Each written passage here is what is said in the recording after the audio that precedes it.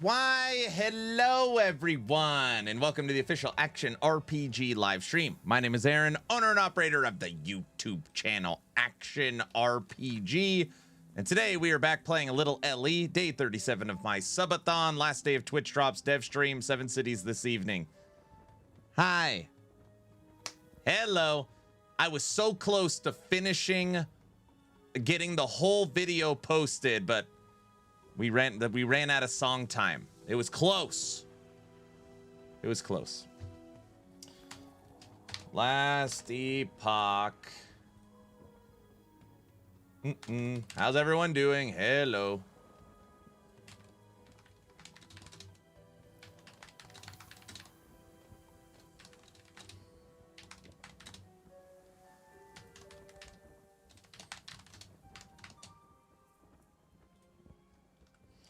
Last Epoch continues to impress with all the fixes. Post Season 2.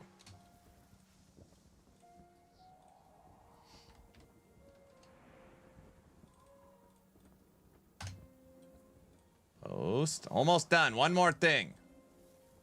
Pinned comment. Hey, I love Always Sunny in Philadelphia. Guys, this is the video. Likes and comments appreciated for the algorithm.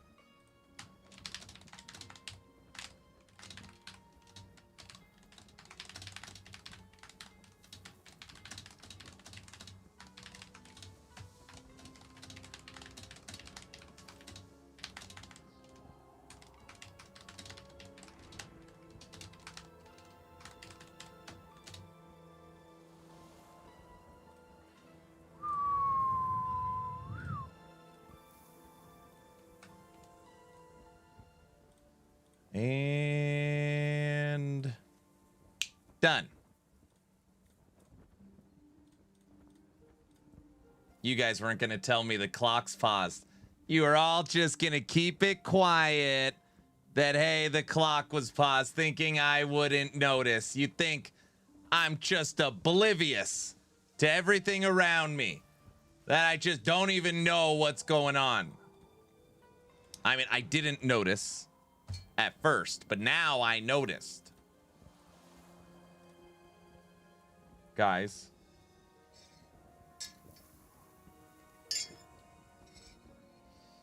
I knew you knew it. Unreal. Unreal. Hello, everyone. Good morning. Good morning. Okay. Today, last day of Twitch drops. If you have not gotten your drops, make sure you link your account. Here's the link. Last day. Today is my kids' final day of school before we start summer.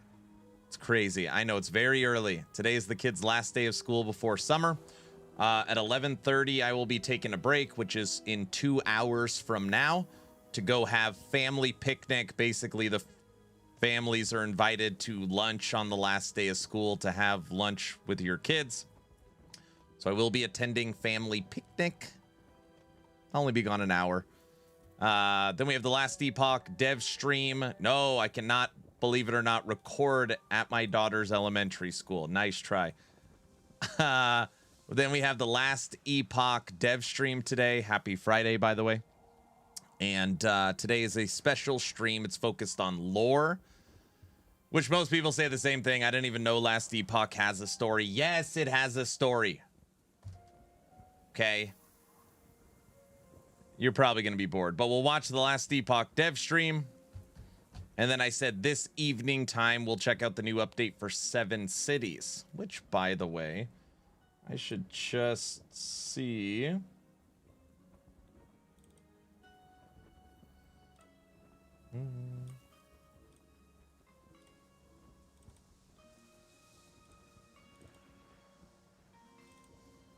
I should just get 7 cities loaded on the new computer.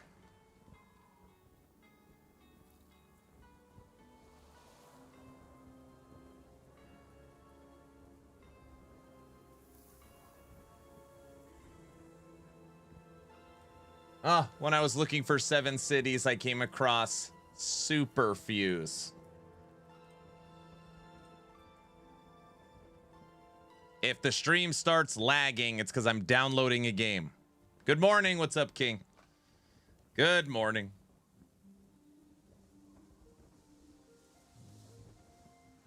Did Mia get used to the bald head?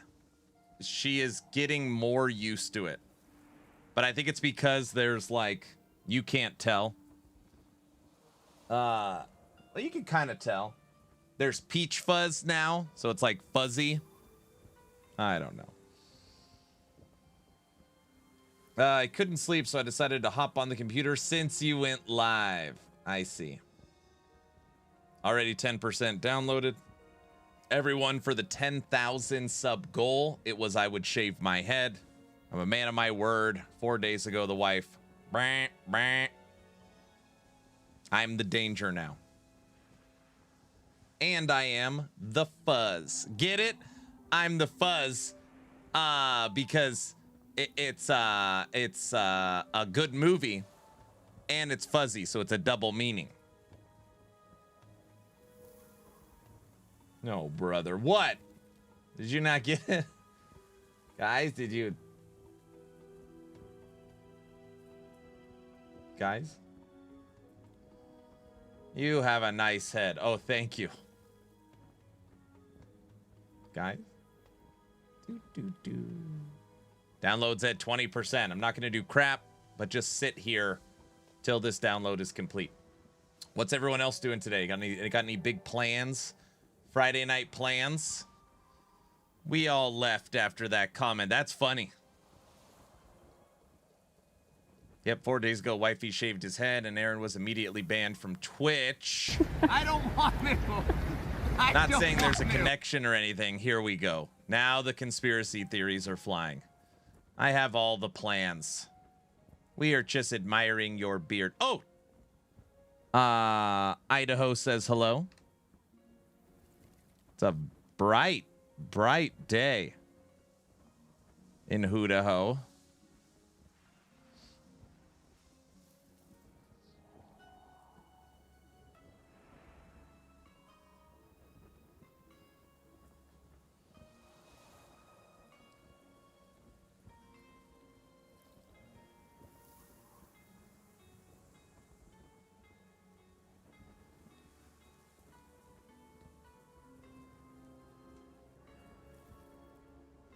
Idaho sounds like it'd say howdy.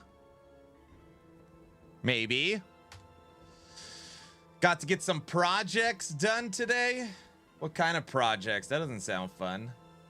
Don't you have new photos for us? Oh, brother. That's a live outside image. You could see the light from the window hitting my face. Can you see it? And don't say that's AI too. I don't want to hear it. It's not AI. Gosh. Is it? Is it AI? I don't know. Maybe it's AI. Oh, you want to see the grass bunny? Okay, and don't look at the things sprouting under the fence. I haven't been able to go take care of that. Those are bushes we planted. Okay, they're coming from under the fence, guys. Not most of them, so it's hard to get those.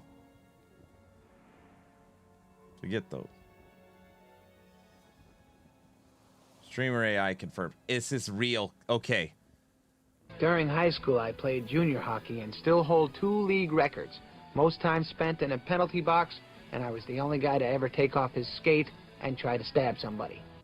Guys, this is called the outside. The outside. There's fresh air and people and bugs and dirt and animals. And it's you could go here. There's grass and things that grow, trees. It's got great graphics. You don't need a 5090. And you can find this place. A bird just flew by. Another bird. It's real. So I just thought you should know. If you wanted to blind us, take off your hat. That's funny, Bunny. That's funny, Bunny. I'm going to call you Funny Bunny. That was good. It's a fence. It's not a fence. It's a gateway. Yo. Good morning. What's up, Cajun? It looks fake. I'm scared. Here we go.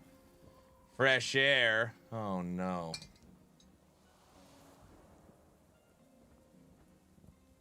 It looks dangerous. Gross. Insects. Yeah, there's insects too. Ew, people. What? Guys, right now I am downloading the action RPG 7 Cities. It's 74% complete. I'm just letting the download finish before we do anything, or else my computer will probably explode. Nice AI generated backyard. Moose, are you back there?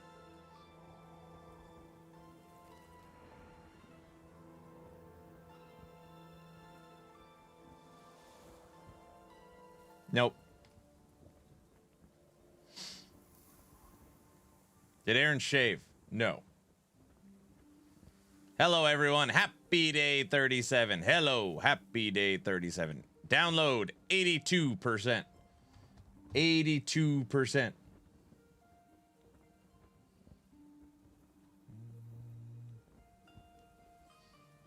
Bunny, is your hubby still grinding LE? Last Epoch.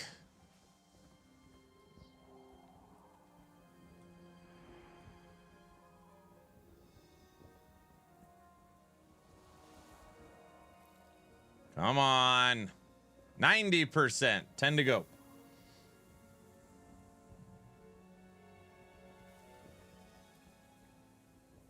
I'll wave. Tell me if you could see me. All right. Jump. Jump. By the way, if somebody jumped in the back of the fence, all you would hear is it'd be a quick never mind. All right. 95%.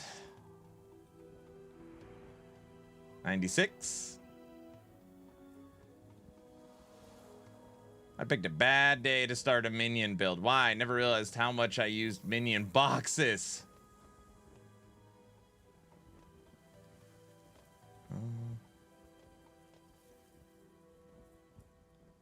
What is this annoying white flash that suddenly appears in LE? It wasn't there yesterday. A white flash? Is it when you're in combat?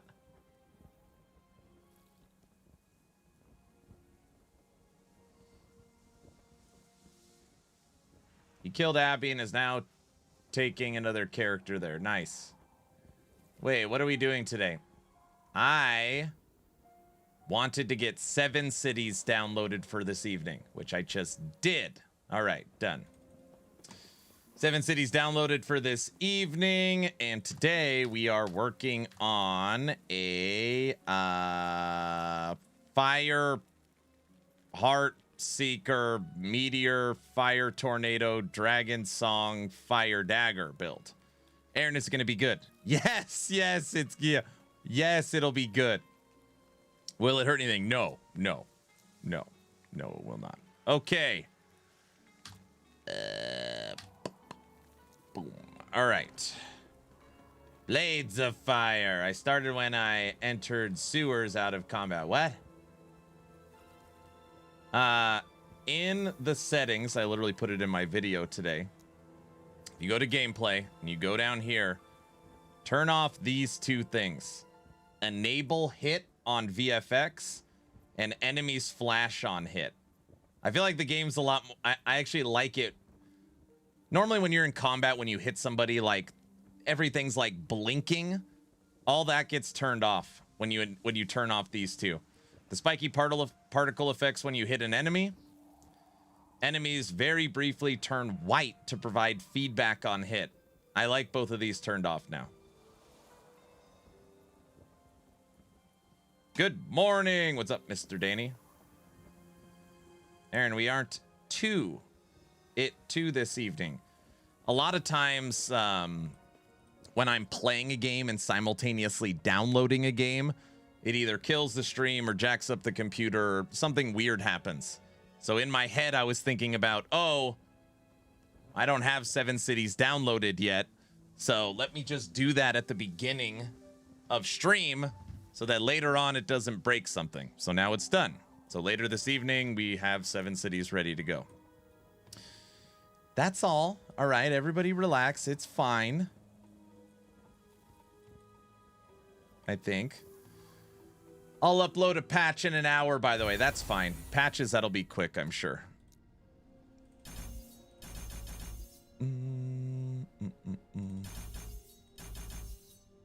Right?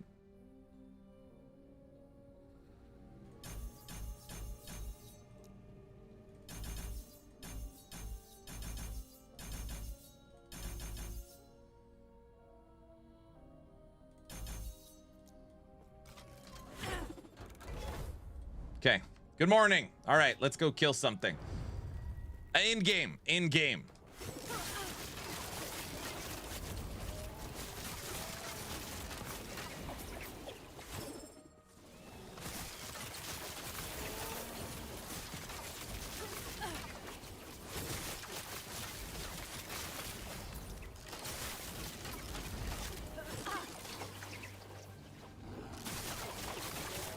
I got a feeling the Sub-A-Thon, like, and I don't say this as an expectation. Like, I hope you guys know this.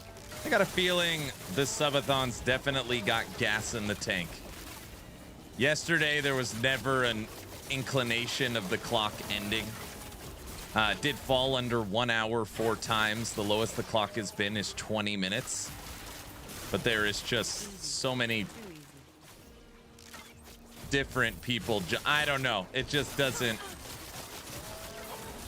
Unless it is extremely different than the last 2 events. I feel like we're still okay. But if it really did end today, that'd be, you know, it's the will of the people. Sub-A-Thon ends today for sure this time. Otter, that's real funny. Listen, I told you guys, when the Sub-A-Thon will end when one of 2 things happen. I say, hey, we're effectively moving over to Diablo 4 as my full-time game, which is a great idea, by the way. Or I start sleeping on camera. If I'm sleeping on camera, I am like at my wit's end. Like, this has to end. That is literally like, screw it. I'll knock out the damn clock tonight. That's when I'm like, we're done.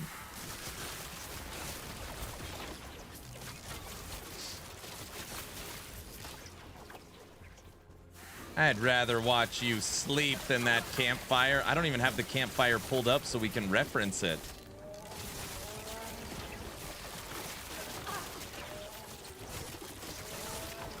This guy. What? Who, me?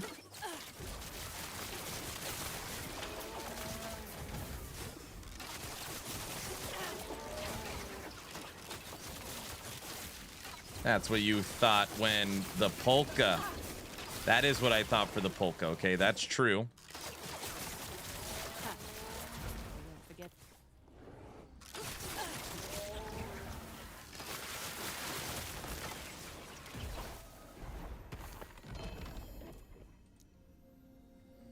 That's true.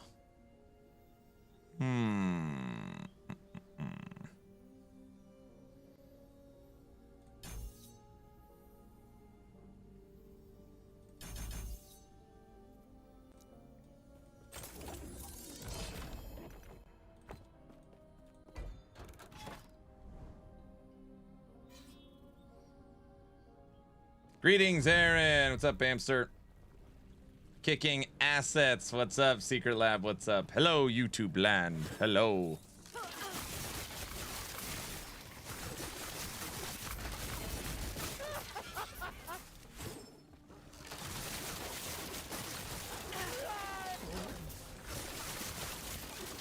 Heavy, what up? Good morning. Should be an action-packed day. Action-packed day. Oh, so many meetings. Channels action RPG. We're playing action games. Oh, man. An action back day. Guys? Still there?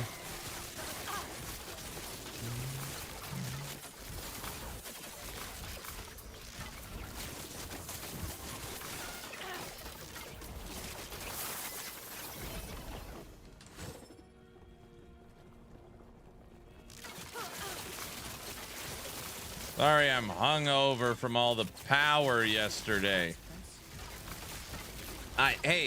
We'll pull the community later. If anybody missed the Diablo 4 campfire, we can rewatch that today. So if anybody is like, yeah, I missed it, can we check it out? We can. I can set that up.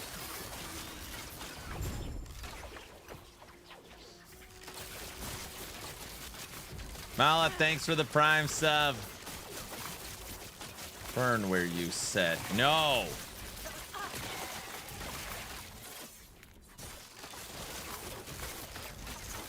It's not a sleep party. We get to learn about everything coming, guys. Watch it at 0.75 speed so nobody misses anything. No, what I'll do is each time they pull up a slide, we'll let them explain it, then rewind it. I'll break it down and give you my opinion. Stop! We'll have a discussion. You violated the law. Then we'll rewatch it just in case we don't miss anything. So that way, each point, we go through it 3 times. That was kind of my thought. Might as well dedicate a day to it. Yes, thank you. Can't learn with a fried brain.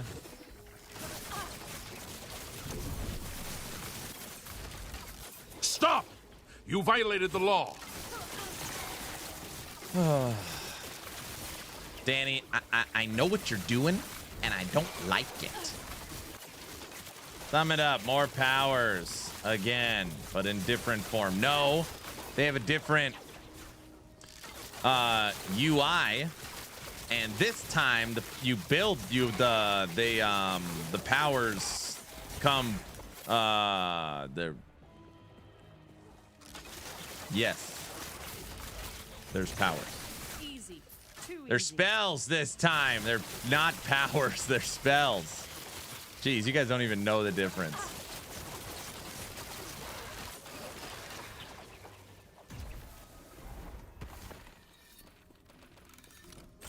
Don't forget, this time they are so cool. Well, this time, yeah, this time there's something even better than the powers.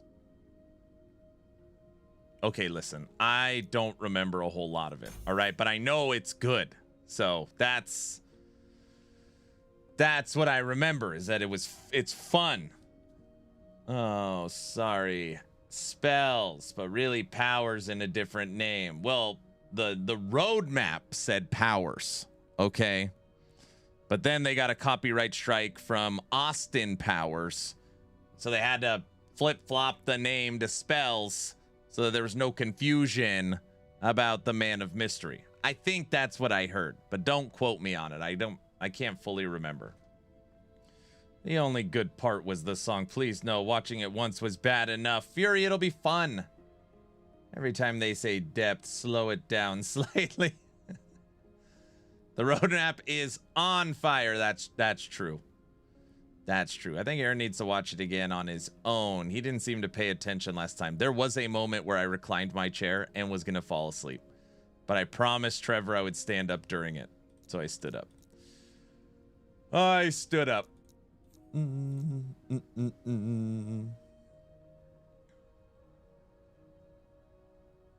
Don't lie. What?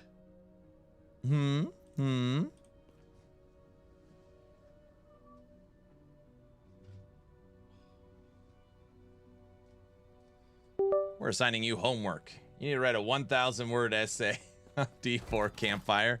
That's easy, because we also watched Rax's recap. Wait, is that cheating or no?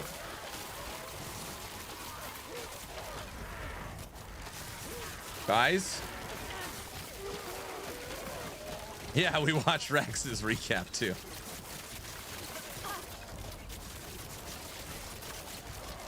Oh, MG, I'm so glad I had to take off. Well, to be fair, his recap At this point, was, I'm numb to everything, so it doesn't matter. it was like 15 minutes. I had dinner.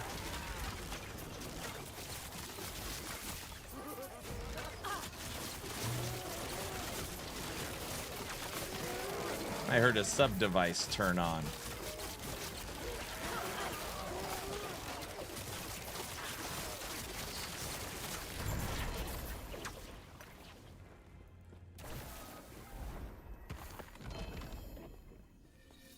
I don't know what you're talking about. Are you gonna react to someone reacting to your reaction video? That's a good idea. We haven't done that in a while. We should react to Rax's video, post that on YouTube. Then I can check to see if anybody reacted to my video and then react to that reaction. It's actually a pretty good idea.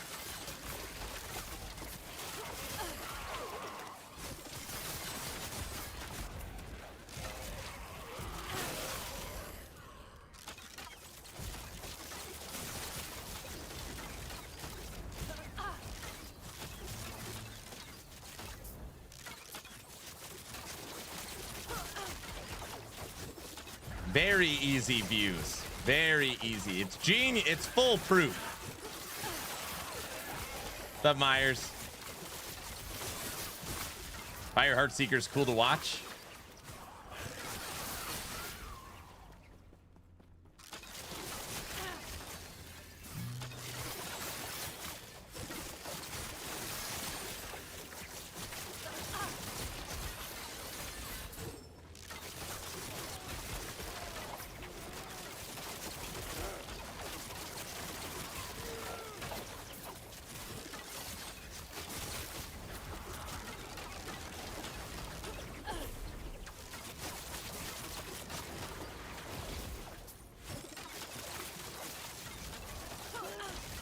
It's foolproof.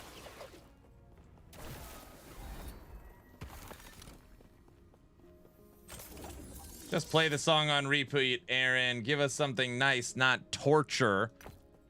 Listen, Bamster, how can they ever change your perspective on Blizzard if you don't know the details? Maybe it's the greatest season ever and the new spells are gonna bring you back into the fold of Diablo 4. You won't know that unless we watch it together and break down the new stuff, right?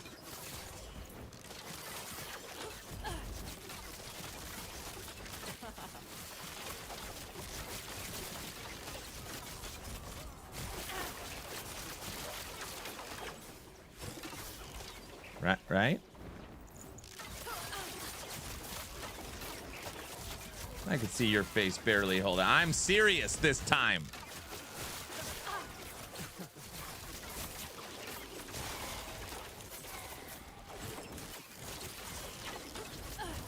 Right. Autobot, I'm serious, right? This 900 corruption.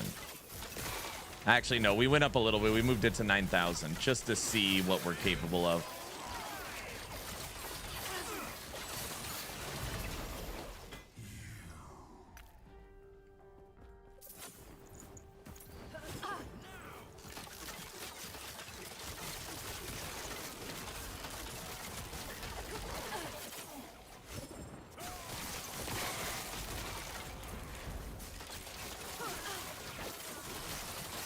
Yeah, we moved into crit bleed fire, seeing if we could really get something to work.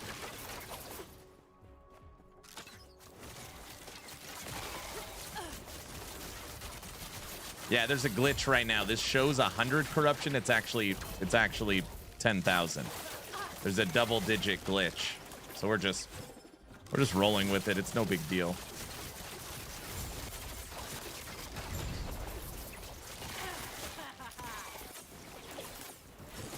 Weird you're playing Falcon wrong.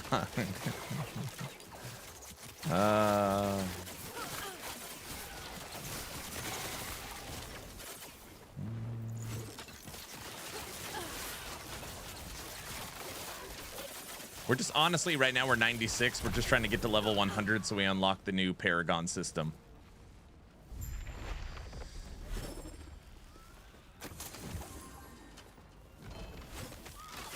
Would you recommend a returning player to play any one of your builds this season? Which would it be? If you're a returning player, that means you've played the game previously. If you want to play something different and fun, and I doubt you've ever played it, I recommend Cocaine Bear Beastmaster. Summon Bear got an update this season.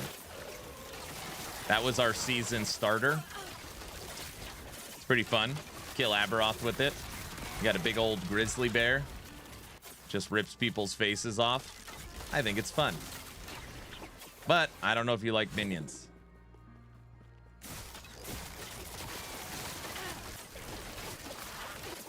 Question. So as I told you yesterday, I'm doing Bleed Heartseeker at the moment.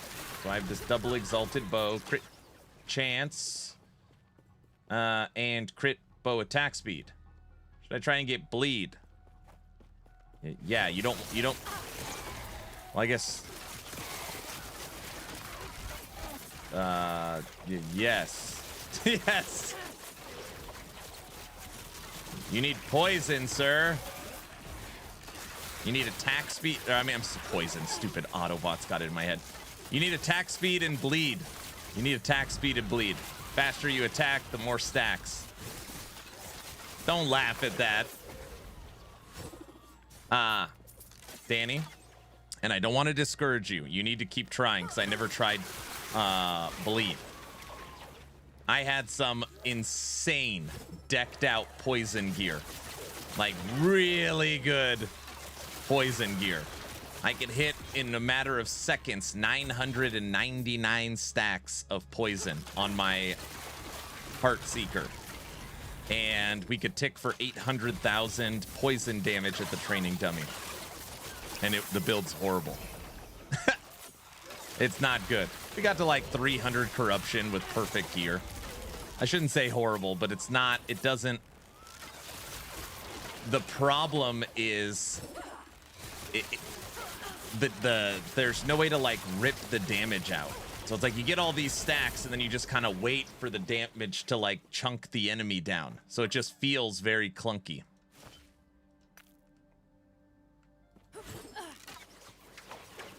All right, thank you. I'm doing that like 400 stacks easily at level 70. Yeah.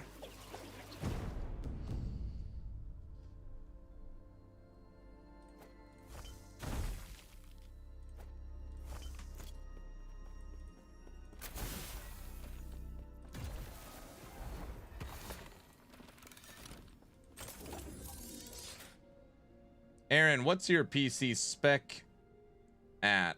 High level? I mean, my PC's okay. It's decent. That's actually old.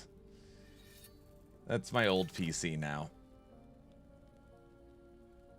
What? What? Why are you laughing? I have a Ryzen 9 9900X. Oh, bother. Ryzen 9 9900X with a 4090 WindForce, 64 gigs of DDR5. I've got 2 terabyte PCI Express 5, 15,000 read M.2 NVMe, 870 motherboard, 1250 watt of their platinum Be Quiet power supply.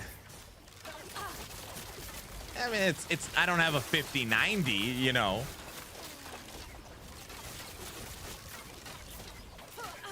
So it's an old PC, yeah.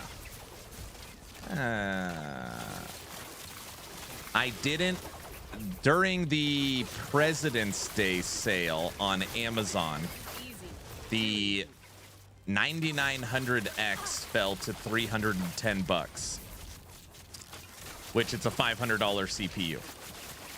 And if I waited a month, I could have got a 9900X3D or 9950X3D.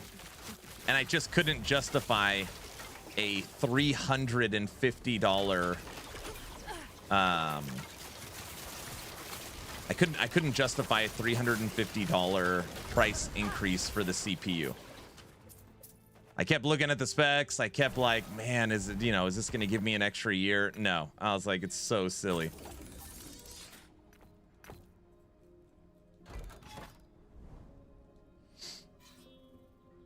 His fourth old PC is better than the best PC I've ever owned. My fourth PC. It's got a currently in my house, which my son is using it.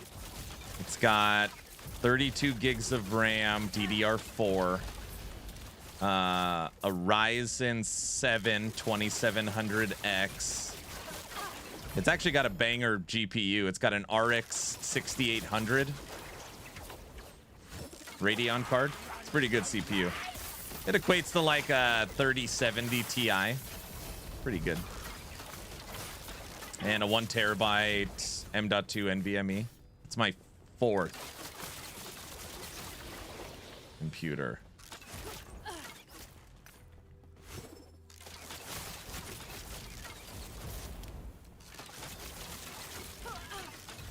You got a nihilist, nice. Yeah, like I said.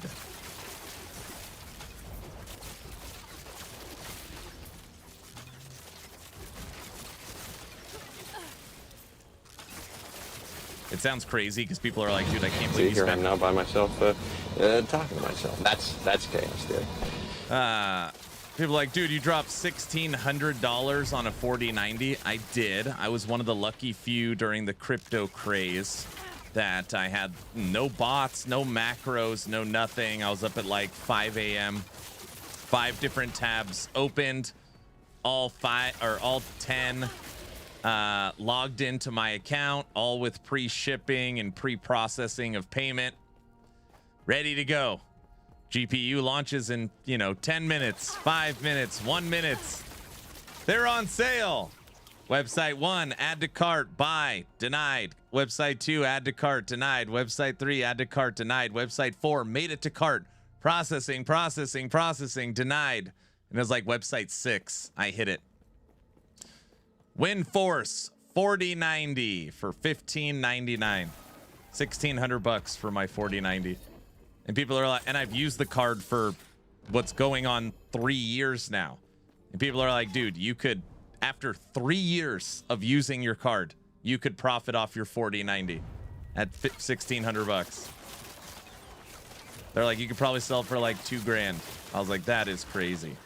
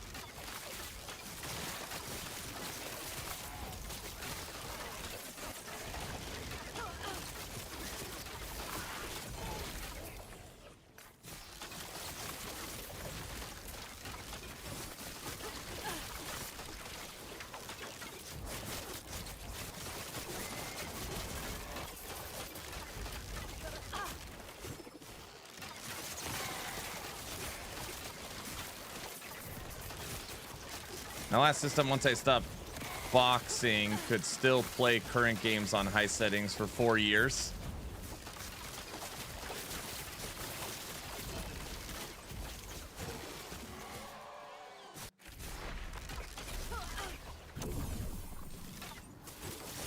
Easy. Too easy.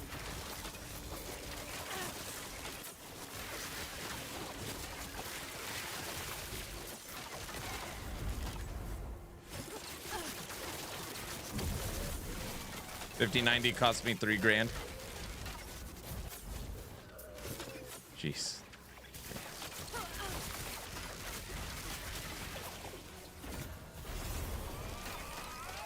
4090 heats my entire office during the winter, saves on cost. There you go.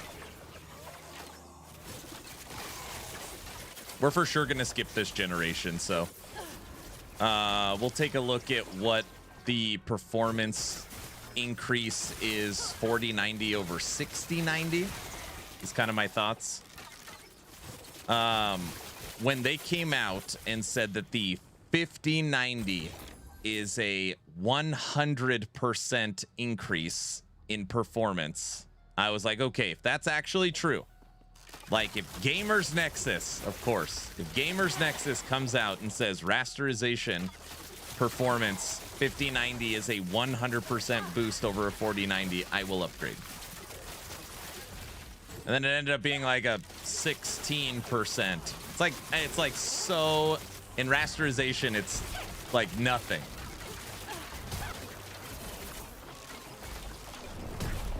Oh, I died. Web. I was like, nope, not upgrading.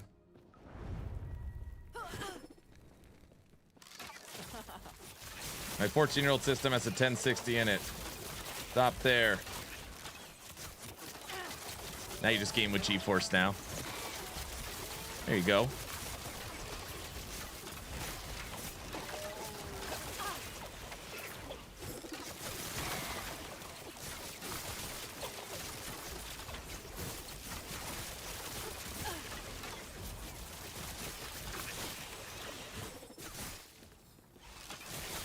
My AMD RX 6800 XT is still strong. That's my fourth. That's what I literally just said.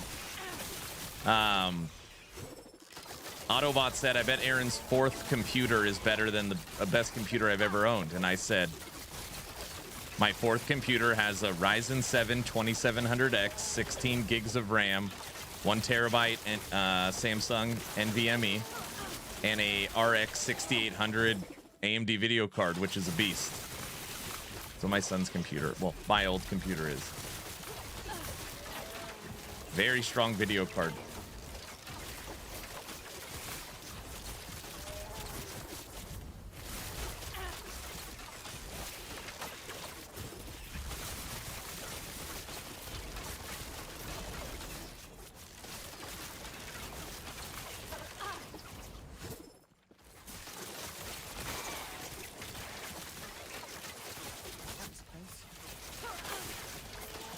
Fire! Fire!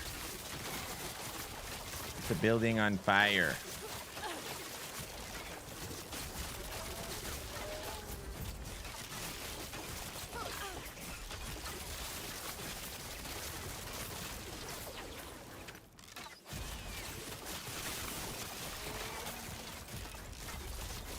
Sure. No, I don't care.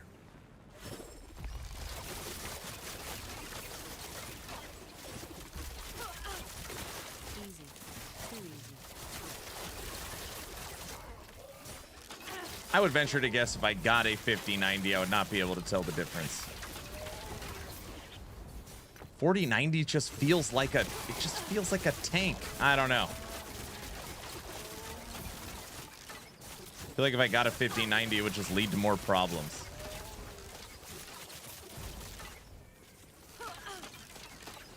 Buy Nvidia stock and just watch it go up. I don't know. I'm not giving financial advice.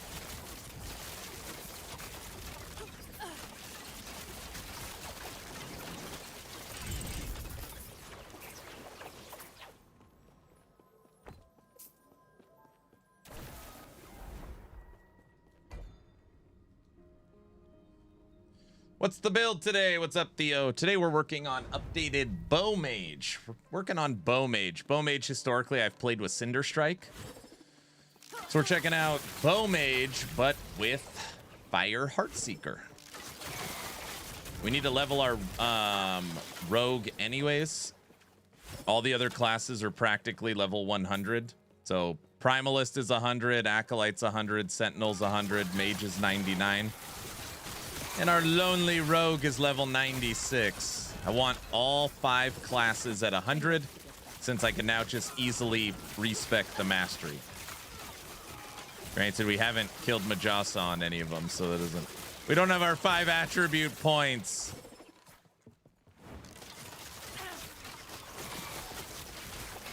That's a good question. So you kill Majasa on Paladin and get 5 attribute points. And then you switch to Void Knight as your mastery. Do they get those 5 points? Yeah, you probably do. It's the same character.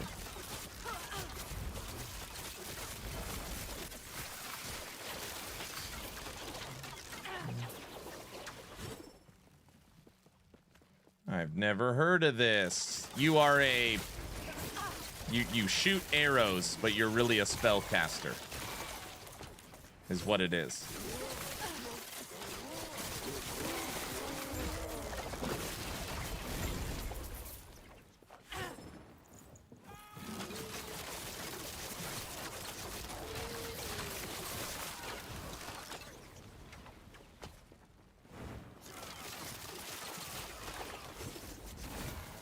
And as Medic would put it, plays great on a controller.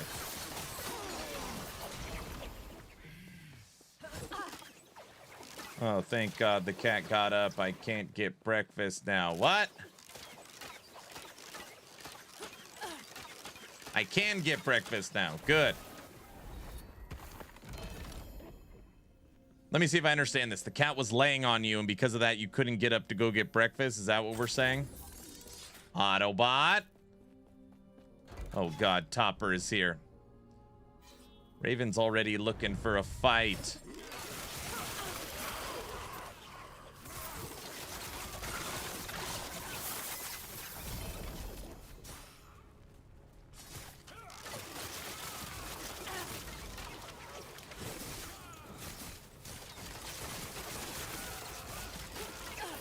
Raven.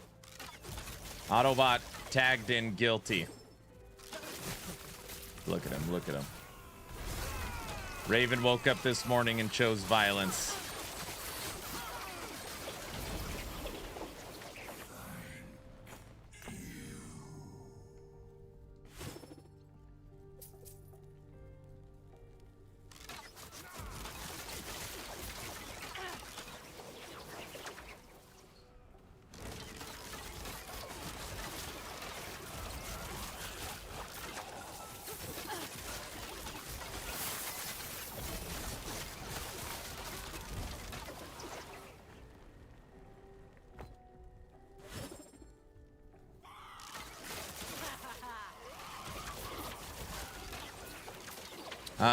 Okay.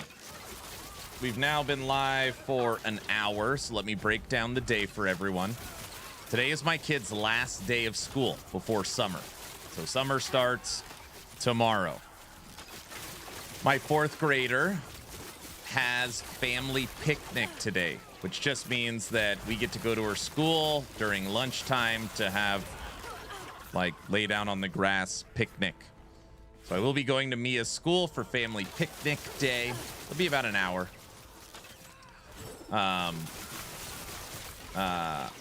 I'll be leaving here in about an hour, just FYI.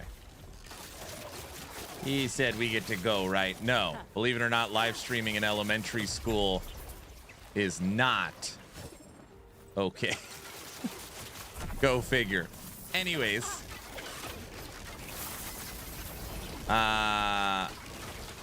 So today there'll be a little break midday for family picnic. When I get back, probably be right around, I don't know, 12:30, and we'll have 90 minutes until the last Epoch dev stream. So we'll watch senior developer Mike and Kyle, the lore master, who's joining Mike today, talk through some last Epoch lore. I do expect most people to not be overly excited. I don't know how many people care about the lore of LE. Most people say, what? There's a story?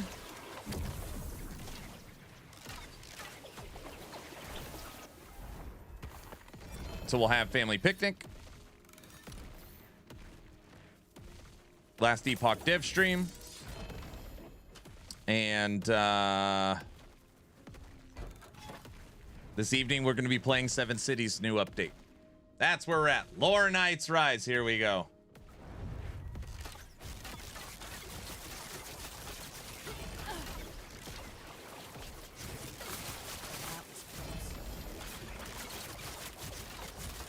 It's hard to follow. Countless characters. I know the lore. You know some of it. You know, time travel, dinosaurs. There's too many epochs, and this is the last one. You guys don't even know what's going on. There's an epoch, and this is the last one. Okay, that is the story. You're right. Yeah, you time travel, kill dinosaurs. Yep. Correct.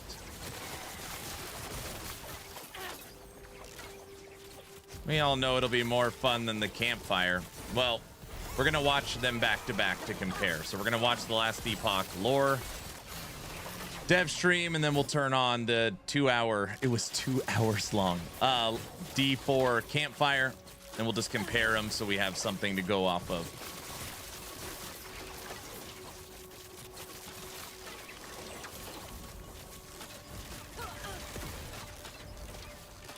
Would you like to know more?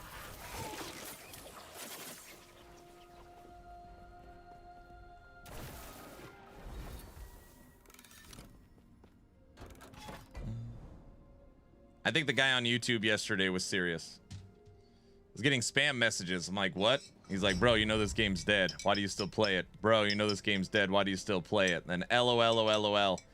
And I was like, wait, is he joking? Because I always make that joke, or is this one of those people that's serious? And then they disappeared.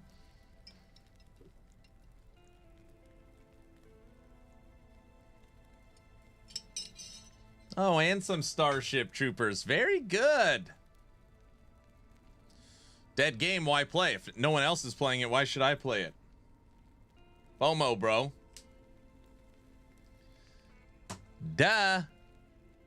Okay. You are a traveler. You come across the last refuge. The last... We're holding on. Our only chance is if you can construct the last epoch. What does last epoch mean? The last device known for time traveling. So, you're a traveler. You make it to the last refuge. You got to construct the last time travel device, which you do. You are now the owner of the last time travel device, the last epoch, and you go back in time to try and find the source of where the void came from. All right, there you go. Hello, what's this build's name? If you type in !build, we're updating Mage.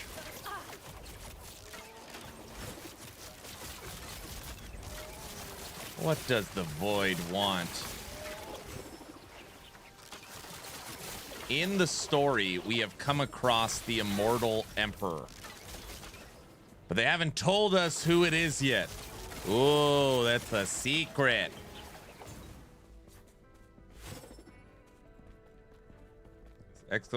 !build not working? Should be working. There it is.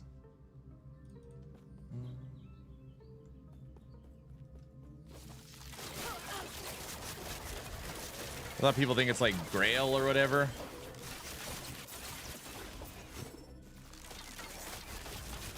You make it sound epic. I hear the music swelling in the background.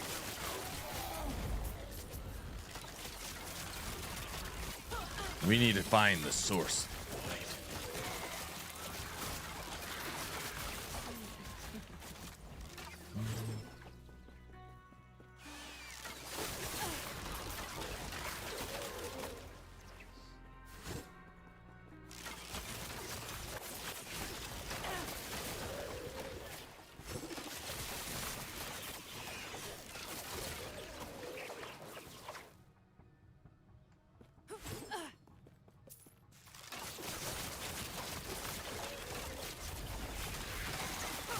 We ourselves are the immortal emperor? That's possible. You will be next. Luke! Could be.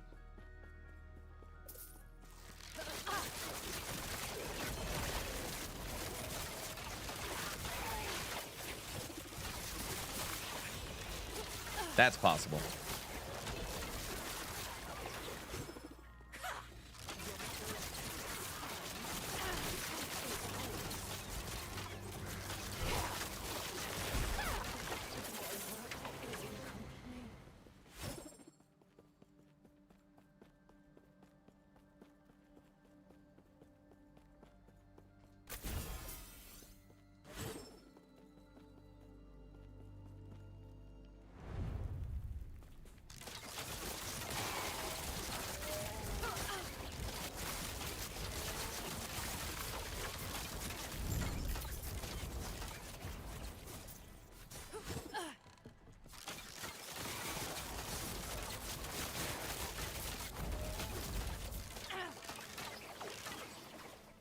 The snake at the end.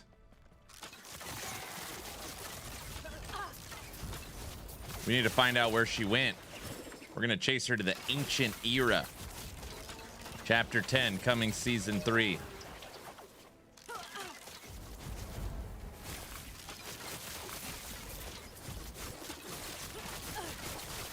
was close. Autobot, I haven't had any coffee today. Can you make me some?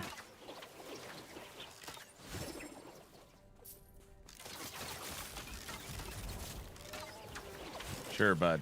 All right, thank you. Again, not that you guys ever believe me, which is fine. If I actually know what's coming, I just smirk and say, hey, sorry, I can't tell you. They haven't told me anything about season 3, other than what they have publicly said. But let me give you the time frame. Season 2, what we are currently playing, was supposed to be Chapter 10, the Ancient Era, which brings us Primordial Uniques and Primal Hunts. Okay? The Ancient Era basically has nothing in it right now, and it's supposed to have, like, you know, the Temple of Atera and dinosaurs and crap. All right? So this is what Season 2 was going to be. Now, after Season 1, there was tremendous feedback that Endgame was Last Epoch's biggest problem, right? There's no endgame, it's boring, blah, blah, blah. So EHG said, okay, our number one complaint is the monolith and endgame, and we're about to release season 2, which is chapter 10 of the campaign. Then they announced the delay, then they announced and dropped the new roadmap. And basically, Chapter 10 is delayed for what we are now playing, which is Season 2. All right? Now you're up to speed. So now they are talking about Season 3. Mike dropped an image of what we either guess is a new NPC or a new enemy. That is for sure from the Ancient Era. Looks like a dinosaur golem. They're bringing on the Lore Master today on the dev stream, which they never do. And they had it ready for this. So they were already dropping Chapter 10. They're bringing on the Lore Master, and they've teased a new Ancient Era enemy. So no, I don't know we're getting a new chapter. But I can infer we're getting a new chapter. If you guys don't know, the story campaign's actually 12 chapters, and right now we only have the first 9. So we have chapter 10, 11, and 12 for the stories done. That's my guess. It makes sense, I think.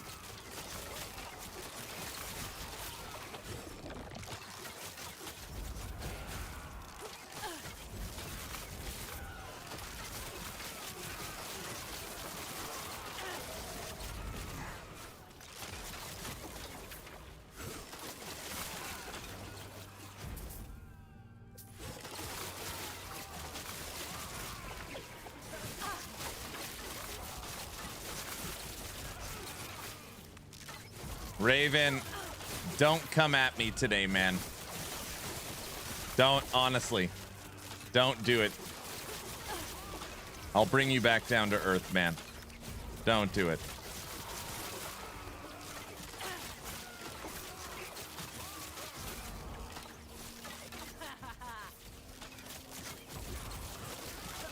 Raven has challenged me to a duel.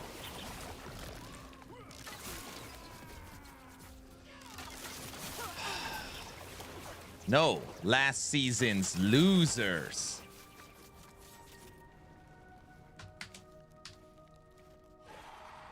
I'm scared. What?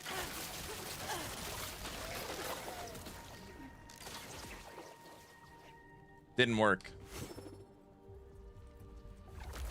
Running Man, very good.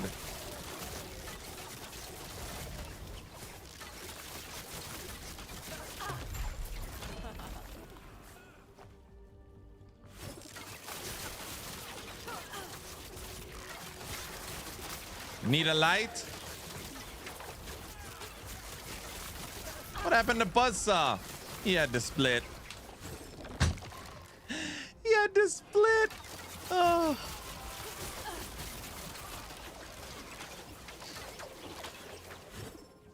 They're gonna get some dinner with the wife, take the dog for a walk, tune in for the dev stream. Sounds good. You still got some time. 3.5 hours till the dev stream. Dude, everybody had so much fun watching The Running Man. And then Autobot was like, I can't believe I've never seen this. This is one of the best movies Arnold's made. I was like, that's what I'm saying.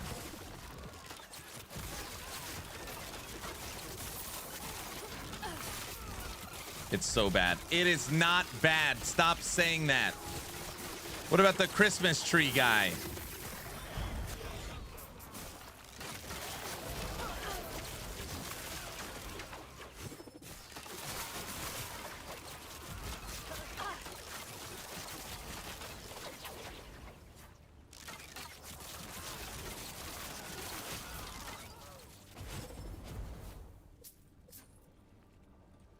Bring it on, Aaron. Except Raven. Sorry, man.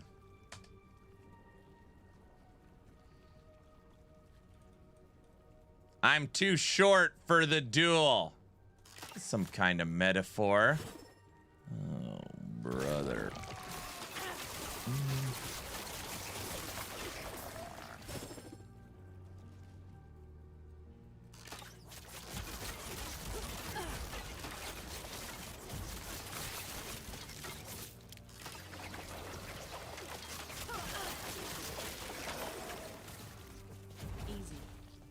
All right, let me beat Guilty real quick.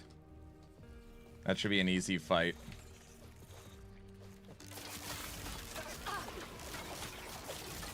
I don't even have any. How many points do I have? I have 4670.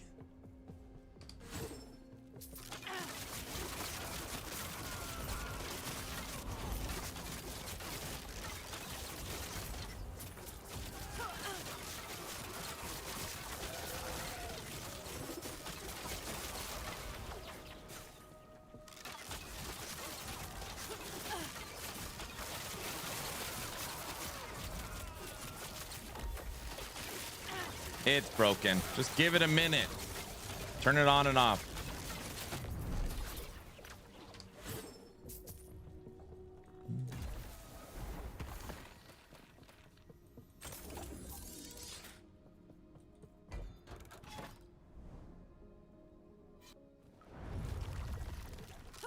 Oh, thank you, sir.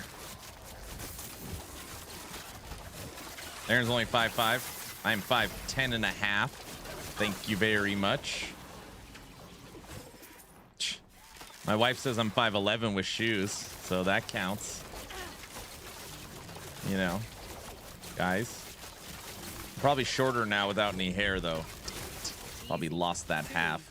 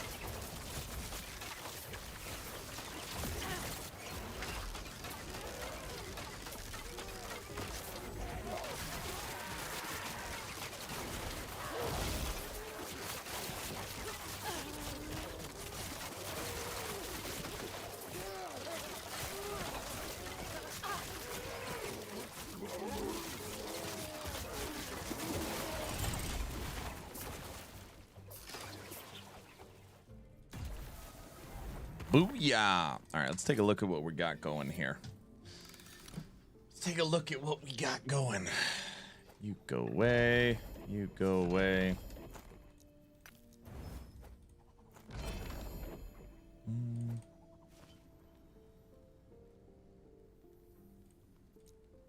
Okay.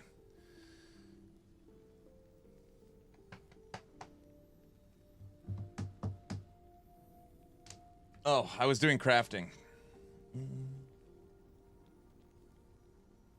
I had some hair. Just gone now. It's a little fuzzy.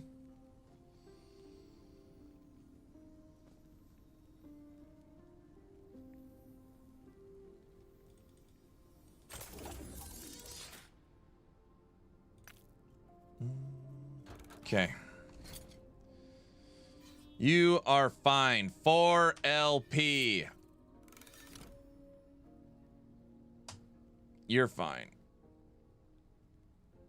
Good. You don't make a whole lot of sense, but fine, fine. We got our fire rings. Belt doesn't make sense. It looks like it's just the belt. Really slumming it up with the 4 LP. It's just a Kestrel. It's not even that good. It's adds 22 tiers, 21 tiers. It's not, you know, it's nothing all that exciting. Guys.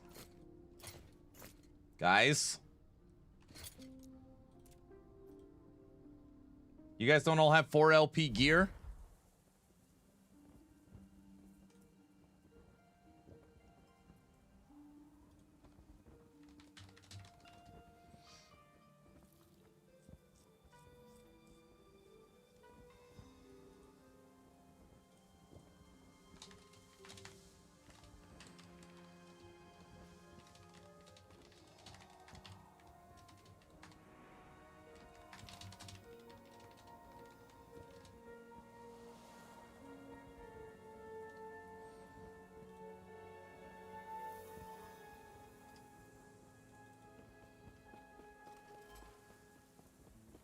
How's Baldy Locks and the 3 hairs? Doing well this morning. How are you?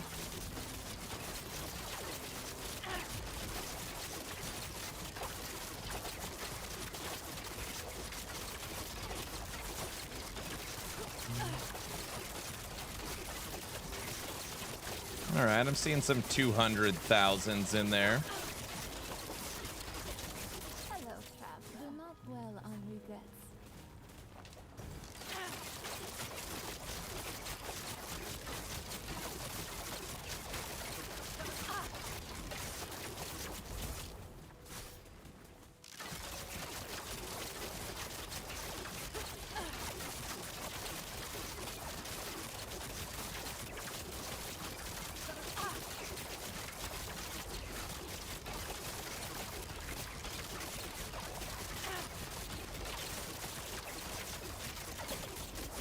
Raven, I fixed your points. What? You could do that? How did he can't? I don't. Can he do that?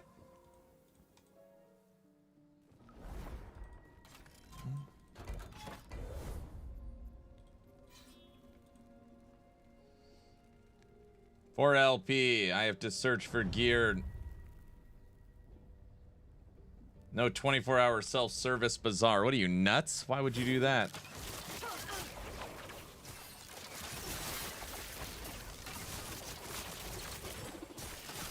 Raven, what happened to all your points, bro?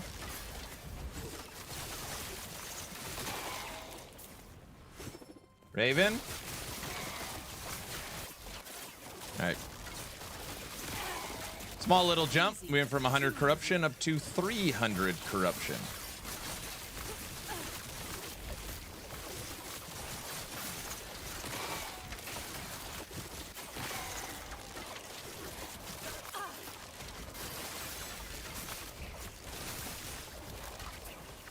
The bazaar isn't open. I think we got everything we needed for the build already. No, wait, I don't. You guys, I don't even use the bazaar. Well, I mean, unless I need it for item. Or selling stuff.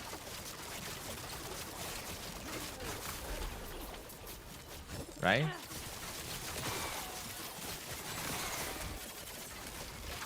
Oh, now we know you're lying. What? He bought everything already. No. That's not what I meant. We spent a couple 100 million. It was actually more than that. We probably spent 300 million last night just messing around with slams for this bow mage.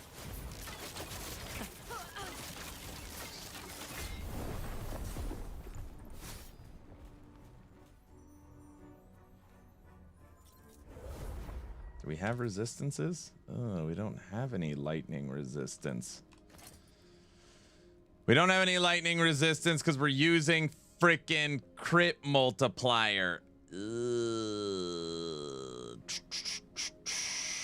it.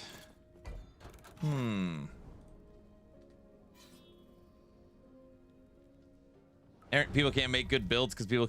Aaron keeps sniping it with all his gold. No.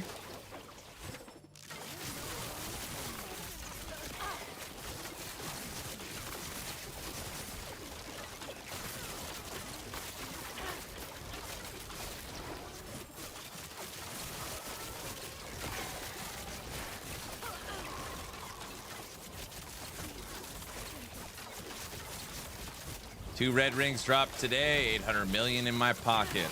Well, it's because you keep imprinting them and then profiting. Terrible.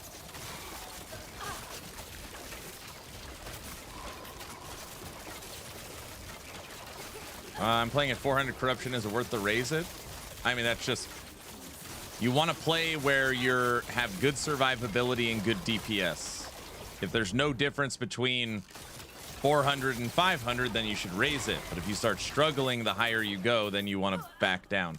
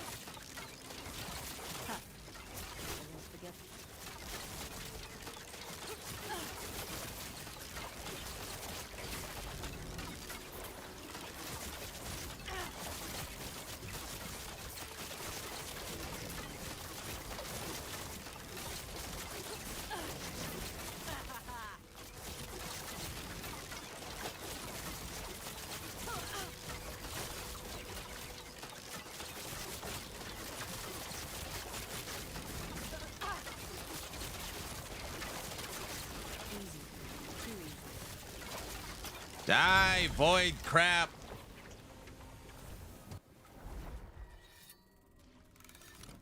I tried to imprint other things than red rings, but nothing's available, I'm sure.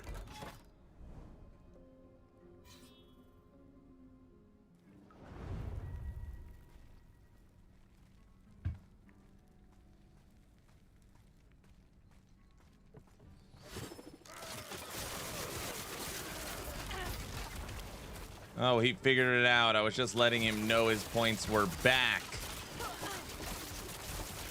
Raven was about to get pissed off. Good morning, everyone. Good morning.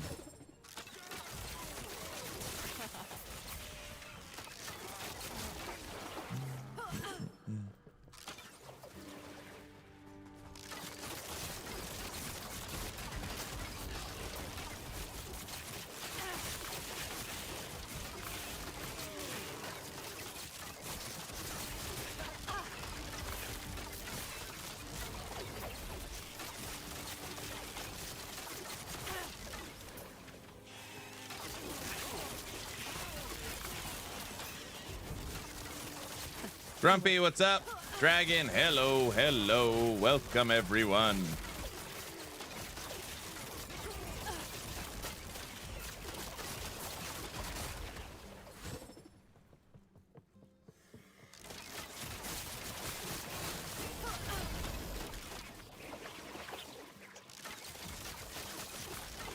I love people are having so much fun with Slowromancer. It is awesome.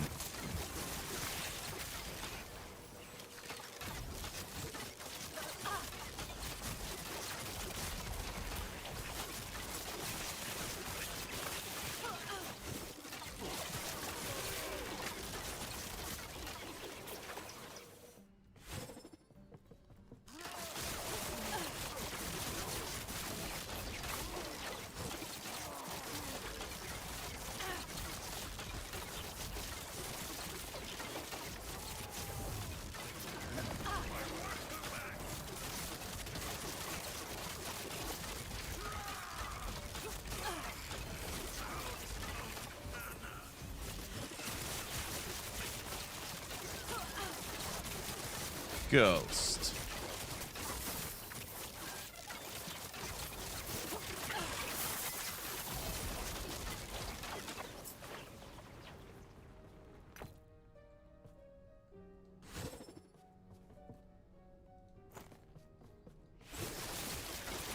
Howdy, howdy, what's up, Zen? How's everyone doing? Today we have our last Epoch dev stream. It'll kick off in 3 hours.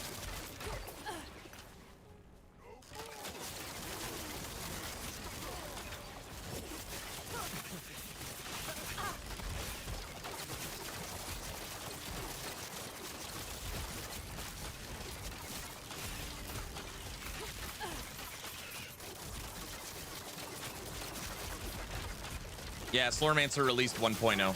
I dropped a 20-minute video showcase. Yep, Slowromancer 1.0 release.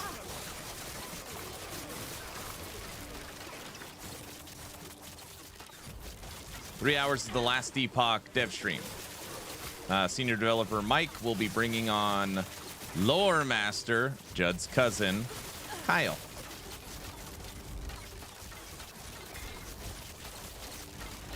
Easy. Too easy.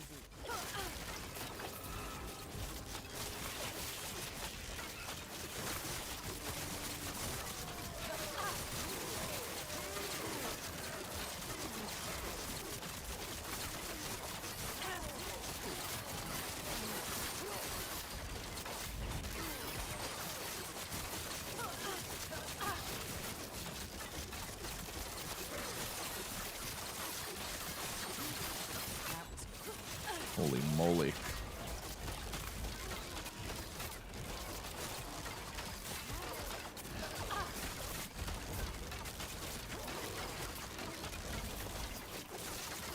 Got him. Yeah, to check it out again. Yeah, they finished the story. They added a new endgame system, new weapons. Game plays really well. It's a lot of fun.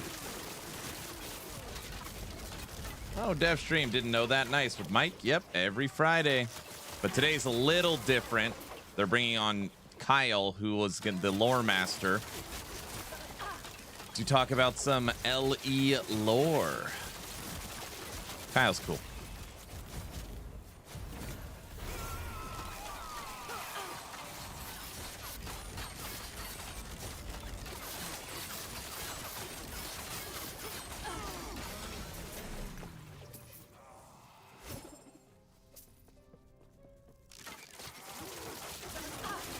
We've been playing Dragonkin each evening, so we've started a new barbarian.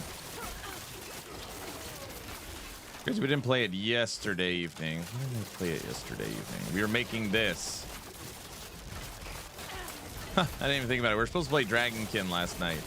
Instead, we started making Bow Mage.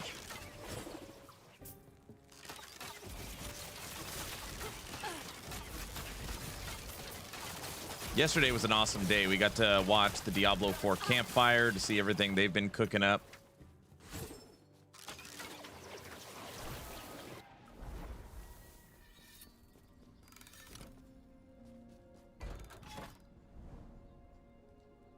What?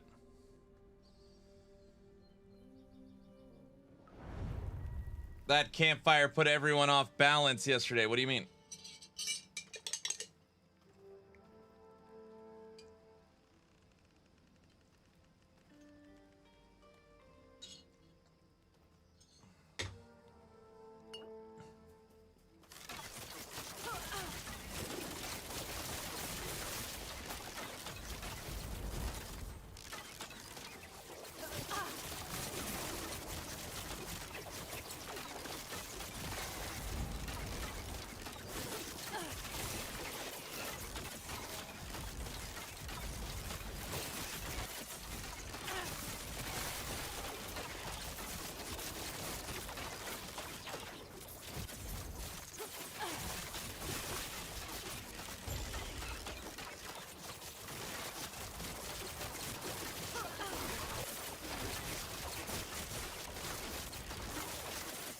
That was close.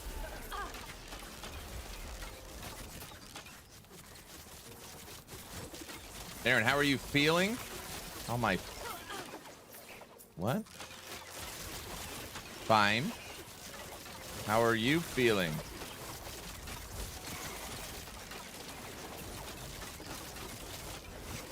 I'm just ignoring all your guys' little point battles in chat, whatever you're doing.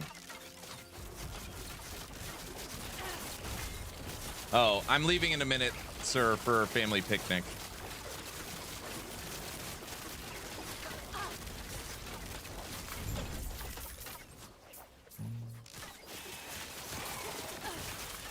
Easy. Too easy. We got the mood back with Polka. So the D4 campfire threw everything off, but then the Polka brought it back. Is that what we're saying?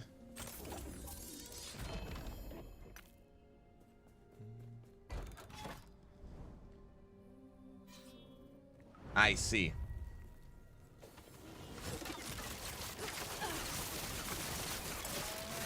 Polka, polka, read all about it.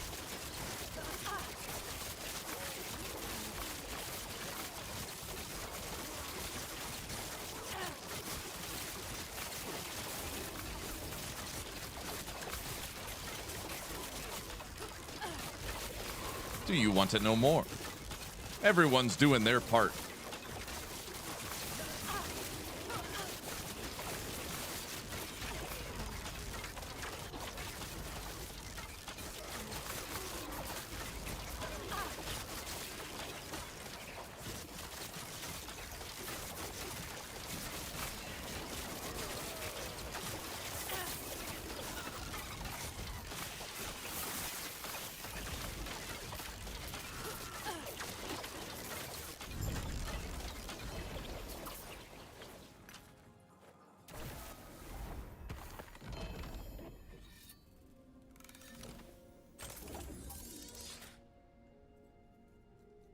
Man, it's already 11. Gosh.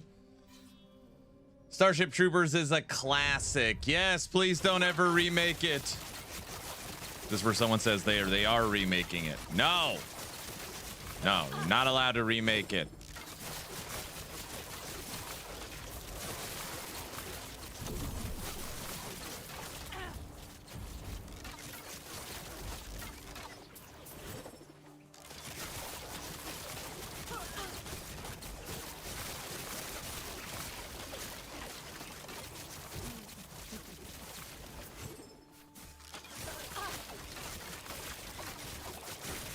Come on, you apes, you want to live forever?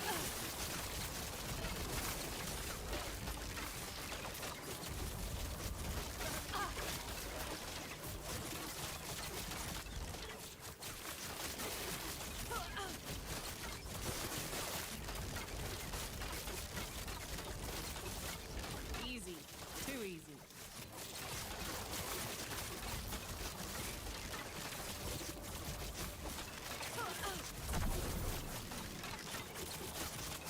Starship Troopers book was better.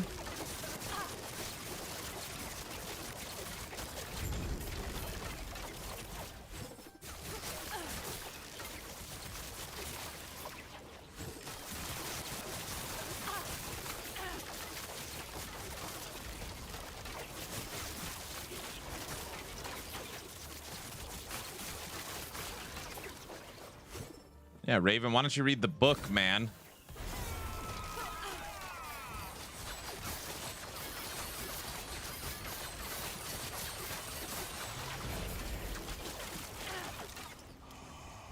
What's that? It's these things made of paper that have text. The text is put in order, normally to teach or tell some kind of story. And you need to put these symbols together to make language that you understand.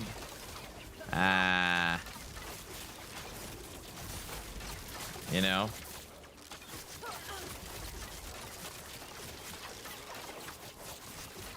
Paper like trees, like the instructions from IKEA. Yes, exactly. But those you can't understand. They're not meant to be understood, so that's different.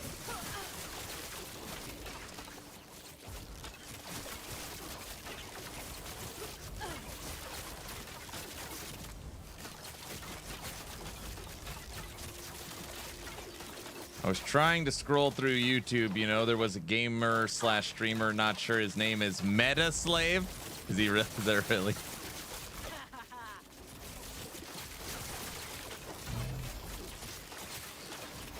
All right, all right. I kind of want to listen to it too. Everybody, Diablo Blizzard Entertainment has given us the season of vampire powers. They've given us the season of witch powers. They've given us the season of boss powers. They have given us the season of soon to be Herodric powers.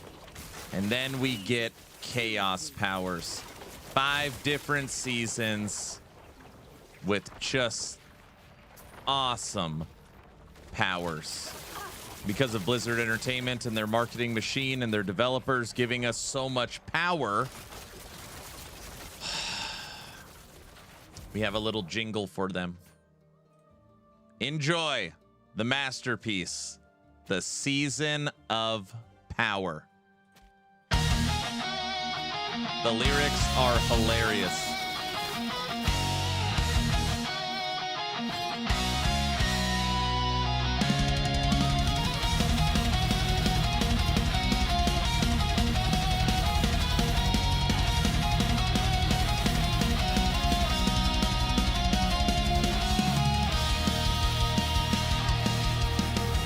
Heard your cries, we saw your pain, so here it is, we've done it again. A bold new vision, a system divine. Get ready, heroes, it's power time. We forged new flames from the ones you knew, with different colors and shaders too. It's blood, it's chaos, it's frost on cue. A brand new power that's barely new. They speak of legends forged in pain, of heroes lost in worlds in chains. But every tale they raise up higher was written to sell one more power. Power of blood, power of flame, power of buzzwords that all sound the same. Power of gold, power of grind, power they sell while they weaken your mind. Power of light, power of lore, power that's gated behind this door. Sound the horns, let fools devour, all kneel before the season of power.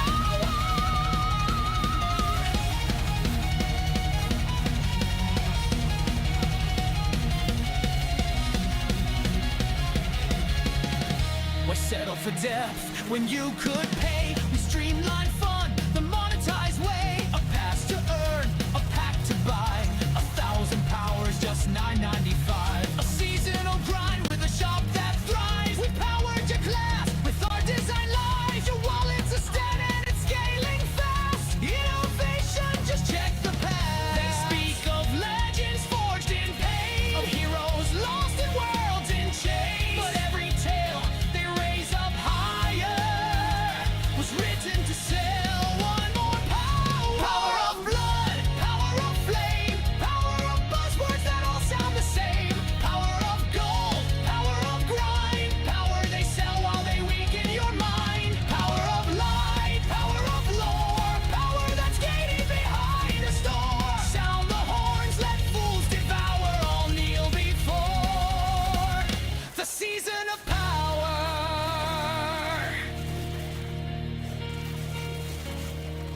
We reach the stars with a single word, a power unspoken, now finally heard.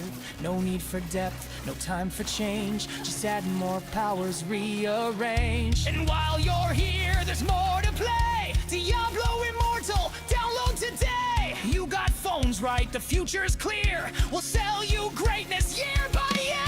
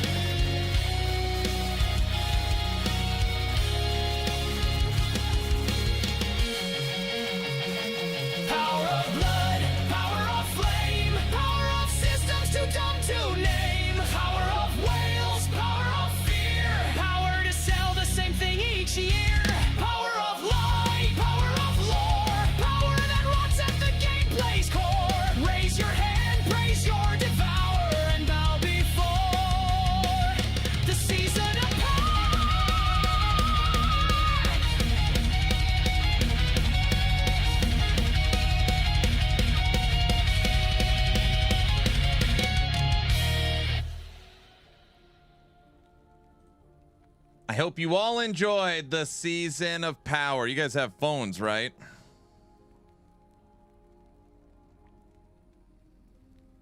That rocks. It's enough to blow your hair off. Too soon, that's funny.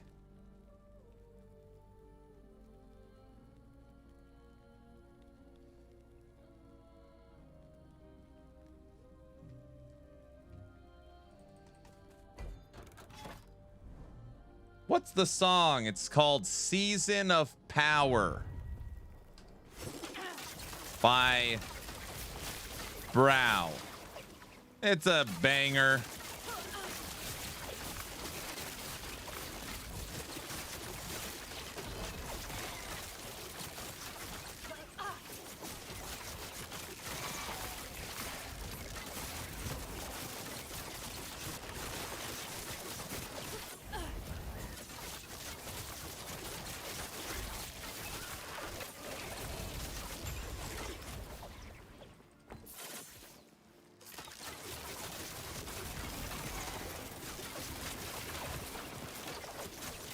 The Diablo Immortal part's really funny.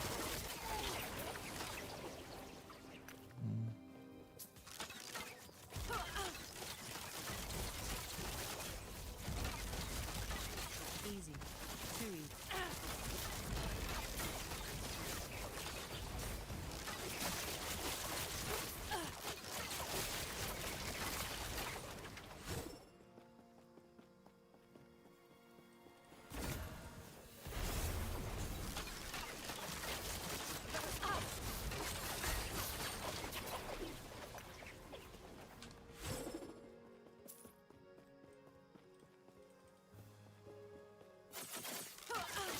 I love the Season of Whales.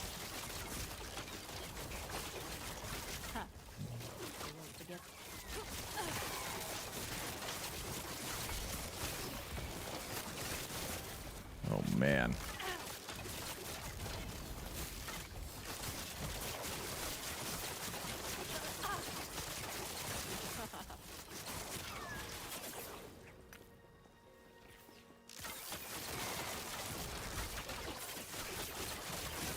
You're not gonna play the Vampire Power season? PTR's coming up.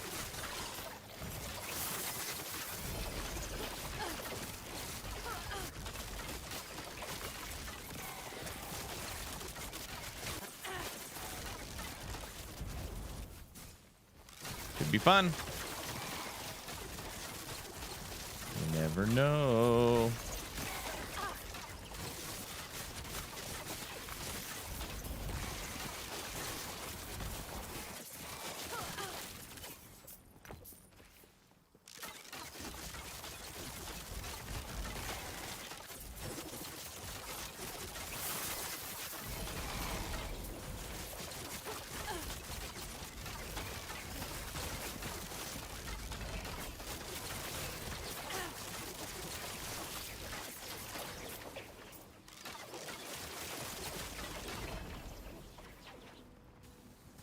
Well, we plan on playing Season 9 just as much as we played Season 8, so I'm excited.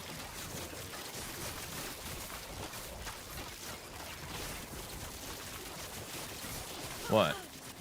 Yo. What's up, Brow? Good morning.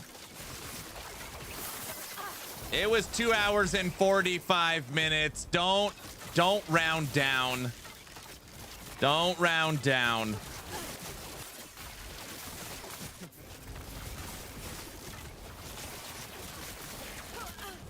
All right, Hogan.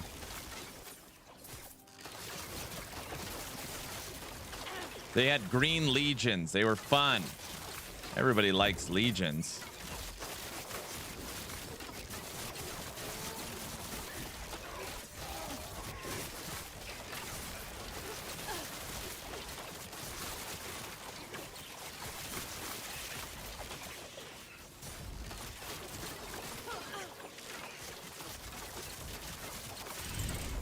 I'd rather watch the fence. What? It's too bright for the fence.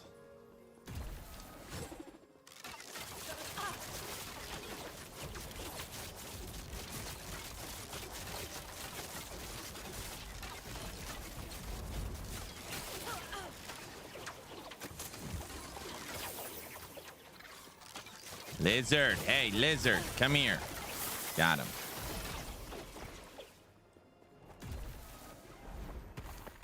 Can't handle video games anymore. I can't find any game that I like. I've been having an alert message by Steam mod that I have too much refunded games.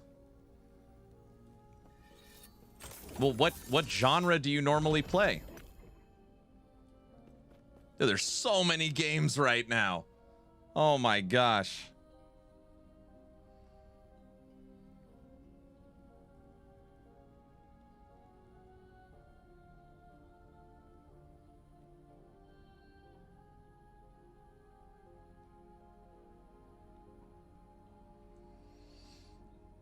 I don't know if I have a particular genre. We skipped Torchlight Infinite Season 8. Technically, we could play that.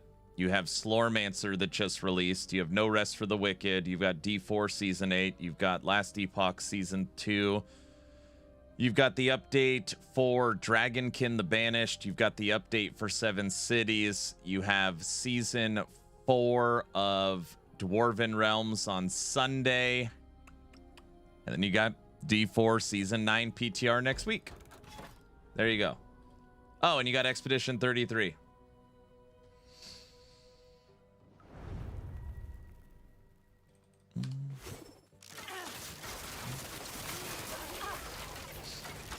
What's the difference between doing the same monolith over and over again and doing the same dungeon? I don't do the same monolith over and over again.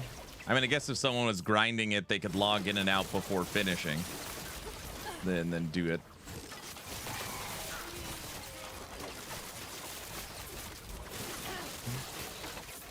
Yeah, Dragonkin released a massive update.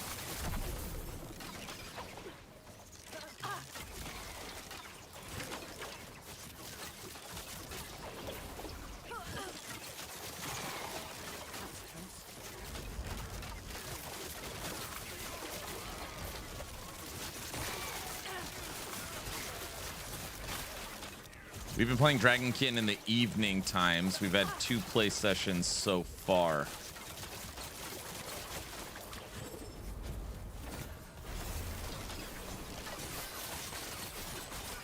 Can't see anything.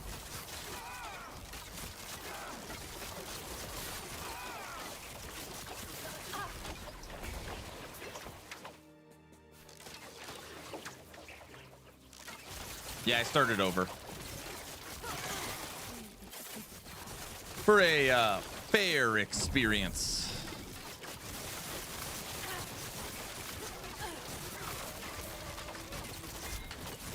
Get away from me, ghost!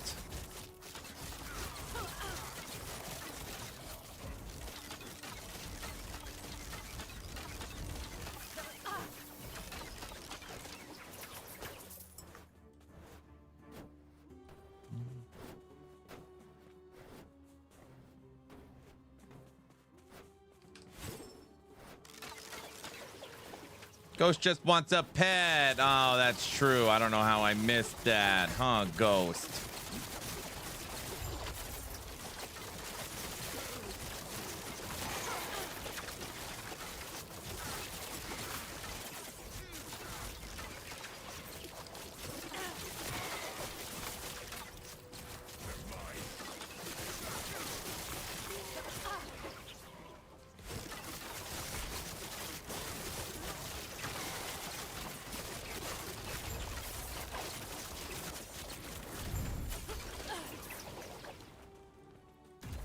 All right.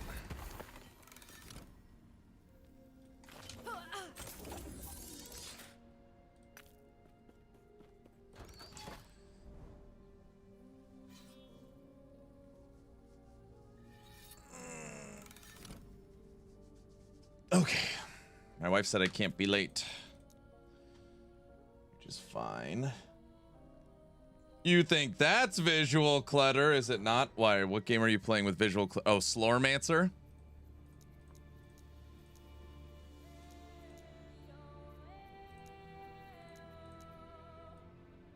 The shark.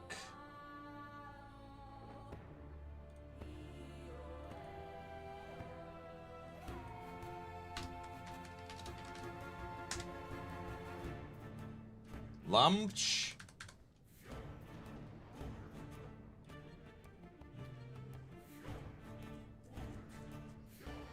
AAA Studios did their job, then it wouldn't be a topic. Sir, you might want to take stream down.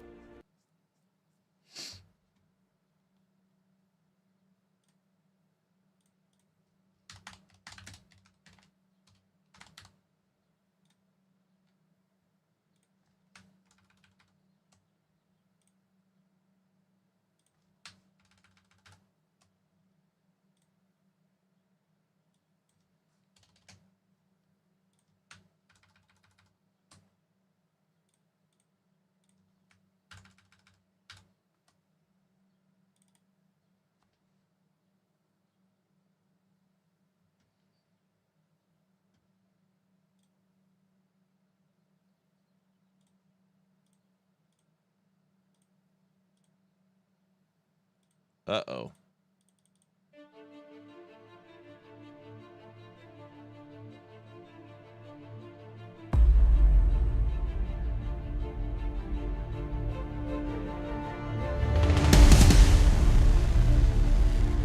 Uh-oh.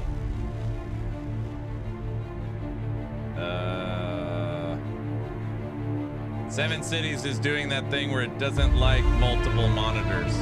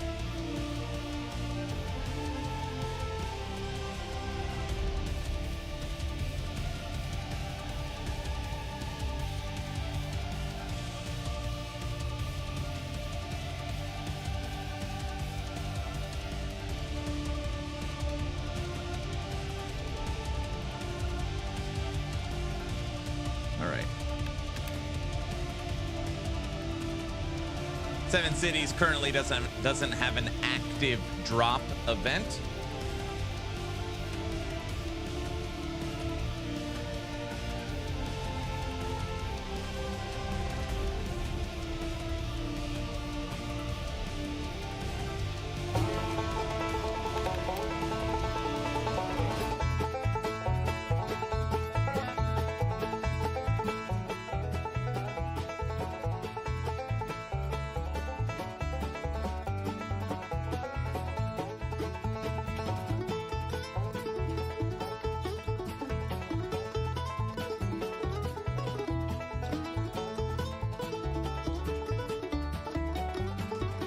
All right. I'm off to a picnic with my daughter. Lunchtime. Stream will remain on. Clock is paused at 1 hour and 39 minutes. Yee! All right, I'll be back.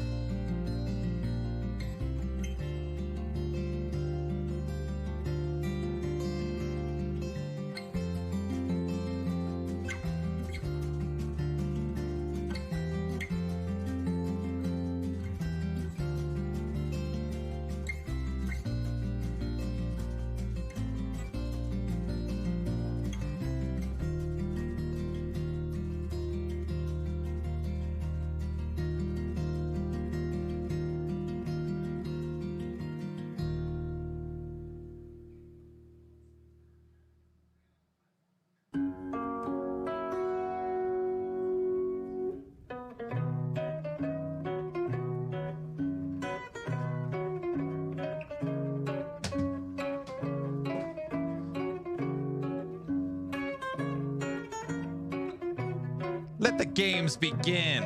I'm back, baby. People still say stuff like that, right?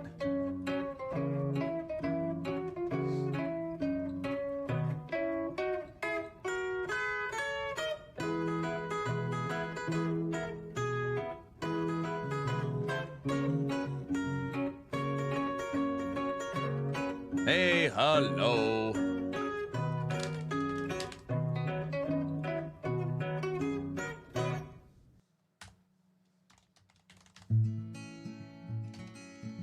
This is where the fun begins.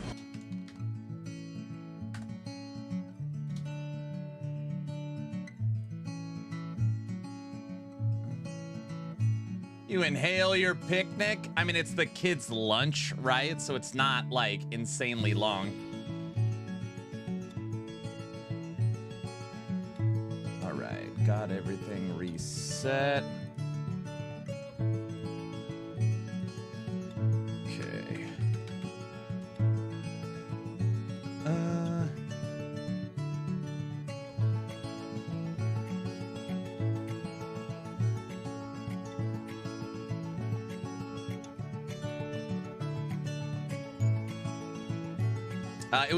It's my kid's last day of school today. So today was family picnic. So I switched off of last Epoch since it currently has an active drops event. We're gonna be playing 7 Cities later this evening. So I booted up 7 Cities, paused the clock, and now jump back.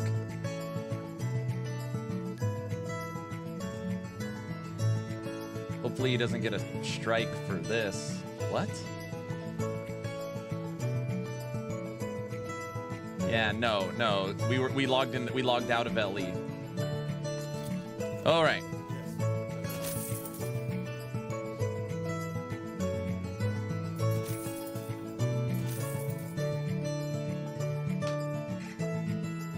I can't get your belly rub. Bear rub. What? What? All right. Let's see. What do we got here? Hello, everyone. Hello, I'm back from outer space. Let's see. What did I miss?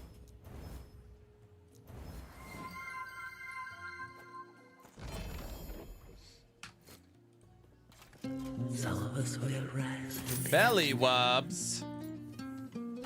Make it on time to the bitch. Major explosion coming pretty soon. Making us all out of French. And we done it a cannibal. Unicorn alive. And it comes will kill us all. We'll follow the list. We had Jersey Mike's for lunch. Some of us got down to the very pink. And my up like a big fish. And the explosion was pretty sick. This is the crap I'm supposed to put for sale. But I never did. And we done it a cannibal. Unicorn alive. All right. Hello, people. What's up, DS? We'll follow the list. How's everyone doing? I hope you're all having a great Friday.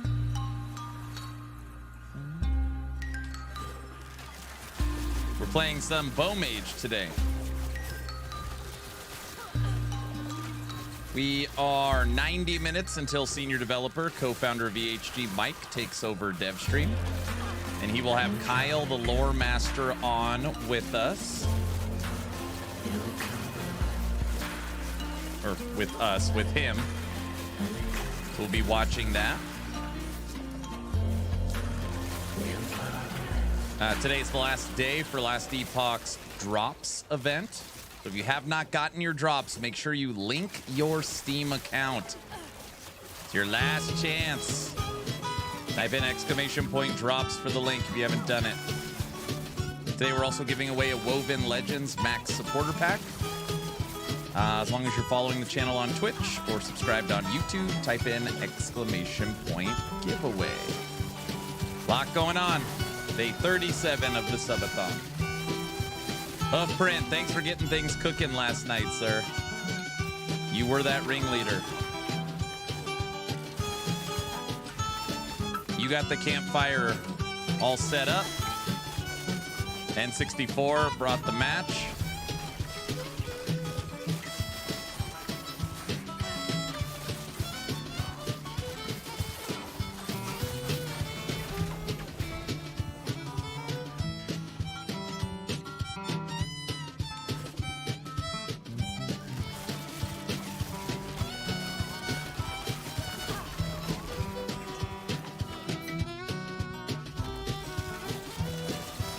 DS, what are you up to today? You got any plans this weekend? So is your stream ever ending? Well, Kiko, the last one went 65 days. I have learned in this business, you kind of grow numb to it.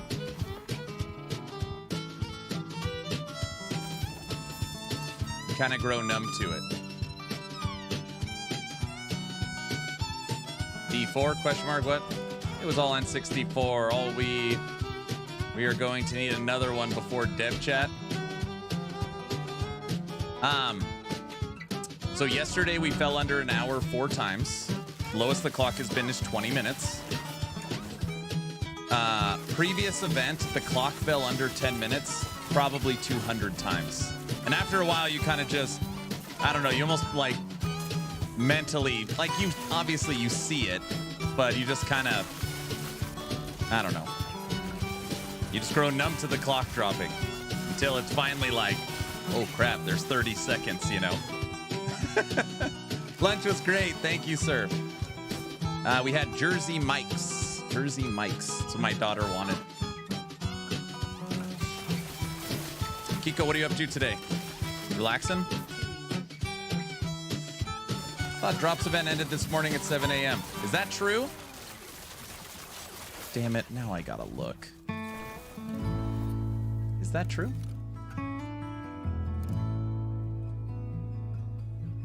Checking, blah. Thanks for, if that is true, thanks for calling it out.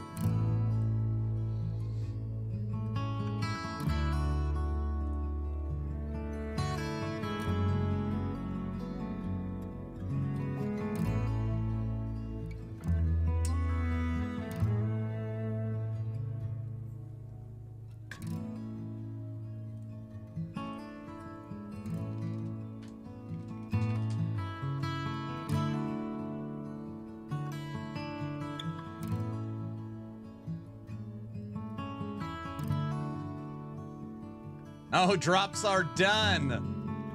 They're done. 8 a.m. This campaign has closed.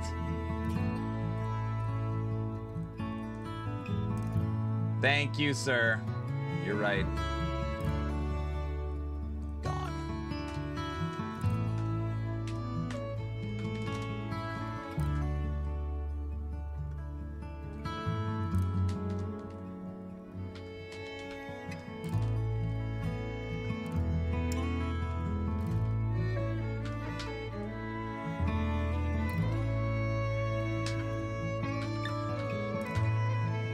Done.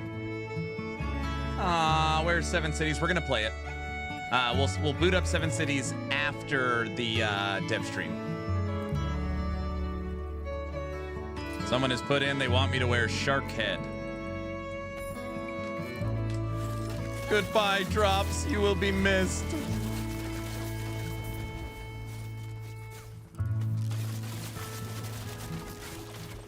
What's a +4 to dive bomb going for? Probably not much anymore.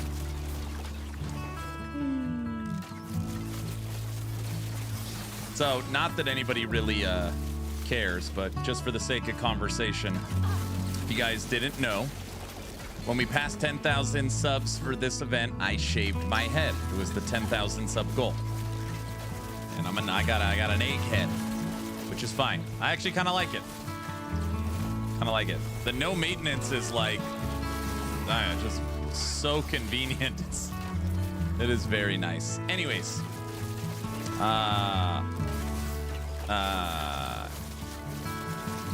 brothers, wife, mother-in-law, kids.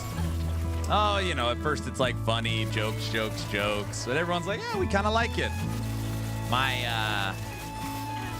10-year-old, my 4th grader, Mia, does not like it. She was crying and upset. It just was like a shock to her.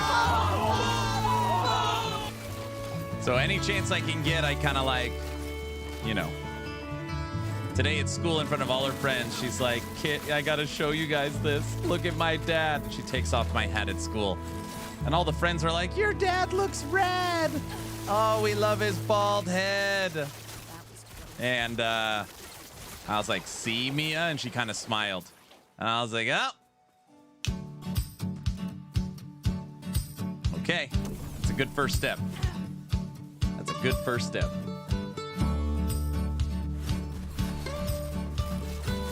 Who is this bald guy?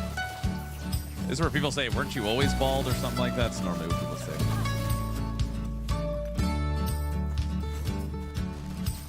They were being nice. They probably were being nice, but it doesn't matter. It's a good first step. Mom's on board, siblings are on board, friends are on board. Elite, 10,000 sub goal with Shave My Head. A man of my word, I think. Thanks for the sub, brother.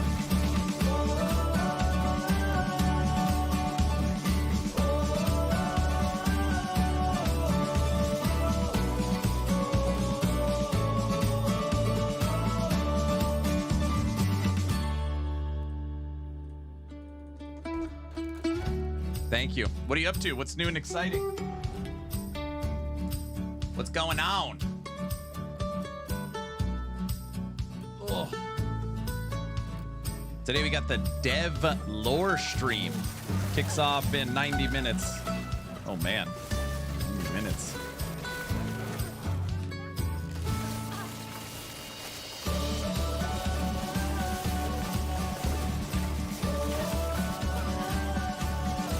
Own it. Shaved my head 2 years ago. Or shaved my head. You shave your head twice a year. It actually stopped my shrinking hairline for the most part.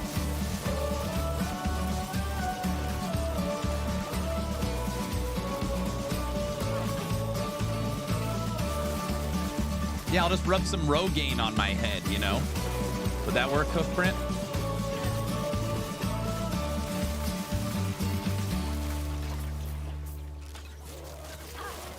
Is Rogaine even still a thing? I don't even know. Probably like some kind of magic crap you rub on your head.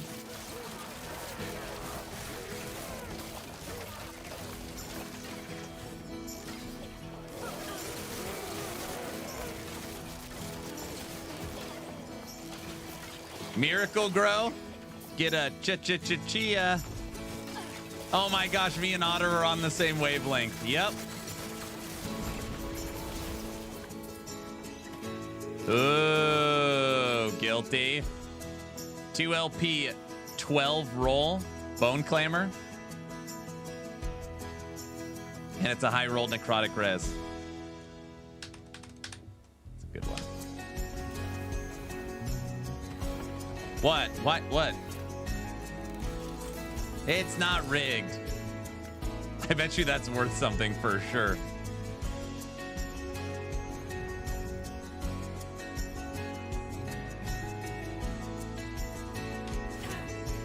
I don't know, guys. Drops event is over. We are 37 days into season 2. We've probably played close to 500 hours. We've got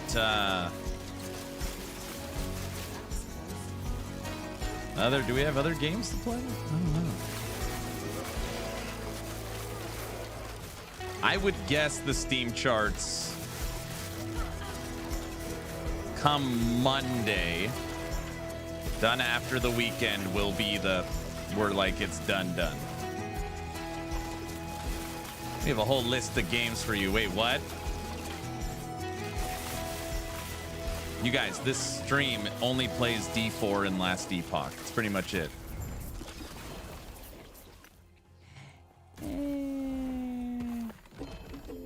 Tainted Grail was supposed to send me like a gift package. I don't know. They said they were going to. King 123. Check this out.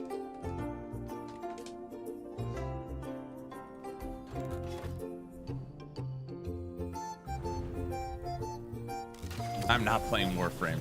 You could fill in for solo.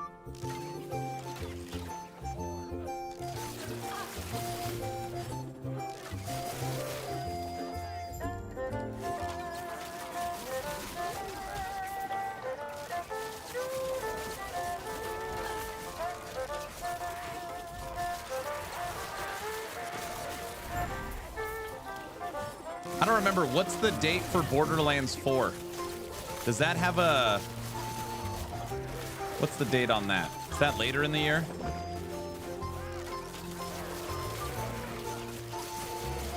September? 9/12.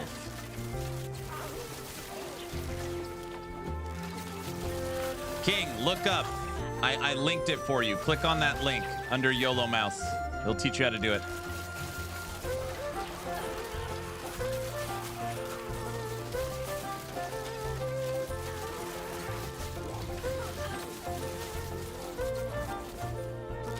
I could say hand over heart. I know nothing about Borderlands 4. What have they put out? Is there like gameplay or, hey Luz, happy day off, happy Friday. No, you're Saturday. No, you're Friday.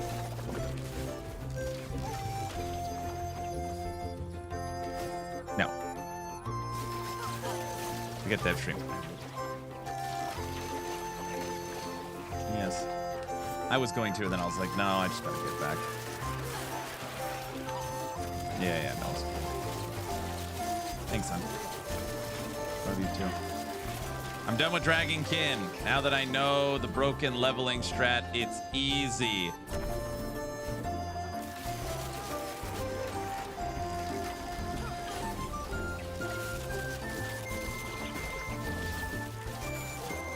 Broken leveling strat. And I'm guessing the broken leveling strat isn't just playing the game, right?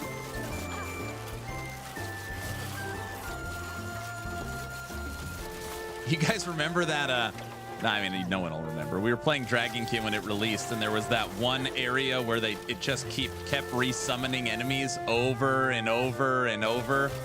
You literally just stood there, and it killed everyone.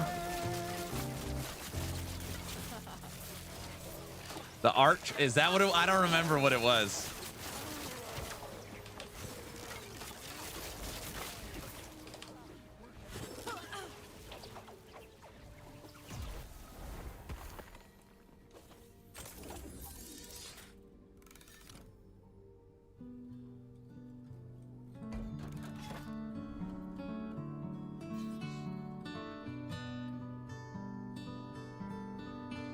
They put out, we are not fans unless we pay the big bucks. Native, I'm sorry. Are you talking about Borderlands?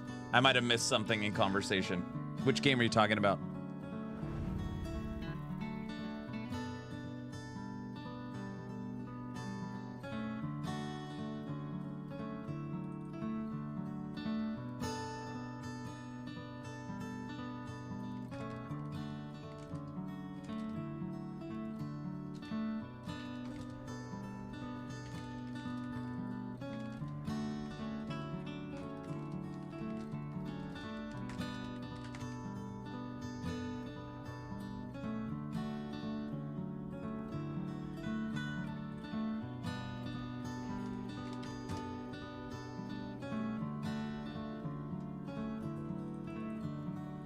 Borderlands 4, got it.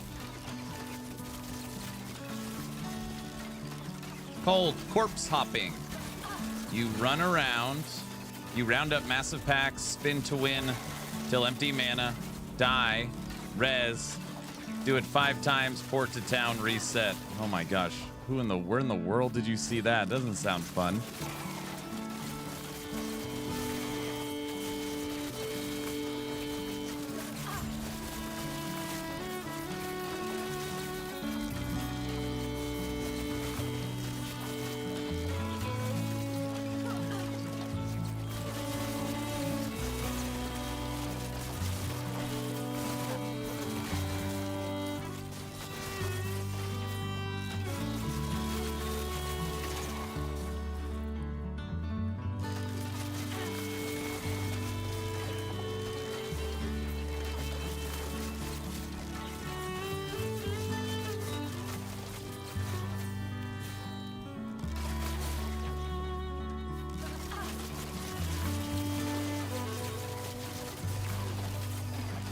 It's the best mechanic because you could put on Uber mode and get 150 XP per kill. Yeah, but it doesn't sound fun. I don't know. Did you beat the whole campaign at least?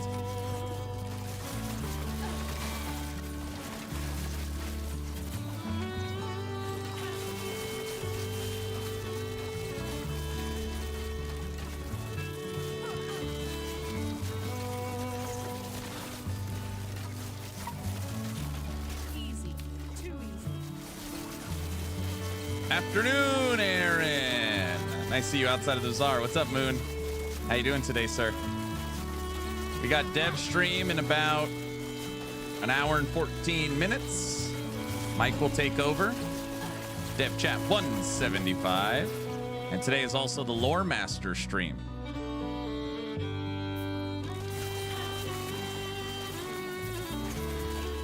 My kids are officially in 3 hours on summer vacation, which means they don't go to school. Which means they're home all day, which is great.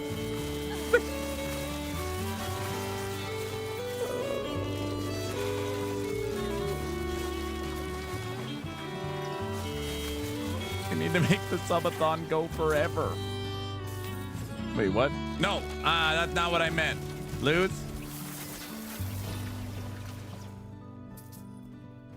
Just in time for the Sub-A-Thon to end. Oh, brother.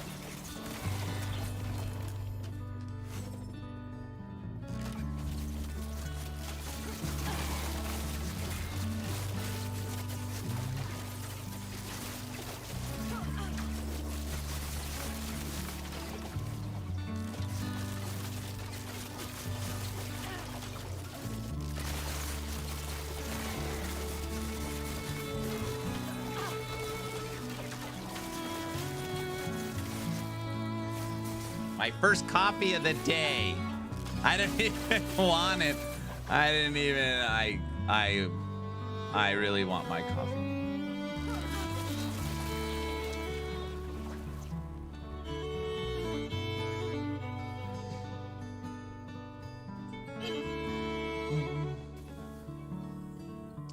Spoiled me? No.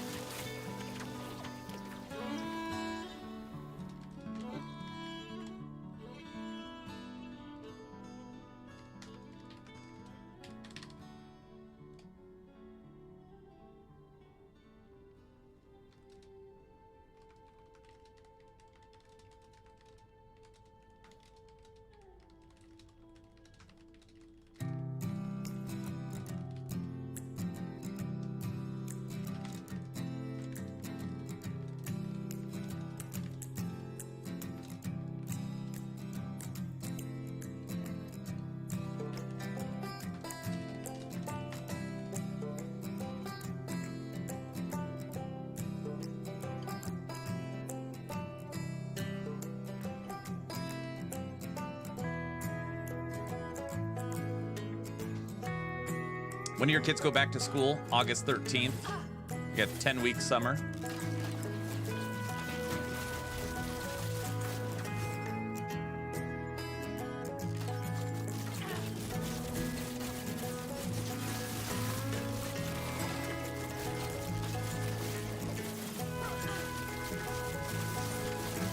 Oh, friend, you getting a little bit of wood out or what?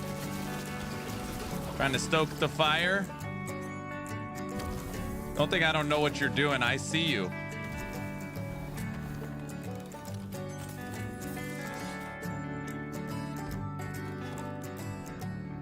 That's what she said? Oh, brother.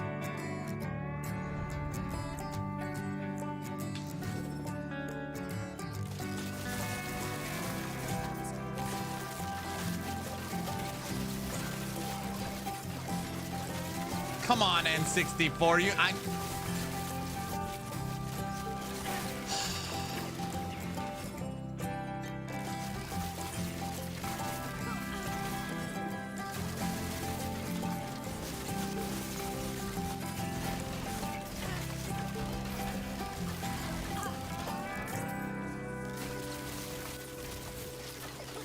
Yeah, Mia's got, well, all the kids have their normal church camps, which they love. Like, church camp in Idaho is like ridiculously fun. Like, one of them is like up at the lake with overnight cabins and stuff. And anyways, they're all excited. They have their normal church camps that they do every year. And then Mia this year is doing our neighbor who has 6 children. Their daughter, who's 1 year younger than Mia, they're friends, signed up for a musical theater church camp. 4 days a week for a month. And at the end, they literally put on the performance. So the neighbor's daughter was doing it, but she didn't want to do it alone, so they invited Mia to do it. So Mia's doing the musical theater. I don't even know what the play is. I don't know if she knows. Church camp. That'll be the first time she's ever done anything like that. She's nervous, and I was like, just sign up to be the tree, you know, and you get to stand in the background. Yeah, it'll be fun.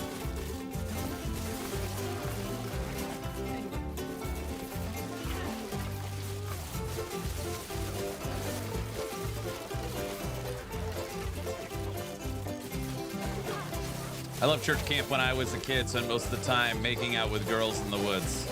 Sounds like something you'd say. But it molded you into the fine person you are today. Right?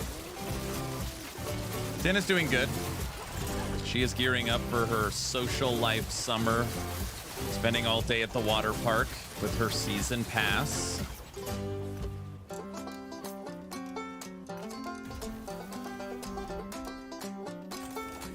That's right, happily married, so it worked perfect.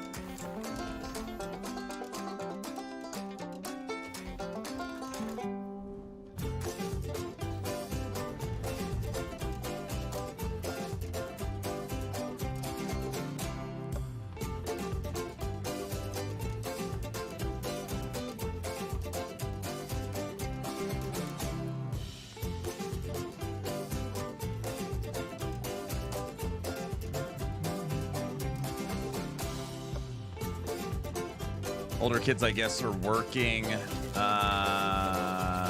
Yeah. One is. One is.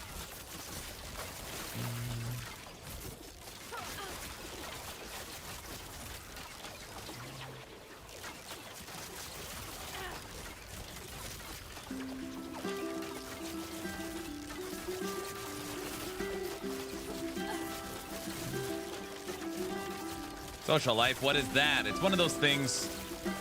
You probably never heard of this, Kaiser. It's where you hang out with other people that are the same species as you. And it's enjoyable. Sometimes. So like Discord. No, in real life. In real life, not in Discord. Like person to like, I don't know how to describe this. It's, you're not in your house, or if you are in your house, those other people are in there with you. Discord is very real. There is no real life. There's only AFK. Okay, this isn't coming through right.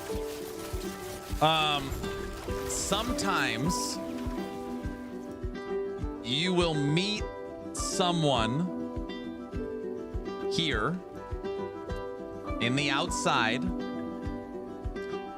and you'll actually enjoy spending time with that person, not in a digital forum, in this place. That's AI. Does that make more sense or no? At your place, right? Oh, bother. Oh, brother. They don't get it.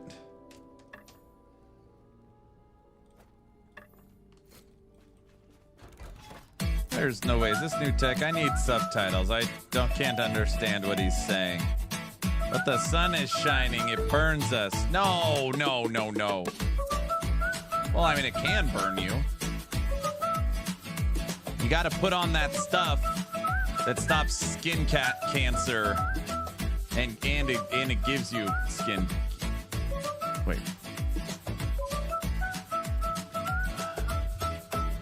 If you held my hand, I'll try and be social. Is that where we're at? That fence reminds me of death. Oh, death, you say, huh? Maybe you need a reminder.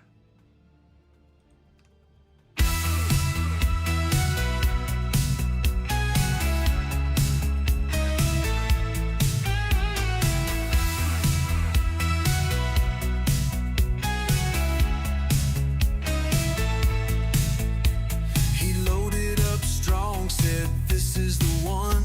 But 10 mobs in and he's already done.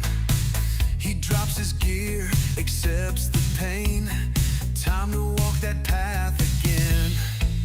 It's the walk of shame to the death fence line. Another death, another sign. One more mark on that board of blame. Aaron's back in the walk of shame.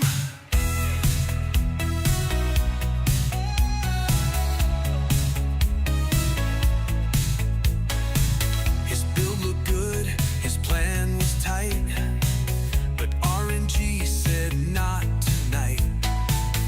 Now he stares at that white fence wall, Sharpie ready for the fall. It's the walk of shame to the death fence line.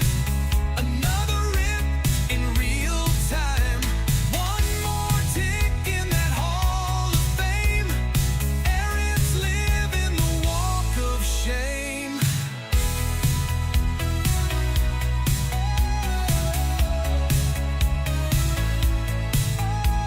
He swears it was swamp gas bending light. Reflections off Venus messed up his fight. It wasn't me, he starts to claim. Then sighs and writes his dying name. It's the walk of shame to the death fence line. Another build past its prime. One more name in the wall of pain. Aaron's king of the walk of shame. He blames the lag, he blames the map, he blames a stray one-shot trap. But we all know how this ends, with the marker and that fence. It's the walk of shame to the death fence line. Another tale, another sign. Whiteboard full, but still the same. Aaron's back in the walk of shame.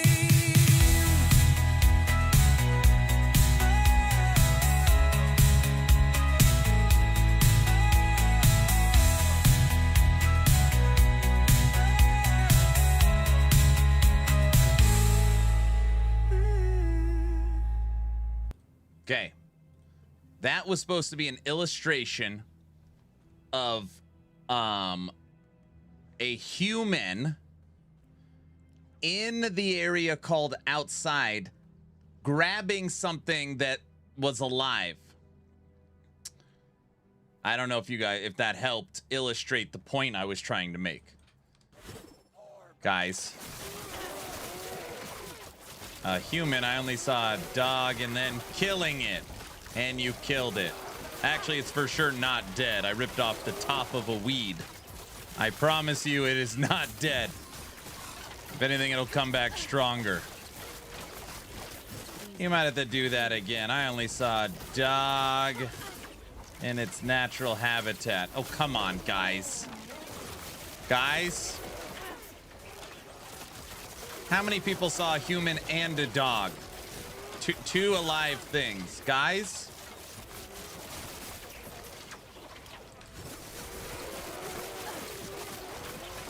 You guys saw it, right?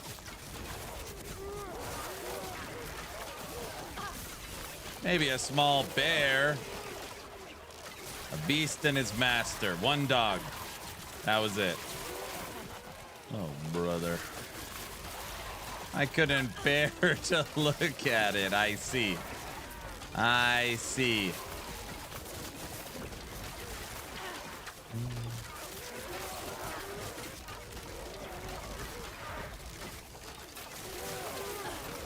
What happened to Seven Cities? Seven Cities will be after the dev stream. I've also got some Seven Cities keys to give away. And it's not a sponsored stream. I am making the decision to play it on my own. Just so you're all aware. Okay. It's hard to stop playing Last Epoch, even though I've played 500 hours in 37 days. Dev stream starts in 59 minutes. 59 minutes. What happened to the 8th city? Oh, gosh. They ran out of construction paper.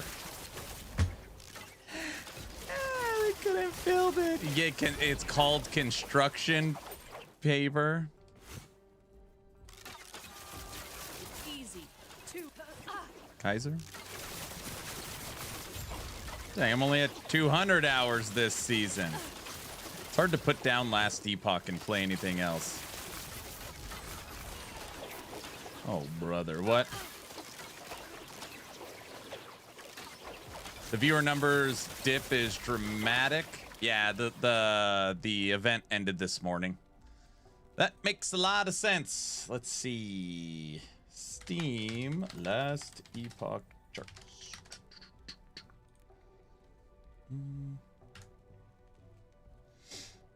It's actually not terrible. Holding 18.6. It's still pretty incredible.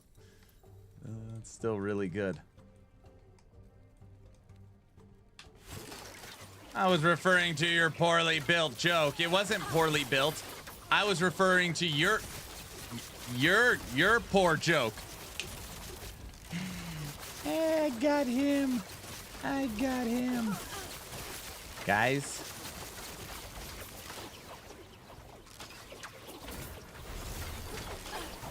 Guys.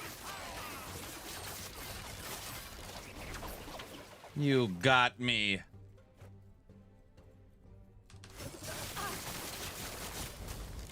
Geyser.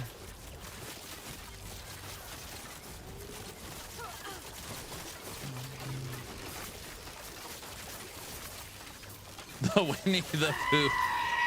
The Winnie the Pooh blurp's pretty funny. That one's pretty funny.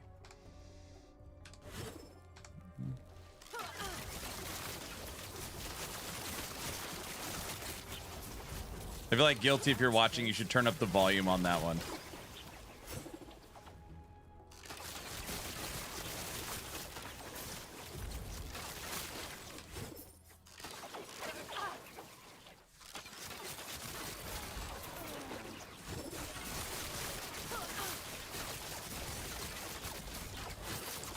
Well, Winnie the Pooh's like talks in a soft voice.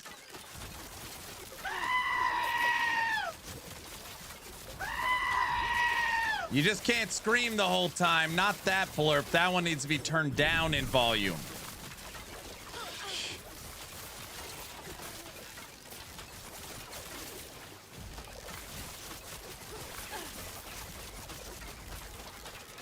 Oh, bother.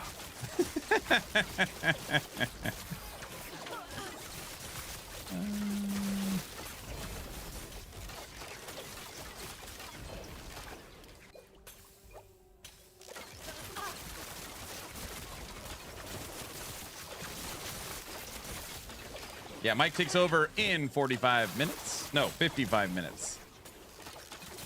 Did you make a roadmap on which game you're going to play? Tonight we're going to play 7 Cities. Tomorrow I have no idea. Maybe 7 Cities. Sunday we switch to Dwarven Realms Season 4, the season of the Necromancer. And then next week we're playing,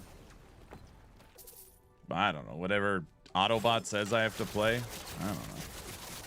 We're supposed to play this game, Tower of Babel. I don't know. Listen, guys, you probably don't know this about me, and it's okay. I know a lot of you are new here. I live my life a quarter mile at a time. All right? So I don't know what's happening around like I go with the flow. So that's just how I roll. How I roll. Oh man. Guys. This is madness! Sure, Toretto. Too fast. Now he's I am Vin Diesel!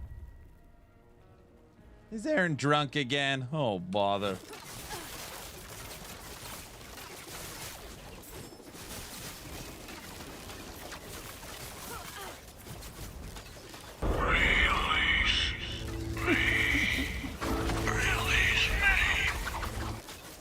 Ziz, if you didn't know, the 10,000 sub goal for this event was shave my head 4 days ago. The wife took out the buzzer live on stream and went bah, bah. Aaron is the danger. That's right.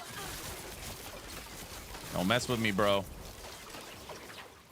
Don't you mess with me.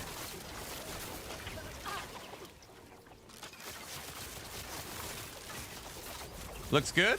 Oh, thanks, man. Thank you, thank you.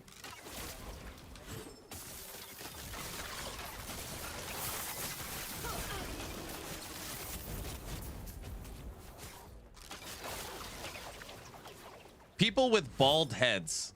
I got a question. How often do you like maintain your head? Do you like literally take like a razor to it? Like I don't know anything. Obviously. Like how often? I am the one that knocks, that's right.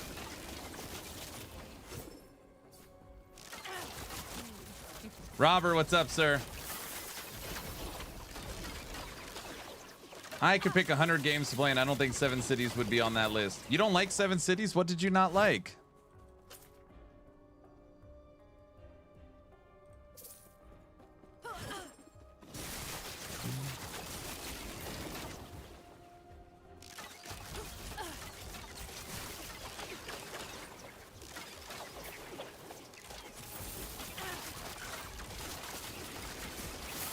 Once a week?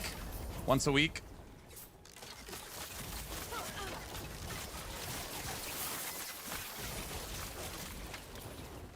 Some people keep telling me I should try this game. I've never heard of it. Expedition 31, 32, I don't know, some crap like that. Some people keep saying it's a good game. I don't know.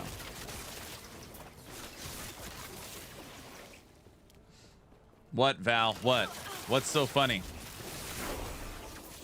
I treat my beard like hair. You guys have heard of it? 33? It's amazing. Probably the game of the year.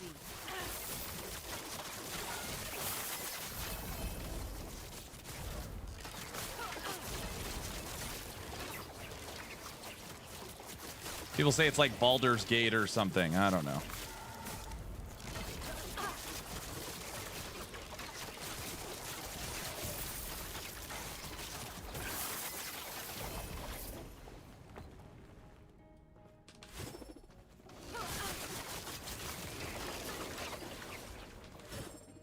Baldur's Gate, I get it.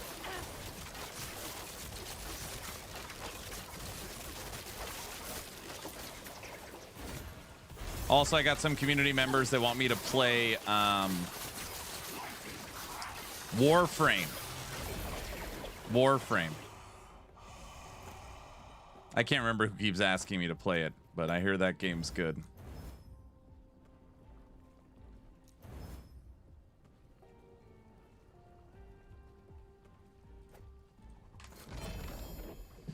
Try at least for 1 hour. Which one?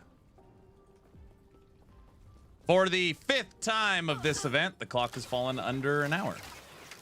Warframe is okay. Played it a lot, but hate the time lock.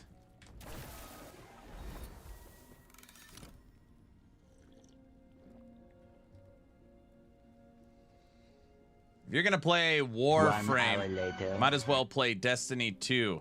It's a nice looter. No, Solo Cup told me Warframe is a third-person Diablo. So imagine playing Diablo, but third person. That's Warframe.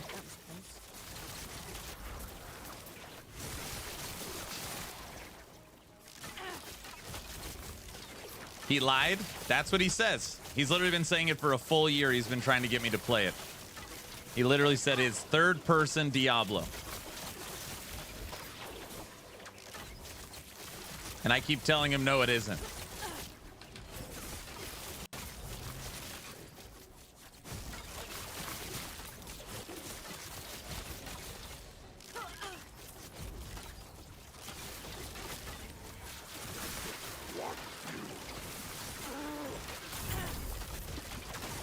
New patch is out.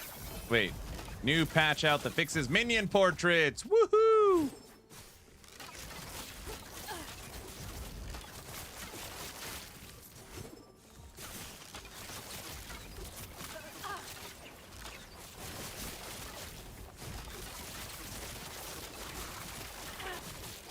They fixed it.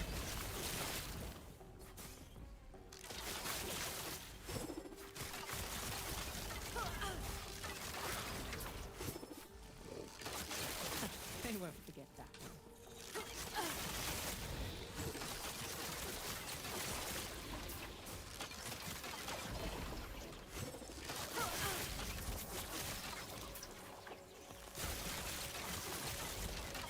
Yeah, all minions are now bald. Part of the journey. I really wish they would make it like, I've been thinking about this. What if last Epoch had a way where when you summon your minions and they killed, your minions would like level up? And like your mages would, instead of having to take Archmage, your minions would just like level in to Archmages. Like something like that. I always thought that would be a cool mechanic.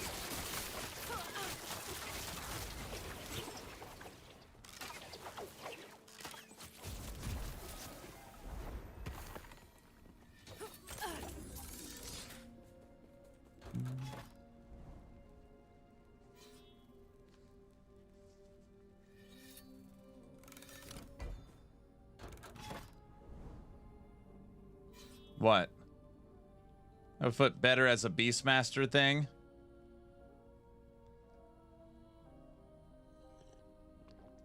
If Aaron wants family-friendly channel, Claire Obscure Expedition 33 is hardcore. It's just a turn-paced Final Fantasy.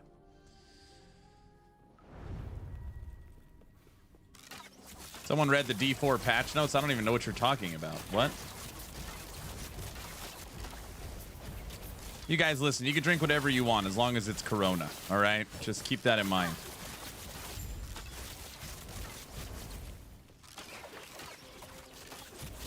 What's a Diablo? It's a character from a very popular isometric action RPG game franchise that they have made the decision to maintain the naming of the franchise without the character. So it's it'd be like Herbie the Love Bug with no cars. No, that was a terrible analogy. It'd be like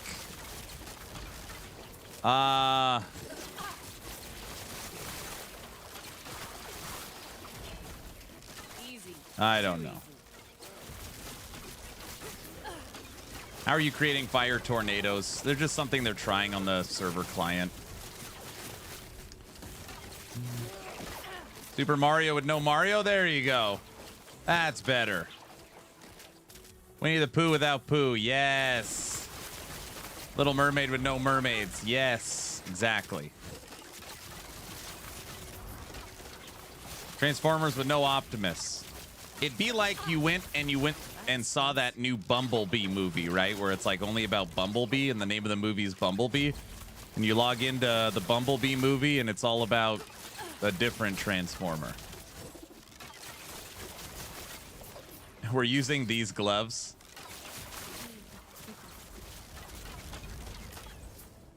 Mm. 30% chance to cast stationary fire tornado. Ah.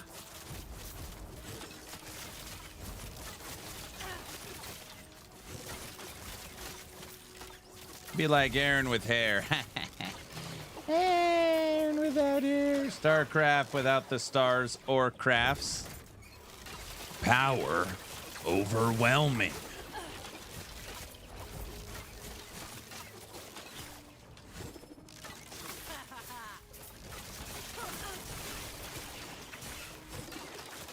Last night we were rocking this hat the whole night.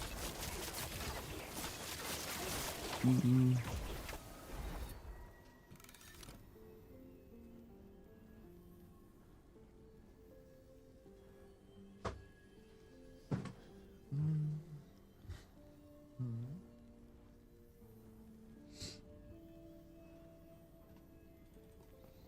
Death with no fence. Yes, yes.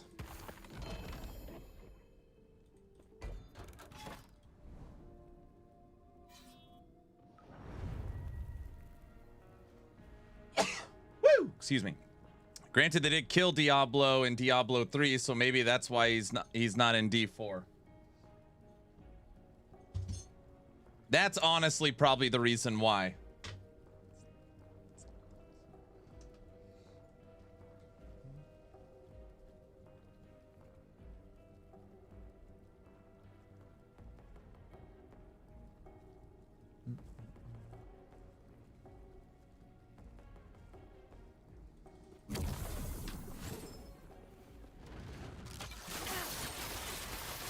Fire! Set the building on fire. Mike takes over the stream in 42 minutes. Dev stream kicks off in 42 minutes.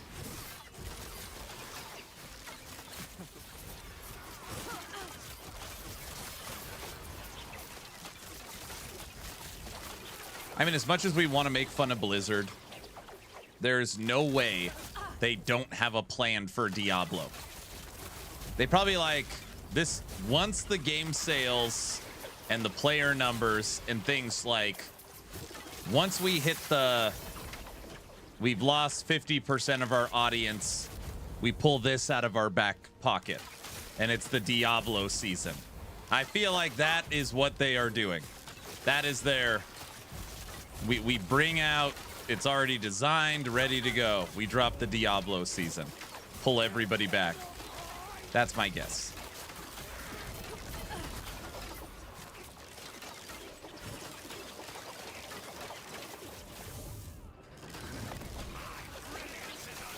Are you going to keep the stream going until the dev stream is over? Yeah, we would not end the stream during the dev stream. We will keep watching.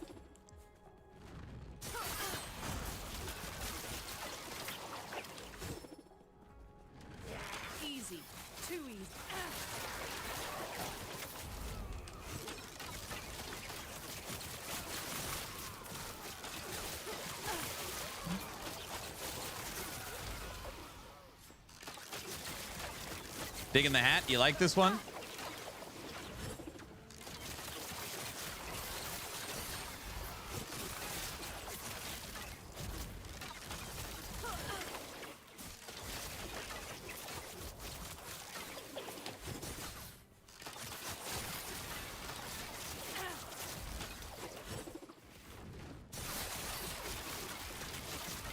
How did you forget something like your hat?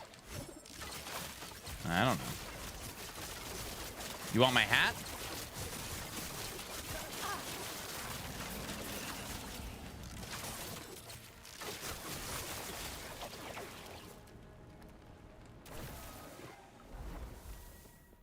Yeah.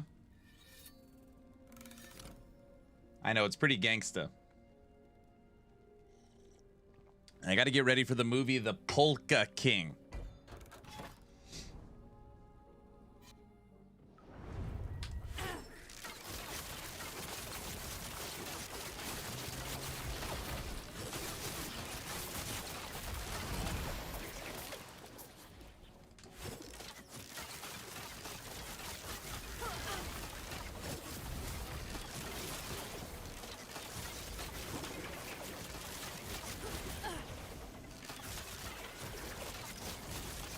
A movie about you. Somebody the other day was like, Aaron, I know your next movie night. You should watch The Polka King. And I was like, yeah, very funny. And they're like, no. The movie that came out a few years ago titled The Polka King. And I'm like, what? So I look it up and we're watching the trailer. And in the trailer, there is a girl in a bear onesie. I was like, you're telling me there's a movie called The Polka King, and in the trailer, there is a girl wearing a bear onesie. I was like, that's impossible. It feels in like, what are the odds of that?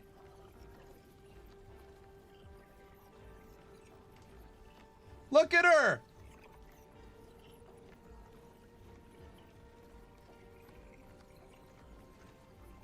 I was like, what? It sounds almost unbearable. What? A movie about Aaron. Jack Black is the Polka King.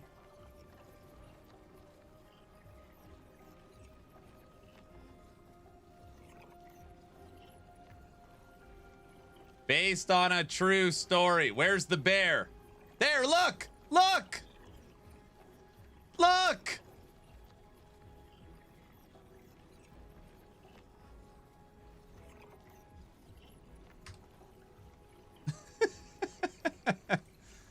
What?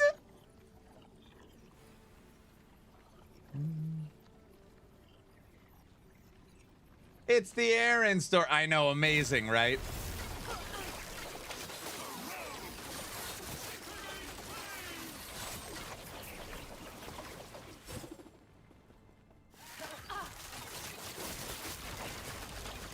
Aaron's life documentary. Oh man, I can't believe there's a bear onesie in the trailer. It just felt impossible. Like, what are the odds there's a movie called The Polka King and I don't know. It's like it's meant to be. I have to watch it. It could be the worst movie ever made. I don't even care. I have to see it.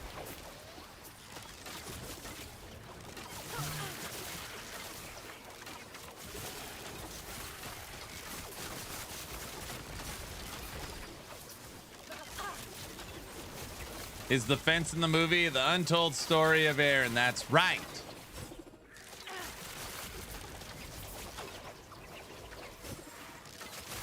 It's Jack Black, though, so it'll be somewhat entertaining. Yeah, I mean, Jack Black's hit or miss for me.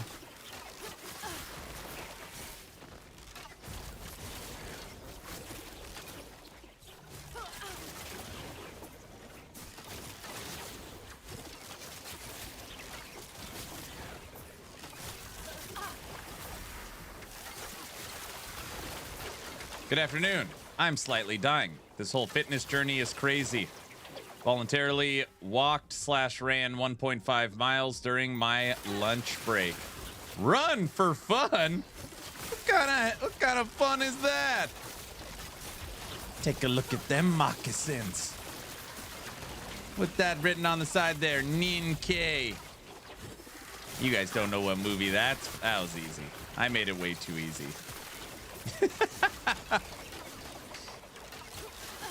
Big guy, what are you doing? No, I didn't say fun. You're right. You're right. Back to the Future Part 3, the best Western ever made. Yes, correct.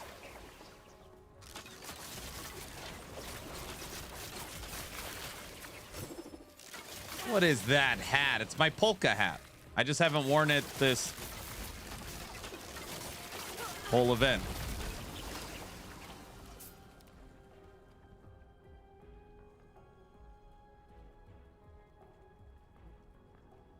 Okay, let's not get upset.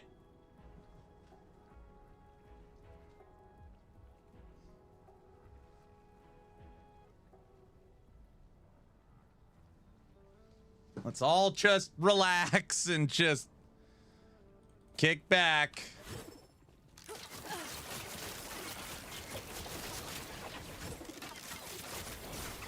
Guys.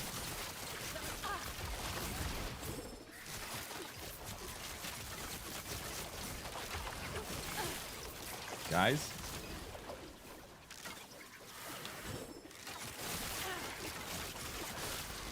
Lady killer, obviously. I have polka hats.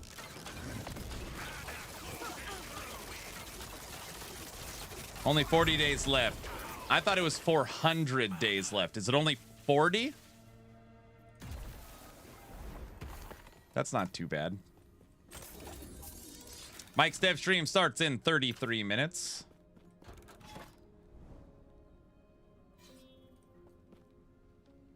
Humble, how you doing today, sir? How's the day trading? Humble, my kids start summer vacation in 2 hours. Their last day of school's today.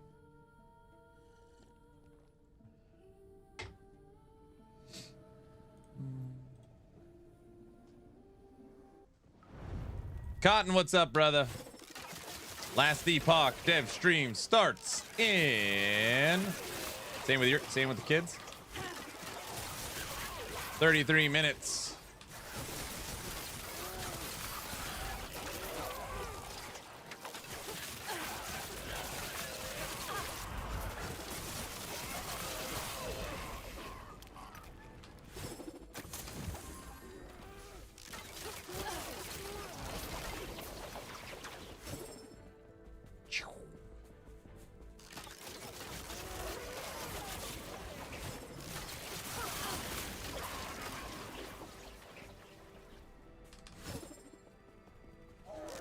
You should have gone on a picnic.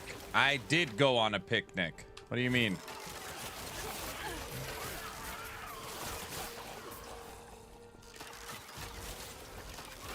Everybody, hate to be the bearer of bad news. The bearer of bad news. Jokes write themselves. Twitch drops for Last Epoch campaign are done.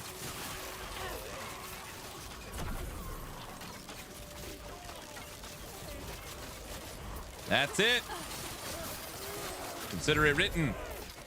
Consider it done. Oh, bother. Fire Rogue? Fire Heartseeker? But someone turned in to have to wear a shark head.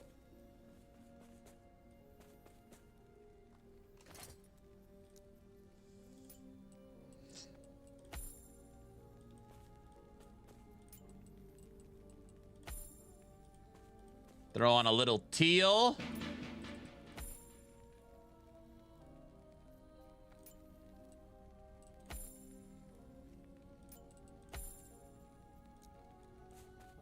There we go. Now we look real spiffy.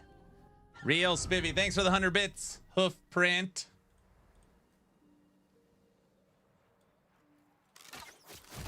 N64. I have no expectations of anything. I'm sitting here quietly playing, having fun with all of you, as always. Just enjoying my favorite game with my favorite people, wearing my favorite polka hat. Is that okay? Is that allowed? Am I allowed to be happy? Wait, is that allowed? Or no? I don't remember.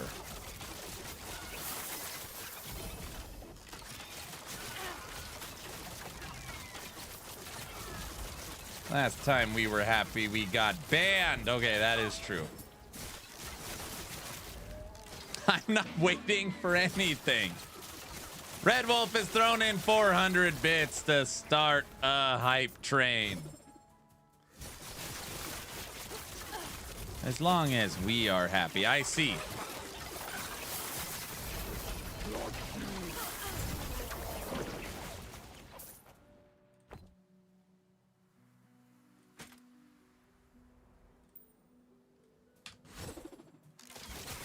Entertaining? Yes. Happy? Nah.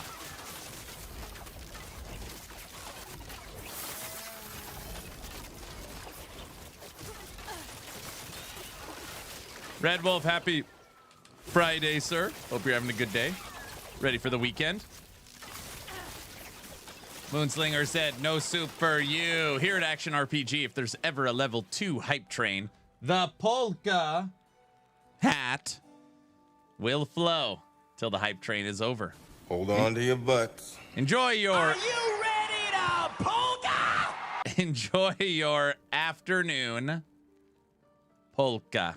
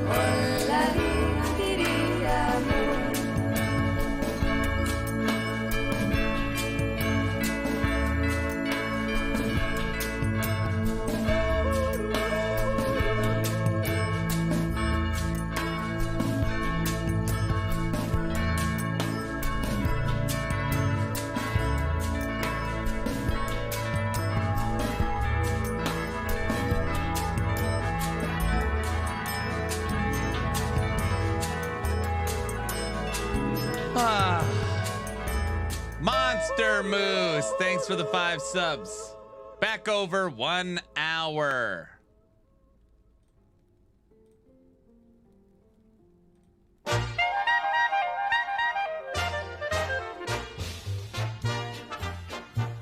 Keep the content coming, Aaron. You are awesome. Thank you so much. I appreciate that.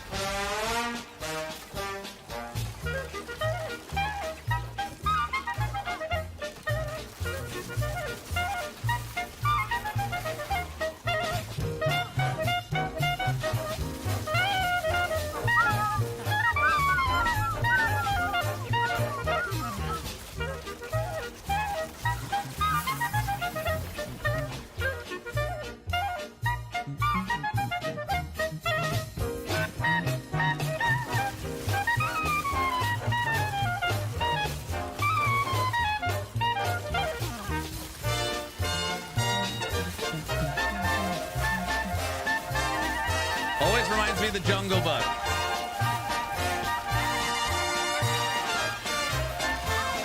Mike takes over the stream in 24 minutes. Lore Master stream.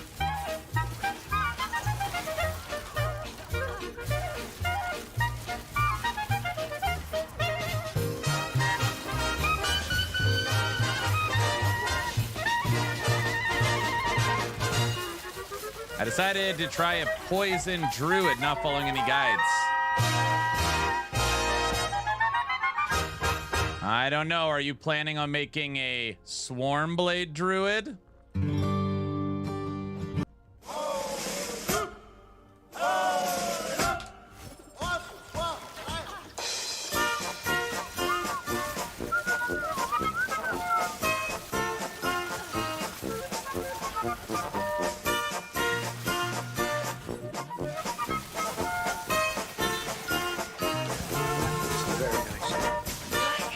You like it? Orange, if they're gonna play poison, why not scorpion? You know what I mean?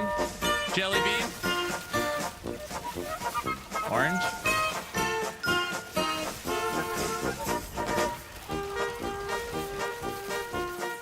Oh boy, what?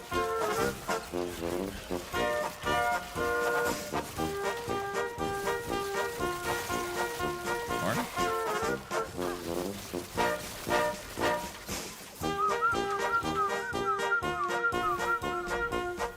A better song than this one.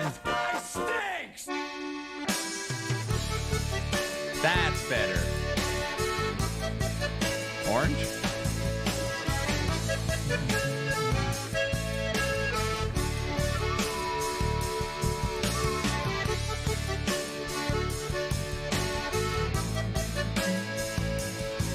You know what? You know what? You stink. Guys?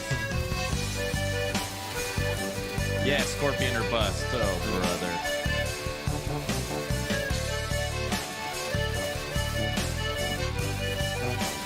Moonslinger says, no soup for you. Thank you for the 5 subs. That's it. We need rock polka. I can feel it. We need rock polka.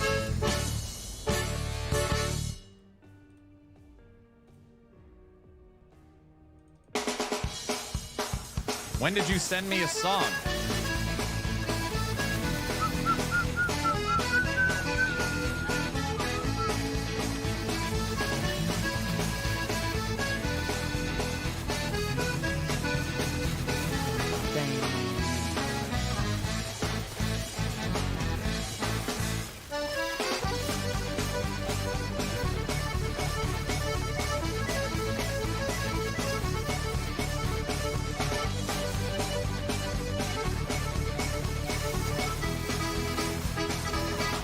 You guys get some nice slow yodeling after rock.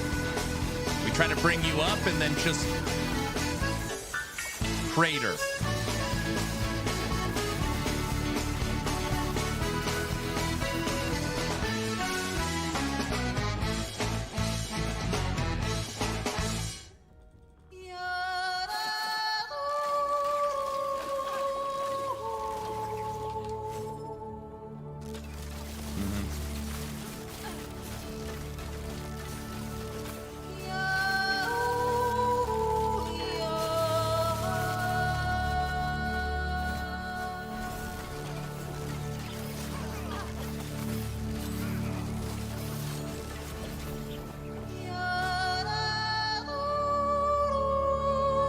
Will I am, thanks for the 5 subs. Bunny, thanks for the bits. Moonslinger, thanks for the subs, sir. My name is Aaron, Polka King of the Midwest. Oh, come on. That doesn't sound right.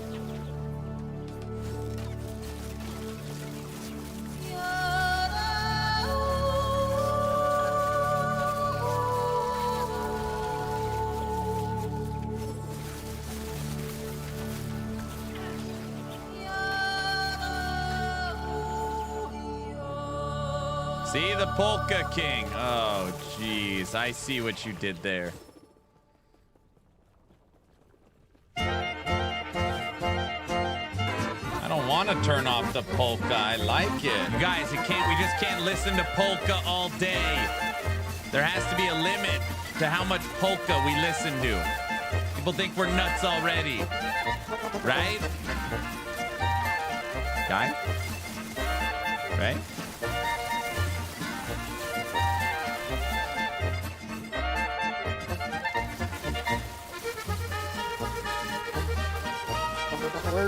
We're here for the cult stuff. We are nuts. Polka made this channel. You do have the polka hat on. We are nuts. You made us addicted. These boys get that syrup in them. They get all antsy in that cancer. You just can't keep them under control. That's true.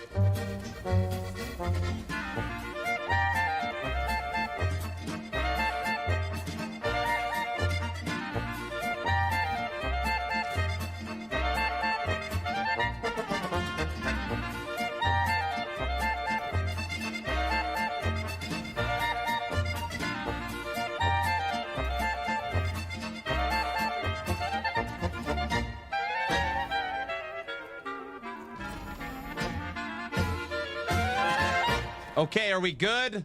A limit on polka. WTF? Whoever is on cam, bring Aaron back. Oh, he's back in bed. The VTuber's on. I'm on.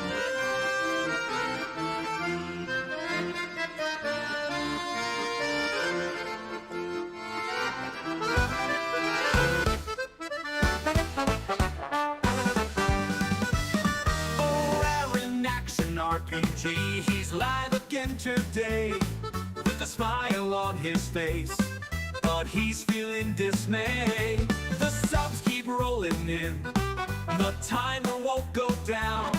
He's trapped inside the stream, a prisoner. What are you guys doing? Will, thank you.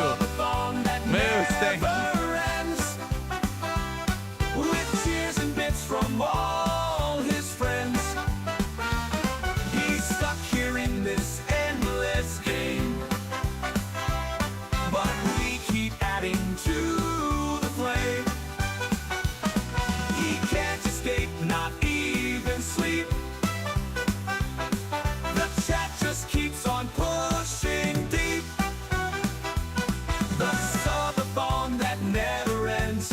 Aaron's fate, it just depends.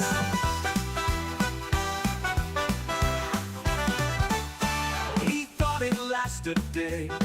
Was that Prime? Thanks for the 10. But now it's week That is very, very three, kind. and Thank he's you. Turned into a ghost, playing games till dawn, then reading out the chat. He's lost his sense of time and even where he's at. It's the Sub-A-Thon that never ends, with cheers and bits from all his friends. He's stuck here in this endless game, but we keep adding to the flame. He can't escape, not even sleep. The chat just keeps on pushing. Honey, do we have a straight deep. jacket? That's probably better. The Sub-A-Thon that never ends. Aaron's fate, it just depends.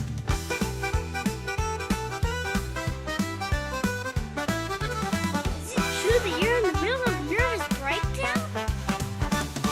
He tried to take a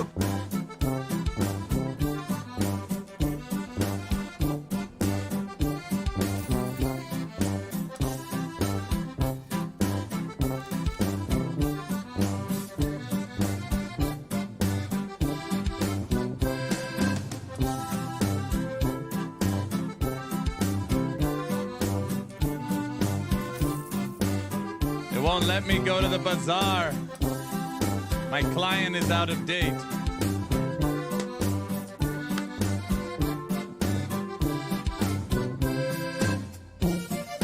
I have a feeling this will not end.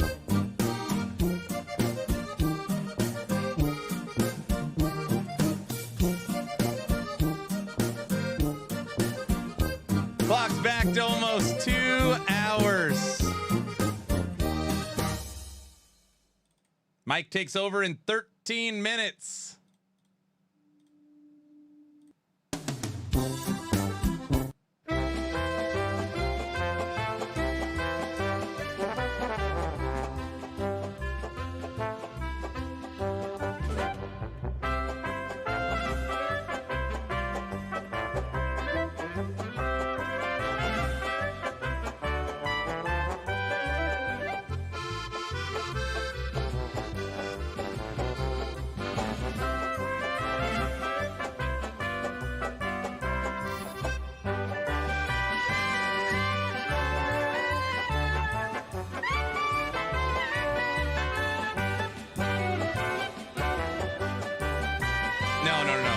I don't edit offline. It used to be a bannable offense. I don't touch any of that stuff. I don't play offline. I don't mess with any of that stuff.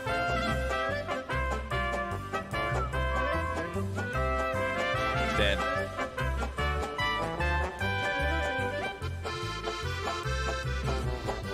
What unholy back attachment is that? They made me wear the shark helmet, so I figured I might as well just look as crazy as possible.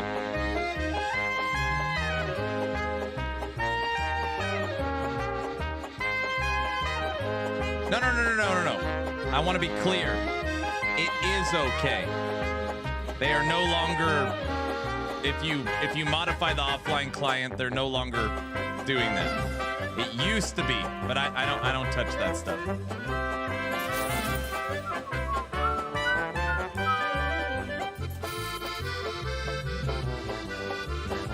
You could do it. I just won't. All right, are we done with the polka? Can I turn it off? Guys?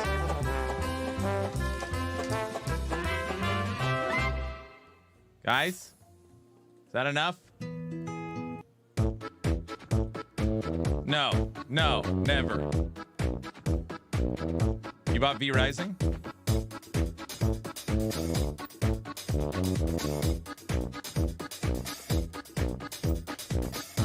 Moonslinger said no. Thanks for the 5 subs. Will.i.am, thanks for the 5 subs.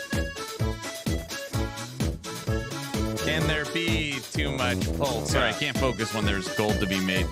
Come on, guys.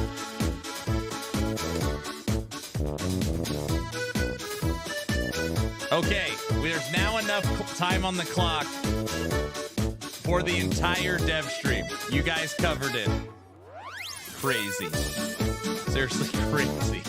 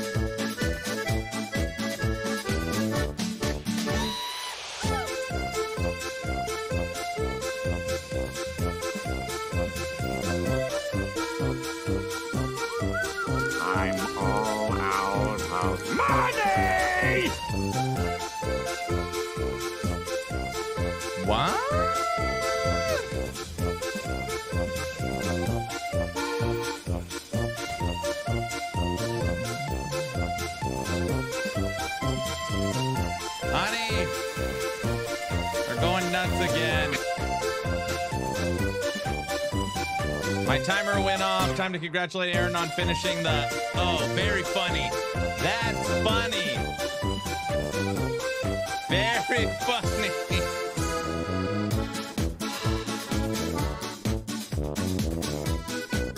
I have a feeling this will not end.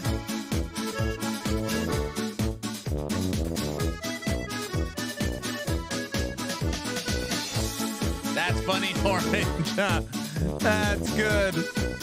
That's good.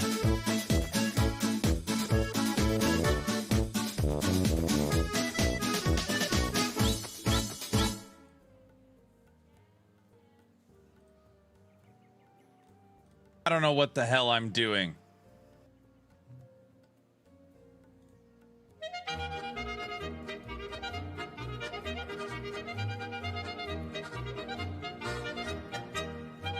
Has my wife changed names lately? What? We're here for the cult stuff. Native, thanks for the Inmates prime have taken sub. over the asylum.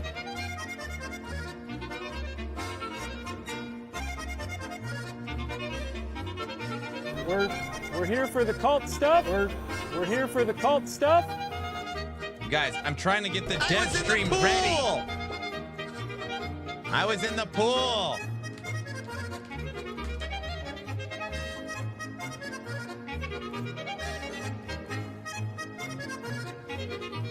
Death count on road? Oh, I don't.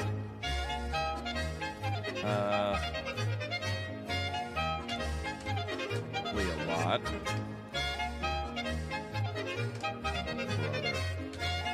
Honey, do we have a mattress? 33. 33.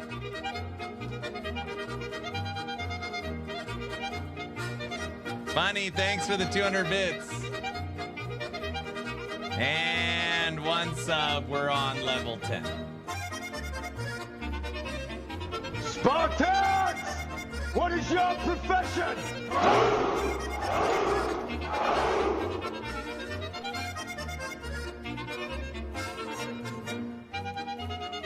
Thank you guys for your generosity. Thank you. There's enough time to last the entire Positive dev stream. It's a big one. You guys just can't blurp the whole freaking time. You know that, right? You just can't keep blurping forever. Right? Oh, yeah.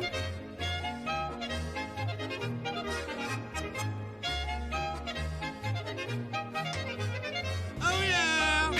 I don't have a problem. Oh, okay. Denial.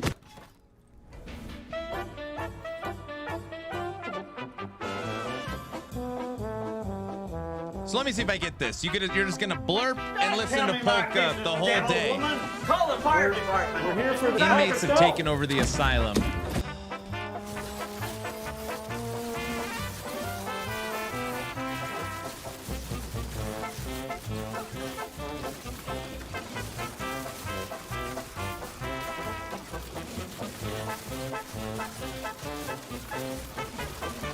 How long is this going to take? I don't know what the hell I'm doing. Question. Yep, that's our life now. I'm upset. Louder! I'm upset. I'm all out of money. I'm starting to just have farming the meta. PTSD from the last Sub-A-Thon.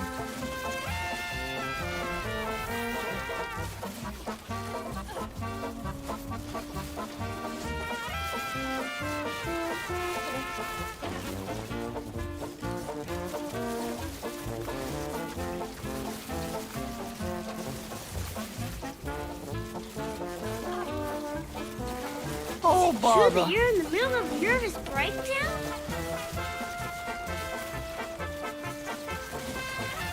It's so funny!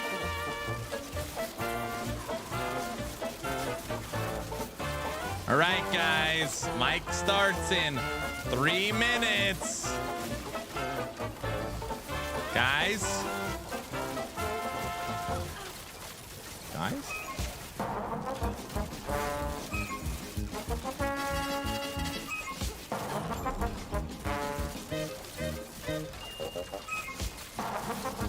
Not the Looney Tunes polka.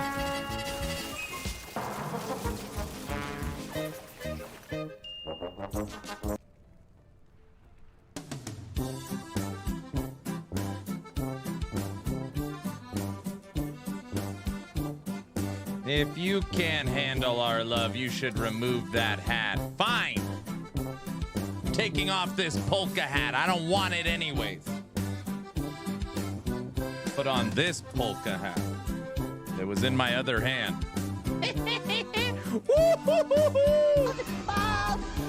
No.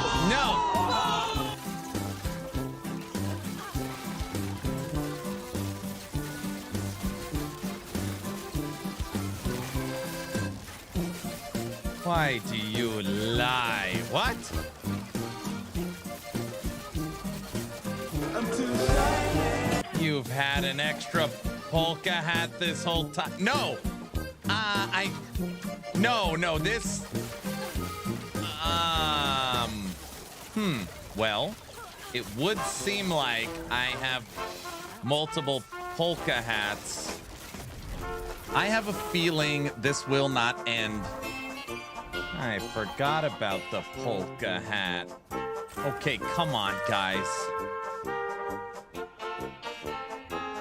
Let's not talk about the polka hat. It's not important. We need positive energy. Guys?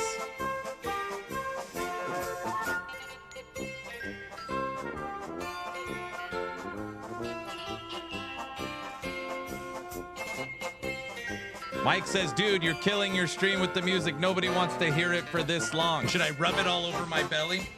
Like this? Sorry, Mike. I can't turn off the music until the hype train ends. We literally have 11,000 subs. I don't know what to tell you. They're going nuts again. If you actually look at the stream, if you look at the in-chat, on-chat music, or on-screen chat, they would disagree with you. I think.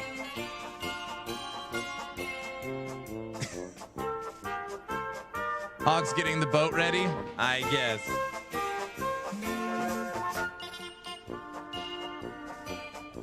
We've been Sub-A-Thoning for 37 days because of the music. 37 days. We were an 80th ranked Twitch channel. Top 80 stream. In the world. In the world.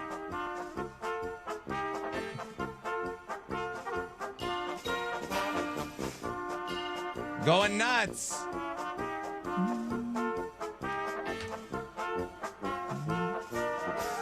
I know.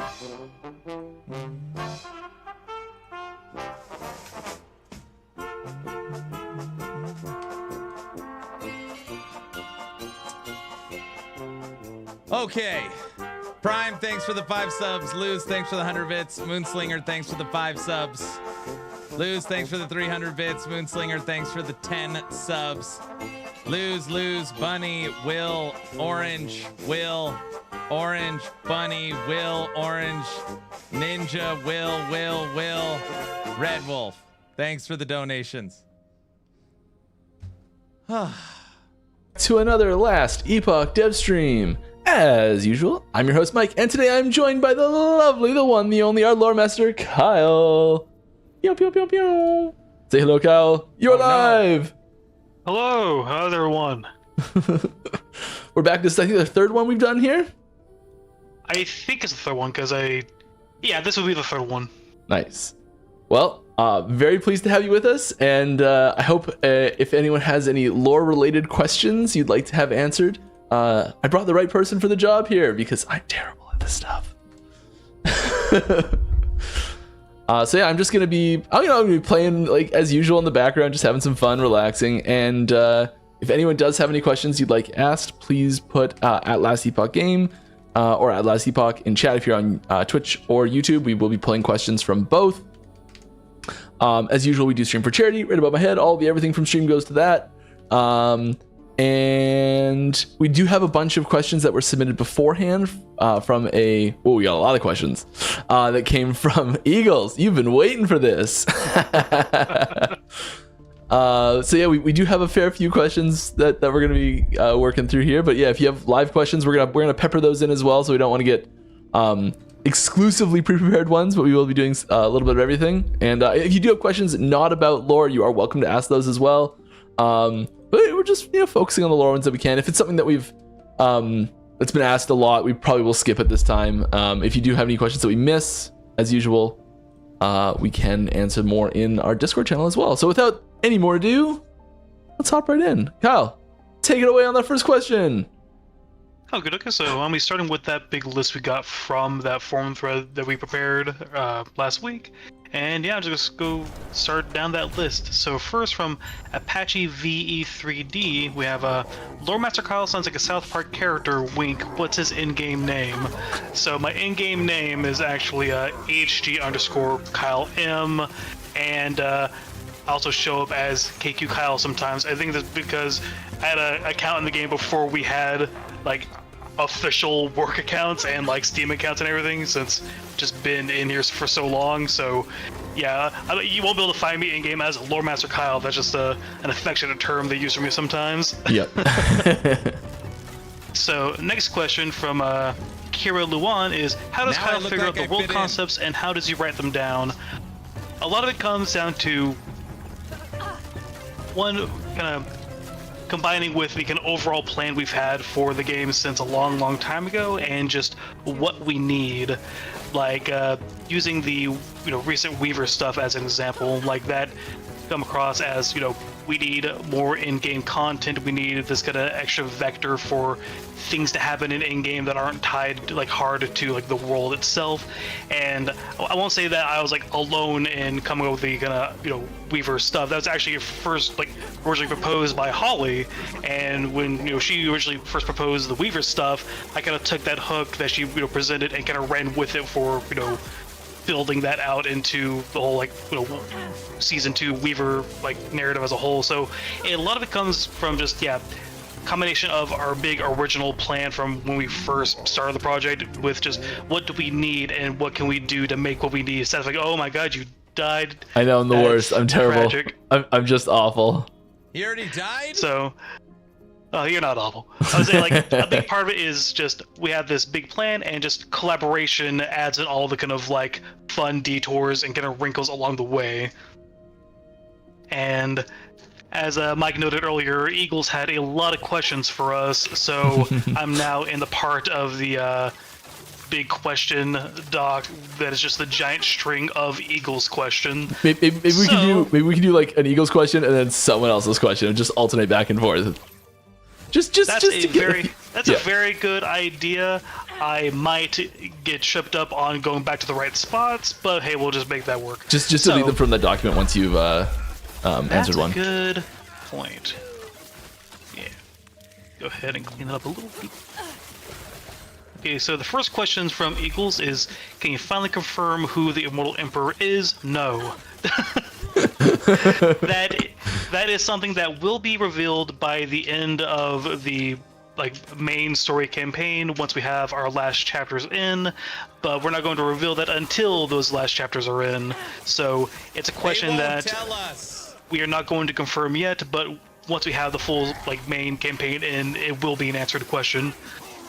Going down out of the Eagles question for a detour, and we have from... I do love hearing the theories about it though. Oh, absolutely. Some are closer than others, some are closer than others, so it's always kind of fun to check those out. So, question from Vatanas. If the Epoch allows us to travel through time, why do we not use it to, for instance, warn Herod about Raya's conquest before it happens, or to find a Southern Emperor before he starts the Empire?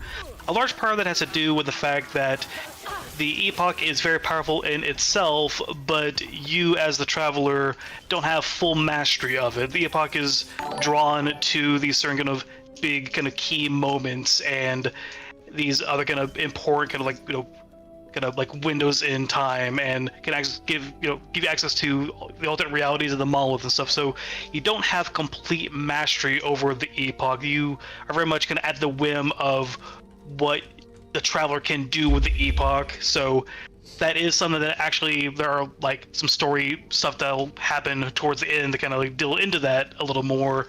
But the kind of simple answer to that is, if you had full mastery of the Epoch, that'd be more possible. But the Traveler doesn't have full mastery of the Epoch. So go ahead and I take have that one mastery down. over the Also, Epoch. just shout out, thank you for Yimaz and Avril, that the subs. Appreciate you. Almost 2 years there. That's big. Ooh. Yeah. Thank you very much. Exciting. You know what else is exciting? Another Eagles question. Are there any other deities or entities that we have not encountered or heard of yet? Yes, I can say that pretty comfortably that yes, there are other like deities and like entities, especially entities, that we have not encountered or heard of yet. Before anybody like, thinks the two I'm like shopping in the big background, ones that come to mind as far as like, an example working here is on build planners. It's not necessarily a truth that Terra and the Observer are the only And beings shopping. of their caliber in existence. When you look at the world map, also we have the main kind of like big continent that the game takes place in, and that has like its 4 gods that are very iconic to it. There are other continents in the world that we don't really see in the game currently, and it's there's no telling what's in those other continents. So I would say like we have a pretty like very deep kind of vertical look in this setting with the game as it is, but there is a very wide kind of horizontal horizon there that we don't really see in the setting as is. That there are plenty of other kind of like deities and entities and other kind of spheres of power that dwell in those kind of undefined spaces right now. That's really interesting, because I'd always kind of like this is why you're here. I'd always considered the map to be like the world map. Like there was just like nothing. There was like ocean there or something, or just nothing, or I don't know. I mean, if you go to the map like right now, in fact, there's a kind of a good example of that. Like once you're done killing that fractured Acarian of the lizard. Yeah, if you go to the map and you go all the way to like that side, like way up north, there's a lot of kind of like undefined space. Over to the very far left, there's kind of little hints of other continents, hints of kind of ocean keeping on going out further that way. If you really go over to the far east, there's a very like clear kind of undefined there's like there are other continents of the world that just don't really have relevance to the events that the Traveler is involved in. So we have a very kind of like I said, a very like deep kind of vertical look in this setting, but there are horizontal directions that have other things going on that just aren't relevant to what the Traveler is involved in.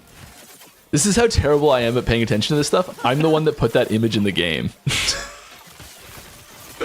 Like, I didn't make it, but like I assigned the references and put it in. I would like to do this whenever it comes up to a little map kind of secret stuff. Go back to the map when you have a chance. Yeah, for sure. I can make space for myself. You want like Ruined Era? Yeah. Ruined Era. And very bottom right. Bottom right. Where is it? Where is it? Somewhere down there. There it is. Up a little bit, over back to the right. There's a bit of a delay you're watching on, so it's hard to... Oh, that is very true, yeah. I forgot to take into account the delay. In here? See, I got a few seconds delay on your map, but what I'm currently seeing now, it's to the right of what I'm currently seeing. To the right? To the right. It's very small. Oh, I know what you're looking for. This. Yeah. I know what you're looking for. Yeah. I will say there is no actual lore relevance to that. It's just a fun Easter egg. Yeah. What the hell I can't is pull that? this up easily. If you come in here and look, it's a reference to another game. A large enemy in another game. Yeah, so no actual lore relevance. That's just one of my favorite Easter eggs in the entire game. But anywho, back to the questions. Let's go ahead and dip out of the Eagle Zone to another Vatinus question, actually. With the class-specific cutscenes removed at character creation, is the Mage still canonically the Acolyte's old mentor? I will say yes, the Mage is still canonically connected to the Acolyte and her mentor, and like their default backstories are still very much connected in that way. I'm not sure how much of a like future like system spoiler there is, but we have talked about. Mike, feel free to like tell me to stop at any point if I'm like delving too deep into like stuff I haven't talked about before. But we have talked about trying to get in ways to have more character customization on that kind of default appearance front that could add some kind of like incompatibilities with the like default Mage and Acolyte relationship.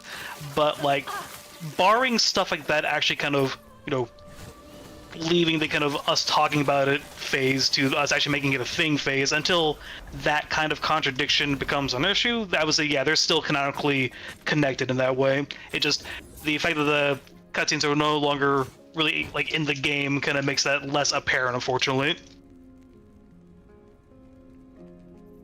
Yes, you're safe there. You're safe. Okay, good. I never know how much you reveal on the leaks. I need to watch your stream more. Okay, back up for another Eagle question. Would you consider the erased zombies? Not really. I never really thought of the erased as zombies. The erased that Eagle's referring to, I assume, are the erased that you find in the tombs of the erased and cemeteries of the erased, the kind of like mummified looking, like husk looking things. I never personally really think of them as zombies, but the similarity is very present and to an extent intentional.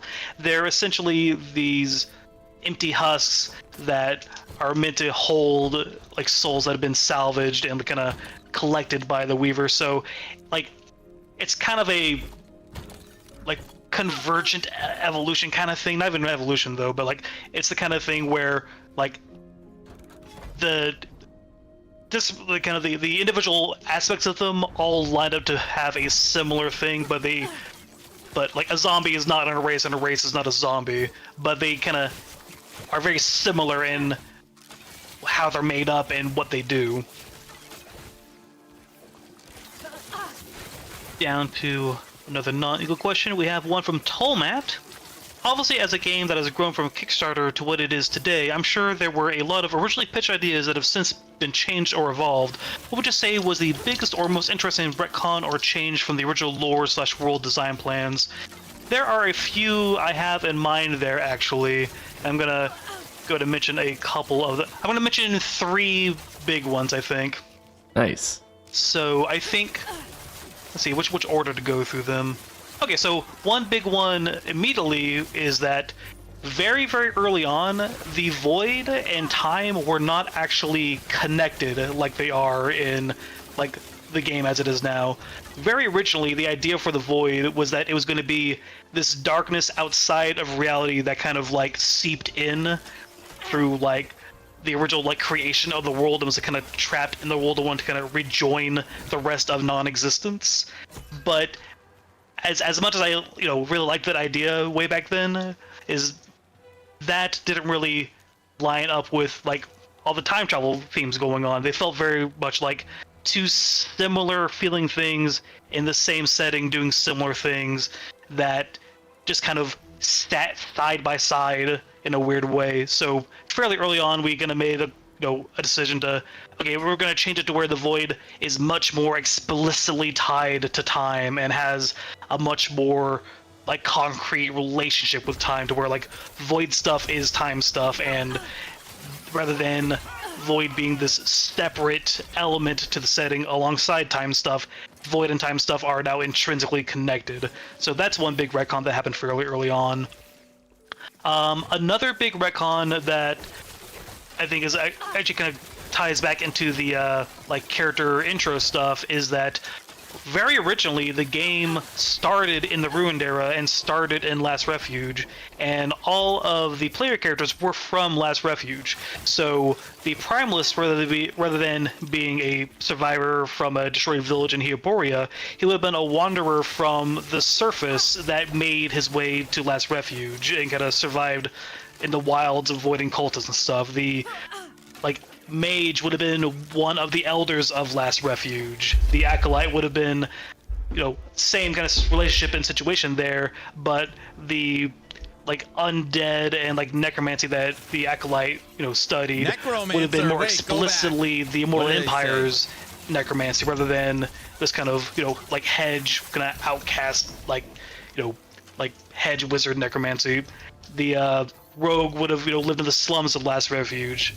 The Sentinel, back then we didn't have the Sentinel. The Sentinel was just called the Knight back then. Yep. And the Knight was a female character, and she would have been the daughter of like a guard captain in Last Refuge. That's one of the largest like backstory changes amongst all of them. But yeah, way back when the game started in Last Refuge, Chapter 2 was Chapter 1, Kyle, and yeah, all of the lore player master. characters were Last Refuge citizens that were just kind of, embroiled in Last Refuge getting invaded by the Void. So when we changed it to where the game started in the Divine Era with our current Chapter 1, that evolved a big backstory change to every player character. And I think the third big kind of like big retcon, not even a retcon, but a big story direction change we had way back when was very originally we did not have the Divine Era planned as an era in the game. It feels very strange to consider that now, but like a long time ago the plan was that we were going to have Ruined Era, Imperial Era. Back then we just called it the Undead Era. Yep. We're going to have the Ruined Era, the Imperial Era, and the Ancient Era, and the order would have been going, back to the Imperial Era, see how things went bad, and then all, even further back into the Ancient Era before, the rest of the campaign. So the Divine Era was added in as a way to kind of like add in a bit more just stuff going on, and it's just, ballooned. Well, balloon feels, like it's a bad thing, but like, the Divine Era becoming an aspect of the plan, gave us a place to add so much more like characters and lore and just cultures and everything to the setting. So it was definitely a positive change. But yeah, but long time ago there was a plan where we were just going to go from the Ruined Era to the Imperial Era and then eventually the Ancient Era, and the Divine Era wasn't even a thing. So that's one big interesting like big change to the plan. Go ahead and scratch that one off. What? Okay, back up into Eagle Land again. We have met / heard of 2 Titans so far, the Lightless Arbor, the Mountain Beneath, like the big stone Titan guy, and the Weaver. Are the Titans coming? Are there Titans coming? Titans are, like, I would say they're, like, more Titans are going to come eventually just because they are a fun, like, type of, creature, type of, enemy to Character? have. I will say the Titans aren't an explicit faction. I would say the Titans are more so, it's a term for these, like, Titanic, these huge creatures in the Ancient Era that couldn't really coexist with the gods, and that the gods and humanity together either wiped out most of them or drove the ones they didn't wipe out to kind of the outskirts of, the world, to where they don't really interfere with, the gods and humanity's, dominance in the world. So rather than the Titans being this faction that is going to come and do things that have like, ties between different Titans, the Titans are more so a term for these almost godlike beings that were pushed out during the transition from the Ancient Era to the Divine Era. So there will be more Titans in the future, but as it is, there's really no Titan faction that they belong to that, you would expect like a structure for them to have. Kind of like a tier of being, not a group. Exactly. Yeah, it's like they sit close to gods, but without that kind of divine, like, that's kind of how I define that divine myself, like support from a Terra, as it were. Of influence. Influence, Polka. yeah. The divine, like. God, I'm there's a word I'm trying to hunt down here. Support, Connection? influence. Anyways, it's less important. Yeah. Shut it, Aaron. Sorry. What is important is Psycho Drive's question, why is the honey so aggravated? Because you're trying to eat it, that's why. You'd be aggravated if you were trying to be eaten too. Another Psycho Drive question. Has there only ever been one Orbis? What about Eterra? Do these gods exist outside of the timelines? I would say it's less that they exist outside of the timelines and more that the main timeline that the player and the campaign is very much involved in is kind of dictated by their presence in it. Like Orbis more so. Like I would say it's less that there's no other Orbises, more so that the main timeline being the main timeline is because of Orbis's presence and influence on it, if that makes any sense. Yeah. We'll go and scratch that. And back up to an Eagles question. Is the Weaver totally a spider? Just part of a spider, similar to a Drider? I'll be completely, like, upfront on that. We don't have a locked down visual design for the actual Weaver herself yet. That's not something we have currently. But as far as visual influences, I do want her to lean more just straight up spidery than a more kind of human element. There are also kind of like character and lore reasons why she is not going to have much, if any, kind of human style elements. But like, I wouldn't lock it in and say that she is just going to be a spider times 1,000 in scale. So she's not just going to be a spider with a scale slider set to 1,000 on X, Y, and Z, but she wouldn't have like a Drider like human component to her. But as far as like more details on what she'll look like, that is TBD.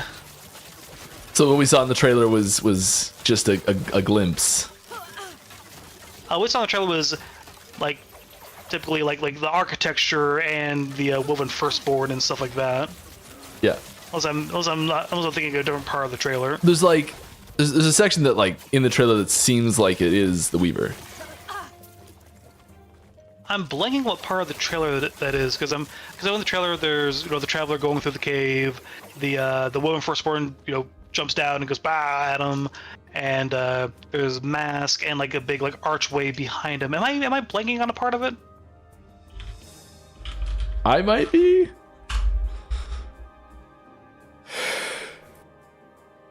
Refresh my mind.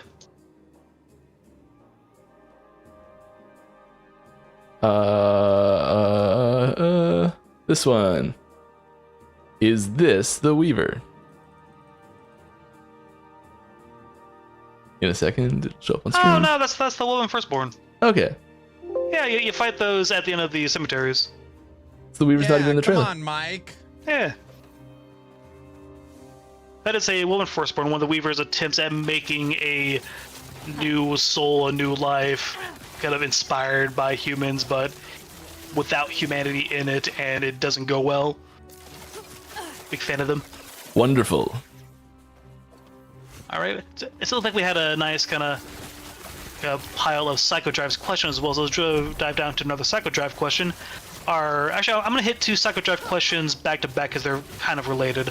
Psychodrive question 1: Are grolls the only source of dairy products in Terra? No, there are other mammalian creatures that can give milk. They aren't the only source of milk in Terra. It's just that in Last Refuge, the availability of livestock is very limited. So in Last Refuge, non-groll dairy would be very rare, if at all present. So, like in the Divine Era, where there's a lot more living things, a lot more livestock and the ability. Yeah, there's non-groll dairy rarely if you have any kind of access to any kind of farm or anything.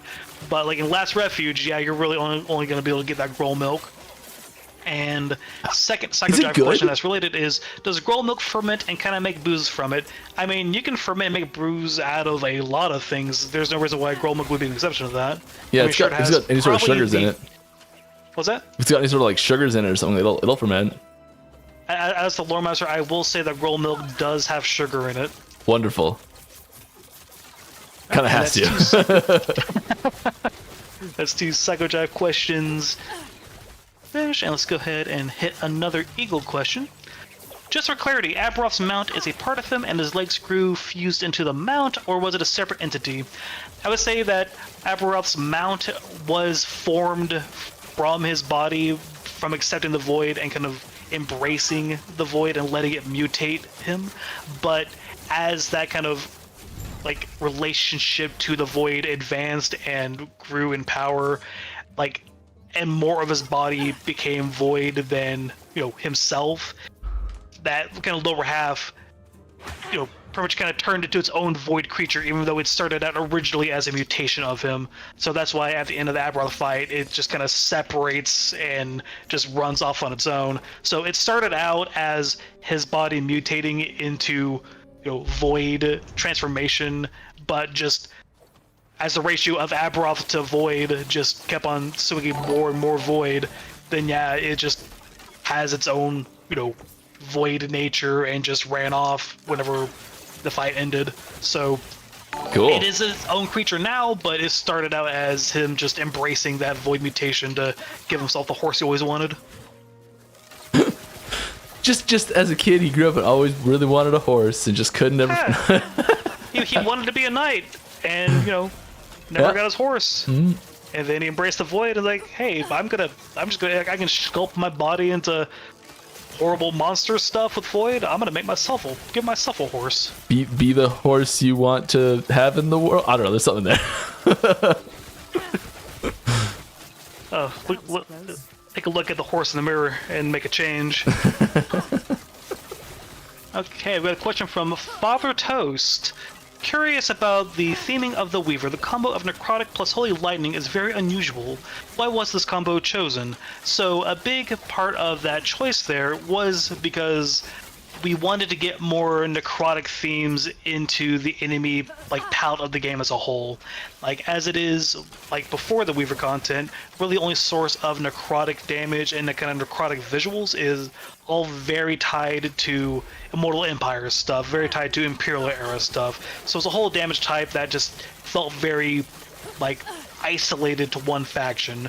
And one of the kind of big appeals of introducing the Weaver was this idea of, hey, we can get another source of some of these kind of necrotic teal visuals and these kind of necrotic kind of undead themes. And one of the kind of more unique ways to kind of give that a character that would be distinct from Immortal Empire stuff is, rather than being paired with like cold stuff and the kind of dark iron kind of mechanical kind of vibe, we instead go with that lots of golds and lightning, something that you really wouldn't see in Immortal Empire aesthetics and your like typical undead aesthetics you see throughout the game. So a big part of that choice is a huge part of that choice is one to add in that extra faction that can have that damage type, and two, to do it in a way that makes it very visually distinct from that existing necrotic visual kind of palette.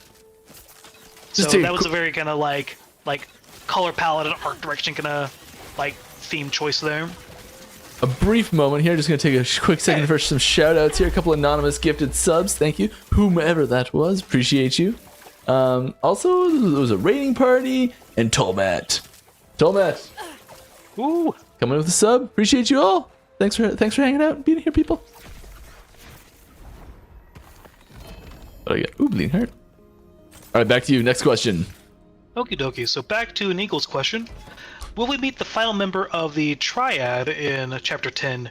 We have Bad Gaspar and Balthus. Will the third be Melchior? So I will say that Chapter 10 will not introduce a Melchior, unfortunately.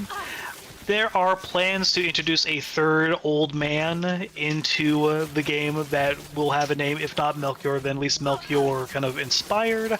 Some of those plans have shifted over time, and some of those plans have changed more recently than others, but there is still a plan to get that third old man in there somewhere. But it will not be in Chapter 10, unfortunately. Gotta have that, yes, that group of old men. I wish I could go more into some of the recent changes on that front that have kind of like had to cause some shifts on that plan for the Melchior thing, but that's talking about some Chapter 11 stuff that we definitely can't talk about yet. But anyways, I'll go which is being laid out, and Chapter 10 stuff's being created with Chapter 11 stuff in mind and everything. Yeah, exactly. Because they're done with Chapter 10. Sorry. Want to be in Chapter 10. Might have been planned to be in Chapter 11, but that plan might have changed.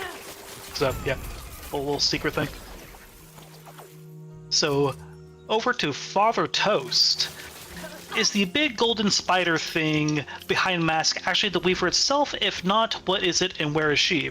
So that kind of overlaps a little bit with one of the earlier questions, but yeah, that is the big golden spider thing behind Mask in the Haven of Silk is not the Weaver. It is just another example of one of the altars of the Weaver, like you can find at the end of tombs and cemeteries.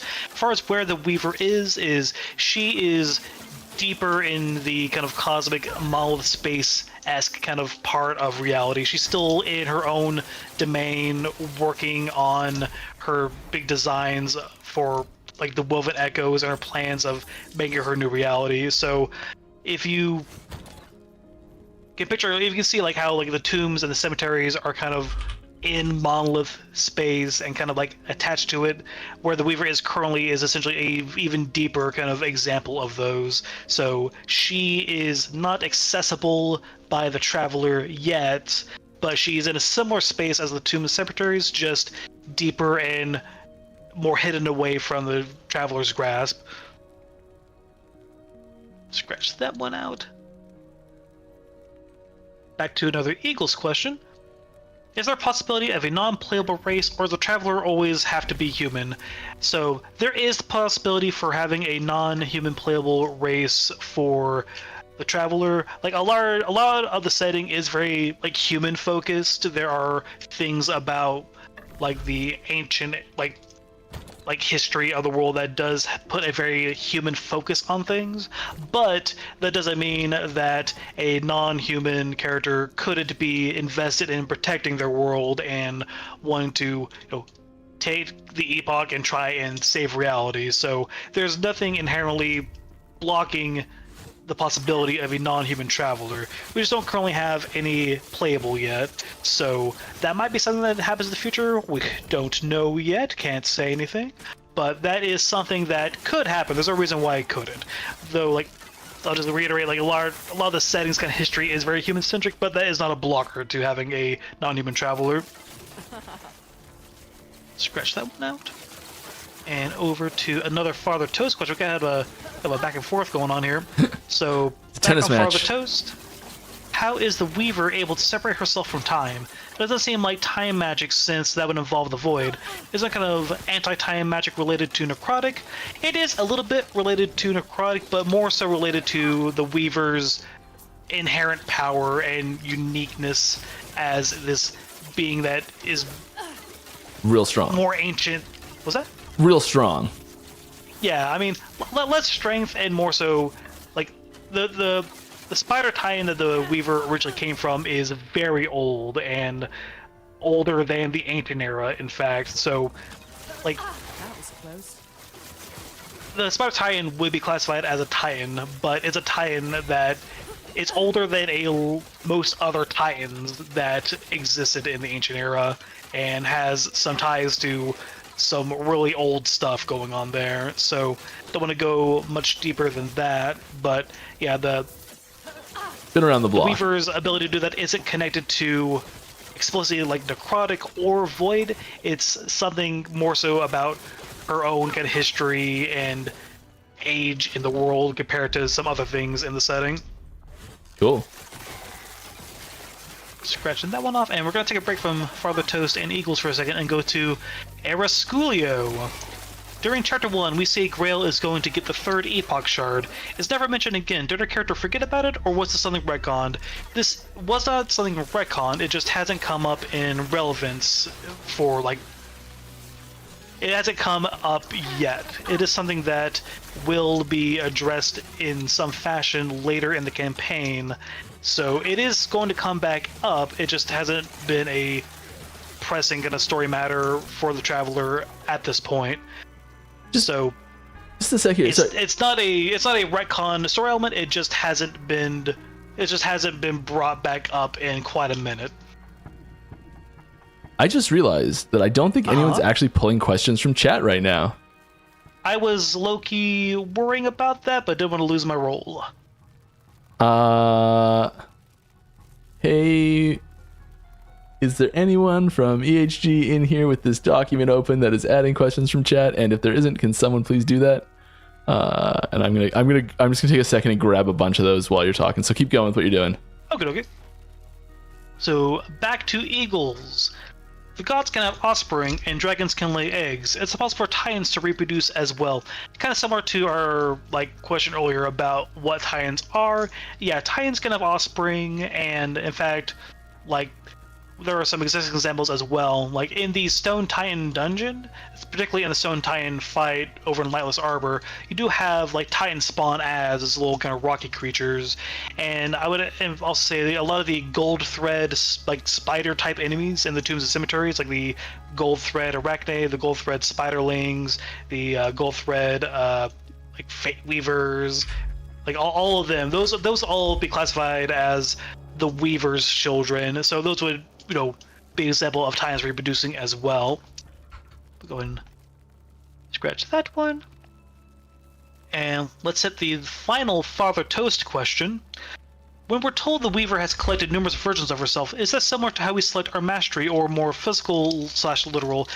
I would say that's actually very similar to how we collect our mastery, and what that's referring to is Gaspar in the end of time has a little bit of dialogue about what selecting your mastery actually is, and that's essentially absorbing the time lost kind of shades of other versions of you that have gone down different paths. So by selecting the shaman mastery as your primalist, you're absorbing a lot of the experiences and power from other versions of you that have gone down the kind of more shamany path before, and kind of leaning on that prior experience from other versions of yourself. So it is a very similar process to what the Weaver did when she absorbed other versions of herself out in that kind of cosmic space after she protected herself from being erased. So it's a very similar kind of thing. I also just want to take a second to note, if in case anyone doesn't know who you are, you are the original lore master for the game and writer, and have been here since literally day one. Yeah, I'm just not as present on streams and social media and other things like that. But yeah, no, I've been with the company since May 2017. Yeah, May 2017. Yeah. So I think I was maybe the third or fourth person. I don't. This before the company was even a company. It was just people doing things. So I think it's the third or fourth person in the group. Yeah, in the random Discord chat. Yeah, in the Discord chat, the Discord server that Judd made when he started collecting people. So yeah, I'm not just some random guy Mike found. Yeah, I pulled the questions from chat. We're all caught up. Oh, fantastic. Oh no, they've got the Twitch formatted terribly, so I'm gonna try and fix that. Oh yeah, no worries. I can parse it if need be. Don't worry.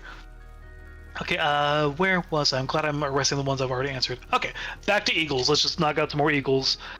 When the Reaver erases you, what exactly does this entail? Does it only affect your timeline or any/all timelines the erased had visited? So that's actually a misconception. The Weaver doesn't erase you. What she does is she collects those who were erased. So when the Void erases people and erases timelines, there sometimes are lingering souls from that aren't completely erased, so and that's what the Weaver has been collecting and putting in these tombs and cemeteries and making new bodies for. So we have these kind of these husks, these kind of mummified looking husks that are shambling around. That's her trying to weave a new body for these souls of people who have been erased that she's collected and is trying to use to help populate her new world she's making. So she's not the one doing the erasing. She is gathering those who have been erased and making new bodies for them. Scratch that one out. And she just really likes recycling, okay? Yeah, exactly. So over to another Erasculio. Why doesn't our character recognize people? We fight the Emperor Spymaster Zarek, and then we help a Spymaster named Zarek. We kill an Admiral Harren, and then we go and help a Captain Harren who even looks like the person or the head of the thing that we just killed. We meet the Oracle, and then confront Apophis, who sounds and looks exactly like the Oracle, yet our character doesn't acknowledge any of this. I think a lot of that just comes down to some of the limitations of the kind of main character play in this sort of genre. Like, there's not much like room for having the character go through a big kind of dialogue event of calling out that kind of thing and causing a kind of branching like change to events happening. Like, if this was more of like a Baldur's Gate 3 style thing, I could see a lot of room for, you know, having that kind of, hey, I'm calling out this connection and let's explore how this can change with this kind of explored understanding. But as it is, the Traveler is more of the kind of stoic, quiet, go kind of character. I do feel like it's something that, like, if we had a more of a like slower game, we could explore more deeply. But it's one of the things that, like, if we dug into it too deep, it would slow things down quite a bit. Okay, back up to Eagles. You would think there'd be not many Eagles questions left. Don't worry, there's plenty of Eagles questions left. We also do have some live questions as well. We can Yes. after this one take some time and do some of those too. That is a splendid idea. Now that we have some of the live questions in our list now, fantastic. Okay, one more Eagles question before there. Does the Weaver only target other travelers, or just people of immense power?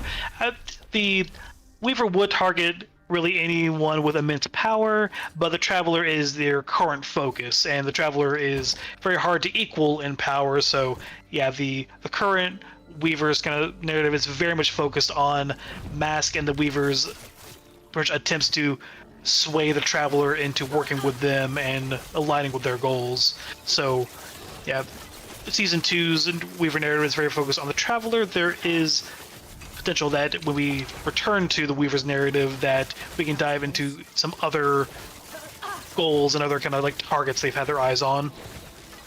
And now let's take a few from our live questions, that we have those in the list. Thank you for gathering that up, Mike. And first up in our live questions, Eagles, what are you doing here again? I'll go and answer it anyways. There's no escape. Speaking of Rune Wardens, who or what are judges, and exactly how powerful are they? So the judges, I tend to call them the Rune judges, but when I was writing the dialogue for the Rune Mages, I want to be a little more pithy than that. The Rune judges would be the ones who made the Rune prisons and are the ones who have interred the exile mages into them and cast them out throughout time. So I would go into more depth about them, but that is also something that I expect that we'll be diving into more deeply in the game sometime in the future, depending on what our exact kind of post Season 3 plans are. That might be sooner rather than later, but we'll have to see. But yeah, the short version is the Rune Judges are the powerful mages that made the Rune prisons and have interred the exile mages and exiled them, and they have some plans and machinations of their own. Go ahead and scratch that, and we're going to stick in live questions land for a little bit before we go back to the prepared questions. So Native Zero asks, how did the shattering of the Epoch influence the stability of time itself, and what are the long-term consequences of time travel on Eterra's future? Oh, so that's a big one. So as far as the stability of time itself, I would say it's less that the Epoch is tied to the stability of time, and more so usually Epoch would be deviating from, like, how to phrase this. So it's less that if the Epoch breaks, so does time. It's more so that with the Epoch, you can use that to influence time. So if the Epoch were just to disappear and not exist at all, like shatter into a bajillion pieces and no longer be a thing, then time would just go on kind of like it would in our real world, just kind of naturally and without really anything affecting it. But with the Epoch shattering and Epoch existing, is just more vectors for influencing time. And as far as the long-term consequences of time travel, well, thankfully there's this big dark deity named Orbis who makes sure that everything ends in the Ruined Era and gets erased before any of those long-term consequences become a problem. I mean, if Orbis were defeated and, you know, the world didn't end the Ruined Era, who knows what could kind of spiral out from, you know, time travel being uncontrolled like that. But thankfully, everything ends in a horrible, ruined, void mess. He's like the galactic time janitor. In a bit, a very kind of finalistic, kind of killing everyone horribly kind of way. So it's what happens with those long-term consequences. That's something that we'll only have to worry about once Orbis is gone and time's free again, because part of the problem with things being free is that things can be free to do things. So yeah, so long-term consequences in time travel, that's a question that will have to be answered once the timeline is allowed to advance past the Ruined Era, essentially. So go ahead and scratch that one out. Over to Mick Back Twitch. Hello, Mike. Hi. At the at the moment, most of the good pets. Oh yeah, this is a Mike question. There actually is a Mike question. I thought they were just. Okay. Yeah, I got one. Don't be a snapshot. Okay, so this is an actual Mike question. So at the moment, most of the good pet/minion builds are solo build, solo Archmage, solo Scorpion. Can we expect some love for enjoyers of large skelly armies or various animal pack builds? Yes. Yeah, I think there's. I don't want to say like specifically there's going to be targeted buffs in certain situations or anything like that, but increasing the variety of pet builds that are available is definitely on the list. So a vague yes. I know my thumbnail. Vague yes is not a no. Okay, over from repeats. Why isn't Mask credited for old Weaver items? Hashtag stolen valor. So the super simple, just parting the curtain answer to that is we didn't have a name for that guy when we first made those Weaver Will items. Did not ask. And actually, I mentioned it earlier. The actual initial pitch for the Weaver and the whole woven system and idea actually came from Holly. And her first kind of expression of that was making those Weaver Will items a million years ago. And when she made those Weaver Will items, it was kind of with this idea of someday we'll explore this Titan, explore this spider creature, and kind of dive a bit deeper into that. And when we're working on season 2, it was like, hey, this is the time to dive into those Weaver Will items and build out the rest of that system and the rest of that theme. So the simple answer is that when those original items were made, Mask didn't exist. There was no face character in mind besides the Acolyte of Golden Silk. And when it came time oh hey, let's actually flesh this idea out, it's okay, let's give a name to this Acolyte of Golden Silk guy.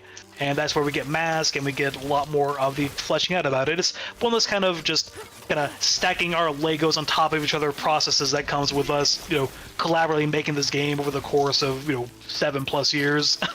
Nice. That's close. I wish I could say that we had every aspect planned out in one big mega doc right before we started doing anything. That's only for some of the more broad campaign things. It's an ever-evolving organic process. It's one of the kind of actual more cool, interesting aspects of this kind of collaborative, creative process. I'm going to do one more live question before knocking out some of the prepared ones. Again, from Mick Mac Twitch. Can you make Wendigo Patriarchs more distinguishable from average Wendigo Shaman? Because we often don't notice them until they unleash their avalanche and you die. I think that's more of a Mike question. Yeah, we do... I think that's a very admirable thing to ask for. Having the scariest thing be the most visually prominent thing is really important in general. Because it's a specific suggestion, I would encourage you to go to our Discord channel, into our suggestions channel, and put it there, because that's where we pull specific suggestions from. But in general, we are trying to do stuff like that, yeah. Yup. Back up to Eagles, back in our prepared section. What is the relationship between Orbis, the Void, and the Weaver? So, I would say the relationship between Orbis/the Void and the Weaver is very adversarial. One of the Weaver's main motivations for wanting to collect all these erased souls, weave a new world, and kind of move, her children and what she likes into the new world and out of the current one is because of her kind of disdain and hatred of the Void. So it's very much she is against the Void, and that's why a big part of our relationship with the Woven faction and Mask is, a friendly one, is we have a kind of similar goal in being against the Void. For the people who have gone deeper into the Weaver system and gone some of the high rank conversations with Mask, will know that the Weaver's disdain for the corruption of the void, she also has a disdain for humanity in a sense, and that problem will likely become more of a problem once we revisit the Weaver narrative in a future content update. No idea which season that would be, but there is a plan for returning to the Weaver narrative and exploring that side of things. But as is, the Weaver is against the void, similar to how we're against the void, and that's why we make good allies. And she wants us to go into her tombs and cemeteries to kill off her weak children to leave just the strongest ones. The Weaver's not a nice mother. Updated. She's pragmatic. And very much so. Aaron cheating on Ellie. No, I'm not. See here. Go back to a live question. I'm just gonna working do on a build back and planners. forth. There's an uncredited question over in Not our even live logged in. section. Who are the Rune Wardens? Yeah. I think that might have been related to the Rune Judges question before. The Rune Wardens are pretty much like individuals that have been like created or like recruited by the Rune Judges to help execute their, putting out the Rune prisons and capturing the mages to put them to exile. So the Rune Wardens work for the Rune Judges. That's a simple answer there. That's a quick one. So gonna go to another live question. See, Sir Duncan 3 asks, with us jumping around space and time, what's the short version of why we don't destroy everything? I.e., how does the timey-wimey stuff work in LE? So the short version of that, I would say, is a large part of what makes the timey-wimey stuff work and not kind of spiral out of control is the fact that the timelines are kind of anchored by the fact that they all inevitably result in the Ruined Era and the destruction of everything into the void by way of Orbis's control on fate. So that's what, like, one of the one of the actual kind of beneficial aspects of Orbis is that it kind of keeps reality from spiraling out of control by keeping everything kind of anchored to is going to end in the void consuming it all. But do you want there to be no hope in the future because it's all going to be erased by void? Probably no. So it's kind of that, by getting rid of Orbis and freeing the future, you're also opening the door to things getting all messy and destroy everything and timey-wimey. So that's kind of the big kind of dilemma there. Another live question. See, a question for you guys regarding sets and how to improve them. Have you considered doing an egg at the Nemesis that is for exalted items? Perhaps allowing us to have a chance to seal good actresses on a piece of gear with the base types that we need. I think this would bring them in line with uniques and power level and generally speaking. I believe that would be more of a Mike question. Yeah, I think it's less about having the same mechanics associated with different item types and more about just, like, I think having the... how do I say this? It is really important to have different items be power options at top tier. We don't want you to like open up a build planner and just see pure legendaries or pure exalteds, or like we'd like there to be a rainbow of items on average. And some builds being only one type is fine, but the general case being there's some of a little bit of everything sprinkled in. I think that's the healthy state we're looking for. I think the set system in particular, that the start of this question is the sets. We didn't really do much to the sets when we revamped the set system in general. We kind of just went, okay, is there anything that's like unbelievably broken if we do this, and can we change it to make sure it doesn't go ridiculous? There was like 2 of those, mostly just around ward generation, and now because the system itself is functioning well, there's room for adding in like new set items that'll be exciting and be more of a relevant power level near the top end. So I think we'll probably look to just start adding some more set items. Got that nice relic. Before we start looking at too many large systematic changes for things like that. But there's definitely room for new expansions to the item system in general to try and encourage more variety in item types. And we are planning some of those, and I'm trying to speak cryptically because I can't spoil this yet. I mean, good. I didn't pick up on the spoil there, so hey. You didn't? I was also checking my messages in Slack. There was a very recent game design meeting. I'm not sure if you were there for that. Oh gosh, I know I wasn't at one recently because it was more of a short group game design meeting, so it might have been not. It was that one. New sets. Yeah, confirmed. that makes sense. That makes sense. New sets. But you know what does make confirmed. sense? Eagles Forever's live question: how excited are you to bring us to the Ancient Era in Chapter 10? I will say extremely excited. Yeah. So, it's been too long. What's that? It's been too long. Yes. So, yeah, on the surface, this is a fairly simple question, but it does give me a springboard to kind of talk about the, I don't want to say turbulent, because it hasn't really been turbulent, more so just kind of stop and go, like red light, green light on the Chapter I, this is my original names, Chapter 10 progress. So, I was actually digging through some old documents, old stuff the other day, just digging some stuff up, and I got reminded we have Chapter 10 work from all the way back in 2020, and that's because when we were working on Chapter 9, we were working on Chapter 10 towards the end of us working on Chapter 9, because we were planning on just banging out Chapter 10 right after release Chapter 9, the Majalka, Majasa, and everything chapter. That's what we were on track to go right into Chapter 10, and it's after that. It got derailed. Okay, let's hold. What's that? It got derailed hard. Oh yeah, costly. Yeah. Because, I also find it funny that people are now possibly thinking, but I is not the 10th letter of the alphabet. Oh yeah. That's because kind of related back to our old story changes and retcons discussion earlier.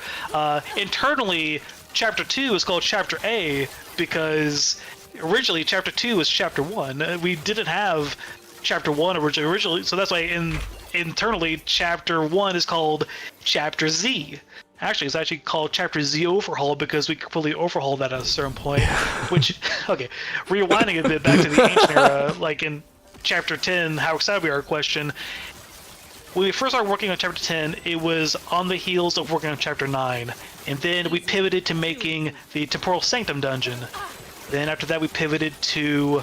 Was that when we added timelines 8, 9, and 10 right after that? Yep. Is that right? This sounds right. Then we added the 2 more dungeons. Then we did the Chapter 1 overhaul. And there was a couple other big... I think we had our year-long multiplayer heads down in that time as well. Yeah.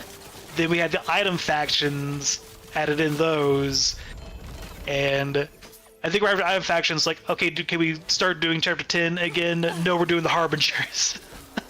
So, and in between each of those, very frequently okay, are we jumping back to working on Chapter 10 now? No, we're not. We're doing something else. So we've, reignited and put back in the back burner Chapter 10 stuff several times over the course of 5 years. So it's very exciting to finally see Chapter 10 coming out in Season 3, just so we can finally get that campaign progression that we've been chomping at the bit to do since for 5 years now. We've had more time spent with Chapter 9/Chapter than we have since the game first. I didn't think about it in that direction before. That's crazy. Yeah. Whew. Yeah, very excited to have that finally come out because, every time we work on a new project that's not Chapter 10, it's well, dang it, okay, I guess. But hey, it's going to be very, very good and very cool. Yeah, it's one of those things that's interesting because every time it does get delayed, new tools get added to the systems that we have, and new tech gets added to the game where we can make the chapter even better. And so it gets delayed, but it gets improved, and then it gets improved and it gets delayed. Yeah. But yeah, ultimately it's for the best because it means that the game as a whole is better. If we had just full-barreled straight to Chapter 10, we wouldn't have near the amount of in-game and system improvements we've had since then.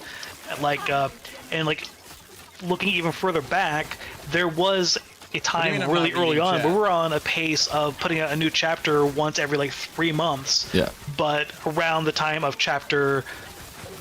I'm going to say Chapter F because I don't want to do the translation in my head. Around the time of Chapter F, we decided to slow way down and make, raise the quality bar, because originally we were on track for getting all the chapters out in the pace of like within 2 years, but they all would have been at our old quality level and put out pretty quickly. So yeah, like ultimately it's for the best, but it is very exciting to finally get a campaign chapter out again after not having a campaign chapter released since 2020. Been a little bit. Anywho, back up to our prepared questions. We're still in the Eagle Zone.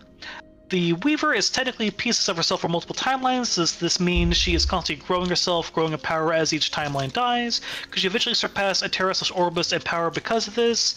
I would say that she is continually growing due to that process. As far as her being able to surpass Atera and Orbis, I would say that would take a lot from her, and I would expect that the resolution to her like storyline would happen before it got to that point, / that kind of level of power increase being kind of part of the reason why her storyline kind of needs to be wrapped up by the Traveler before that point. So it is an aspect of her, but it's not a very immediate threat at this moment.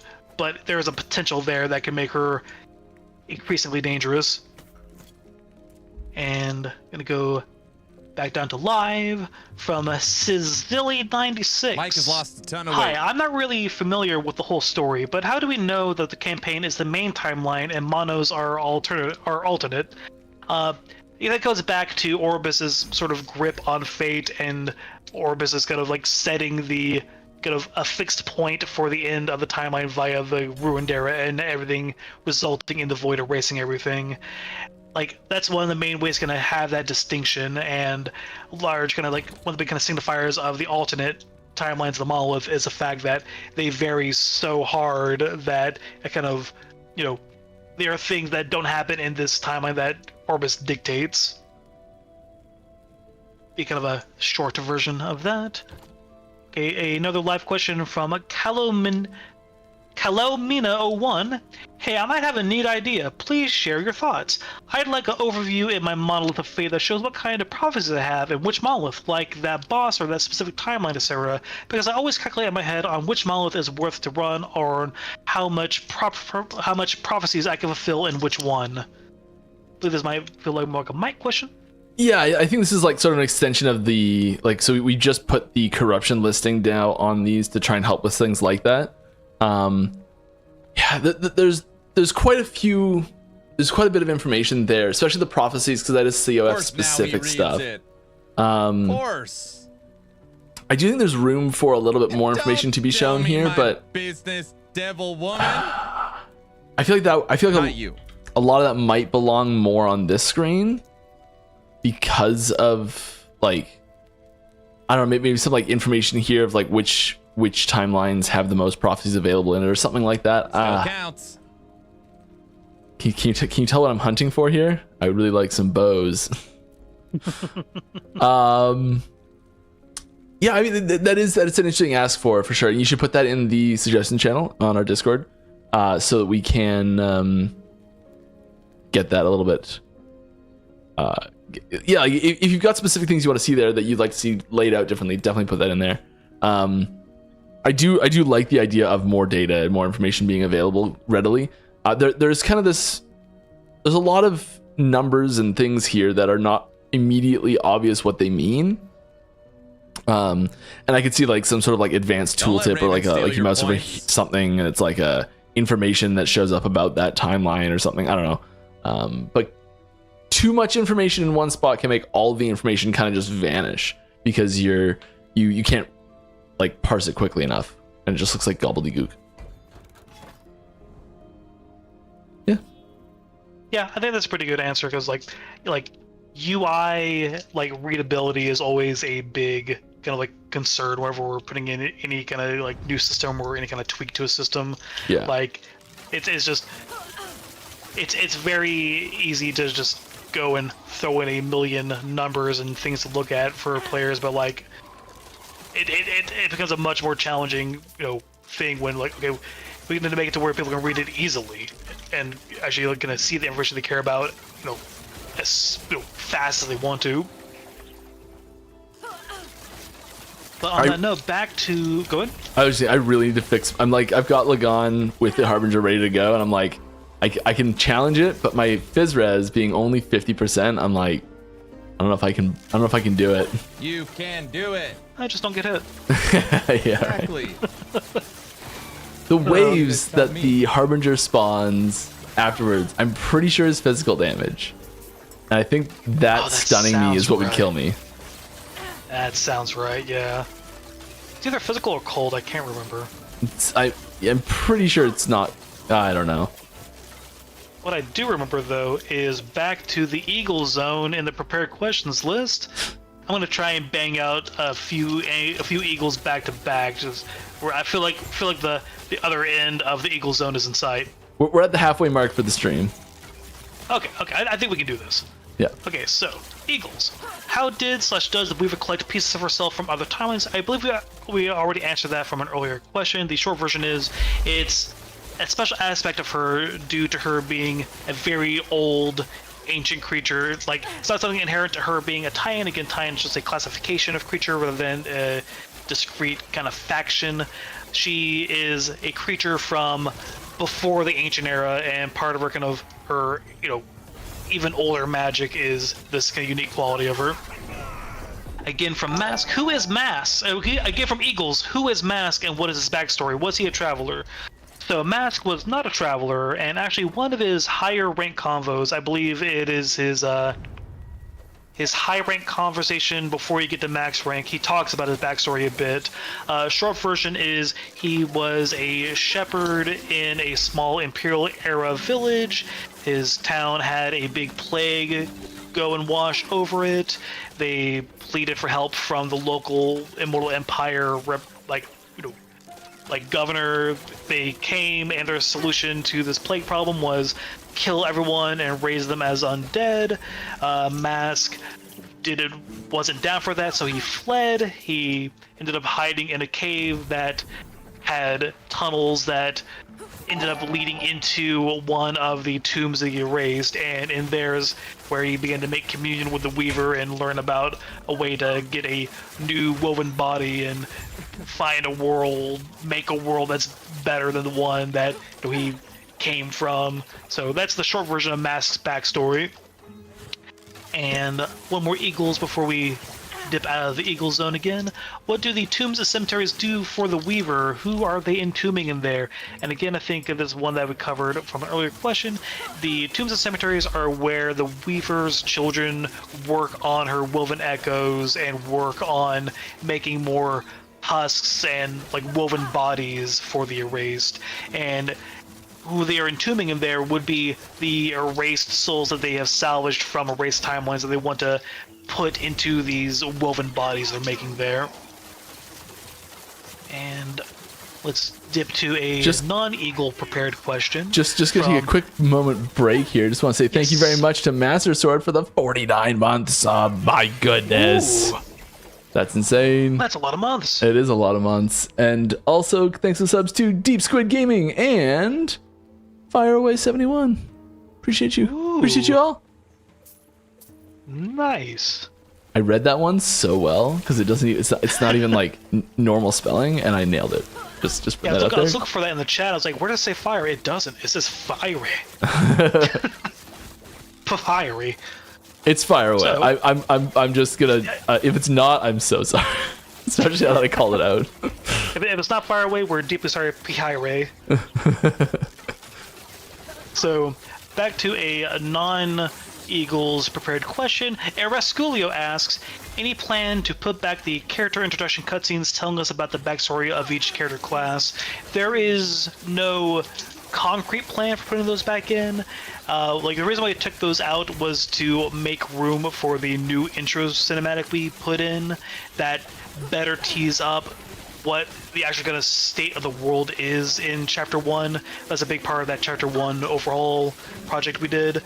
And just the unfortunate kind of sacrifice to that is if we had that and then a character intro, that'd be just too much cinematic before gameplay, which just doesn't feel good. And so we had to make the call on doing the new intro cinematic over the character intros. I do want to, if not those intros themselves, because as much as I like them, they do show their age a little bit. I do want to get the character backstories back in some way. There's the talks about going back to the Mastery Choice event and putting some fluff back into there to get some backstory conveyed again. But again, there's nothing really concrete there, so like, I'd love to see it in like a side quest. Like, yeah, like a side quest would be a great place to have that, where you're just gonna do something and then trigger that cutscene playing. So that's another option that we could explore for getting those back into a viewable state by the player. But yeah, as it is, there's no concrete plans for that, but there are different angles we're considering, because it is some nice kind of like narrative that makes the characters feel a bit more distinct and interesting that we fortunately lost when we put in that intro cutscene in favor of having that better explained intro to like the world situation. Yeah. And I'm actually going to skip around in the prepared section to kind of hit some summer questions. Just going to knock those out. So Jinko87 asks why each remove the class-specific cutscenes. Again, it's because they competed for space with that new intro cutscene that explains the world state with Raya and the gods fighting and everything. And we do want to put those in at some point. And that would also answer Jinko87's next question of, can we get them back again in the future and add more of them? We want to, it'd be good. It just, yeah, we need a more concrete plan there that we've been kind of exploring back and forth with different kind of angles. So with those answered, gonna go jump down back to the live questions list and grab another couple from there. From Make Mac Twitch. Right now, almost every unique boot receives movement speed affixes. What about pairing the movement speed affix with another, a bit like armor plus less crit chance, and give us movement speed plus armor, movement speed plus mana? That would give us juicy options for boots. Mike, I think the juicy boot question would be for you. Yes, I wasn't listening at the very start of it. Can you say the very beginning of it, just the first words? I'll be absolutely. Right now, almost every unique boot receives movement speed affixes. Right. What about pairing the movement speed affix with another, a bit like armor plus less crit chance, and give us movement speed plus armor, movement speed plus mana, that give us some juicy options for juicy boots? Like unique boots need to have movement speed on them to like compete with like exalted boots, unless they are like, okay, so high tier exalted boots need to have movement speed on them, specifically so that you're not using your very first like if they're low legendary potential boots. So like they're pair boots that are only ever gonna you're like sweet, I got a 1 LP, or oh my god, I got 2, that's amazing. If they don't have movement speed on them already, you're gonna be burning that first LP slot almost every single time with movement speed. And it's a little less interesting doing that, so they almost all get some sort of movement speed on them, but they also thematically just tie into movement speed because it's your boots. I'm trying to talk and do stuff. So your boots being so thematically tied to your movement speed, we usually want the special effects that they have to relate to movement speed in some way as well. And that's like, not, there are outliers for sure, and we're gonna keep making outliers as well. But the general theme, like every item slot has sort of things that you'll generally see associated with them, like weapons do damage, you know, like kind of reductive, but and like shields often are focused around block, and you know, like the belt is often focused around potion related things, and so there's a lot of these like tropes and themes that run through the item type slots themselves, and so like boots are probably going to maintain like a movement speed related effects for the most part. But there's always outliers. What about hybrid affixes like movement speed plus armor or movement speed plus mana for those juicy boots? Like, I mean, sure, we can put those on. Can we also name a juicy boot? Mike's like, the boot be of juicy quiet, juicy boot, it's gonna move you. Now. You know it will. I want to be the flavor text. It's going to move you. Yeah.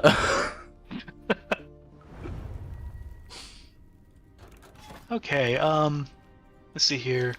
Gonna do another couple live questions before dipping back into the prepared zone. So, from Native Zero, is the Traveler a savior chosen by fate, or a temporal anomaly destined to unravel the very fabric of Terra? I would say it is Not that the I know, Traveler is Native. chosen by fate, just because like the Traveler can be, any of, like a Mage, a Primalist, maybe non-human, if we ever ask something like that in the future. It's more so that the fact that they're the one who get the Epoch shards and eventually get the Epoch, like, it's more so their connection to the Epoch more than anything else that kind of proves their role in everything, and their ultimate kind of like determination to keep on trying to save reality despite, all the evidence of like whenever someone tries to fix reality, it makes things worse, and how so many parts of the world end up resulting in ruin and failure and all that. So, like, I wouldn't say that the Traveler is chosen. It's more so the Traveler is the one who chooses to keep going and, use the Epoch that kind of like prove their status as like our main protagonist, our main hero. Ask if golems are gonna get a backstory and a huge buff. And from Cerulean89, how does bleed work on skeletons? Bone marrow is where your blood come from. Yeah, so if anything, like, bleed makes the most sense on skeletons because all they have left is things that make blood, right? Yeah. If anything, skeletons should bleed more. No one liked that. That is not right. But no, the real reason is it feels bad if a whole type of enemy is immune to like a core type of ailment. Yeah. Like, yeah.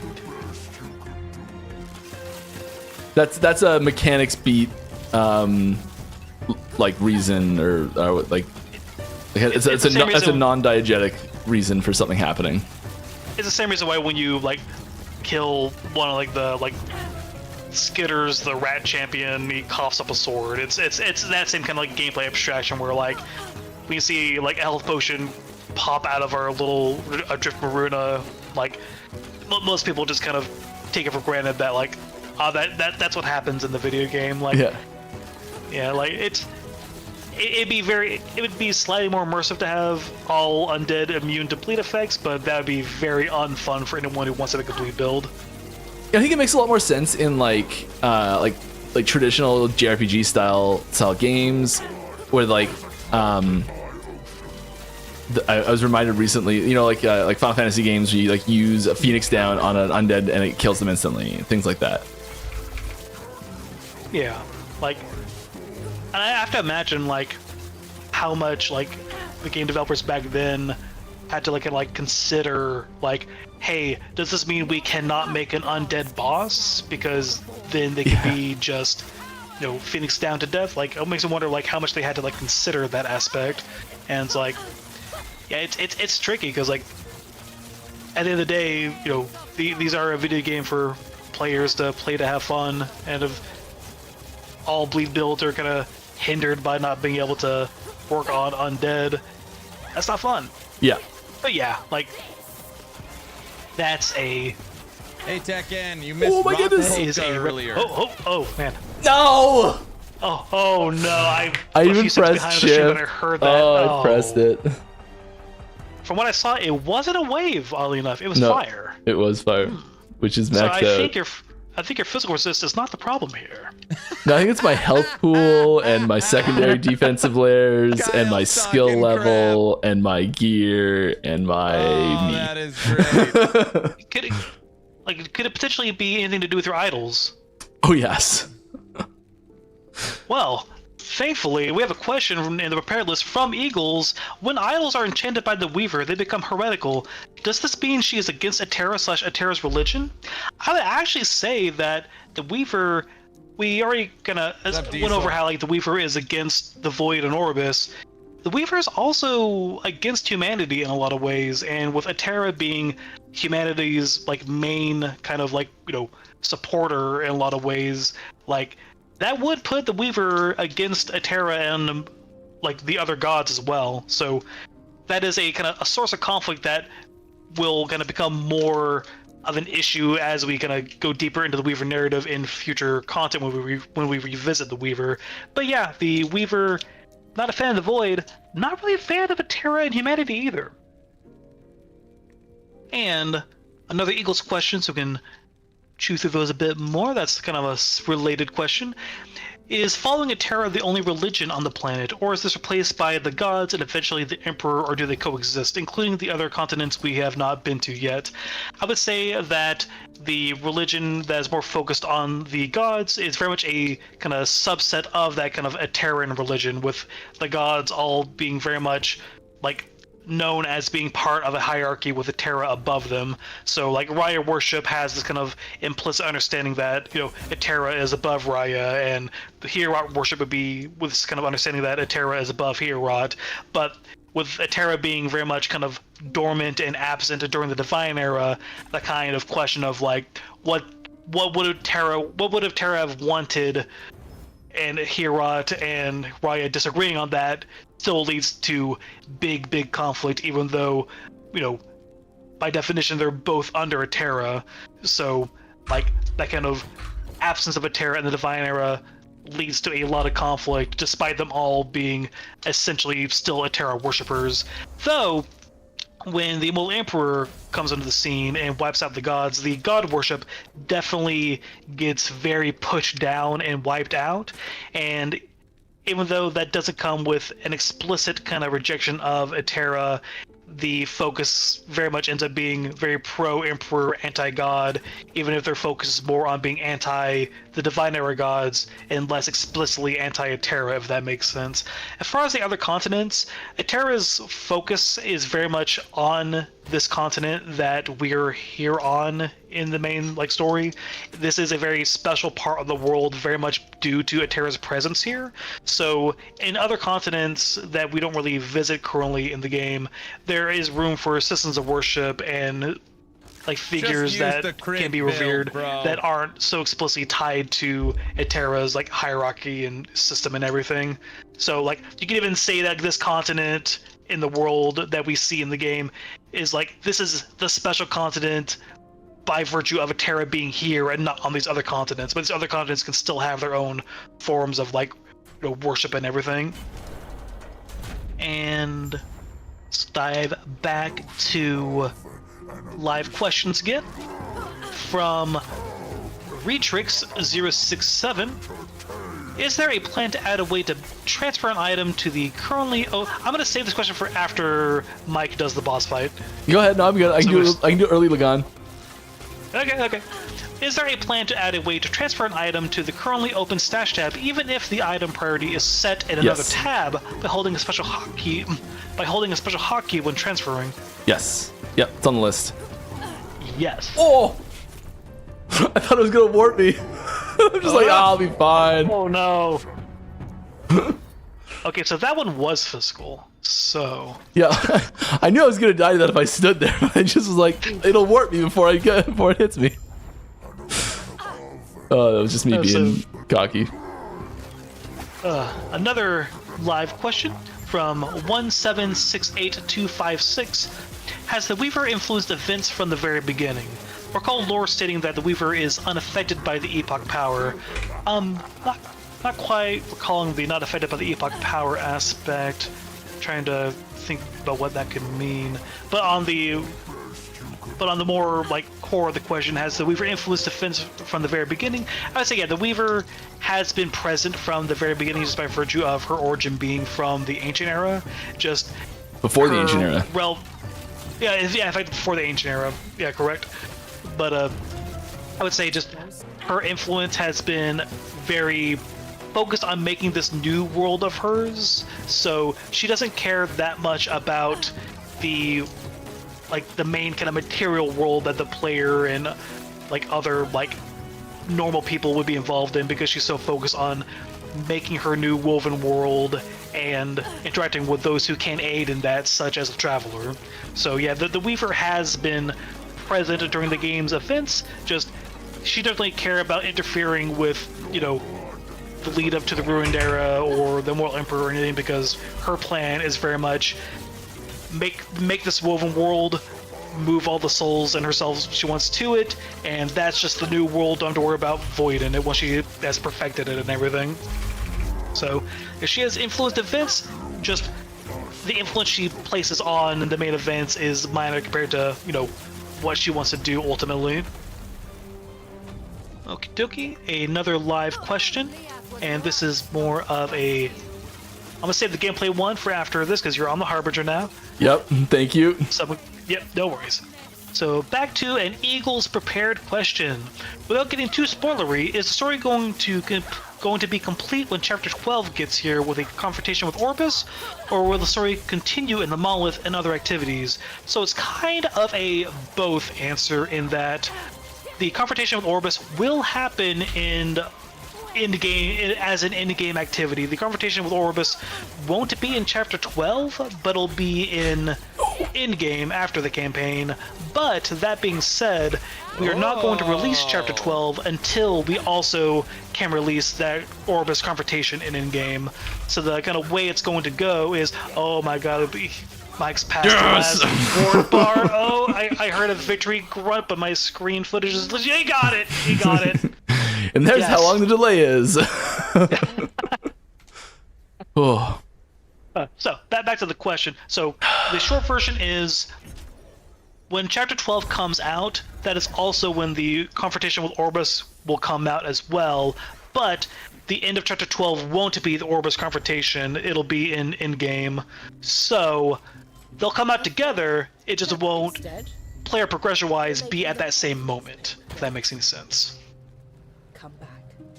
Because the kind of idea is that at the end of the campaign, tease up going to the Monolith and eventually confronting Orbis there.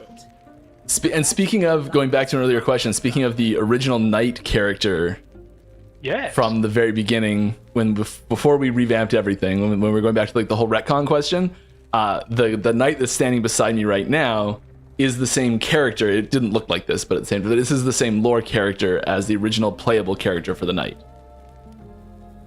Correct, yeah. Like, she's gotten more, like slightly different, backstory compared to back then, way more fleshed out compared to back then. But yeah, the very original idea when making the Forgotten Knight, like, before she even became, like, a prevalent in-game character and was just an end-of-time NPC, was that, oh, hey, we got rid of our female Knight character when we reintroduced the Sentinel. Let's put in a Forgotten Knight character here. This is kind of like a, the little reference to that. Yeah. A little nod. Yeah. I'm gonna do another Eagles question. What is the Haven of Silk? Is it like End of Time and kind of pulled out of the timeline? Essentially, yes. It's the same kind of outside of normal space area that just kind of like exists in the Monolith and End of Time kind of space, where it's not in the like normal kind of material world. It's the same kind of area as the tombs and cemeteries, where it's just kind of woven onto and kind of piggybacking off of the Monolith End of Time kind of space.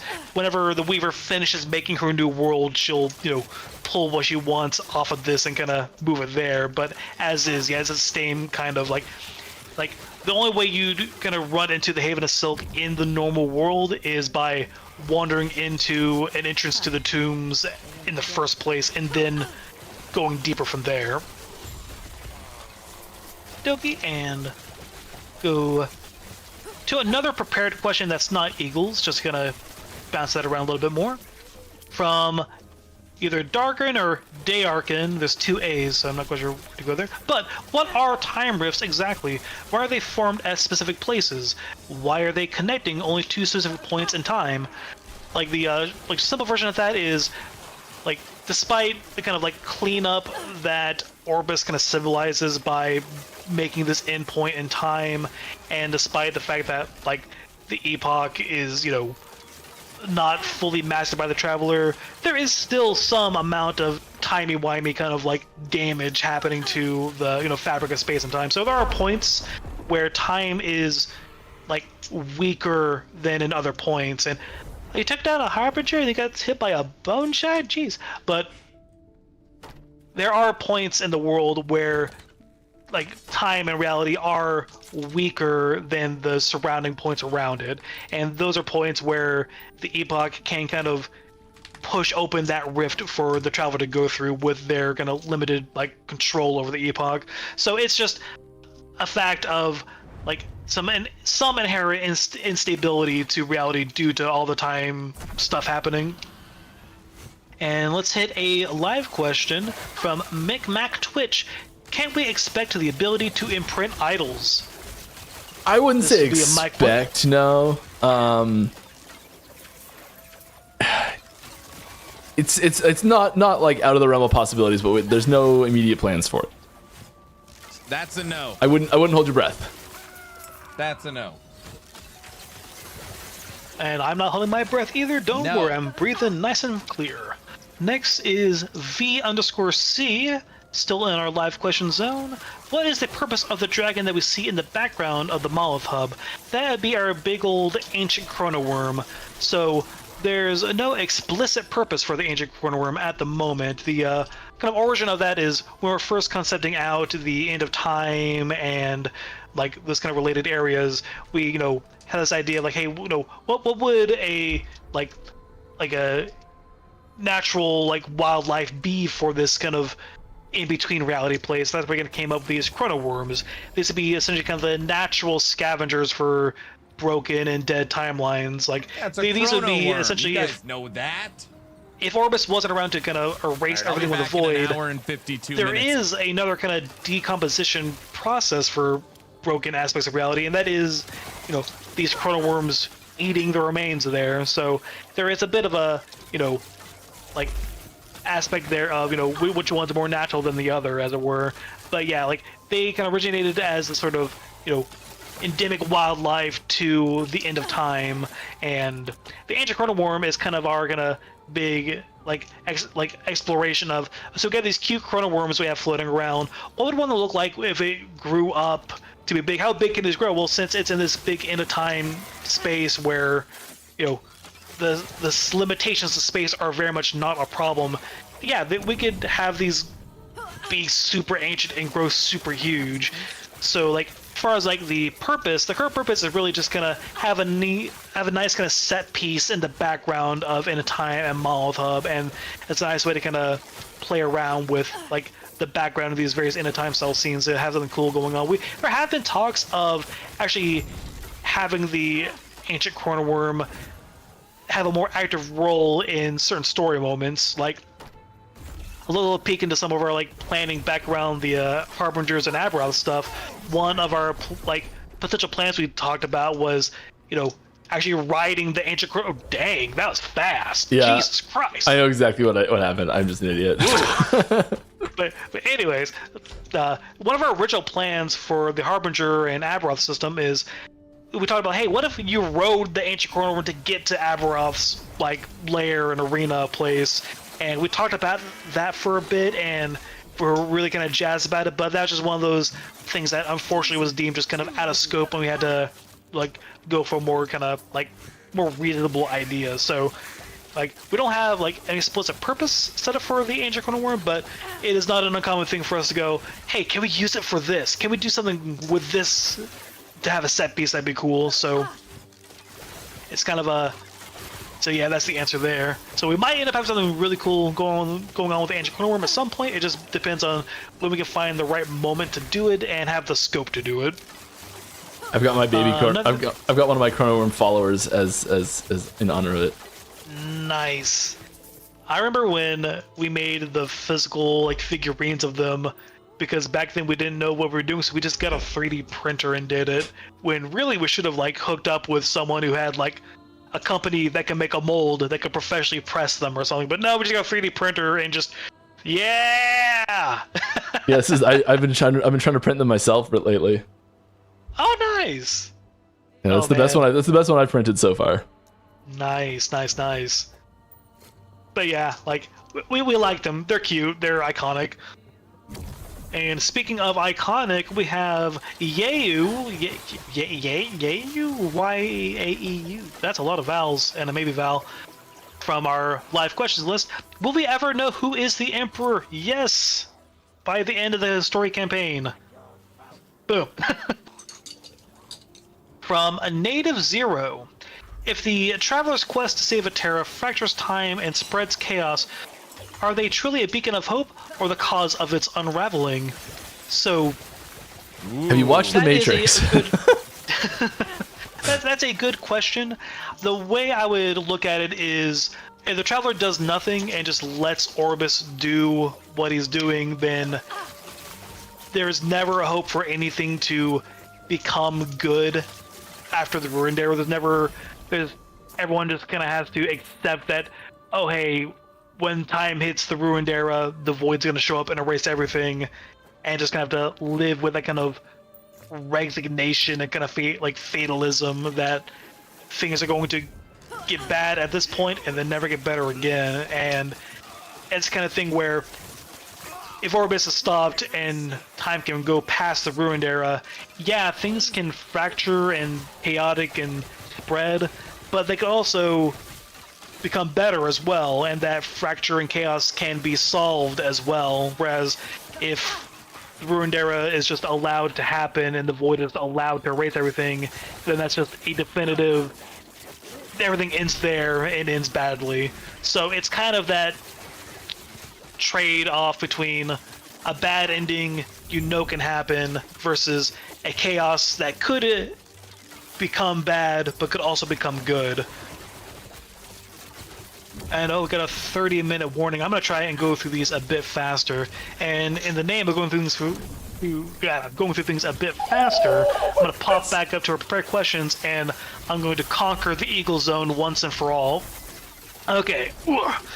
Next Eagle question: is Emperor of Corpses similar in power to the Immortal Emperor, since they both killed the gods, or did other earlier dragons kill the gods earlier before they got quite that powerful? Yeah, I would say that the Emperor of Corpses situation, so for context, Emperor of Corpses is the big undead dragon in the dragon timeline in the Monolith, and the theme of that timeline is the dragons overtake the gods instead of the Immortal Empire.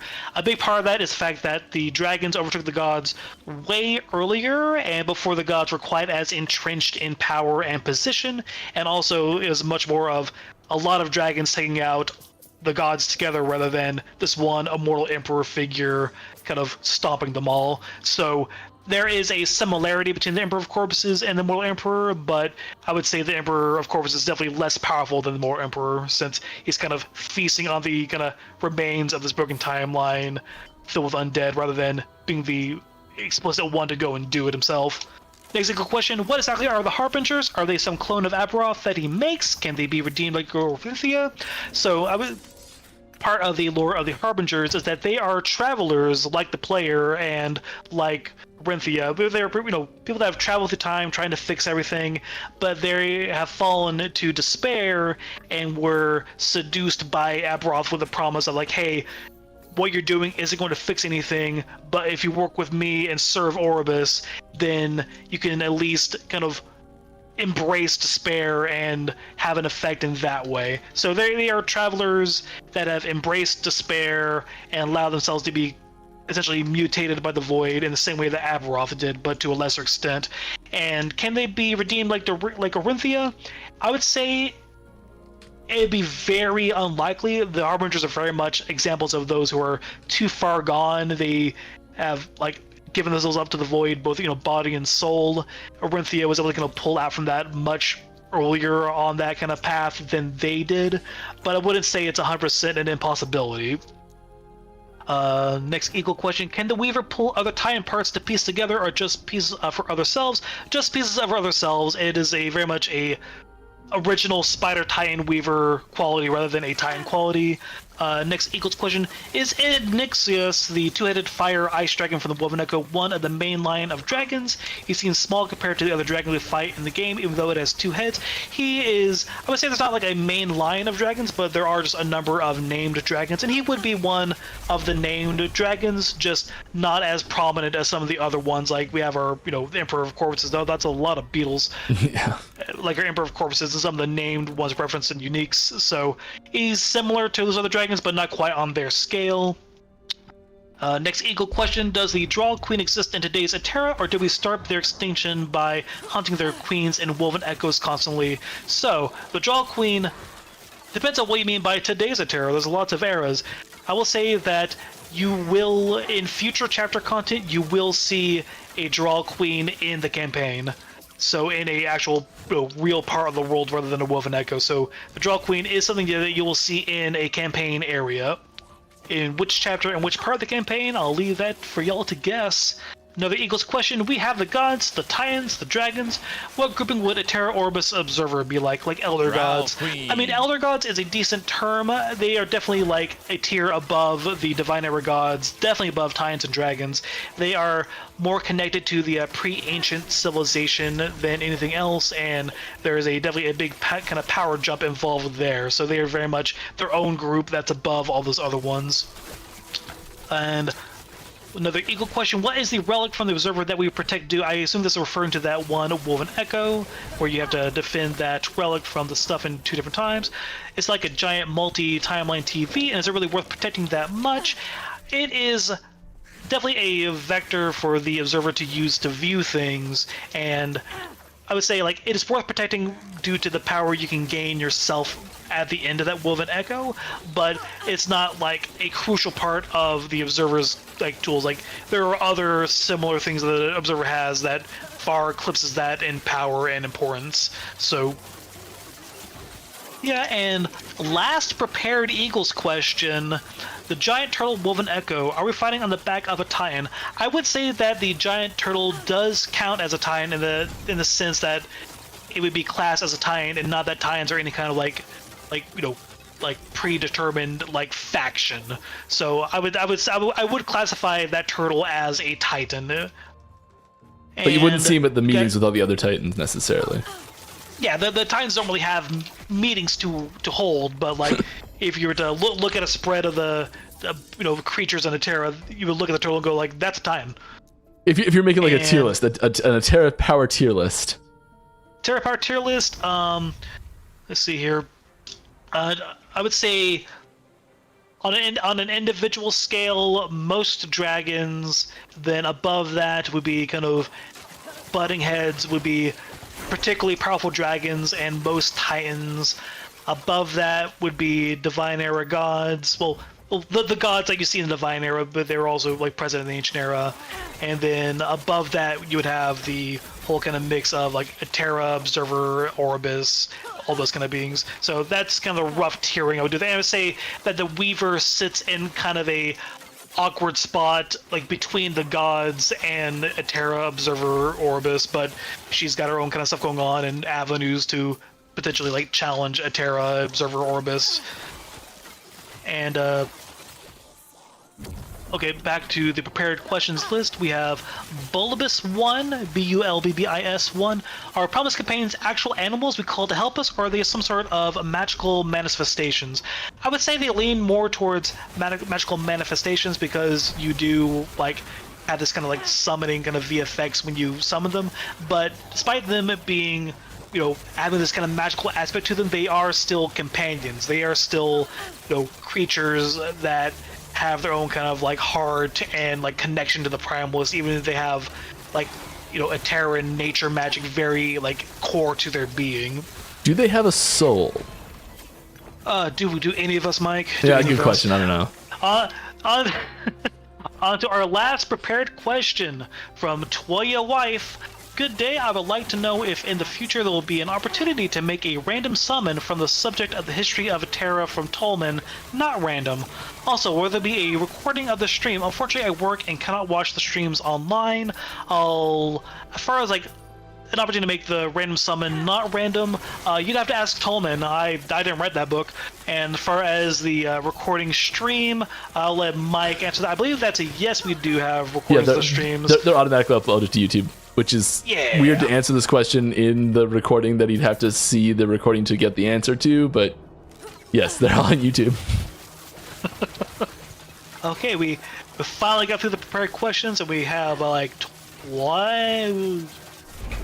16 minutes to go. Okay, back to the live question list, and I'm gonna try and burn through these fast as well. Okay, Ocean Wise. Regarding the Weaver Enchanted Aphix, poison duration and chance to throw Acid Flask on bow hit 3-second cooldown, what are the reasons for this to have a cooldown?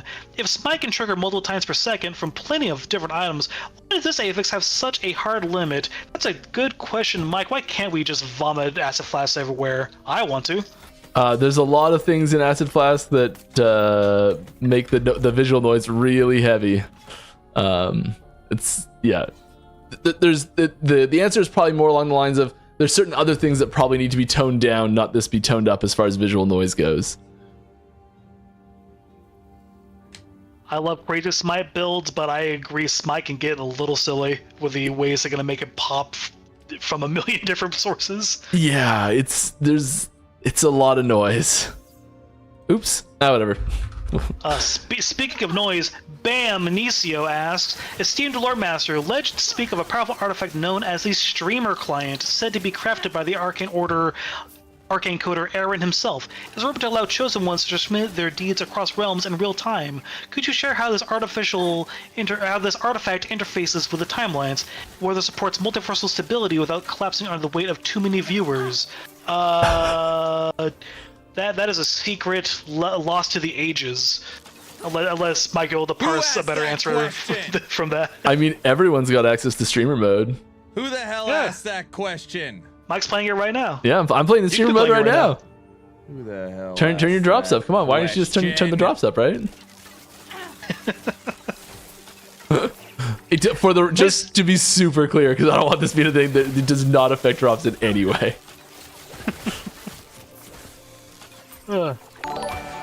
And next is Z Frog Eye. Just a shout out to EG folks who hang out in Global. Love to see it. That is very true. I know I should hang out in Global more than I do. I'm just a very shy individual. I cannot do the weekly stream, Mike. I would VOD later. I would have a heart attack. Streamer client. I feed off of it. That's what gets me through the no. But I do want to say a quick thank you to welcome to the raiding party from everyone from Tarek's stream. Hope that's going well. Ooh. I assume you're still prepping some. I haven't checked in since last week, but I assume we're still working on some speedrunning stuff. Ooh, exciting. Hope that's going well. What's also exciting is your pal Patches says, will we see the remaining 6 rings of Altaria? If so, when? There is... It's funny because we've actually started talking about that ring from a lore standpoint, like recently, as far as like some future things we could do with that. I will say that like I think there's some cool things we could do with that. We don't have a concrete plan to share, much less a concrete plan to share. But I do want to dig deeper into the Altaria kind of mystery there. And Eagles Forever, you're back! What is before the Ancient Era? Beginning of time itself? So, before the Ancient Era, I will say that the world that Eterra takes place, like the world of Eterra, it is very old, and the Ancient Era just kind of denotes the beginning of a lot of stuff that you see in the current eras that the player and the traveler can have access to. It's when the interesting stuff starts popping off. Yeah, before the Ancient Era, there were other like civilizations that just aren't around in the Ancient Era for various reasons. Like there's a lot of history before the Ancient Era. Just the Ancient Era kind of marks this kind of start to the current history of Eterra, if that makes sense. So there is a beginning of time, but there is quite a bit of stuff between that and the Ancient Era that isn't immediately relevant to the traveler's own story, but is a place where things have happened and we might be able to see one day. From V_C, is there a chance we'll see the Weaver in the future? There is a big chance. I am very keen on doing a quote unquote sequel patch at some point where we can dive back into the Weaver narrative and kind of explore Mask more, explore the Weaver more, maybe see the Weaver in person finally. So I would say there is a very good chance because I think I like to think of our season 2 Weaver narrative being very much an introduction to this new faction rather than a very self-contained narrative. It's very much we're setting up the pieces, introducing this new kind of this new faction in the cosmology of the setting, and that can give us a place to kind of dive into later on. We want to do this kind of what I've been referring to as a sequel patch at some point. A Weaver sequel patch at the same. Season 2, Part 2, you could say. We won't call it that because that'd be confusing. Yeah. From Tolmats. Are the loot lizards just a fun mechanic, or is a lore explanation for them appearing so much? They are like 90% fun mechanic. We wanted our little treasure creature kind of niche.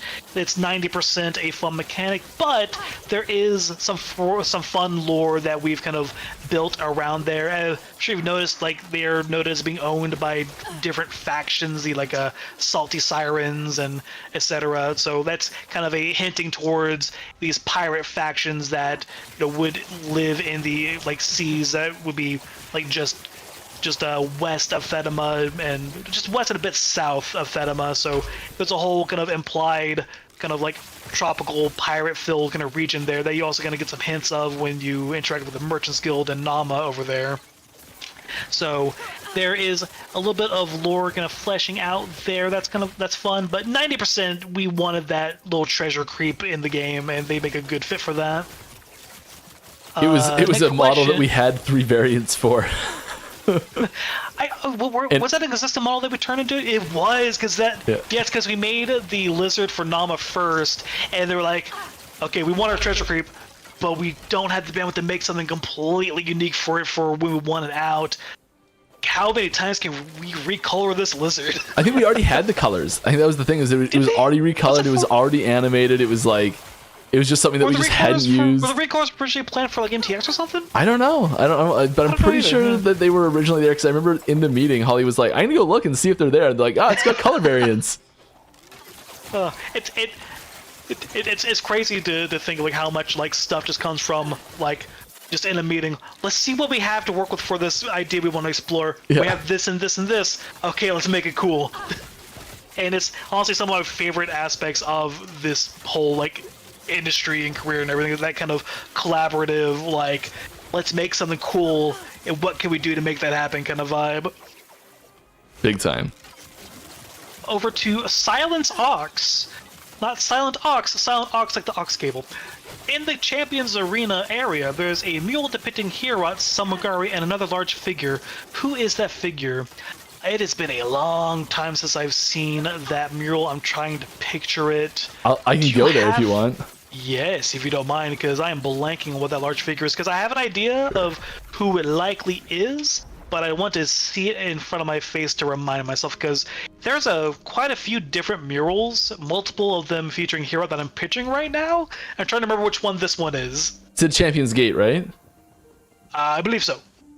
I don't know where we are in here that this mural is, but I think it's the Champions Arena area. Yes, Chapter 10. Is it the arena that you go to when you fight one of the champion boss guys? Oh, like I've got to go through here and do it. Oh no. Well, behind one of the test dummies. Thank you, Silent Ox. Test dummy. Oh no. Test dummy area. Don't start it. Oh no. Oh no. Fine. It's fine.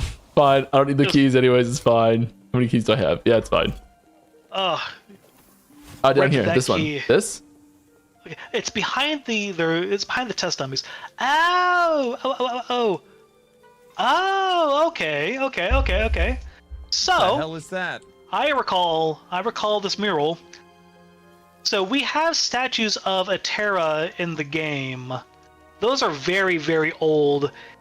Etera has gone a visual overhaul in her design since those original statues, and this figure, I believe, is referencing that new design of Etera.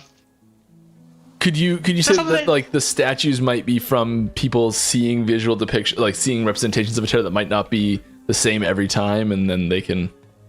I will say that unless we get confirmation from the art department that we can replace all those old statues. But anyways, I saw those shoulder elements, and immediately was like, okay, that's that new design.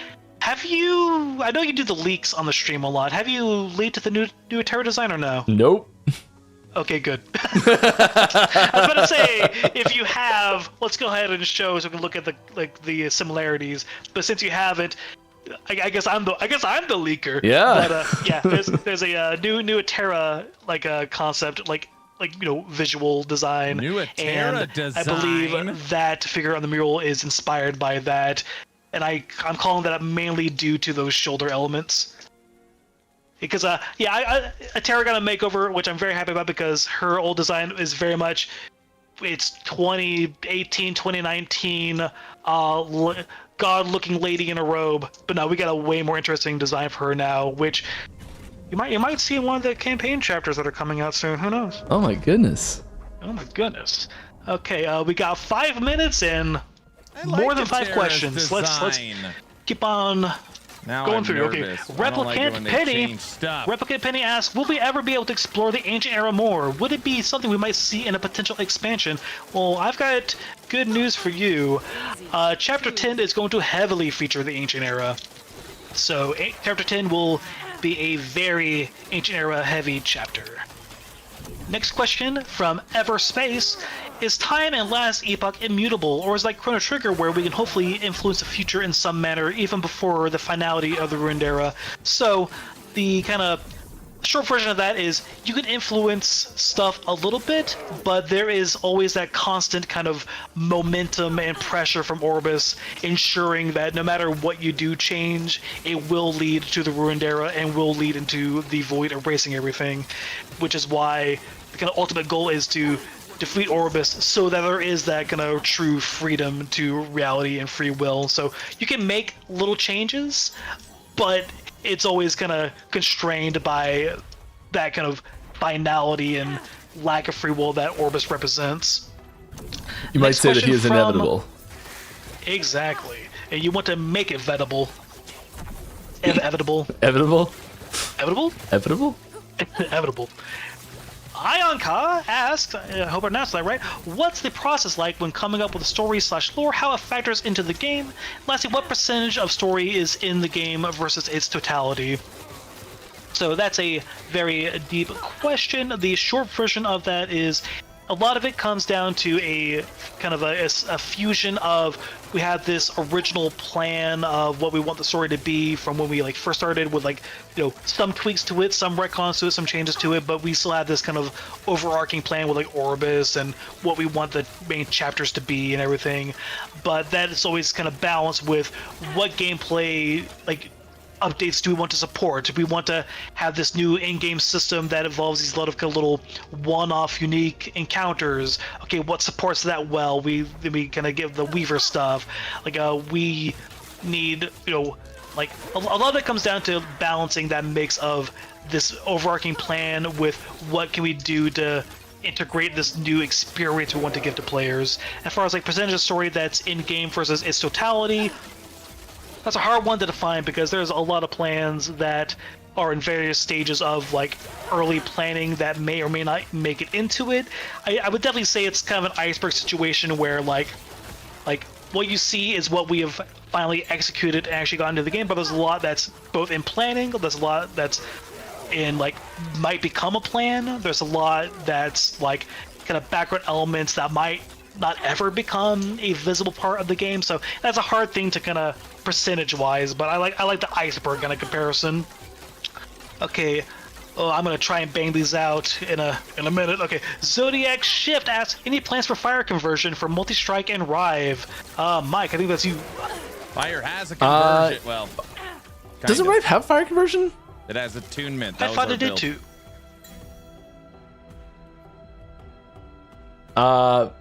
I think Rive already has fire conversion. If it doesn't, then probably. I think that's a very natural one to give it, but maybe not. We don't like putting every conversion on every ability because then it kind of becomes, then the element of the ability doesn't really become an important part of that ability's identity at all. Having said that, fire is definitely an element that sits squarely in Sentinel, so it's on the table for sure, and we are looking to add more conversions in general. So there's, I would say, a not zero chance of either of those. Someone's saying it only converts to Void. Oh, it gets added fire damage but doesn't convert. Yeah, okay. I'd say that in that case, I'd say there's Rive is probably a good candidate for getting that because it already has some elements of it. Good answer. Good answer. We are at 5, and we have a 1, 2, 3. We can finish these out unless you need to go. I don't need. I need to go. If you're down for hanging out for an extra like. Yeah, we're not gonna take any more questions. We probably stopped taking questions a little while ago. But I'm. You try and finish out the ones we got. So yeah, we'll finish these. Okay. I just wanted to confirm it unless like I don't know if you had like a hard stop now or not. No. Okay, let's go and at least finish out the ones we have. So, V_C asks, do you know about the funny interaction between in-card history of Terra and Wraithlord, where the Wraithlord keeps eating the minions spawned by the item? Yeah. News to me. Yeah. I know about that one. It also happens with the mercenary, the crossbow mercenary. And it's not great. Oh, those poor Skullner mercenaries. Oh, that must be horrifying for them. I'm gonna get summoned to do this job in exchange for money. Oh god, I'm being eaten. I assume it means Wraithlord, not Rifthlord as well, but yeah. Oh, yeah, it does say Wraithlord in the question. I heard Rift wrong. Next question. Omniziat, can we get some love for Firebrand to make it a viable DPS option for Spellblade? Yeah, there's we don't have any specific answers for like can you buff this thing or something like that, but I mean I do love the ability, and I love seeing as many options as possible for attacks like that. And it's kind of the only like short range melee fire damage ability that Spellblade has. Actually, like Flame Reave is a little bit longer range usually. So I'd like to see a little bit more representation of it personally. Yeah. Philly96 asks, how much stuff from Greek mythology can we expect in the game, especially connected to the Weaver? So there's a good amount of Greek mythology stuff already in the game, especially with the Weaver stuff. It's not like the main kind of influence going on here, but there are Greek mythology elements in various places. Speaking to the Weaver specifically, there is the whole like Greek figure of Arachne, which was a big part of the kind of like Weaver plus Spider kind of like influence there. And the Fey Weavers are all like directly named after the Greek Fates, Atropos, Clotho, and I always forget the third one. I'm terrible. Clotho, Atropos, and Lachesis? Yeah, that's the third one, Lachesis. So yeah, those are directly named after the Greek Fates. And in addition to that, like one of my favorite examples is how when I was trying to come up with a name for Lagon, I went all deep in like, oh, I'm gonna combination of Dagon from old Sumerian mythology with Ladon, the big like sea serpent from Greek mythology, and then at the other end of it, like, oh, it just sounds like Lagoon with a one less O, despite drawing from Ladon from Greek mythology and Dagon. I was like, no, I just reverse engineered Lagoon, great. But yeah, like there's it happens to be thematically kind of there too. Yeah, it's just like I thought I was so clever. Like, oh, no one talks about Ladon from mythology. I'm gonna reference that. It's gonna be so cool. Oh, that's Lagoon now. Great. But yeah, like there's all kinds of stuff like that. Those are like the most obvious ones that come to my mind immediately. But like I love pulling from mythology in all kinds of places for like just references for either like concepts or names or just even kind of like thematic things. So yeah, those are the main examples that come to mind. But if there's some I am forgetting, they're probably already in there. Yeah. Next question from TJ9710. What's the lore behind the Reaper form transformation in Lich? So part of the big kind of theme of Lich is, whereas the Necromancer kind of controls the like souls and bodies of their minions, and the Warlock is kind of twisting like reality in a kind of like a dark sorcerer kind of way with like controlling reality around them. The Lich's theme is about controlling like the Acolyte's body itself, in kind of the idea that like they are like making themselves a Lich by like manipulating their own body for effects. So that's why you get like Aura of Decay and stuff like that. And Reaper form kind of like embodies that kind of a temporary transformation that would show what like the end point of a full transformation into a Lich would look like. So that's kind of the main lore behind Reaper form's connection to Lich. Okay, and next question is from Everspace. What is your favorite lore Easter egg you've snuck in? So I think we actually covered this way at the very beginning of the screen, but if you don't mind, could you pop over to the Ruined Era tab again one more time? And we can find the little Easter egg over in the I'll do it much faster this time, though, because I know what we're looking for.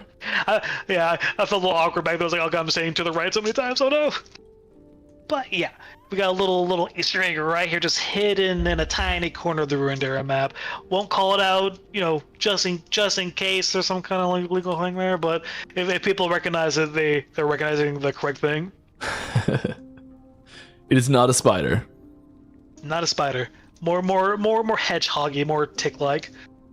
I think it's actually a larva, technically.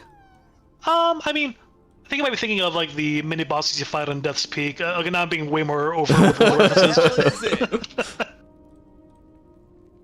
Next question from Native Zero. Why is necromancy forbidden? Because it is evil, or because we fear the power to command death itself? And why is a traveler allowed to use this forbidden magic? So, necromancy is forbidden because it very much delves into, like, an unknown that no one in, like, the well-run scholars or other kind of, like, big, like, mage scholar side of things can really find a definitive answer to. Oh my god, that's a lot of lizards! But it's very much a fear of something they can't control, something they can't, like, explain. Like, despite necromancy dealing with death, there's still not, like, a clear picture of what happens to the soul after death, and necromancy kind of dances really close on that line. And so yeah, a lot of the mages and scholars of like the Divine Era and other eras, and just people in general, are very kind of like wary and squeamish of dealing with that side of things. And there's also just kind of the baseline kind of societal kind of aversion to messing with people's remains and people's like bodies like that. So as far as like why the traveler is allowed to use this forbidden magic, I mean, I would say it's less the traveler being allowed to use it and more so who's going to stop them. That's the Acolyte's personal kind of mentality on it. Is it's less who's letting the Acolyte do this and more who's going to stop the Acolyte from doing this. So the reason why the traveler is allowed to use it is because no one has stopped them yet. And there's no oversight committee. What was that? There's no oversight committee. I mean, there was. That's why they kicked her out of Wellrin. Yeah. But then it stopped her. And ding, ding, ding, our last question from Cromster. And this is a very fun last question, in fact. Question for Lord Master. What is your favorite class slash build in LE? I always find myself coming back to one of two different kind of main types of builds. I'm either always a Paladin Sentinel with just smites coming down everywhere, or at the very least like seals and holy auras just passively giving me big numbers. So I'm either doing something that has that Paladin chassis of seals of hope, holy aura, potentially other things buffing, and just either hitting things with my shields, hitting things with my sword, or hitting with smites or hammers, just somehow just leaning on the mountain of buffs from there. Or I'm playing some kind of Sentinel, usually a Beastmaster that has a big companion and pet focus. Like one of my main characters I took the furthest into all this was a zoo Beastmaster with just all the pets like the raptor, the bear, all the wolves, and all that fun stuff. And the one I played most recently is the Stormcrow Beastmaster that uses Crow Storm to just nuke things with gigantic crow bombs. Don't say it. So yeah, I'm either playing something super tanky that's healing itself constantly and covered in buffs, or I'm playing a Primalist just completely surrounded by companions. Nice. I do see in chat at the very bottom, Hands Run says, I just had a couple questions that I asked last week that were deferred to the next lore stream. RIP. I mean, if you don't mind hanging out for another minute, Mike, we can hit those real quick. Sure. Post them really quick. Yeah. Mike's like, sure. This son of a... I found a 2LP Pillager's Gold. Oh my god. I already had one. Okay. I'm like, I feel like I may have already had one of these, but like, I feel like it's time to switch to fire, right? Snapshot bunny. I've got a 2LP Dragon Song and a Pillager's. I feel like it's just time to switch to fire.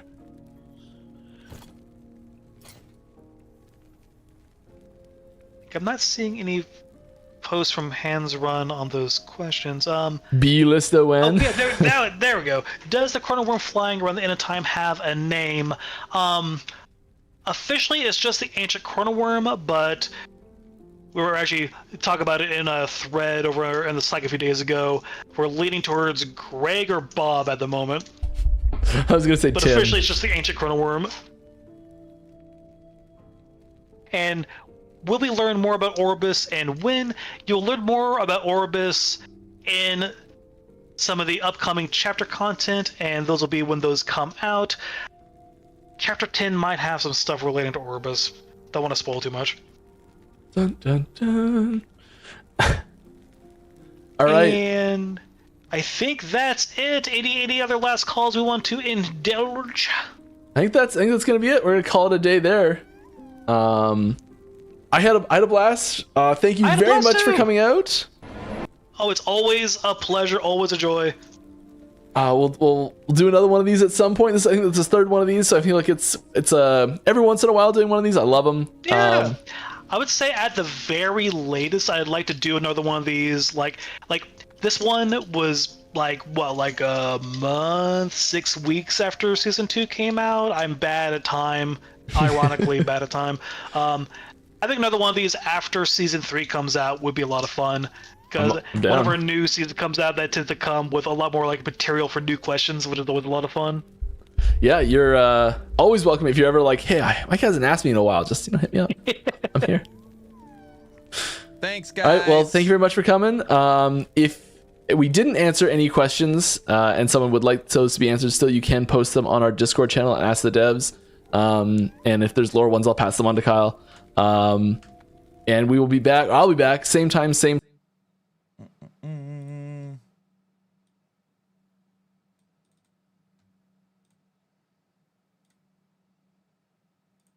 Okay.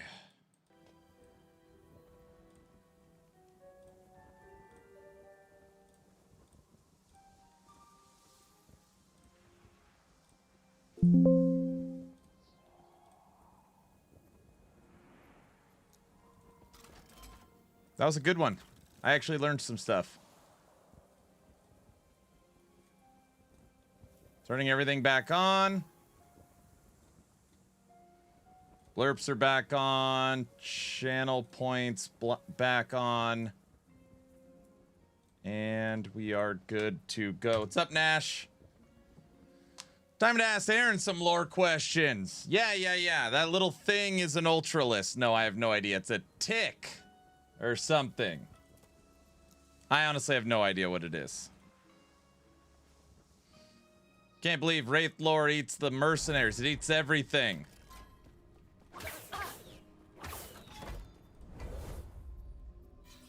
Literally eats everything. That was a great dev stream. It was a good dev stream.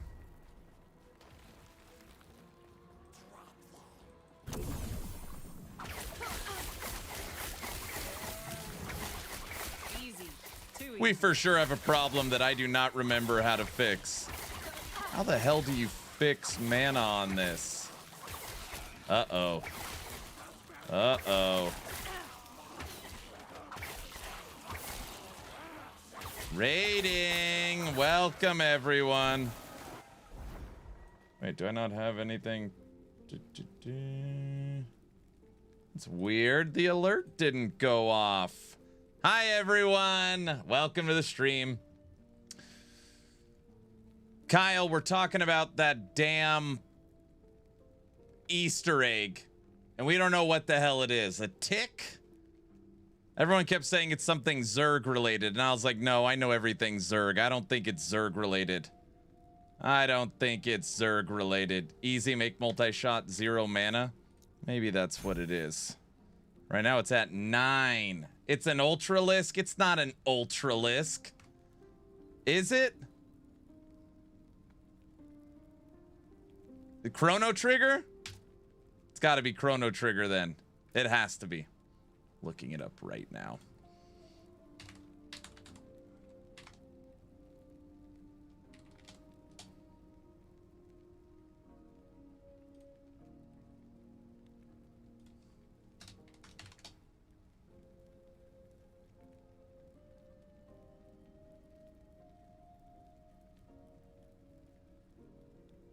I'm looking.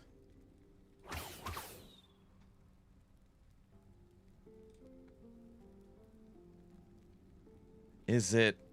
It's gotta be this. Is it this? It's so fluffy! I think. Larvo? Is this it? I have no idea. Thanks for the raid, Mike. Welcome everybody to day 37 of my Sub-A-Thon. Today is day 37 of my Sub-A-Thon. Welcome everyone. We're also giving away a Last Epoch Woven Legends supporter pack today. As long as you are following the channel on Twitch or subscribed on YouTube, type in ! giveaway. Where's the screenshot? It's this.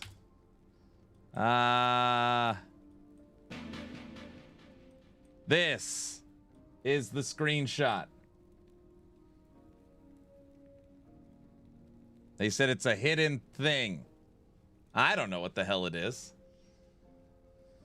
I have no idea. No way. It's not Bloodborne or Elden Ring. No way.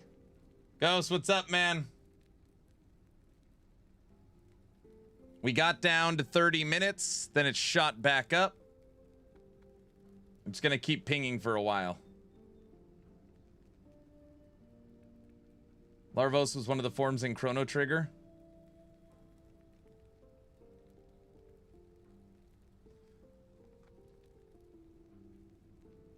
He said specifically, isn't it really like, what the hell did he say?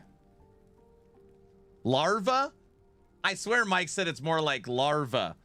And then a game that they all love is Chrono Trigger. I literally go to Chrono Trigger, type in larva, and it pops up lavo.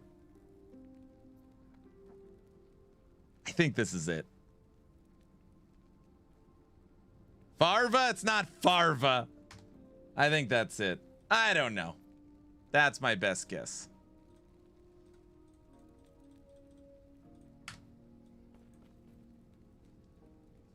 Lavos?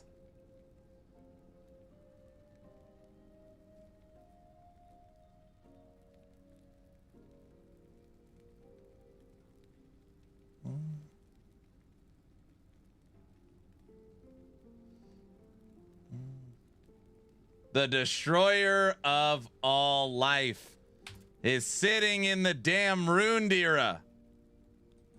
Right off the map. Kicking it right here. Yes, from Warframe. Yes, yes, that's what it's from. You got it, dude. You got it. Okay. Ghost has donated 10 subs to the channel, and the hype train is on. Here at Action RPG, if there's ever a level 2 hype train, the polka must flow till the hype train is over. Enjoy your polka after the dev stream. Oh, man.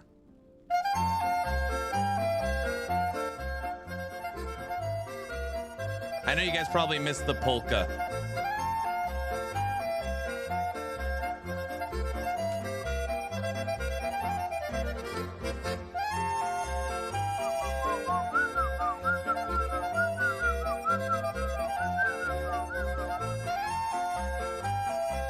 Everybody, also, we had a goal of 10,000 subs on the Sub-A-Thon, and if we hit the 10,000 sub goal, I would shave my head.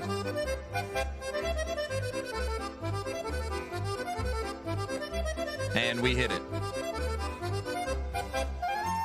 The wife shaved my head a couple days ago. I don't want to hear anything about it. Not a word.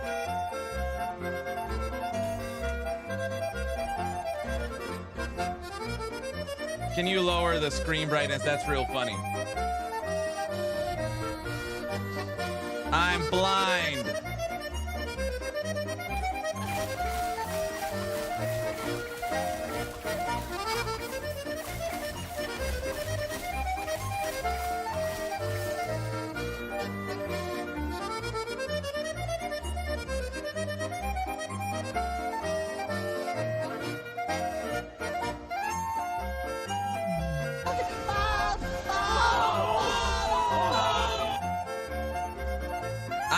bald. It's already a little fuzzy up here, guys. Guys? Right? Thanks for the raid, Mike. Nice job, Kyle.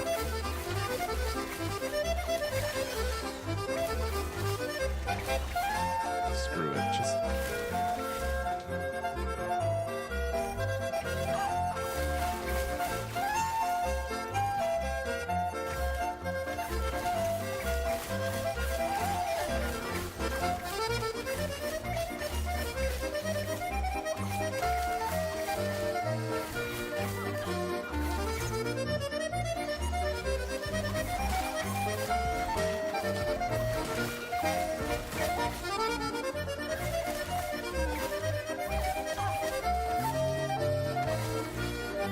Yeah, we're still gonna play 7 cities. Yeah.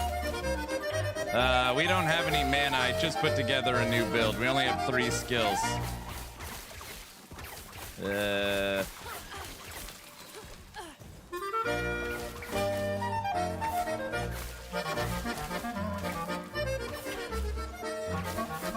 Oh, jeez.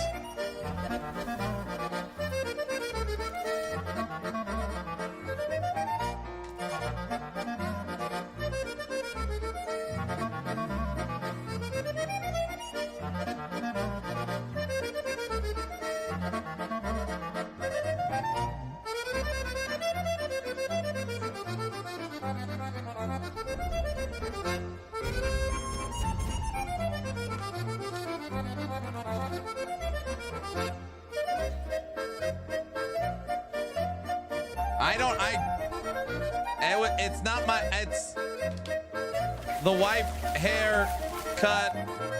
Wife made me stream mean.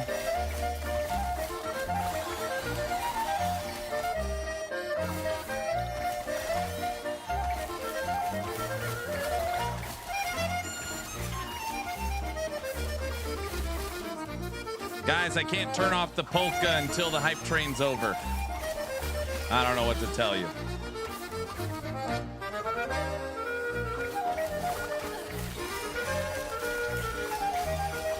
You just gotta accept it.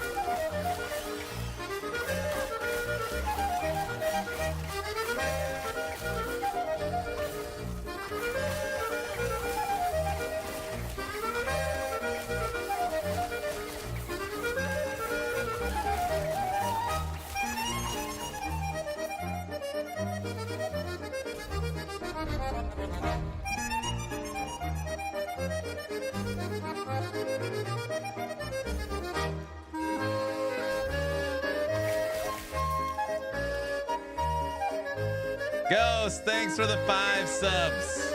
All right, Ghost wants his favorite song. You guys are about to hear one of the weirdest songs ever.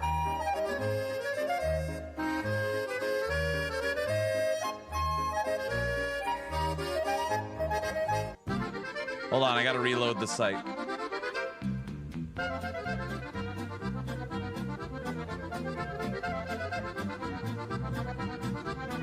Ghost has donated $100 as well. He's donated $100. He will not. He just wants this to go on and on. Hold on. What's up, Theo? Maybe it's Sonic. It's not Sonic.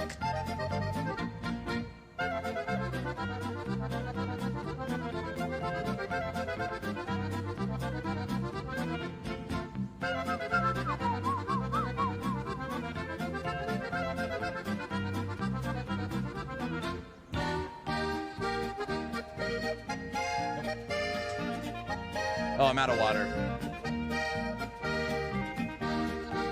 I can't. Sorry, Ghost. Music won't load. Well, bells won't load.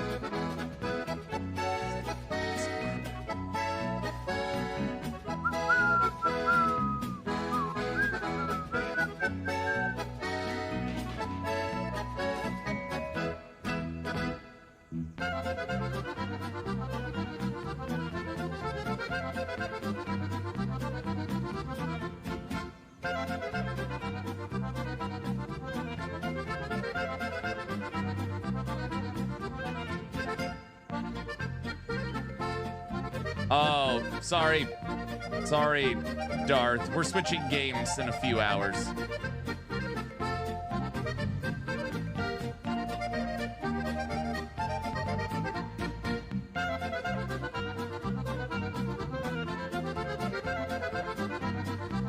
Marto, thanks for the 10 subs. This is the worst app ever created.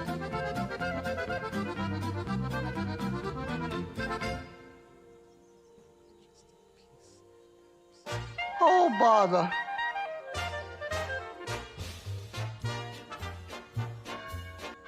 Got it. They heard me yelling at it. Marto, thanks for the 10 subs. I have a feeling this will not end.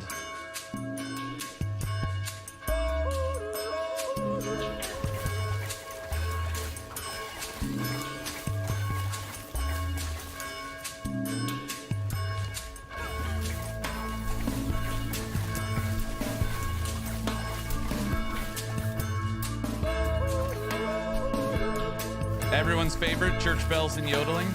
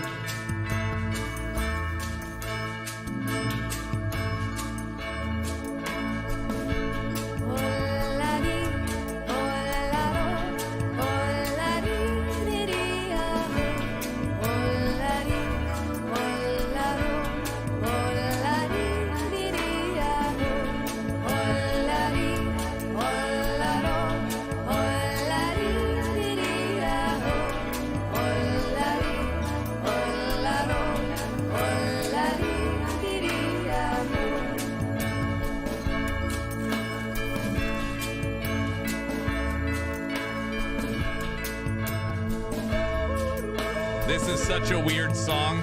It's a very big understatement.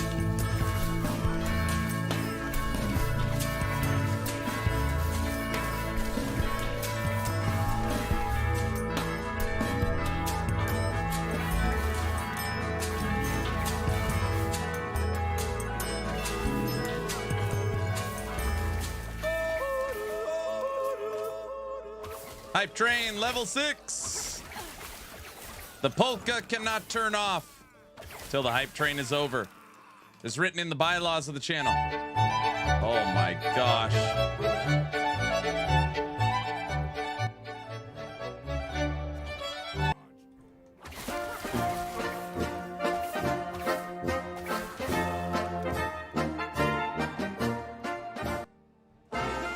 There we go. That's some good polka.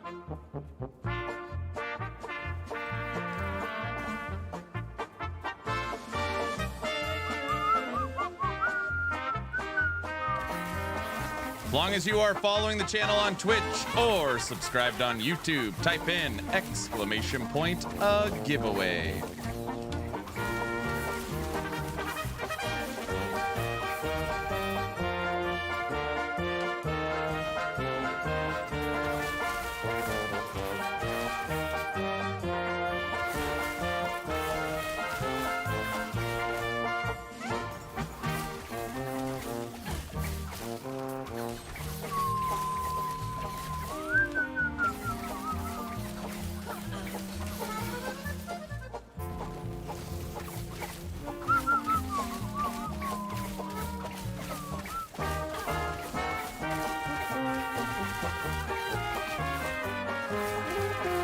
We will draw the giveaway before our game switch today.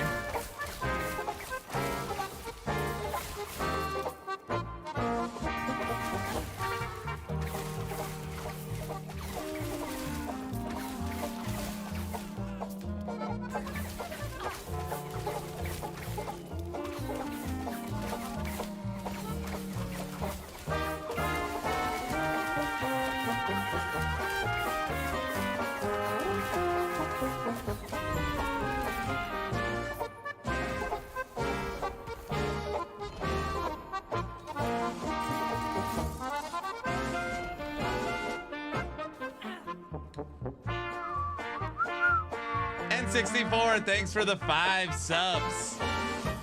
Hype train keeps a rolling. How do you feel about if we start an action RPG V Rising server and leave it open-ended? Yeah. I just don't want you disappointed.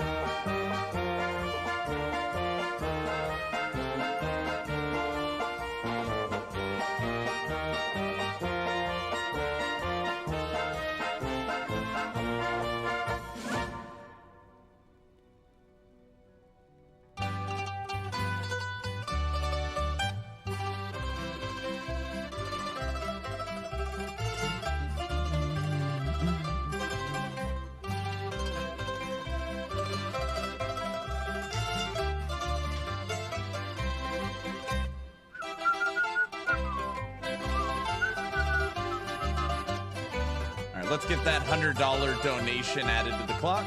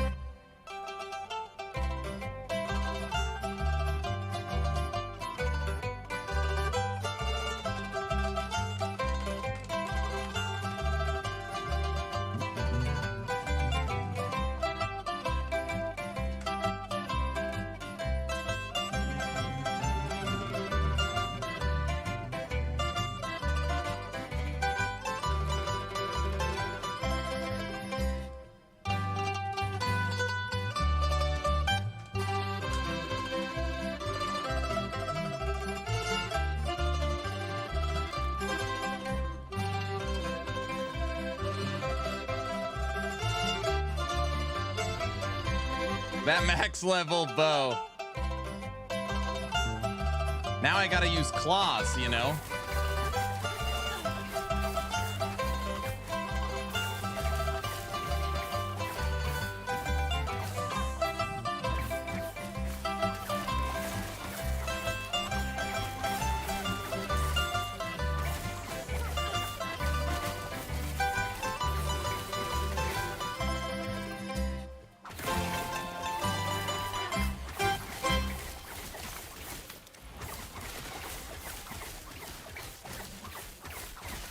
Why don't they have Necromancer in that game? Is Hype Train still going? Level 7. I can't turn off the polka till the Hype Train is over. Which is never.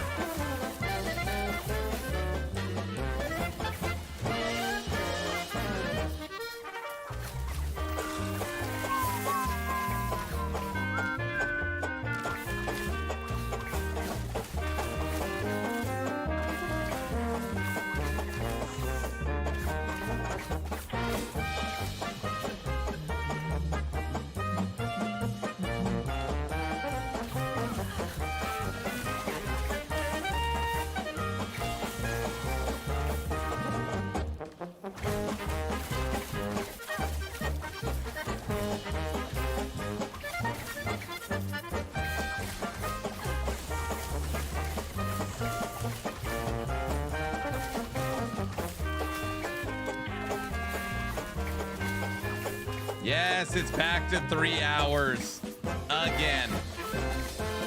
Oh my gosh.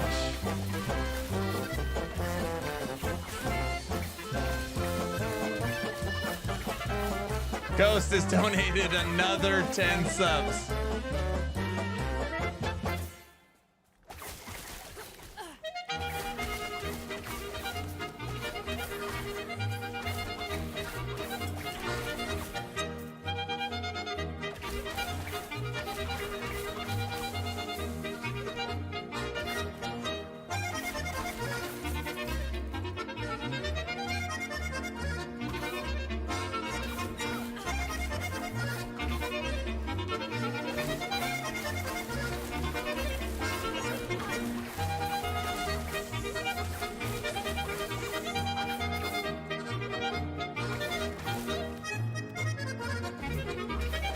I don't remember. Does it?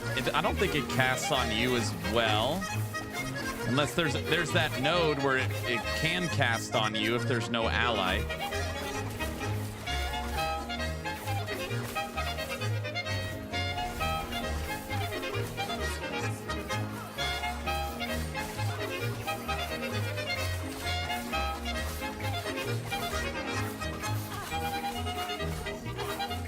We could see in your eyes that you love the polka.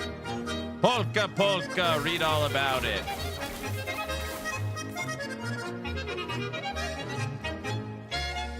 Bald, bald.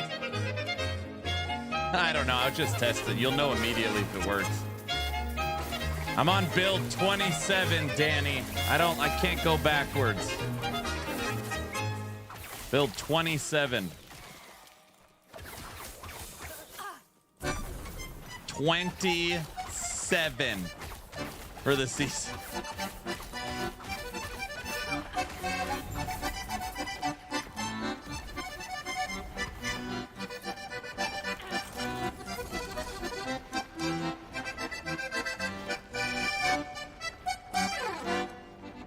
Everybody, this evening we're going to be playing the action RPG 7 Cities.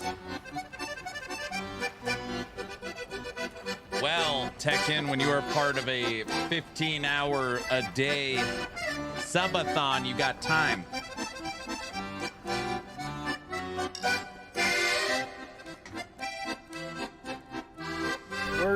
We're here for the cult stuff. Hey, get some rest, Danny. Good night. Can we watch a movie instead? We just can't watch movies the whole time. Does build work with 2 buttons? I only have 3 skills right now. That's how you know it's good. Aaron, why do you only have 3 skills? Don't ask questions.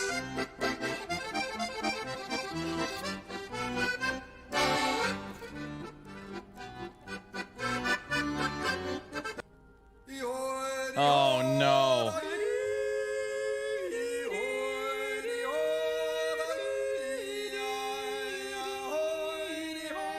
The yodelers hit.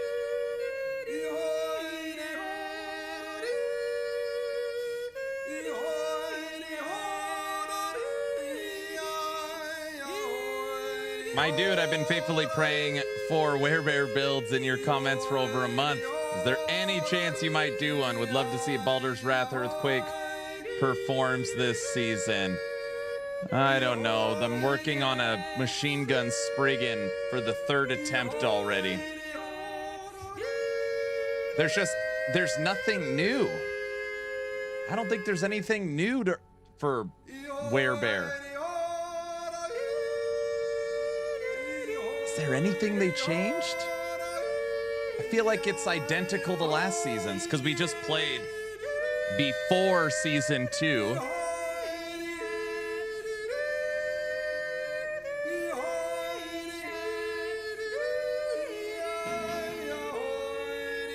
We could watch the Event Horizon movie. No, we're watching the Polka King. Shaggy.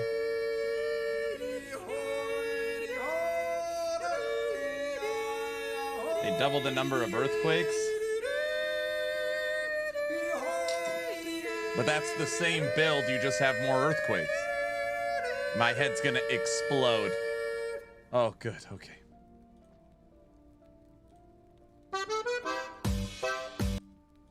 All right, 40 subs came in, 400 bits and $100 in cash. Thank you guys for the donations. Led by Mr. Ghost. Thank you, sir. Theo, don't laugh. Guys, we can't just watch movies all day, okay? This isn't a watch movies and listen to polka channel. Easy. Too easy. Right? What do you mean, why not? What? Yes, we can. All night, too. What? Yes, it is. Night as well.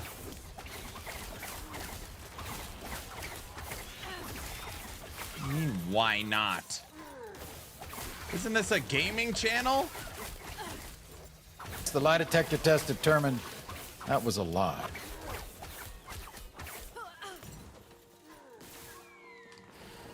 That's what it says in your channel's bylaws. No, it doesn't.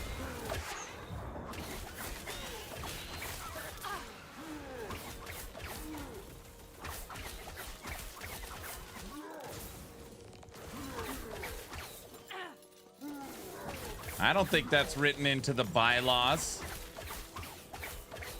You could watch UHF. Vessel of Strife drops from T4 Julra. T4 Julra. How do you explain this channel to people? They shut down most of the insane asylums. So they let everybody out. And they all made their way here. That's normally how I just... That's the easiest way to explain it. Straight shots, long shots, unless you're talking to me. Now that we've taken control, correct. Exactly. UHF, your age is showing. I've never seen it. People always yell at me. What do you mean you've never seen it? Oh, I've never seen that movie. People can't believe it.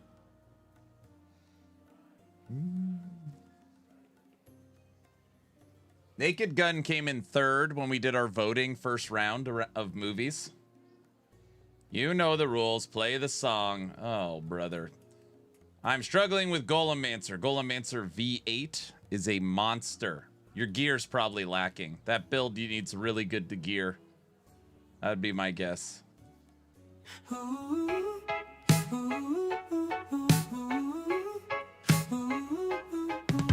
Stream is live, chat says go. Aaron's deep in the scrolling flow. Tabs on tabs, gear to chase. He's not fighting, he's marketplace. Boots, a belt, maybe a ring. Doesn't even need the thing. Just one more, he starts to say, but he's shopping the whole day. Get in, loser, we're going shopping. No kills, no drops, just deals popping. Forget the boss, forget the plan. He's back in the bazaar again.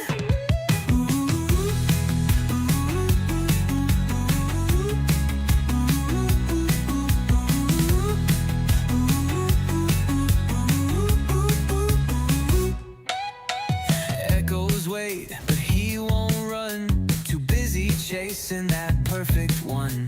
Chat says please, but there's no use. He's locked in hard on gear abuse. Clicking tabs and losing time. That stash tab life is feeling fine. Gameplay soon, nah my friend. It's scrolling, scroll to no end. Get in, loser, we're going shopping. No kills, no drops, just deals popping. Forget the boss, forget the plan. He's back in the bazaar again.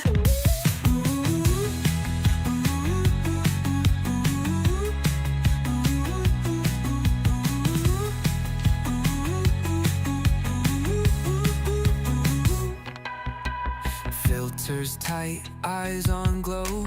Crit and life, that's how it go. Game on hold, stream on fire. Buying gear is his true desire.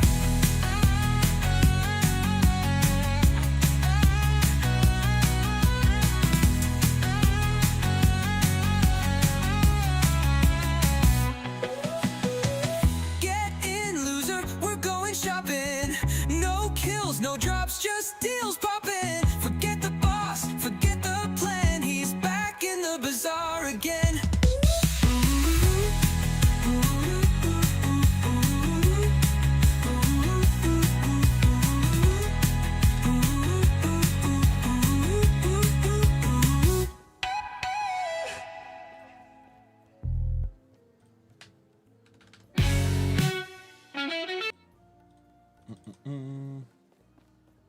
Every time I get out for a sec, when I come back, the clock is increased. What are you trying to say?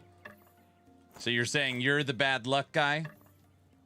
It's always your fault that it doesn't go up. So it's you. It's been you the whole time. We're not listening to the Season of Power. I don't know why I'm yelling. I'm sorry, everyone. I'm not yelling at you guys, okay? Well, I mean, I am yelling at you, but not in that way. Come on, one time, please. No. No. Cajun, don't bring Linda into this. I already said that.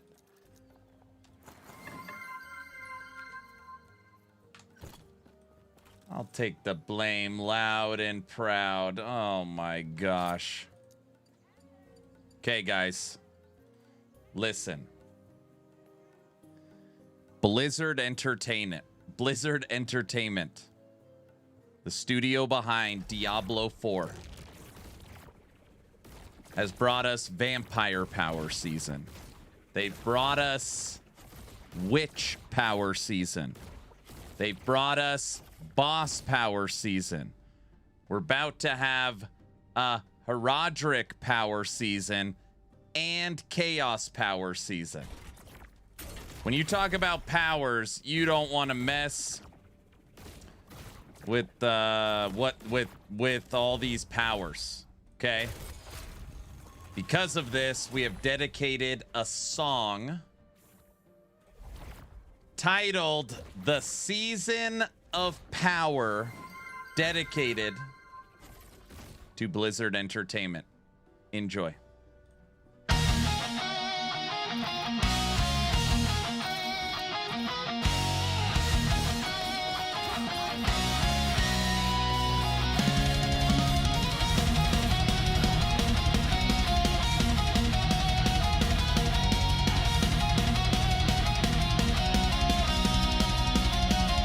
Supposed to transfer times.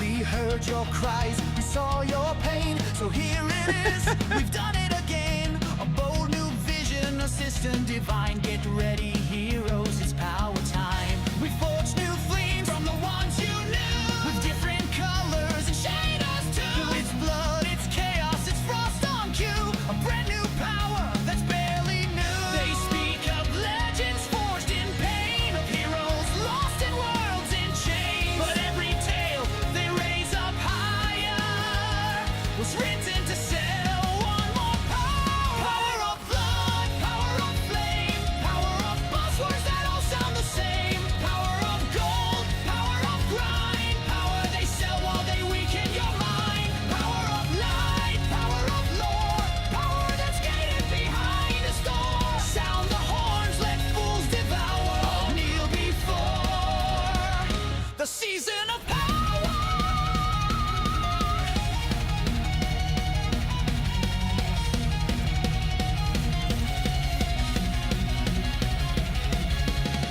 Why settle for death when you could pay? We streamline fun the monetized way. A pass to earn, a pack to buy, 1,000 powers, just $9.95. A seasonal grind with a shop that thrives. We powered your class with our design lies. Your wallet's a stat and it's scaling fast. Innovation, just check the past. They speak of legends forged in pain, of heroes lost in worlds in chains. But every tale they raise up higher was written to sell one more power. Power of blood, power of flame, power of buzzwords that all sound the same. Power of gold, power of grind, power they sell while they weaken your mind. Power of light, power of lore, power that's gated behind a store. Sound the horns, let fools devour, all kneel before the season of power.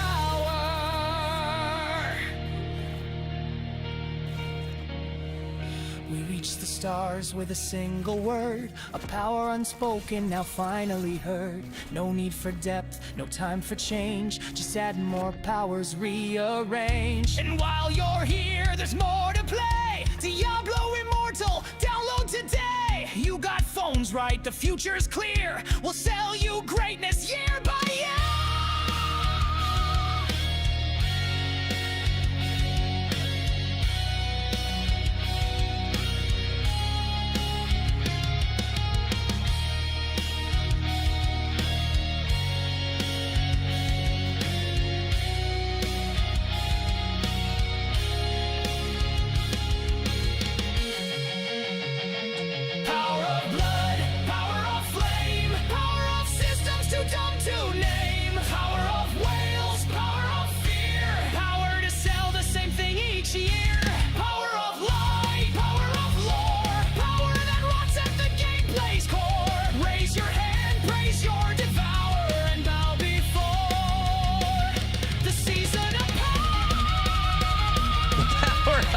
kills.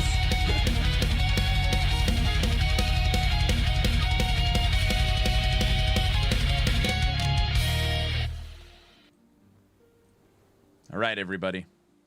Dedicated to Blizzard Entertainment and the Season of Powers.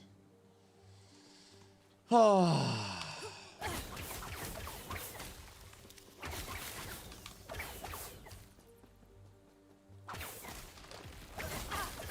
They won't forget that.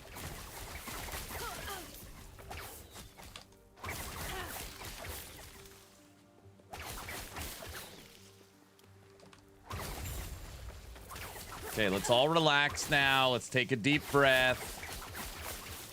Whew. I know it's hard to come down from that one. Get all pumped up. Play the COF song to cleanse your soul. I don't want everybody pissed off. I don't want to play the COF song.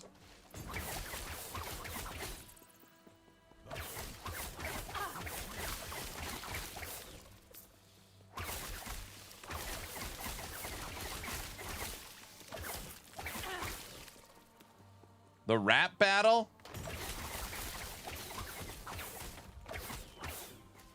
The second you start talking COF and Merchants Guild, the tribalism comes out. We don't want that today, right?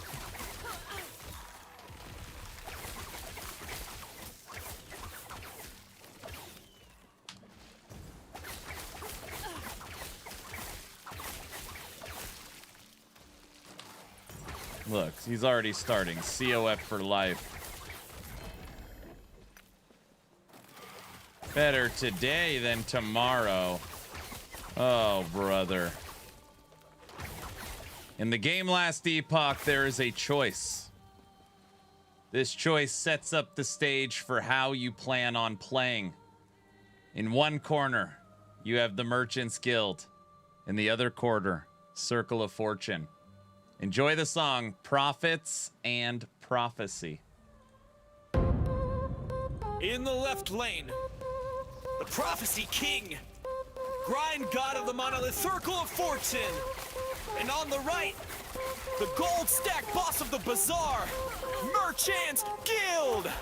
Let's get this loot war started. I'm the Prophecy Popper, Exalt Farmer, Zone Locker. You're a couch clicking scrub, just a window shopper. I grind for the gold, earn the loot, feel the thrill. You swipe and buy gear like you paid your way to skill. Got favor in stacks, see the orbs when they shine. You got 10 alts, no drops, wasting everyone's time. Your bazaar's full of flips, but your build is a joke. Can't craft a wand, so you sell but you're broke. Yo, you call that loot, that's land filled with sockets. 20 cracked bows and a tab full of goblets. You grind like a boomer stuck chasing a field. I flip one relic, now I'm closing the deal. Gold stack heavy, I don't pray to the gods. You're digging through trash while I'm printing in quads. You chase ghosts while I bend the bazaar. I flip so fast, I'm a stash tab czar.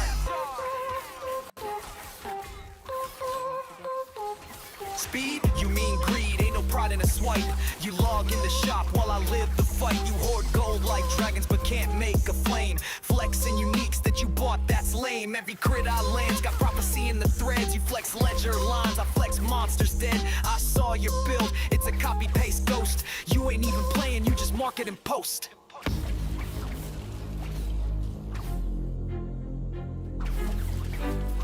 Here it is. Here it is.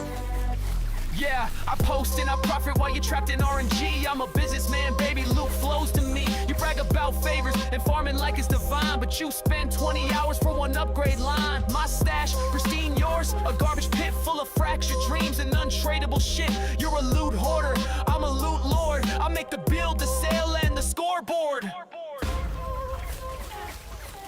You're the scoreboard, please, I'm the whole league. I got bows so rare, even devs feel intrigue. Every crit is a prophecy fulfilled in flames. Your whole loadout's tagged with someone else's name. Favor drips like blood from a monolith crawl. While you idle in town, trying to undercut all. You got cash, sure, but you never felt pain. I bled for this loot, you just played the exchange. Pain mean, that's cute. I'm built on brains, not scars. While you swing at goats, I'm investing in stars. You swing for chance, I scheme with design. Once L-Funds 5 built, I'll optimize fine. You call it grind, I call it poor time spent. You max out favor, I max out rent. You're chained to the prophecy, stuck in a loop. I just pull one scroll and I own your whole group.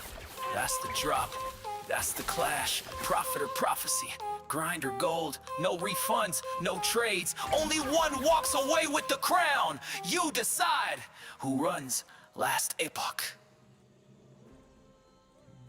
I want this song on Spotify. Thou shalt not trade, only grind.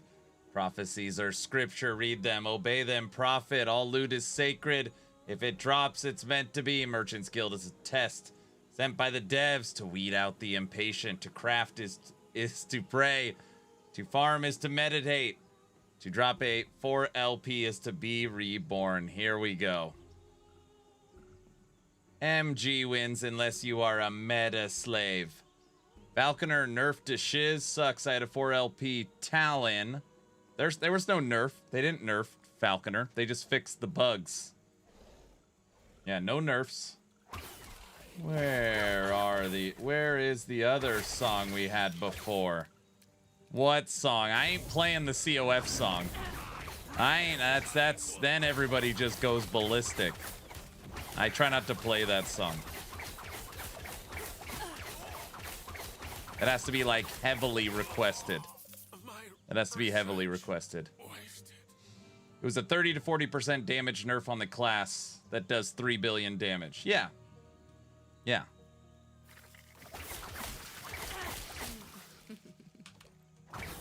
No, they haven't fixed snapshotting.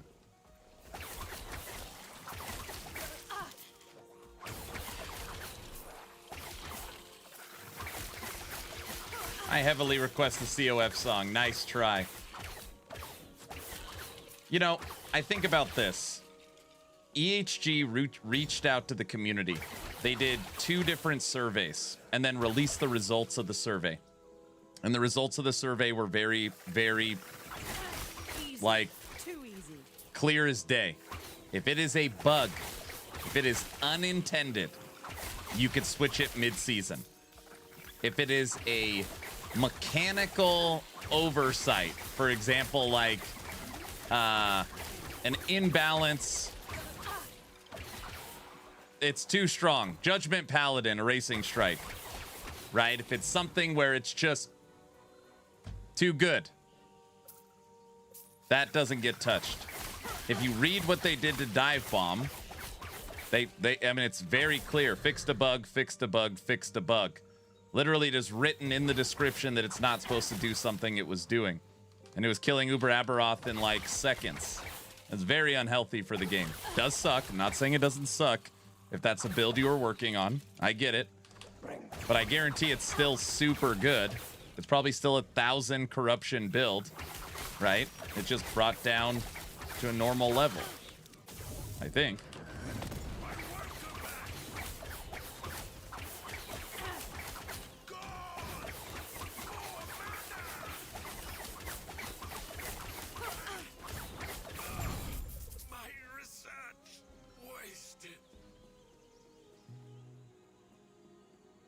You mean Sentinel as a whole? Do you really think Forge Guard's broken?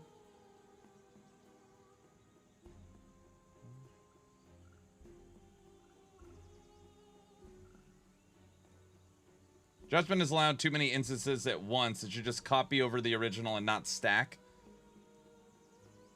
Oh, we had another rap battle before. Yeah, I know. We all like the old one better. COF wins. Play the song. I'm not playing the COF song. People get too angry. I don't want to do it. Everyone gets mad. And then they get mad at me for playing it. I didn't make the damn thing.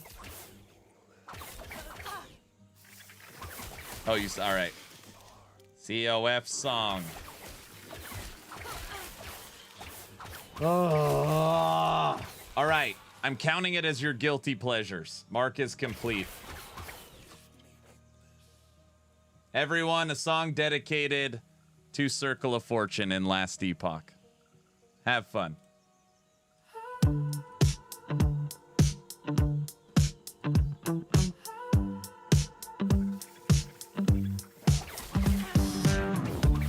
burn through maps, no end in sight. Another echo, another fight. Prophecies lie, they're dressed up nice, selling hope at a gambler's price.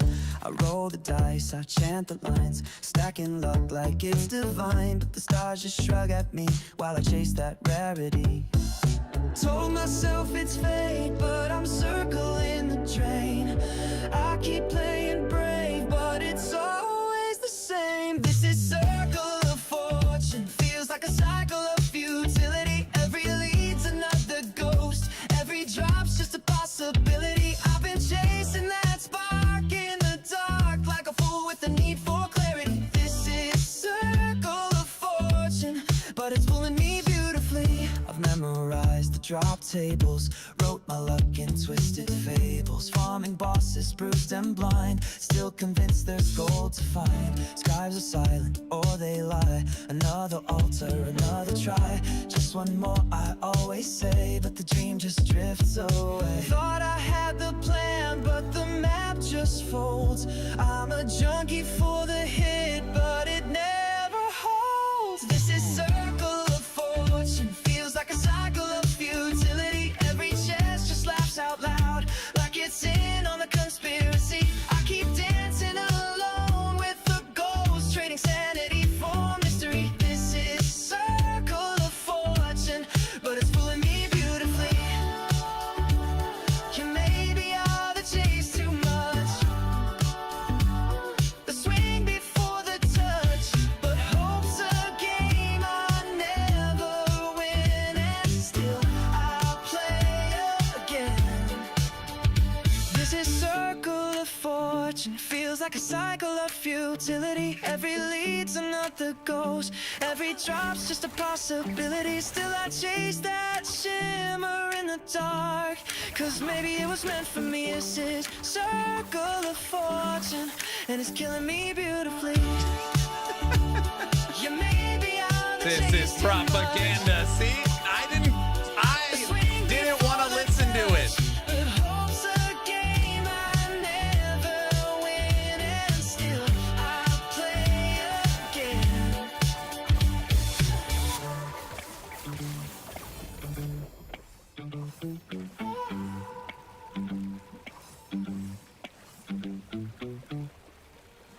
I didn't want to listen to it. Trading sanity for mystery.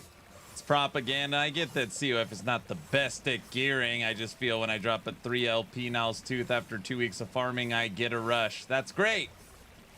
I honestly can't believe how good that song is. That song is so accurate. Decent song. This is so accurate. COF was painful. I'm having twice as much fun since I figured and went MG.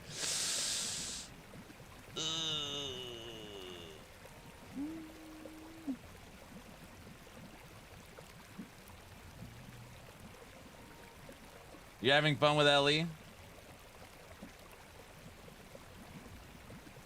Have you seen some of my videos? You're thinking about it, Sub.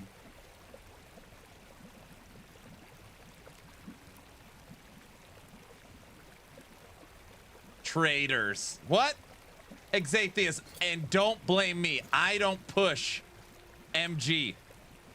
I don't even... It doesn't even... I don't care. You know? Yeah, don't... I don't... It's not me.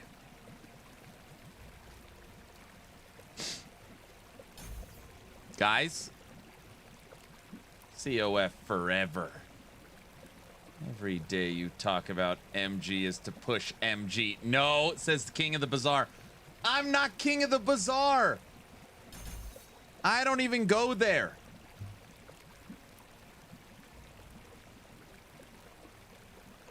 Guys? Every day you talk about it. Just 2x gold. No, I've blown a bunch of gold. We only have, I think we're down to like 4 billion at this point. What? Guys? Because you are, I do have almost 1,000 items for sale. 1,000. 1,000 items for sale at the bazaar. But I've been playing like 500 hours, you know, so that's why. Guys. Guys, he admits it. No. That's different. Everyone. It's because I play so much and I'm trying to build up and give this stuff away so other people can have fun. That's why. It's not for profit. Guys. Guys.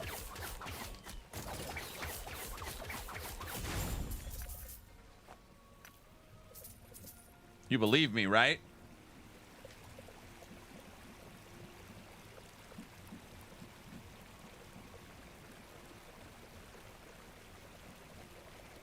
Right? Aaron isn't the king of the bazaar. He is the god of the bazaar. Sure. Sure. Sure, sure. What about the new MMO? Is it any good? I forgot the name of it. Dragon something? MMO. Unless you're thinking of Dragonkin. Dragonkin's not an MMO. It's just like this.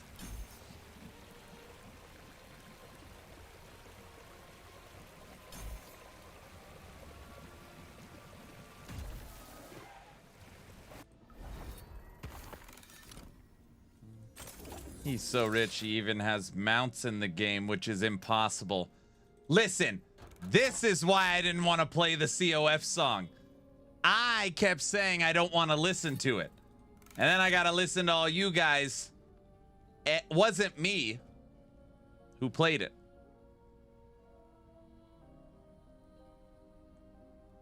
Guys? Get in, loser. We're going shopping. I believe in Aaron like I believe in Kim. Come on. Guys? Let's just be friends. All right? Show us your merchant's guild tattoo. No tats. I don't have any tattoos, all right? Guys?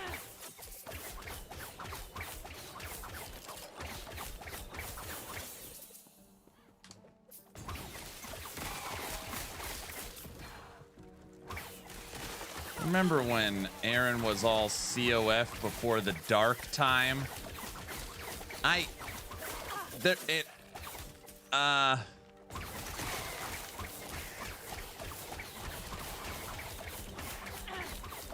What? Guys?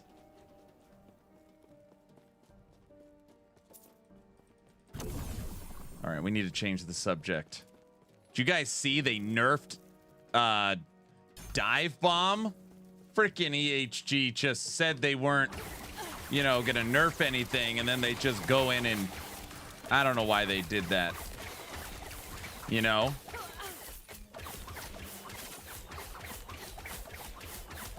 What? I can't recall the time before Aaron went MG. Guys?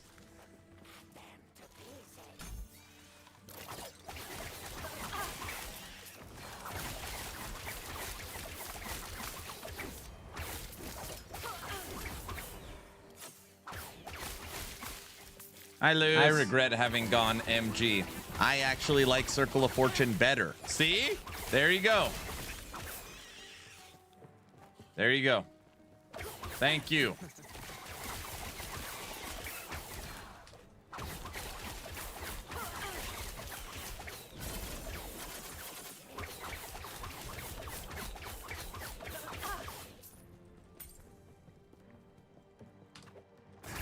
We should play some Judgment Paladin after this.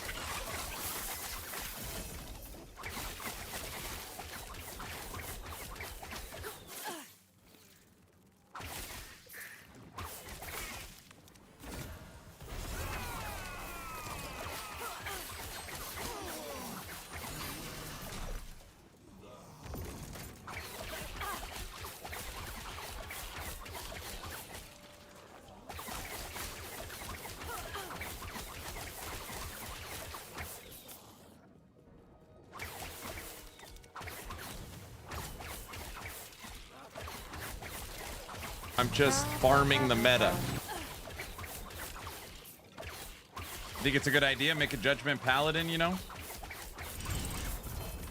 Problem is, if we do that, then everyone will be copying my build. You won't regret Judgment Paladin. It has so much attack speed.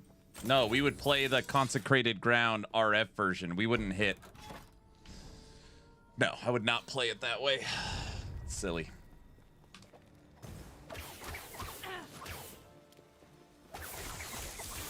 We would play the Consecrated Ground Holy Trail version.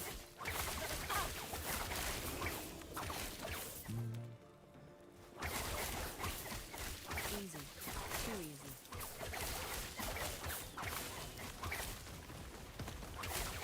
Oh, it's Atheist. You guys, I said I would play the Consecrated Ground Holy Trail version. You know what Exatheus said? The build is already solved. You know what that means? At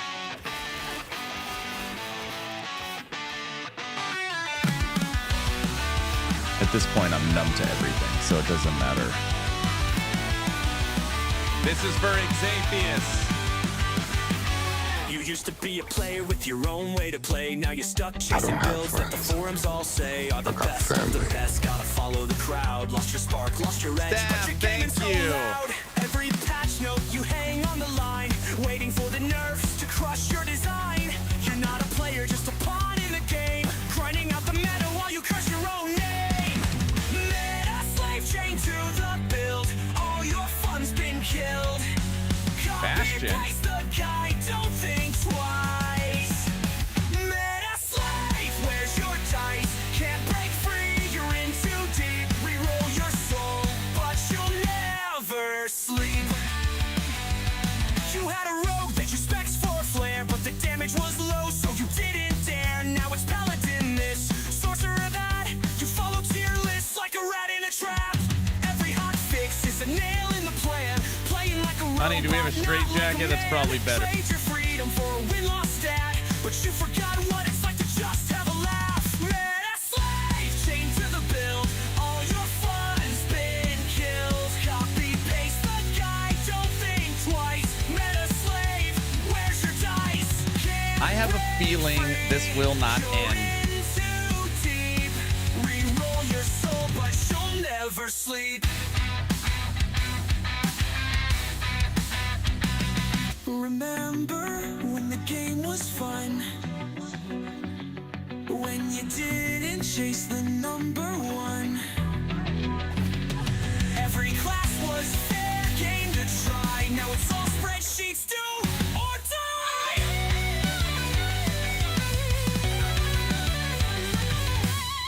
Just use the crit build. Why don't you match strengths? This class is trash, bro. I don't know what the hell I'm doing. All your fun's been killed. Copy paste the guy, don't think twice. Meta slave, where's your dice? Can't break free, you're in too deep. Reroll your soul, but you'll never sleep. So roll the dice and take a chance. Break the chains, make your own stance. The meta's fleeting, but you could be free. Don't let the game turn you into me.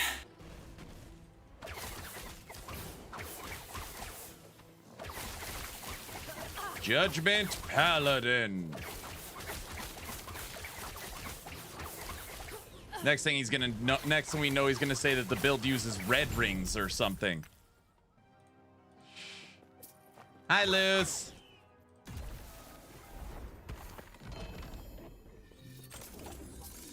This class is trash, bro. I know.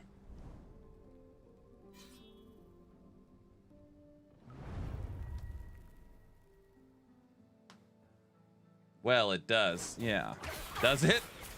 Judgment Paladin uses red rings.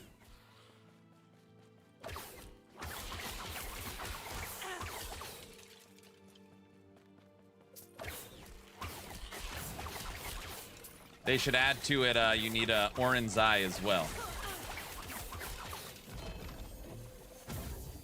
you really want it to work.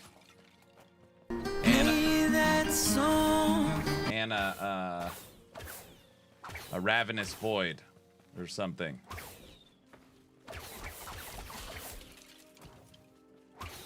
It does use Orin's. No, it doesn't.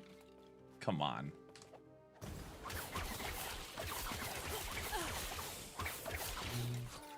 And Ravenous. Oh, that's it? So you just need 2 red rings, an Orin's Eye, and a Ravenous Void? Oh, well. At least they made it easy.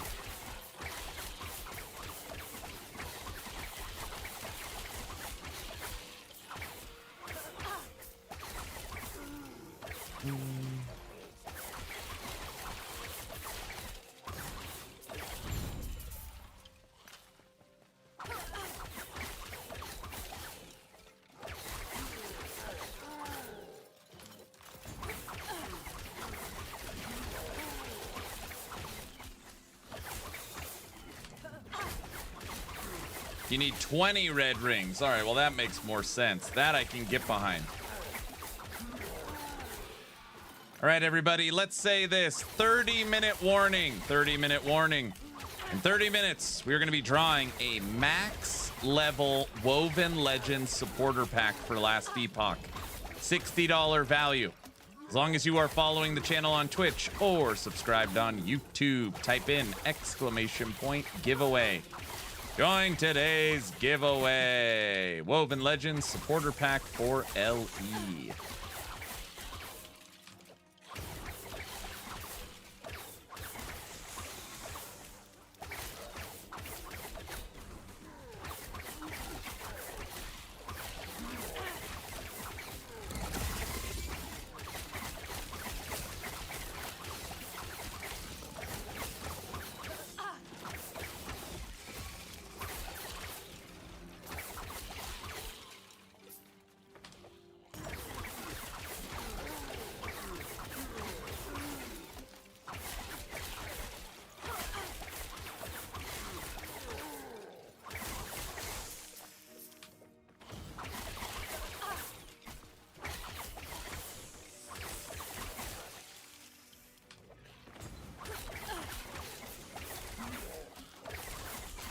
Oh yeah, when I reset Steam for the update, I didn't turn on YOLO.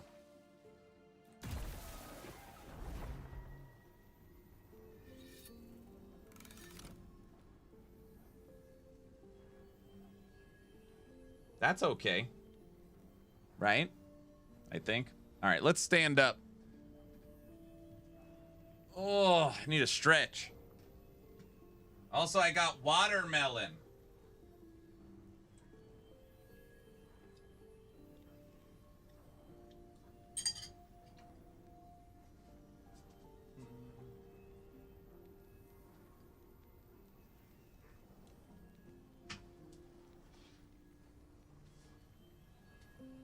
Oh.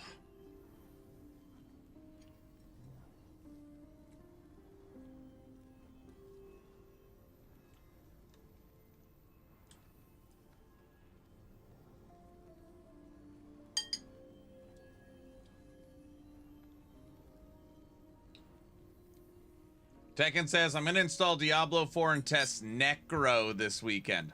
Let me know how it goes.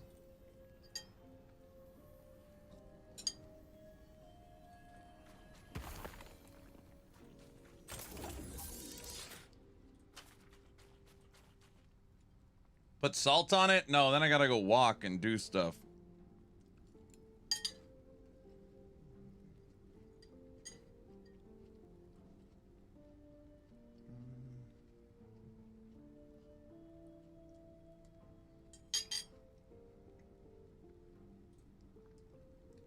I believe you.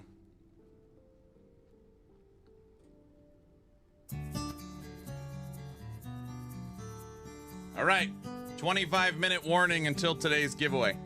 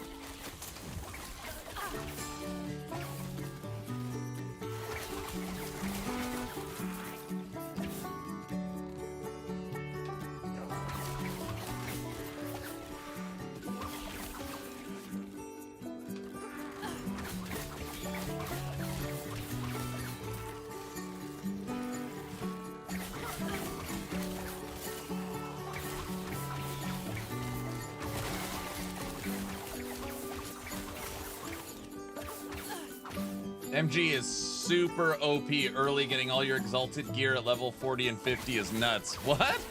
No, it's not even that good. I mean, it's okay. Getting exactly what you need when you need it at an early level isn't. I mean, it helps some, but not a ton.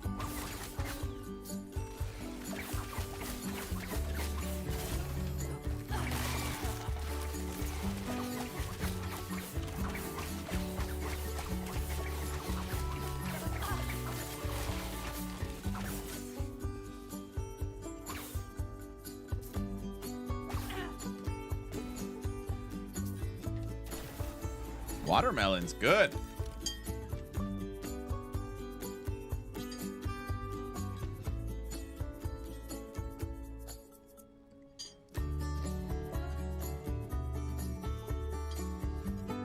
Lose, when I worked at Story and King, right across the street they had the little fruit stand with the chili powder all over the fruit.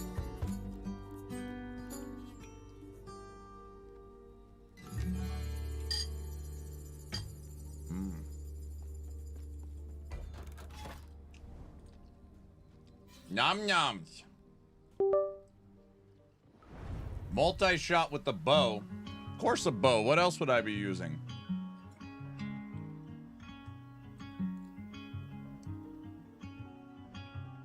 Do you like it? I don't remember. I don't think I hated it.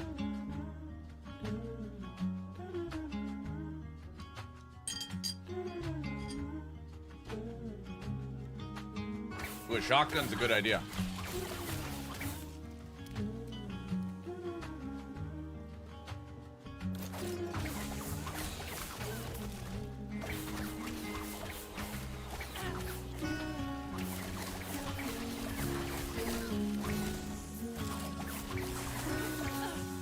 Where's medic? I'm on a controller.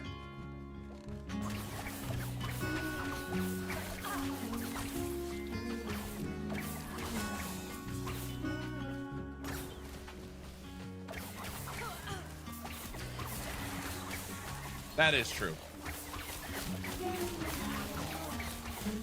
What? Controller player! That is a...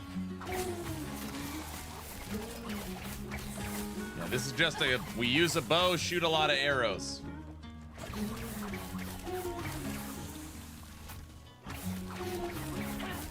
I knew it.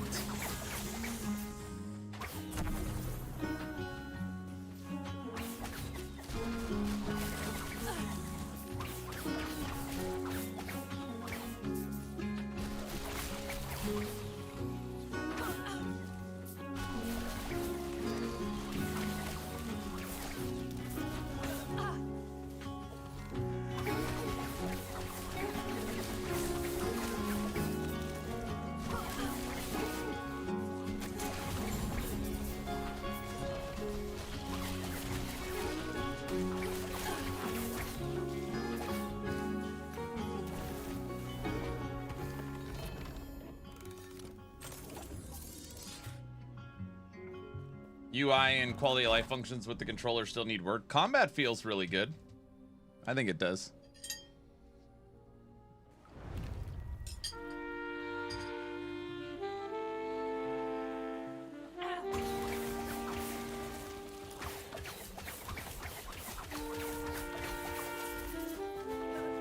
The worst thing on the controller is the egg.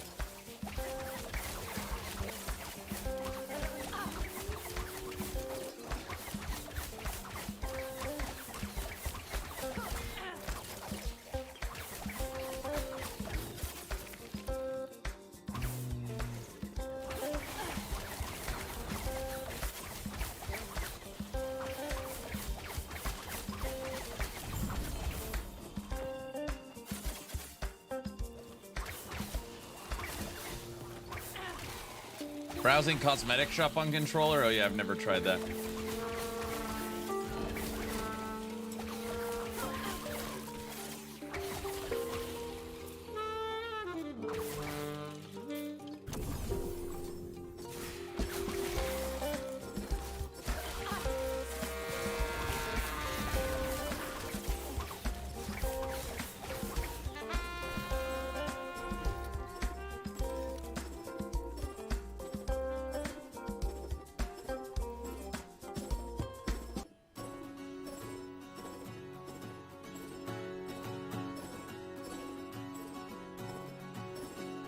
Yeah, I was messing around with multi-shot today.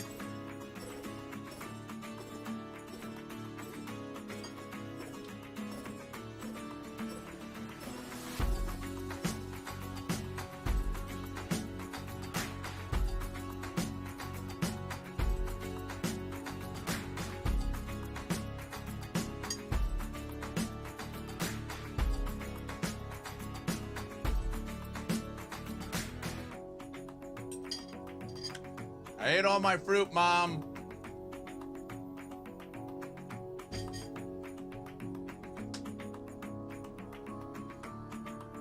Oh.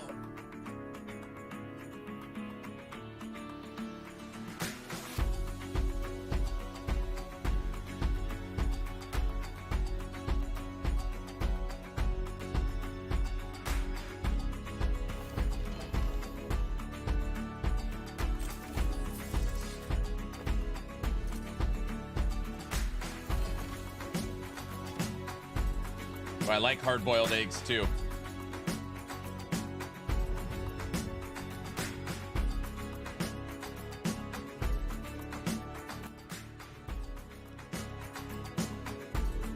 By the way, who the hell asked my streamer client question?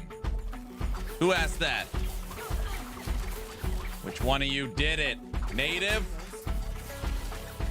Who the hell asked that question?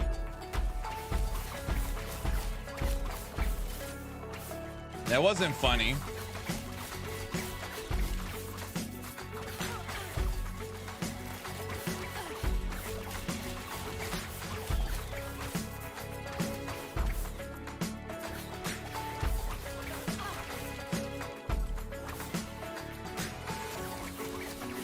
Yeah, tell me who it is so we can ban you.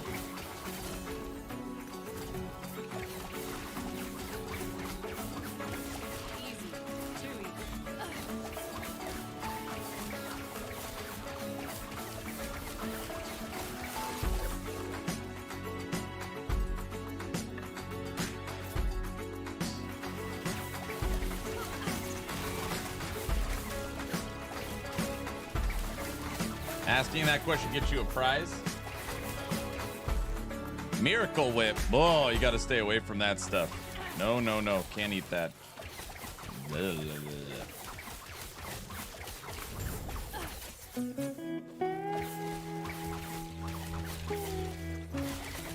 Bad for you.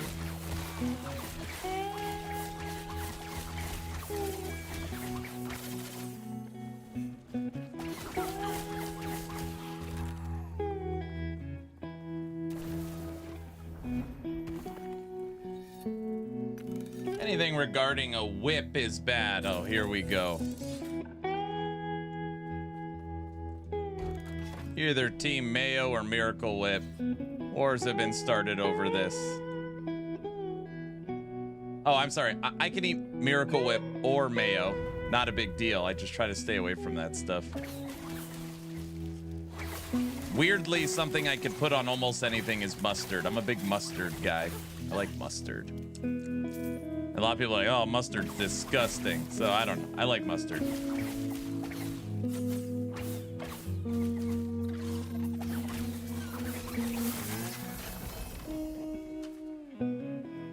I love mustard. Me too. Little Grey Poupon or what? Mmm.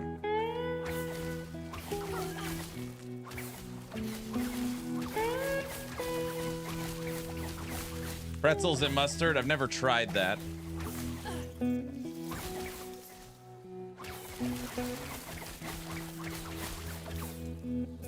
Honey mustard. Too easy. Yeah, I like hot mustard. Spicy brown mustard is the best. Look at this. I hit a couple nerves with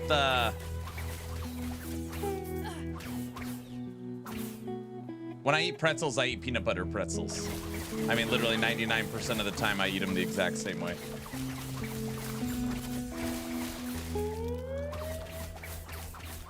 When is the Dev Talk summary video? It's always the day after. So tomorrow afternoon. I'll wake up, knock out the recording, edit it.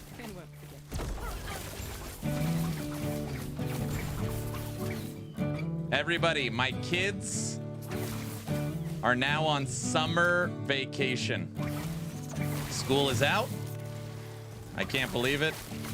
It is officially the summer. So crazy.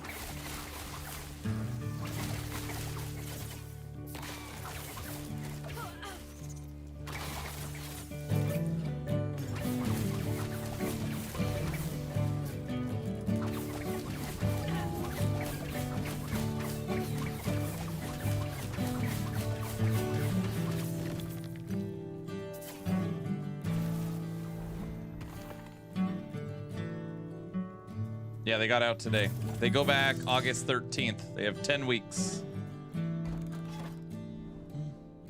I want pretzels with mustard right now. 10-minute warning until we draw today's giveaway. 10-minute warning.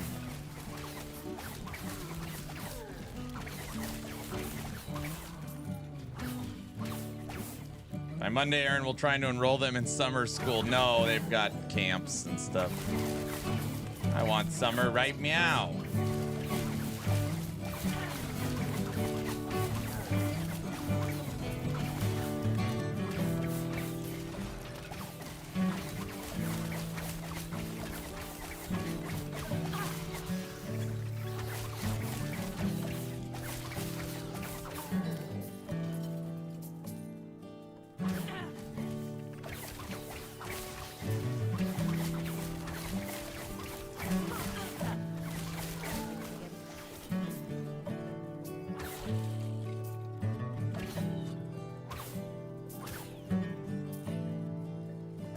Ten-week holiday, that's like 3 more weeks than the Danish kids have. Their summer's 4 weeks. So when it's summer break after school, they have 4 weeks in between grades.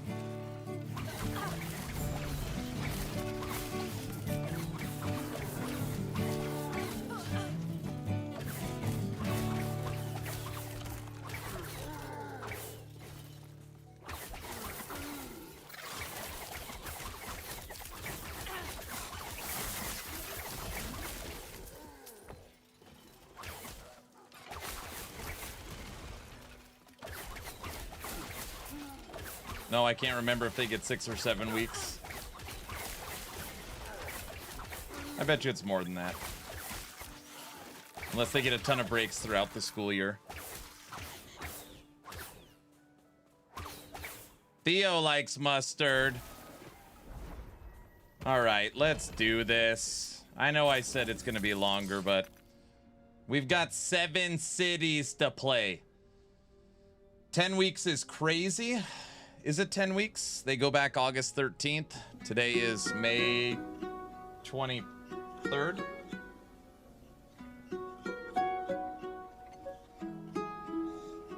Max I can take is a month.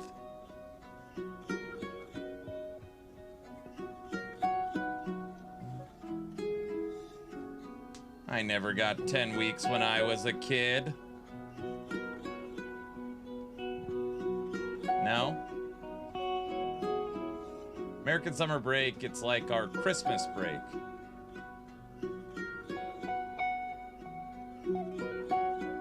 I don't know. Hold on. Hello?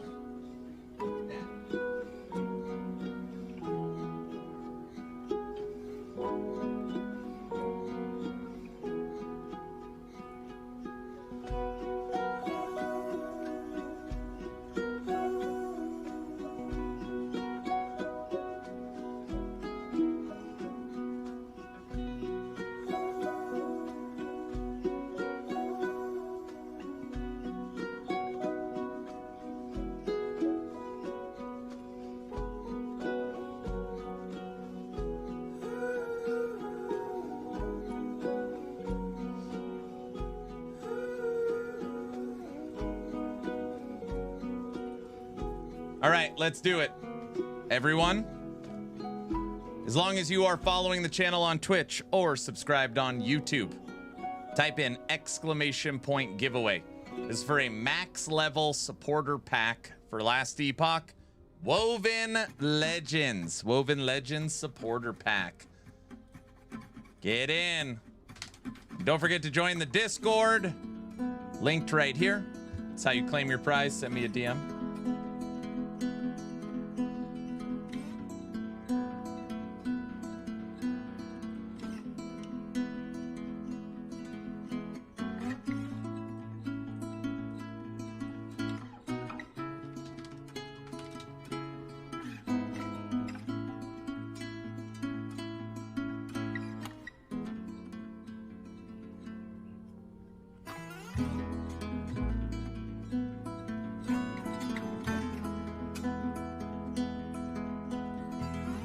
It's not rigged. Everyone, there's a chance some people might win.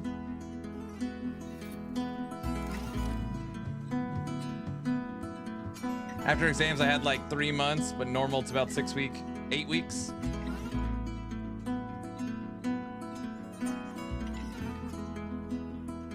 Who won the challenge? Den won the challenge.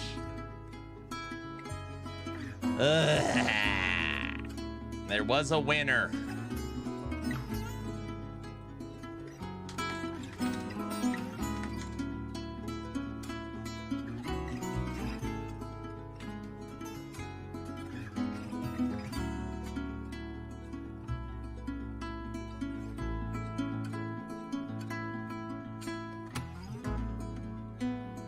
If you want to win, just give some subs. Oh, stop it.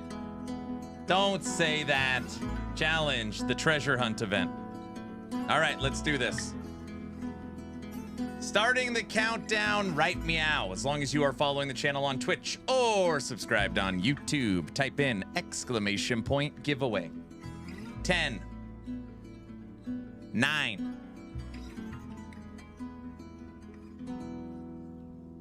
8, 7, 6, 5, 4, 3, a 2, a 1, and entries for this giveaway are officially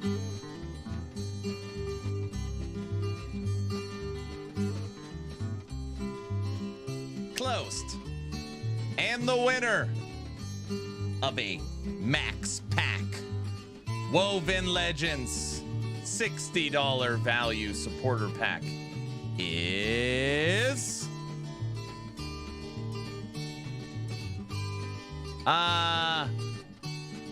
Wonder Ginger. Ginger is the winner. Guys, this is a real person on Twitch. Wonder Bread. Wonder. The Wonders. It's rigged. No. This person's real. Wonder here. I'm a bot. Will you stop it? Will you don't say stupid stuff like that. Don't say that. You're not a bot.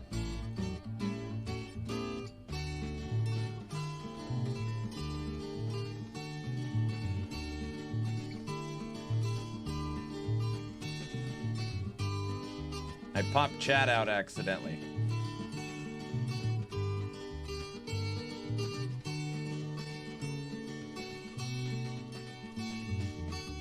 I'm a bot. Ha ha ha. Woo! See? This person's real. No bot would chat like that. Guys.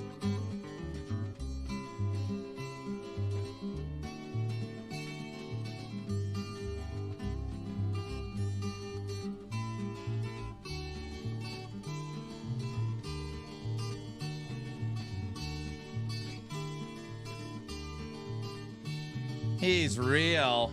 Annoyingly real. See? Sounds like a bot. Guys, no bot would chat like this. This is a real person. For sure. Confirmed it's rigged. What?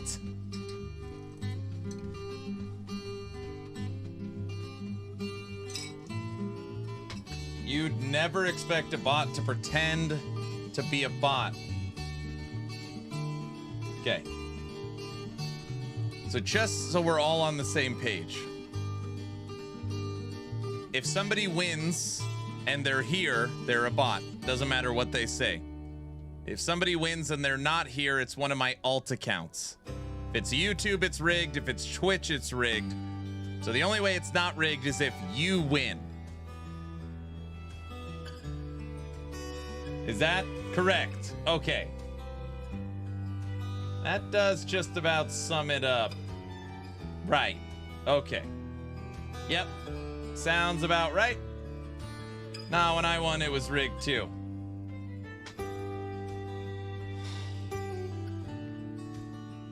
If I win, it's a bot. Give out 356 packs right meow or it's rigged. He's getting it, chat. He's starting to catch on. Oh my gosh. Congratulations, Wonder. Send me a DM on on Discord.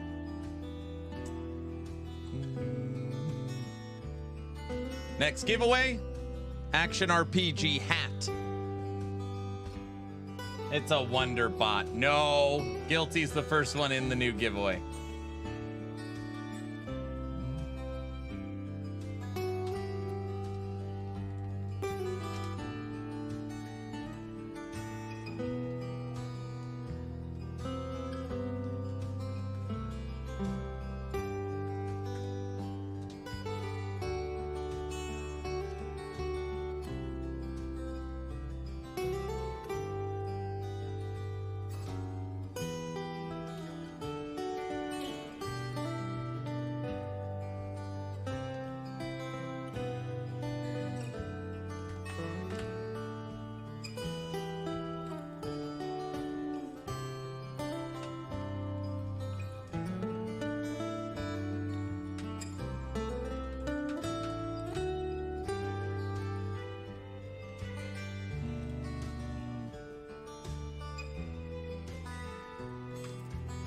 One sec.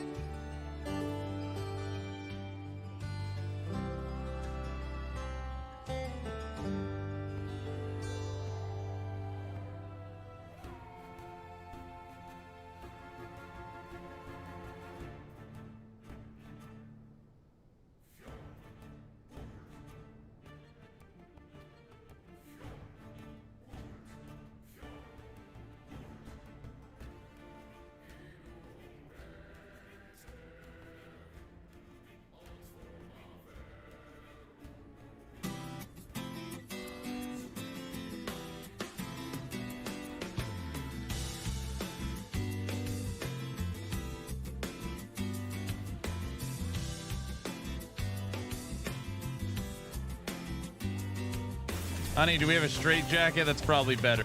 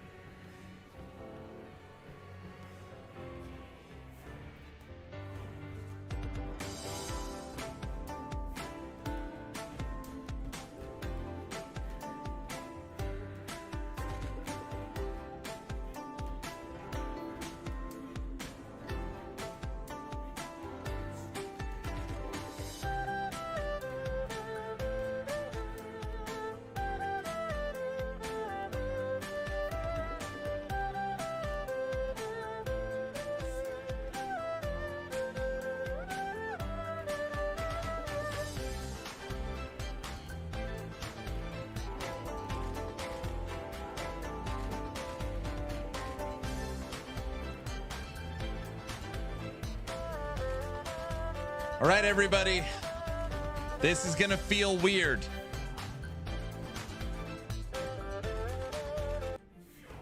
I feel like that was a bad setup. When you tell, you know, that doesn't.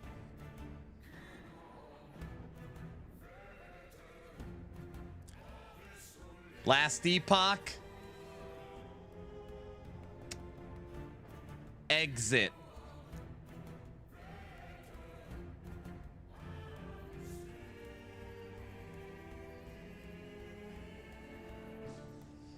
I already feel I can't can't. Got it. Did it work? This is blasphemy. This is madness. What? What is it at? 11,000 subs? I count it every night now, but it's for sure over 11,000. It's a virus. It's not a tumor. Not a tumor. All right? Wonder, you know, wonder why you didn't win. Oh, gosh. I got to listen to the wonder quotes.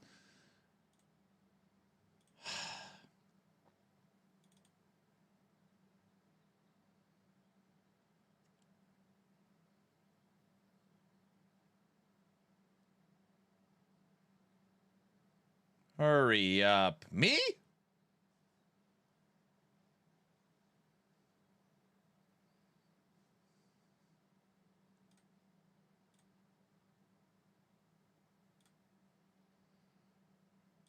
Here, fishy, fishy, fishy. Is Hog streaming today?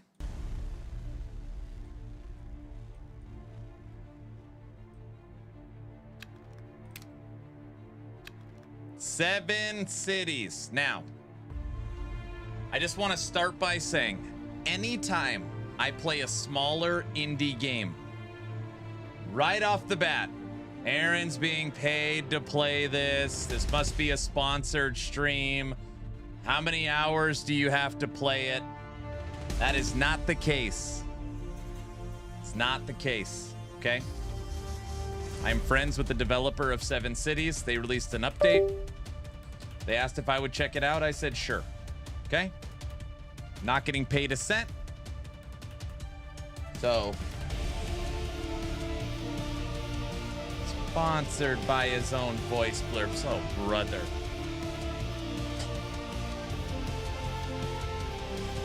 Today we are going to play the isometric action RPG, Seven Cities. He's just trying to hide the Sub-A-Thon. At this point, I'm numb to everything, so it doesn't matter. I'm not trying to hide the Sub-A-Thon clock. That would be literally ridiculous if it was hard to read. What do you mean? That's not funny, Gold. Don't laugh. The Sub-A-Thon clock is fine. It's fine. Guys? Heavy?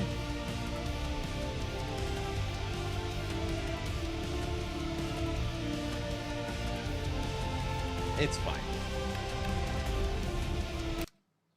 No! You can see it again. Create a new outsider. Uses skill to summon Drayden. Oh, brother.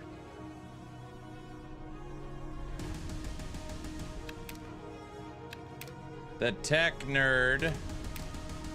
The specialist. The oracle. The salesman. Oh, that's an easy one.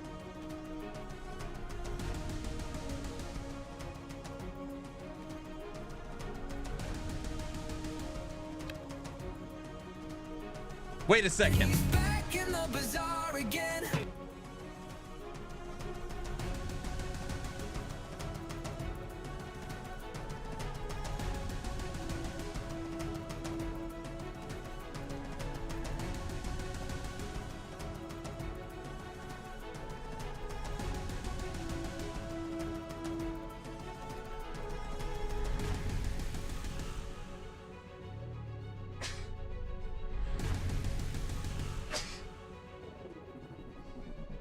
All right.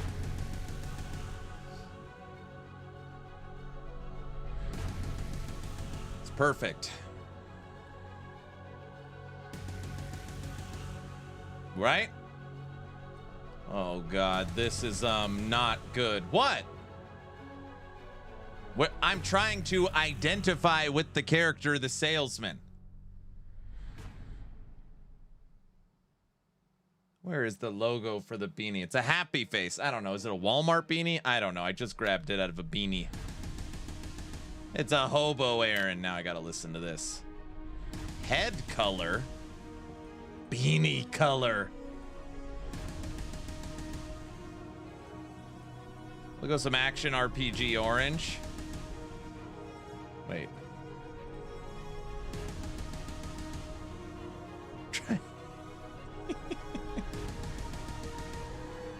All right, how are we doing so far? That's the lightest you can make it. Accessories.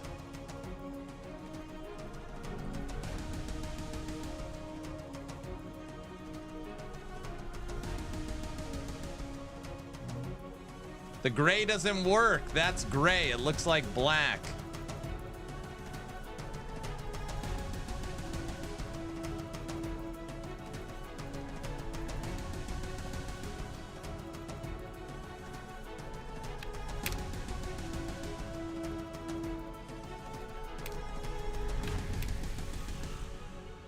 Hardcore, baby. No. Action RPG. Eric. Robot name.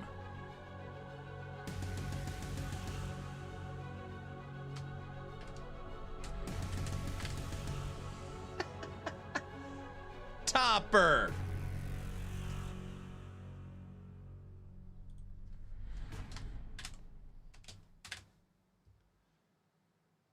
Autobot Topper is our robot name.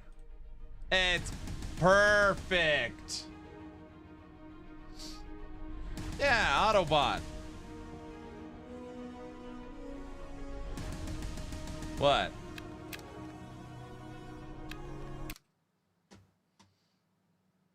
Guys?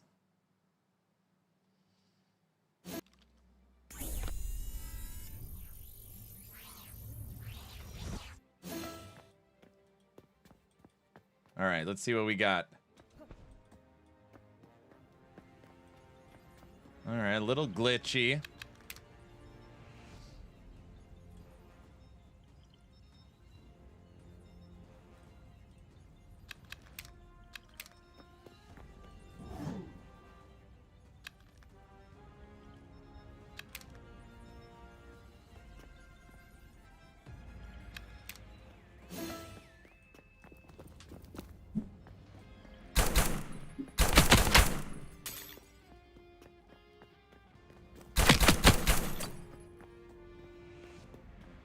Oh, this game again. Yes.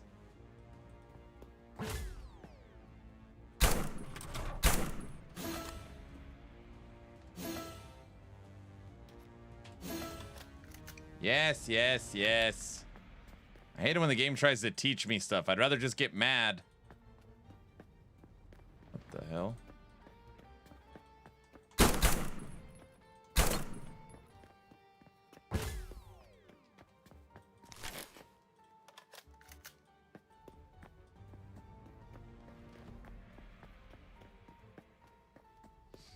Core punk.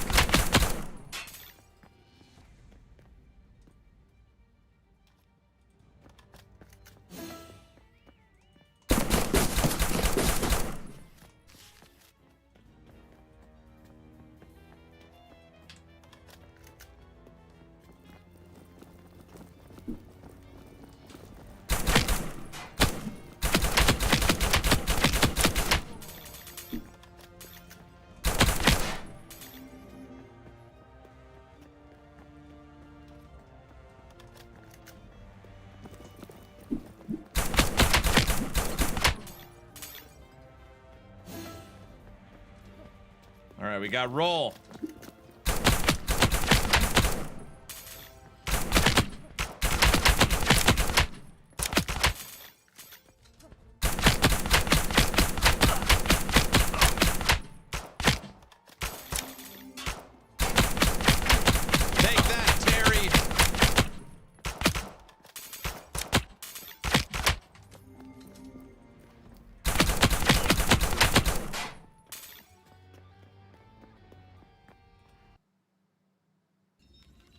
Aaron, does this game have a bazaar? Be careful, your specialization points, passives, reset, recent update.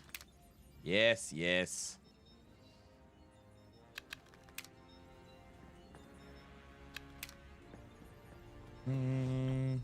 No, there's no bazaar. And even if there was, I wouldn't use it. Jeez.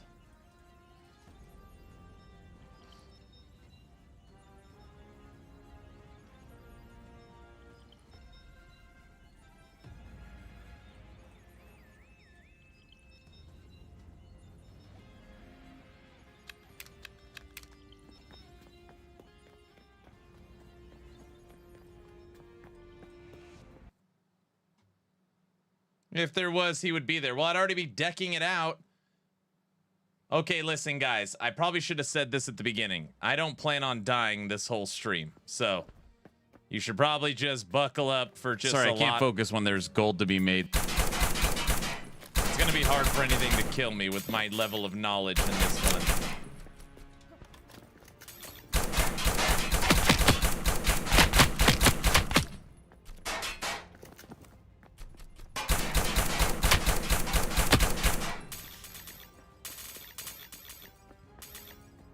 Do you plan to die? So the fence is gonna make a return if you die. Guys, I'm not gonna die.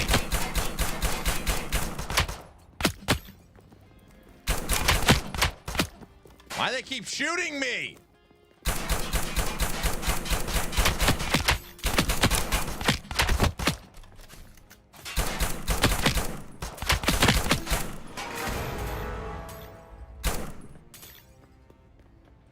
Fence needs love too. Oh, brother. I got a burger.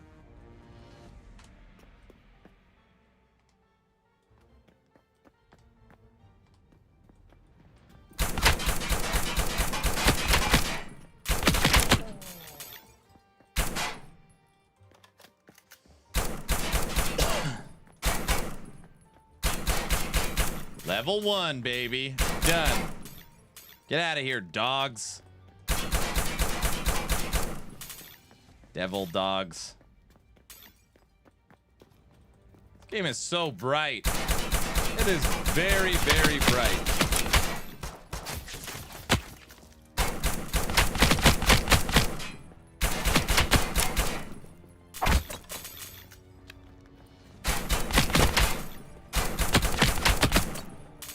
I wonder if there's a screen shake off. I see you. What's wrong with devil dogs? Oh gosh. Nothing. I didn't mean it. I wasn't talking about you. You know?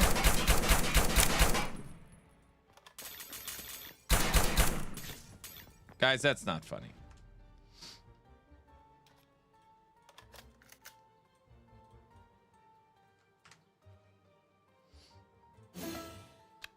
What the hell is this?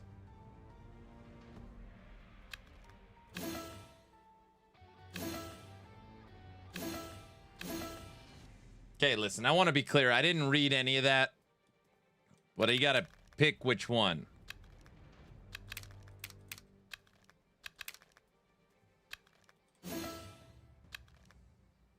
These monoliths look weird. Oh, gosh.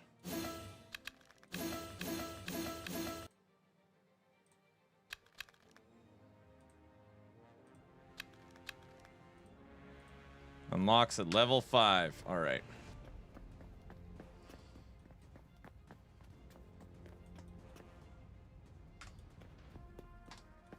All right, we got a map overlay. That's good.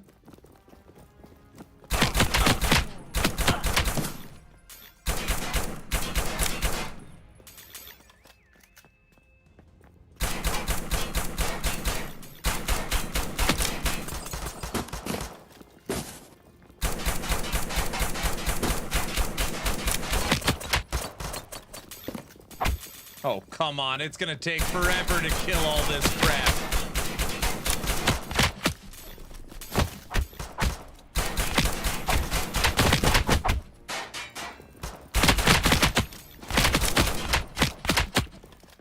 Take it. Don't die.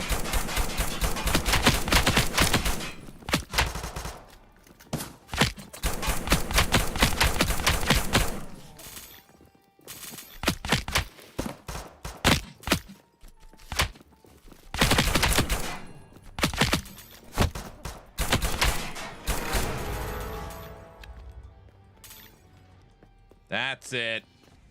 Now they asked for it. Come here.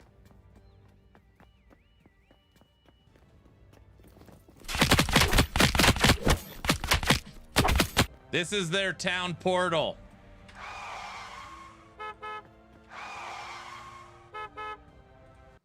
It's a taxi, get it? You're in a city and it's a taxi. Oh, stop it, Otter.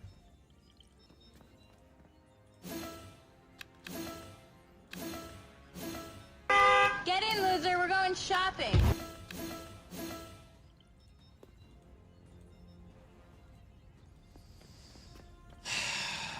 We're not going shopping, guys. Get in, loser. We're going shopping.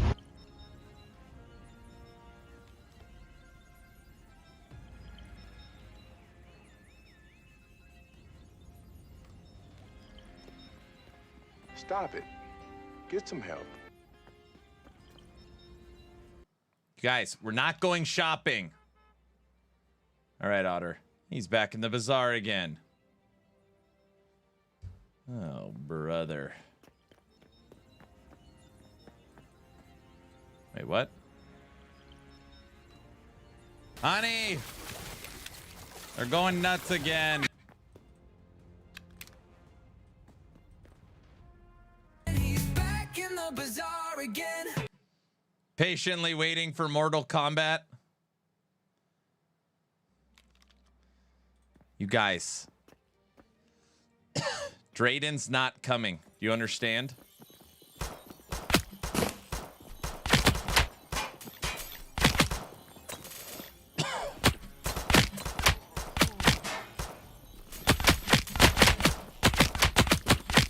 Round one, fight.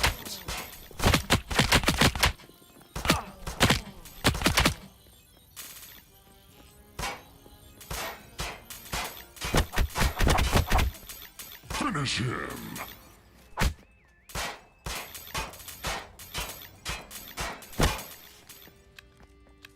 He's not coming, right?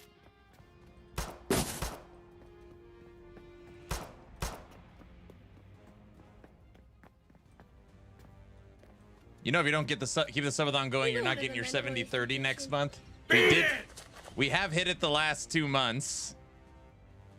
We do need to hit it next month.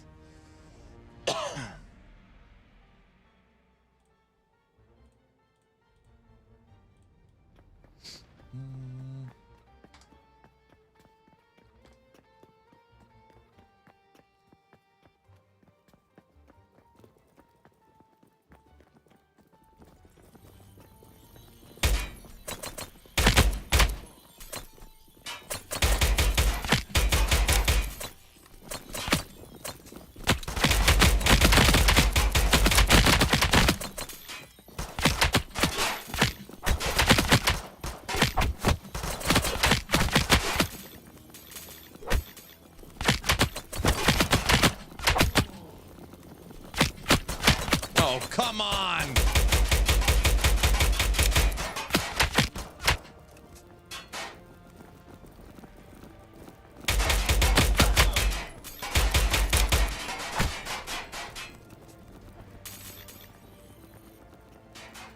Can't die. You've talked too much crap. You can't die. Devil dogs!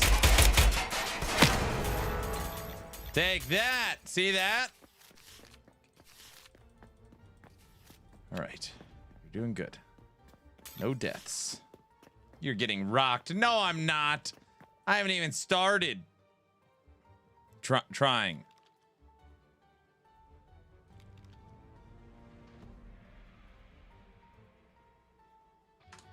All right. Don't die in this game. It's virtually impossible. That's very funny. Yeah, if you died in this game, you must be real horrible.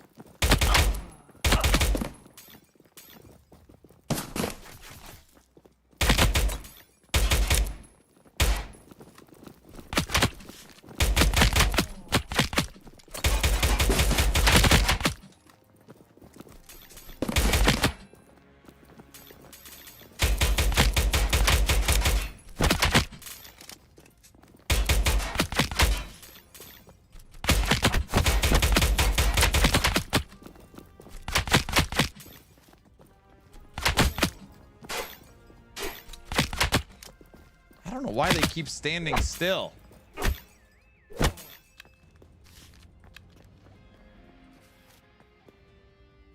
What do you mean I got lucky? Like, maybe it is better on a controller. I wonder if it just works. Let's see. Okay.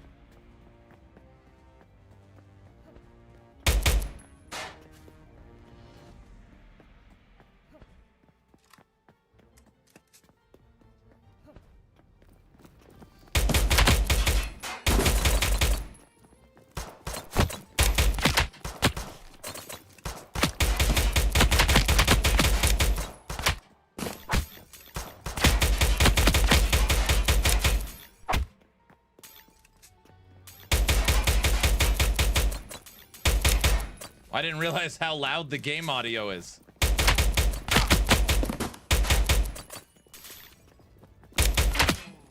One sec.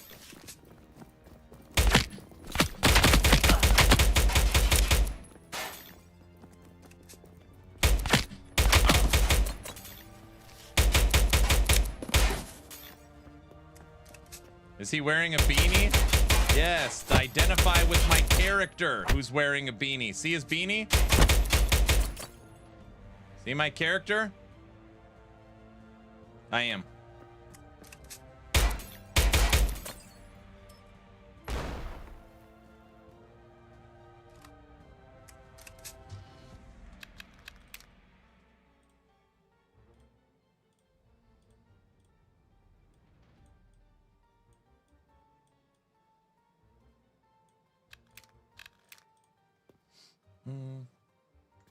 My character's wearing a beanie, so I put one on just so we can level together.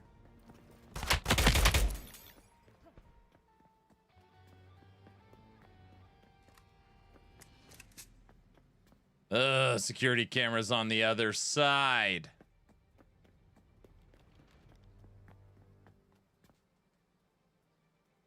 It's right there.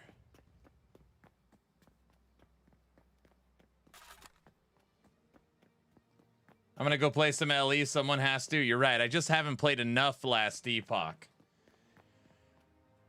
Right?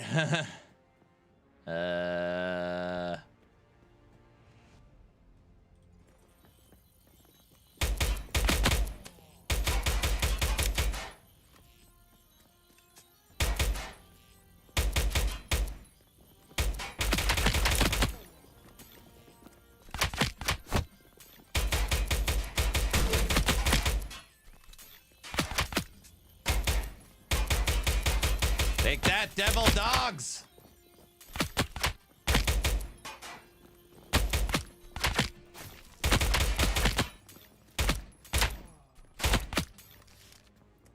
You know what the game needs?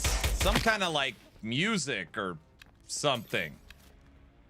It's like dead quiet.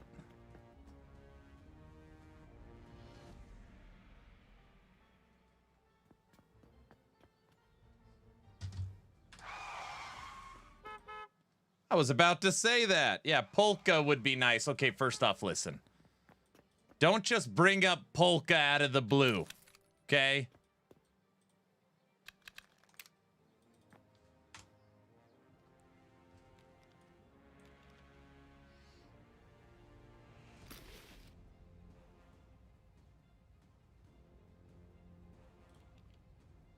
All right, upgraded melee, upgraded machine gun, upgraded body armor.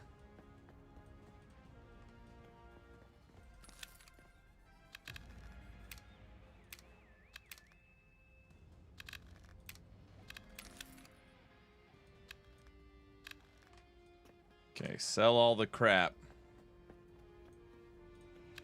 All right.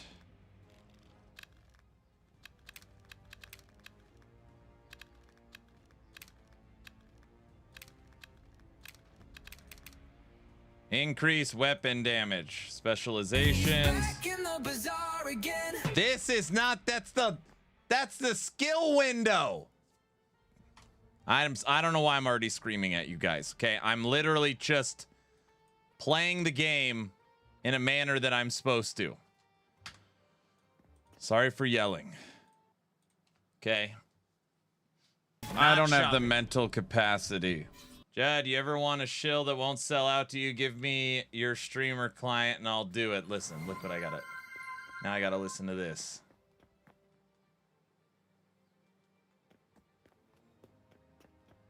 He's checking the map to find them all. No.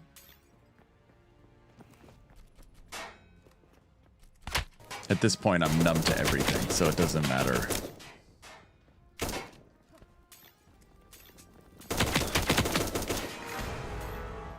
Level 5, specialization, inbound. Stop! You violated the law. You guys, please, I'm just trying to play 7 cities. Is that allowed? Can I just relax for a second? Is that okay?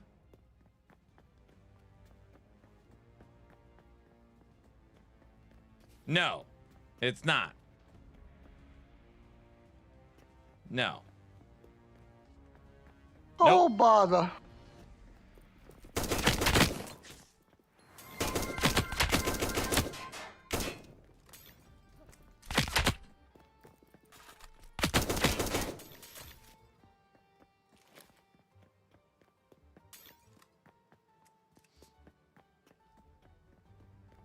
I don't have the mental capacity.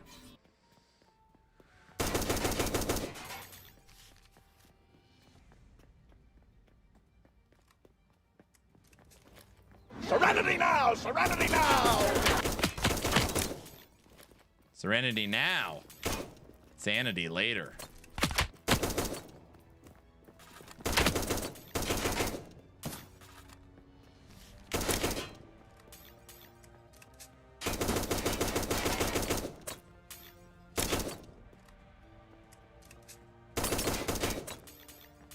Leroy Jenkins.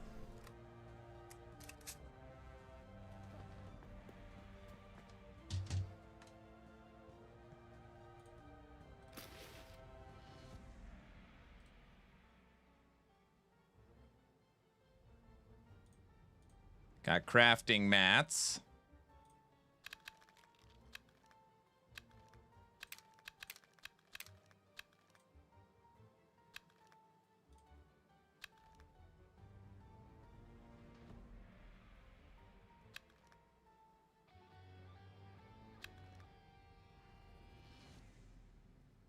Your weapon has a 100% chance to fire a homing bullet that auto-targets enemies in a range of 10. Homing behavior. Homing bullets. Homie, don't play that.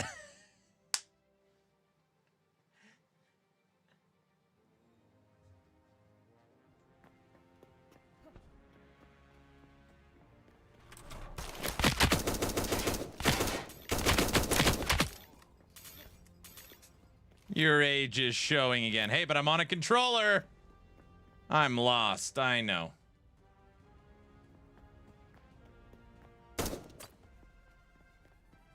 What do you think this is? In living color?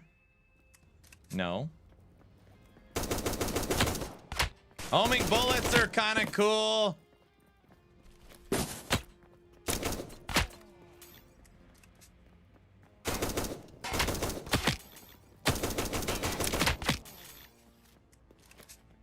Homing bullets are kind of cool.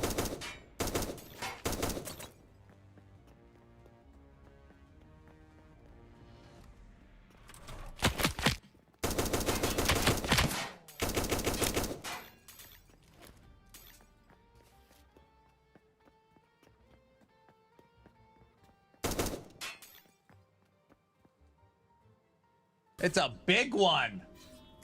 I wonder how to. There it is. I approve homing bullets on a controller. Okay, good. Told you guys we're not dying. I tried to tell you guys that.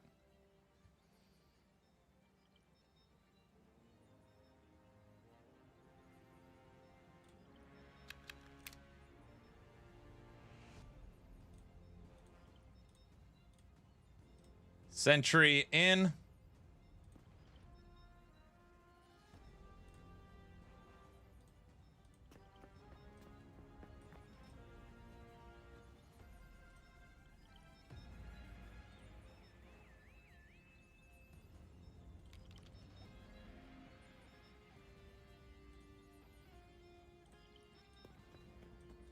What does it want me to do?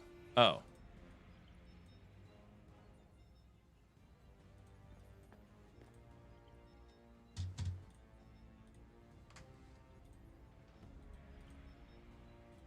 Chicken dinner.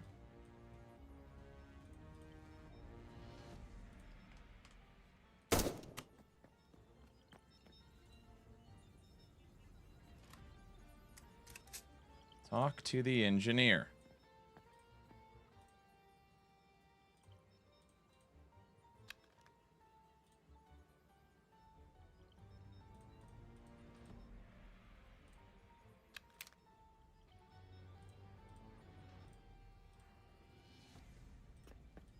I'm stuck. What the hell? Oh, you.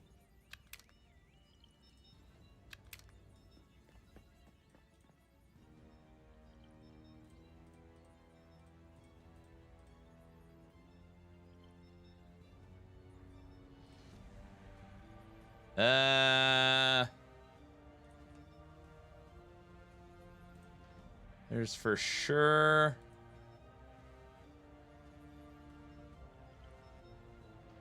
We can't craft anymore.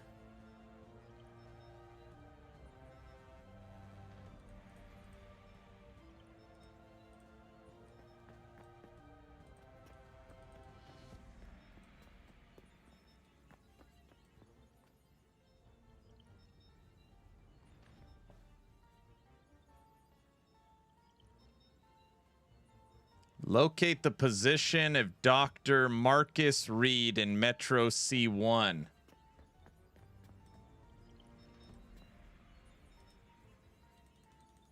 There's no waypoint there.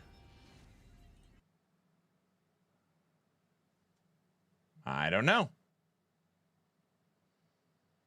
Homing bullets on a controller works great.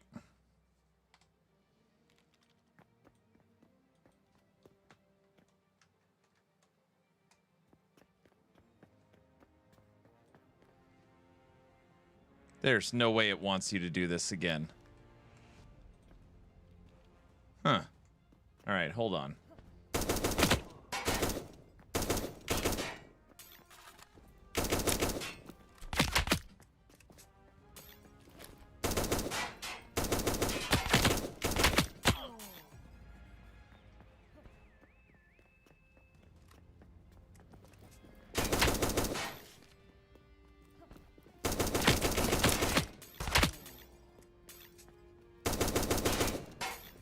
Look at that controller.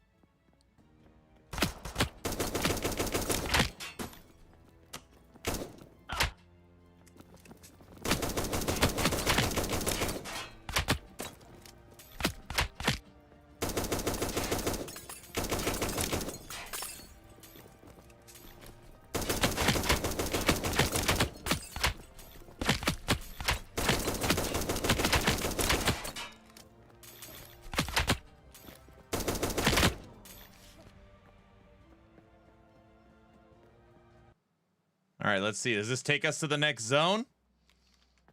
It does. It was the right way.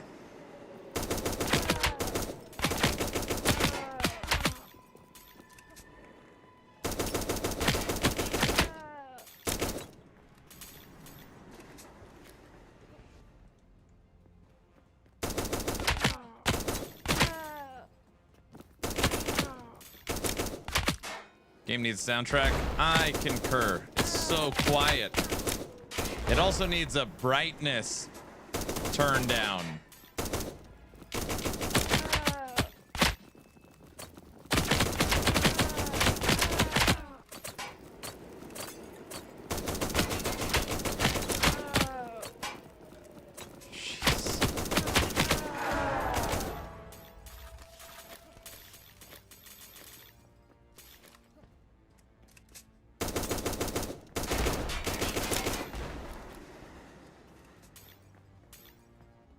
What's in here?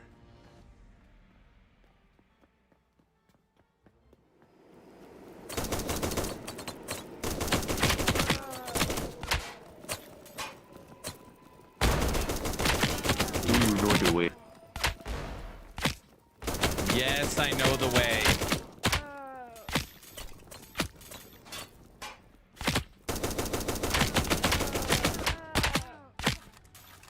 Oh my gosh.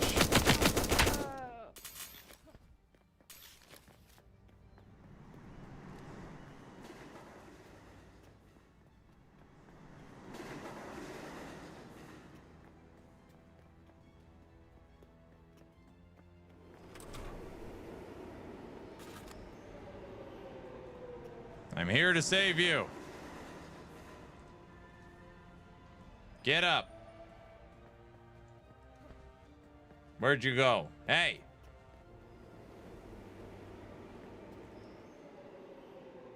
We saved him. Fox.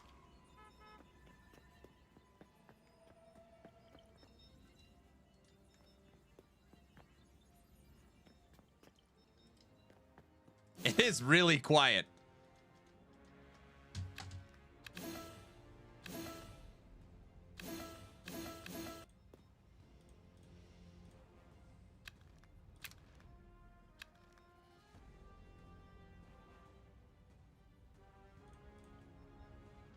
Auto loot on.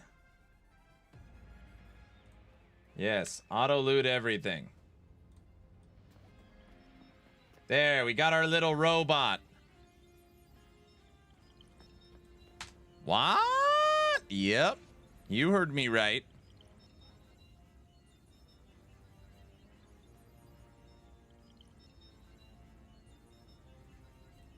Identifying item. It's glitched.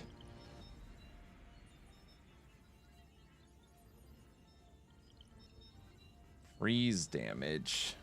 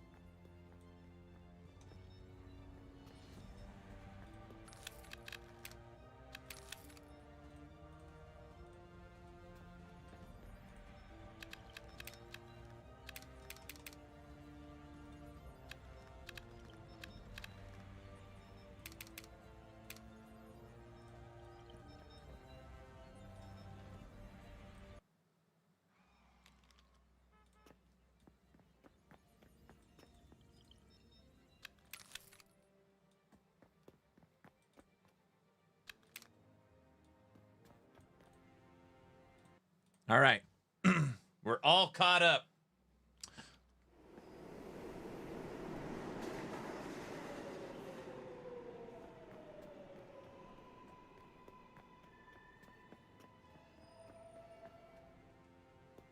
I'm here only to bully people. I believe it. I'm here to chew bubble gum and kick butt, and I'm out of bubble gum. I'm all out of bubble gum.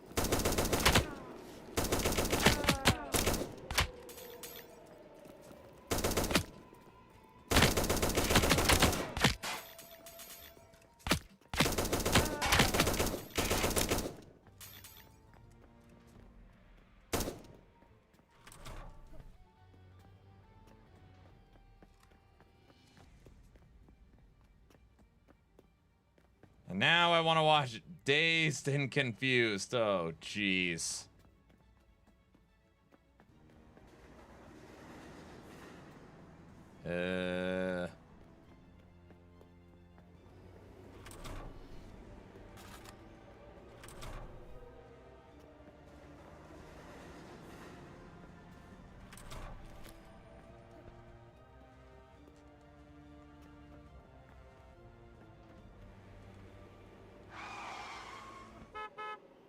That's your favorite movie, King?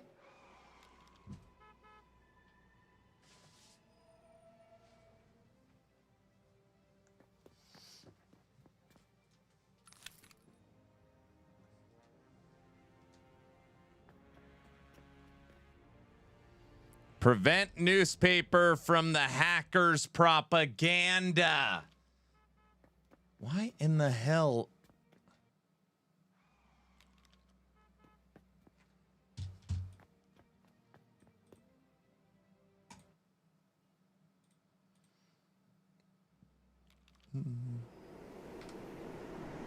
There, now it's blinking. All right.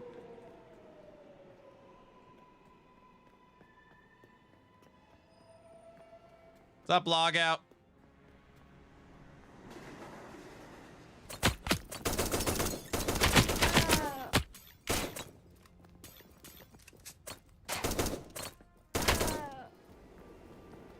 I'm trying to fix the newspaper box from the propaganda.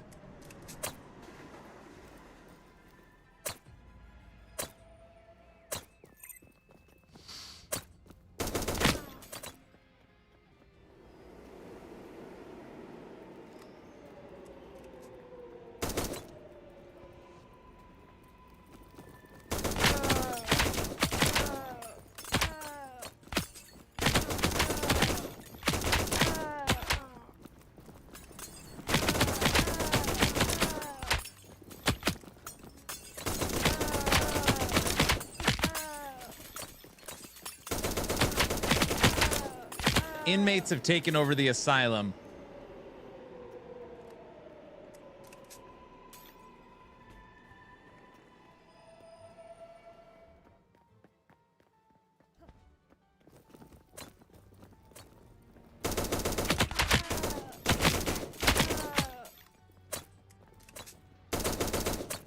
It's very bright, I know. Right now we're using homing ammo.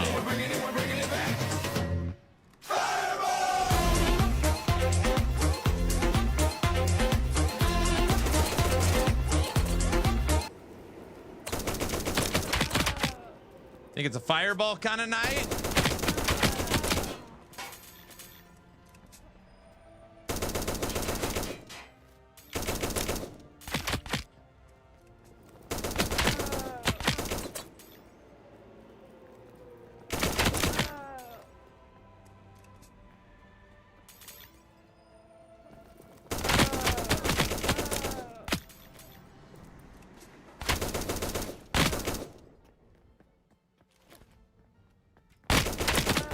Friday?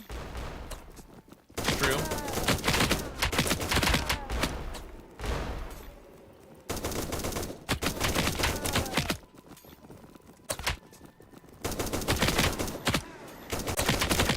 Having to reload your gun in this game literally feels horrible. It feels worse than Generator Spender.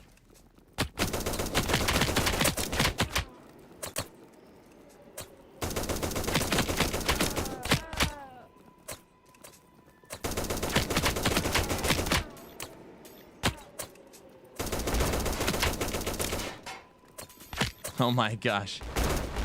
It's these little things keep healing everything.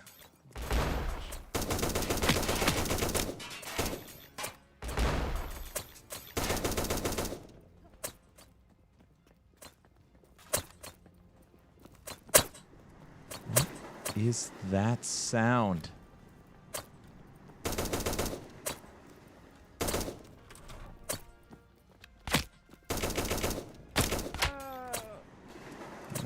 Forget it.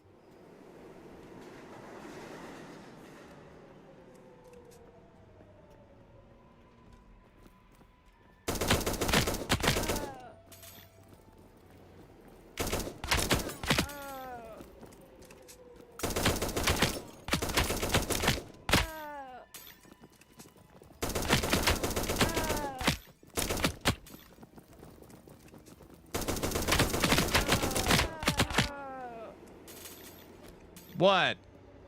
Ned, you don't like the sounds the enemies make?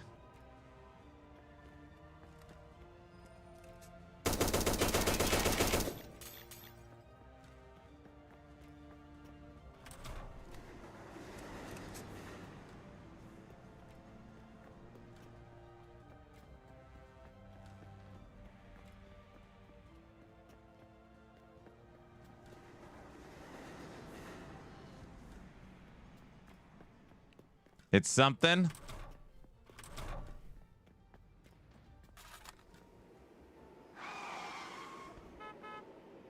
I know, I need my glasses. It's so bright.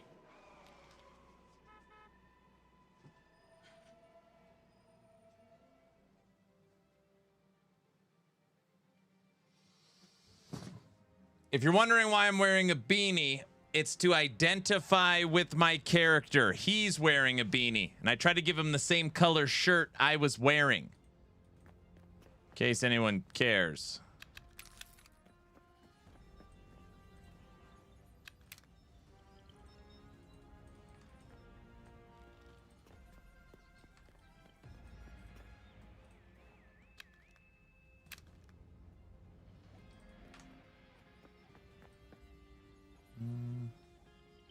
Proper role playing, correct.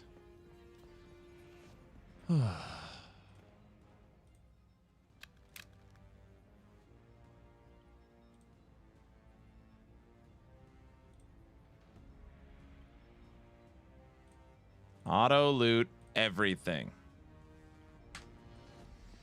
Dude, your little guy's got auto loot and auto destroy. It's like Undecember. See, look at him. Shotgun.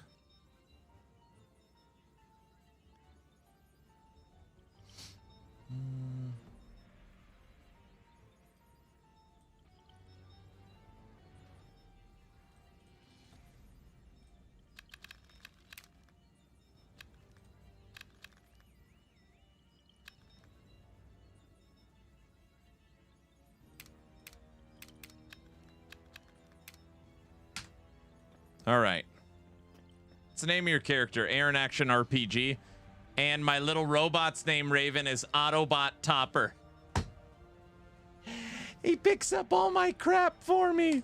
Oh, it's perfect. Don't tell him if he shows up.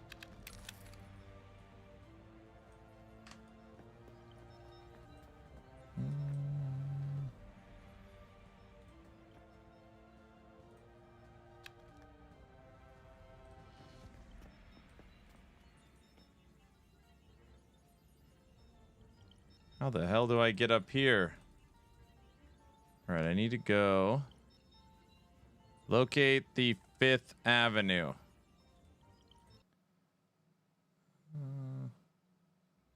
Topper sucks too. Oh, come on. I don't know if there's a way. Oh, there is. You look happy. Not sure why I think that I look happy.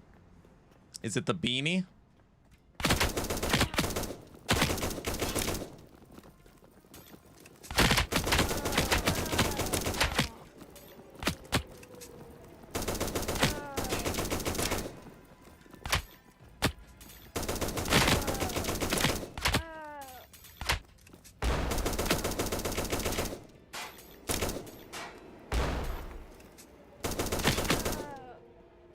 Isn't my robot supposed to pick up all this stuff? No?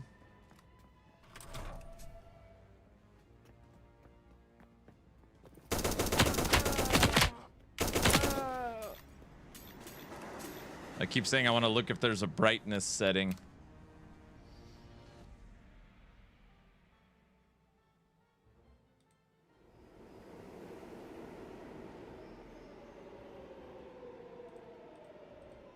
Nope.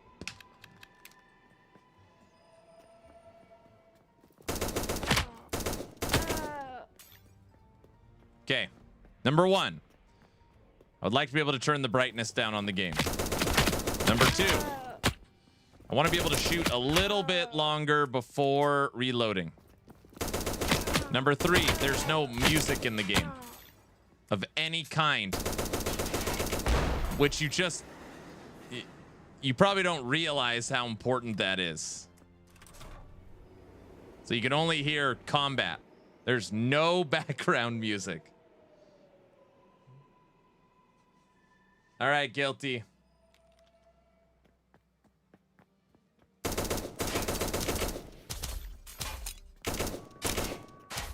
All right, I put down a sentry.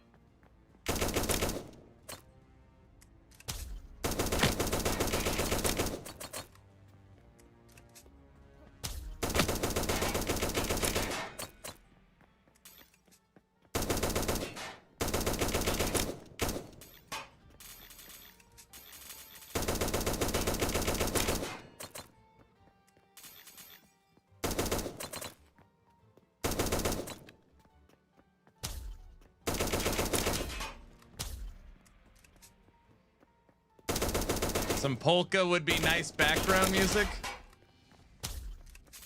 Man, I can't believe it's almost 7 already. I got a good feeling this Sub-A-Thon is going to tomorrow and into the weekend.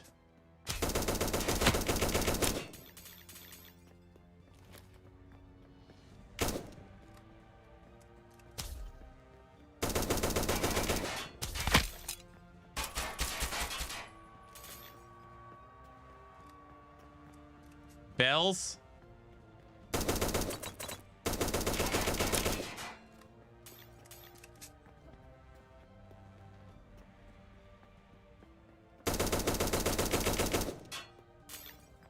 Take that. Where in the hell are we going? Free and talk to Vivian. We gotta find Vivian.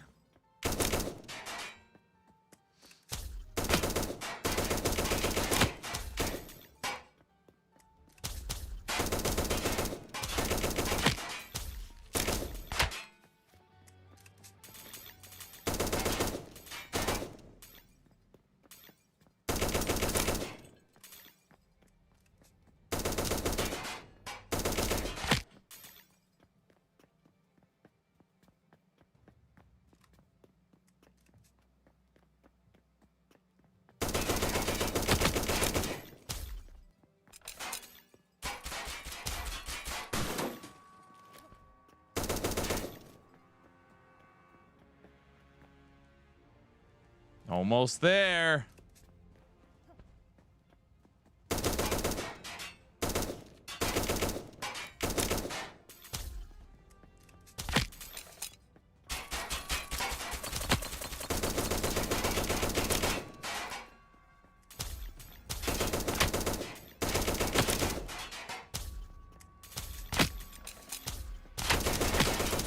A lot of robots.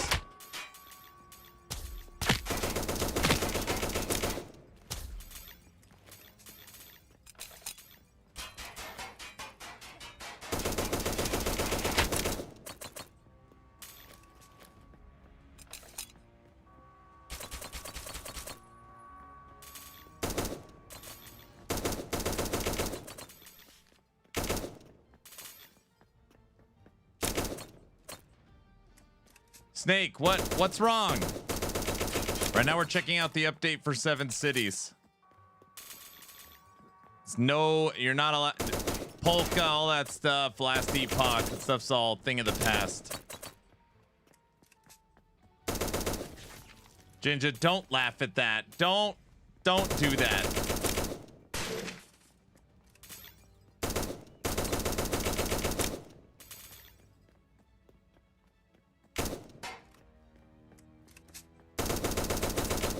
Yeah, it's a new game.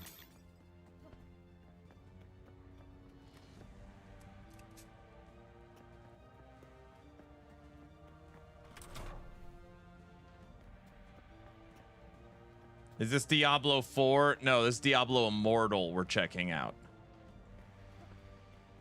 This is the isometric action RPG 7 Cities. What happened to the 8th city? That joke's already been made. You don't need to say it.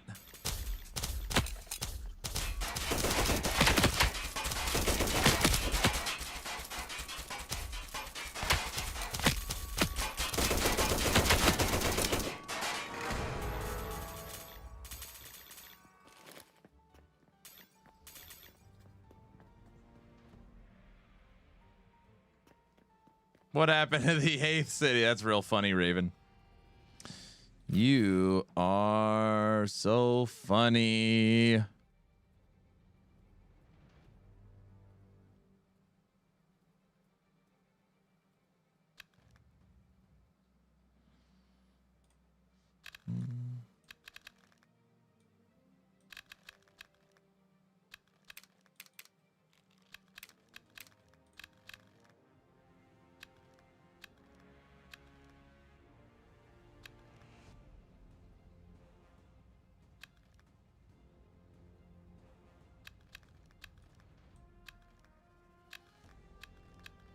Where the hell is reload speed?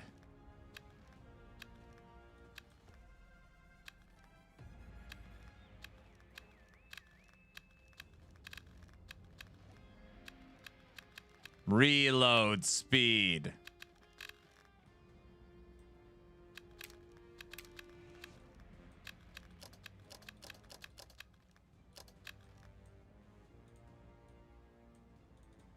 Oh.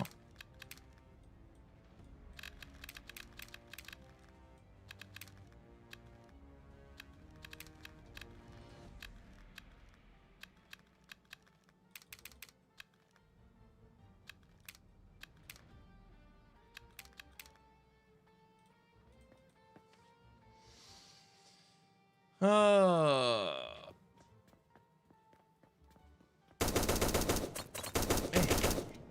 do you got?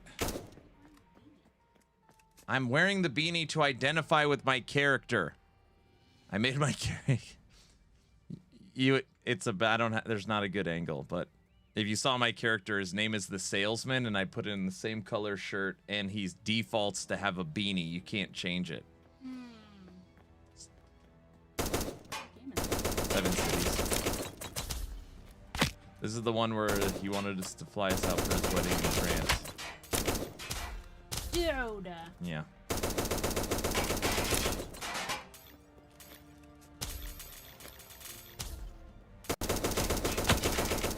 I've got homing bullets. She said, is this supposed to be Grand Theft Auto? That's pretty funny. Yes, this is Grand Theft Auto. I know it's not Grand Theft. No, I know.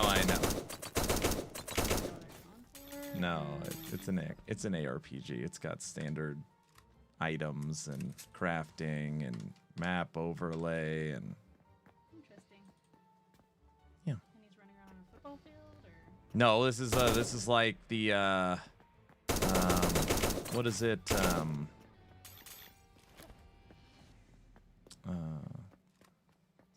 Don't think so hard. They're okay. What's the one with the Mockingjay? Hunger Games. Yeah, it's like the Hunger Games. Podium that you start out on. No, it's like where the main house is, Never mind. Oh, okay. Where the like rich people are. Oh, yeah. The capital. Yeah. I got you. Made you a Moscow Mule. Thank you. Crafting. The wife brought me a Moscow Mule. She said I need it. I don't know why she would say something so silly. All right. What do we got?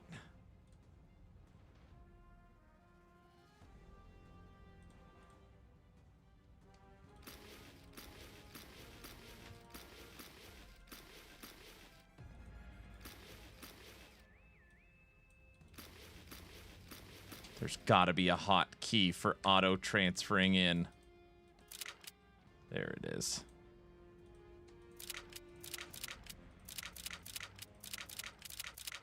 Booyah. I need a Moscow Mule. What? It's even got my little cuppy. Look at it.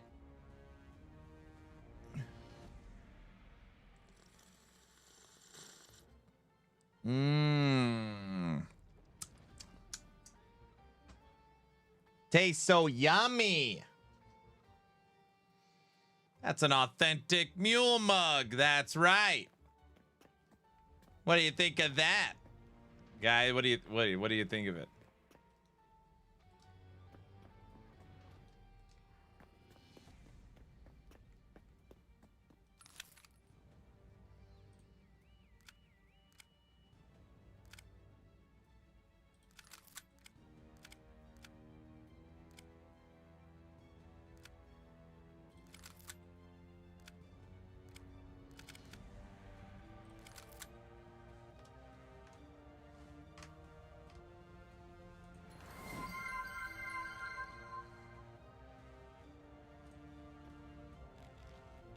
Oh man, look at our new weapon. You guys see it?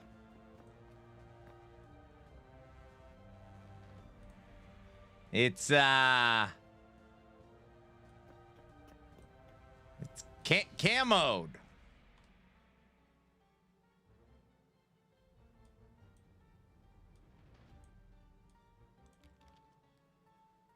It's got a skin on it. Yes. Oh, thank goodness. Luca put in guilty pleasures. Enjoy. You can't.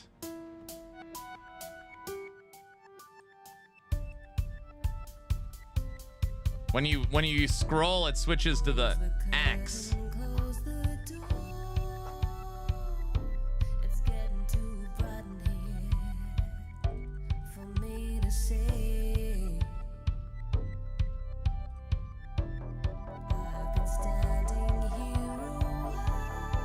I know, that's real funny.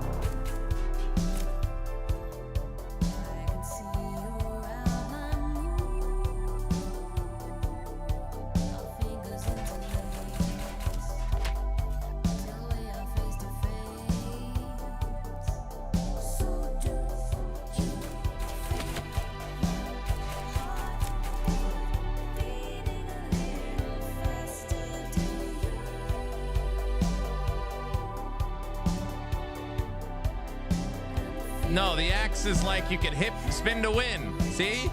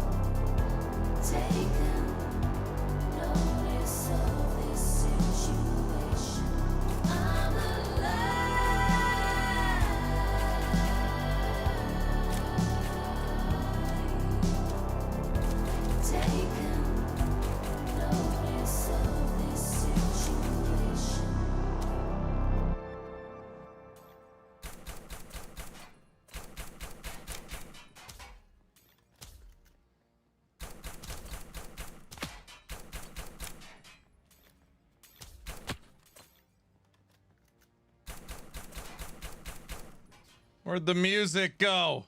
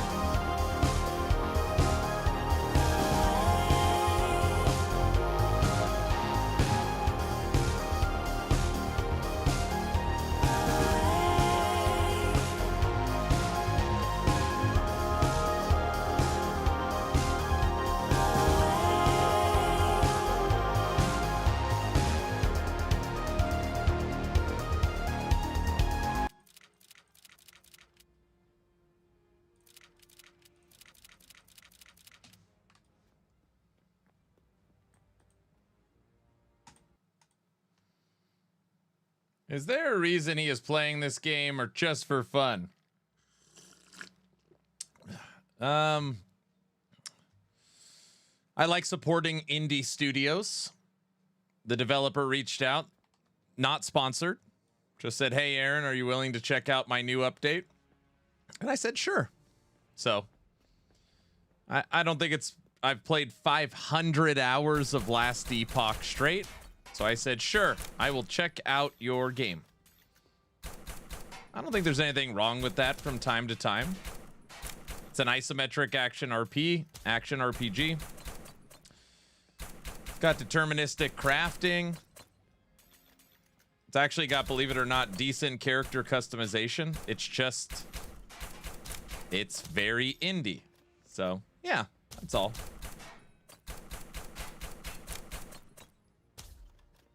Just joined, just wondering. Oh, no worries. Yeah. I get asked a lot when I play maybe more unknown titles. Aaron, are you getting paid for this? This is not sponsored. I'm not getting paid. Exile-like. Yes, it's Exile-like. It's not a rogue. It's not an auto-battler. This is an ARPG. It's called 7 Cities. Currently in early access, and it does have a demo. Terry. Right now we're using homing bullets. Look.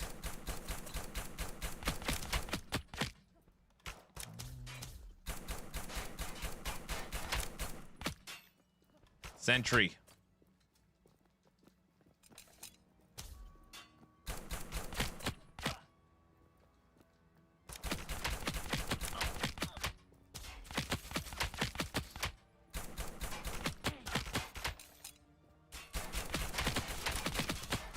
Jeez. Kill specialize. This has got to be the guy. We got to kill 3 of these guys.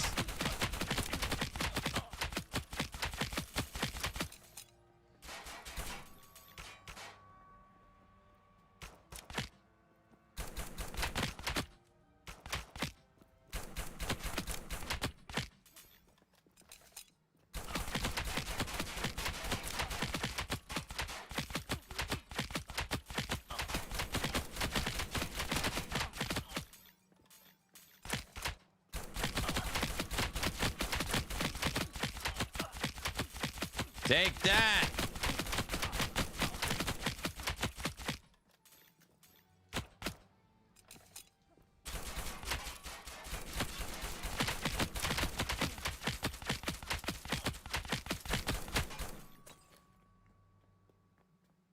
One. That was the guy we were supposed to kill. We need to kill 3 of them. Oh my gosh. Take that, Terry. That's what I'm saying. If you guys are wondering why in the hell is Aaron wearing a beanie, the character we picked was called the Salesman, which is hilarious. That's like the starting character's called the Salesman, and he wears a beanie. So I picked the same color shirt, trying to identify with my character, okay?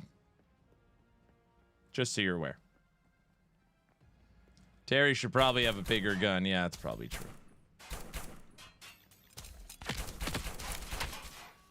No, me and my character just both like beanies. Is that all right? Okay. From a developer standpoint, I keep opening these little like loot crates, and when you open them, nothing comes out. Unless it's getting auto-looted by the robot so fast, which I guess is possible.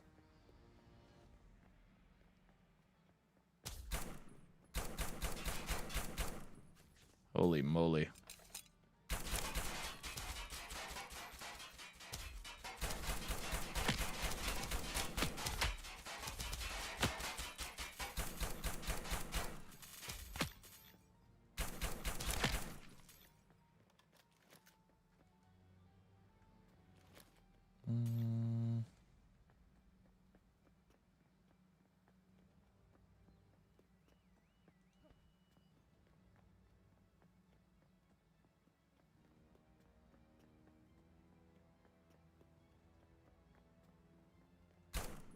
Oh man, is there 2 specialized ones? No.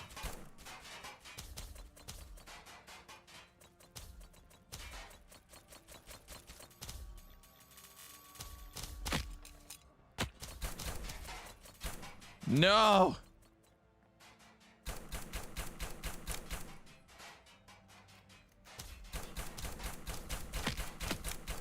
I told everyone I would not die today.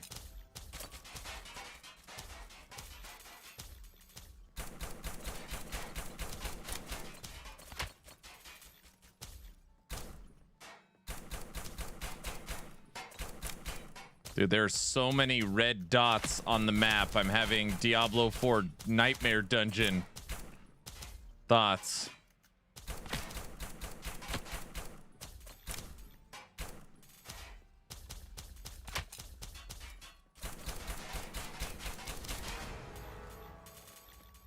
Night. Great job. See, the game said great job. 274 for a replacement battery for my car. Ugh, what happened to your battery? Old? Sorry, sir. That's rough.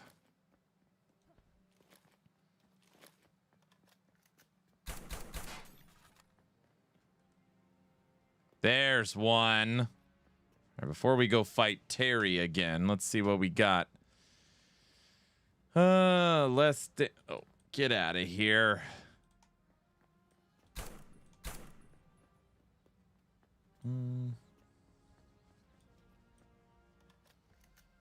OMG, why does the map look like that?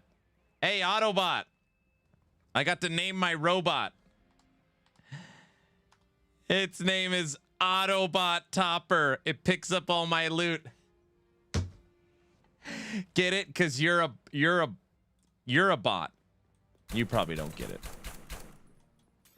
Autobot? Is it Aaron sucks? No. That's what it was called the last time.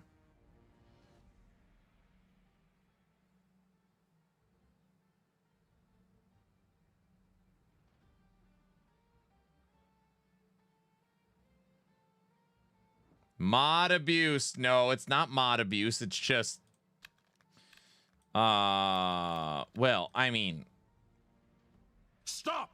You violated the law. I did not violate the law. I don't think I did.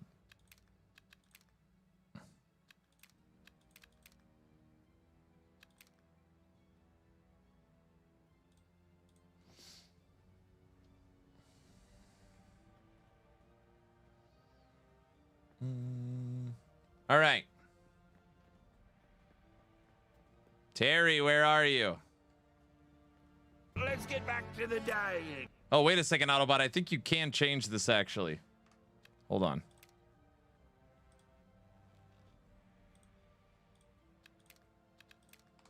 There. See?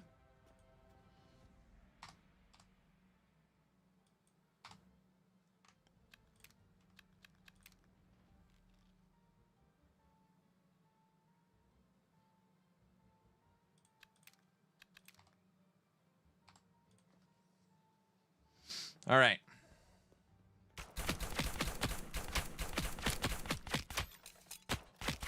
Terry does have a very small gun.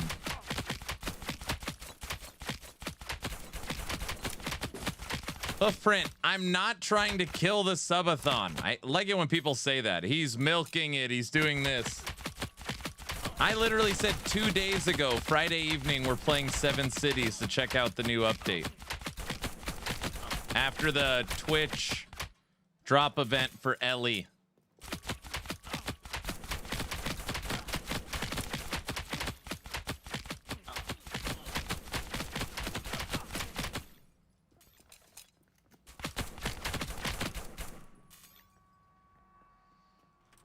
We're definitely getting stronger. All right, we got to find one more of those guys. I'm guessing he's all the way at the top. The name of the previous song was called Colors.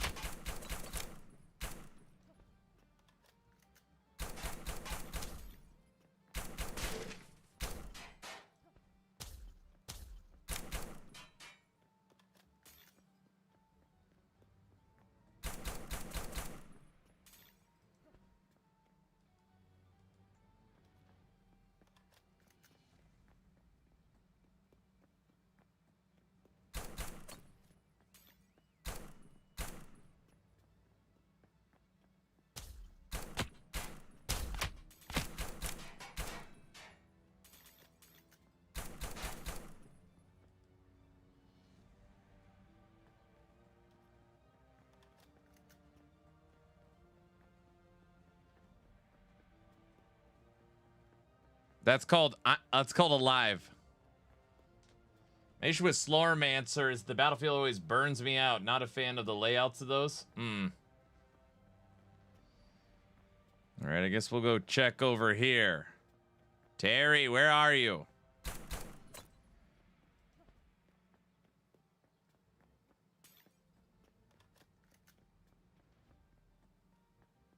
We can't find the last guy. Come on.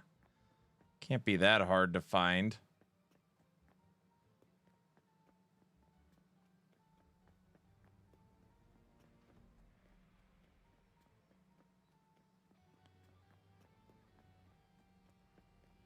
Holy smokes.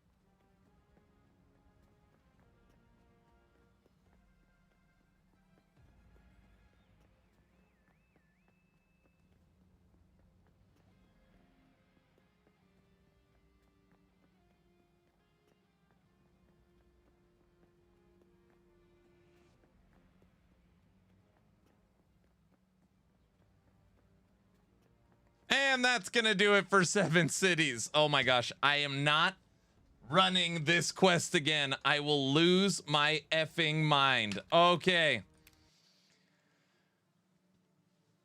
Oh gosh.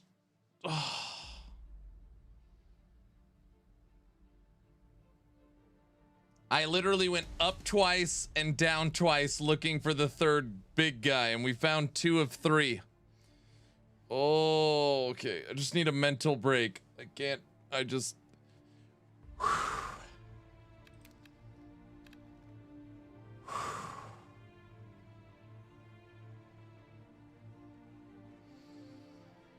How long did we play it for? Fire up Core Punk.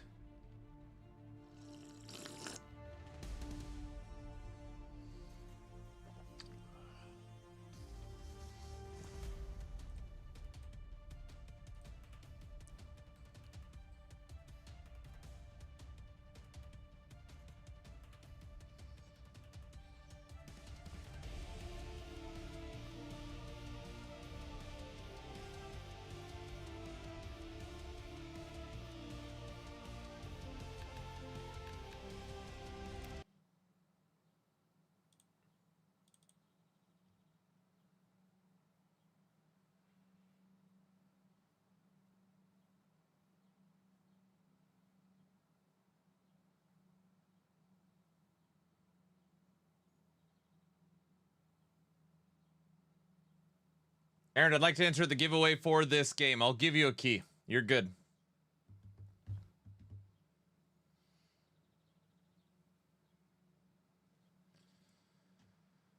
Oh my gosh. I just need a minute.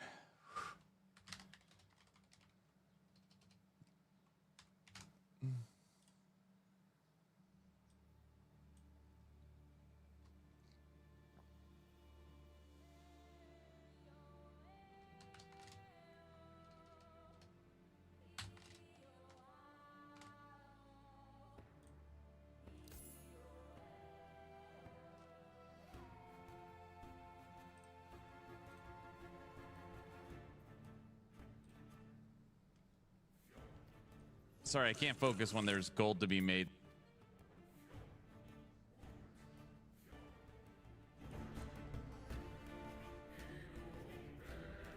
I played the demo and I'm on the fence about it. Which game?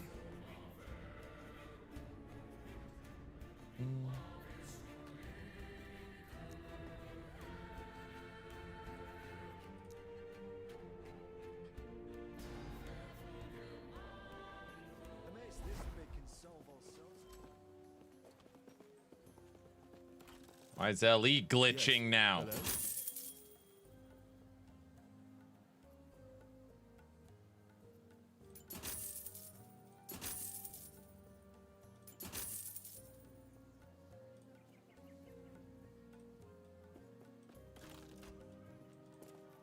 Seven cities.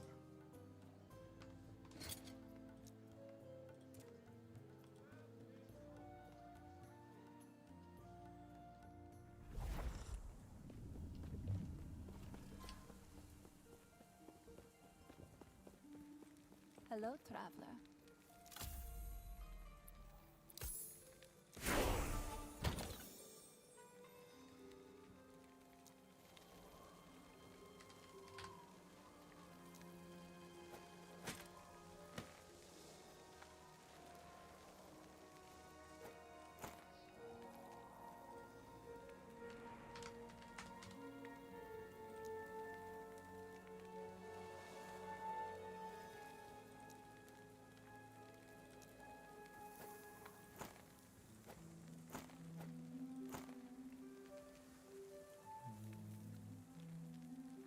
You guys all played the demo for Seven Cities?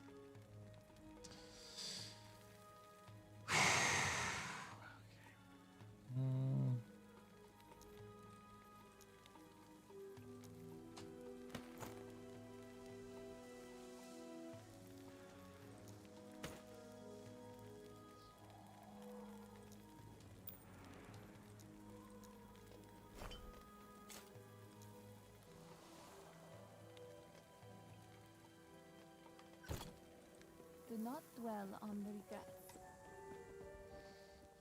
At this point, I'm numb to everything, so it doesn't matter. I thought Seven Cities was pretty rough. A little rough tonight, for sure. It was rougher than I remember tonight. I don't remember it being a silent game. I had to put on my glasses, hurting my eyes. I don't know. I'll talk to the developer. All right. We are... inmates have taken over the asylum. Ready? No, don't do it. I'm nervous. Don't do it.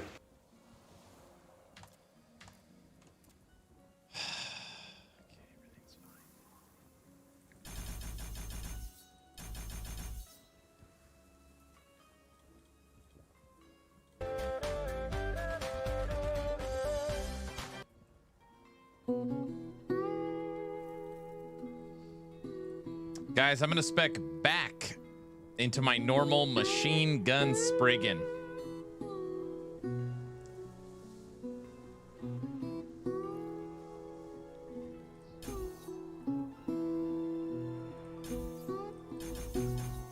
I regret having gone MG. I actually like Circle of Fortune better. Is it possible you guys will stop blurping for 5 seconds? Is that possible? It's late and streaming all day. No. No, no, never. Not really. No.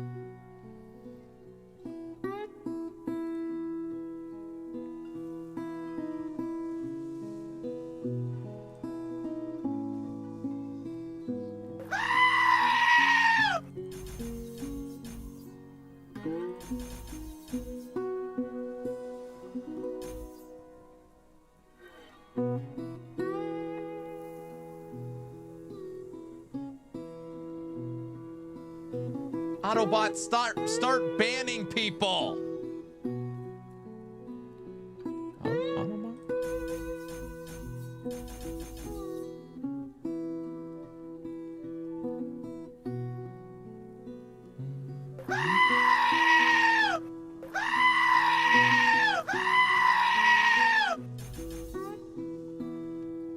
Oh my gosh.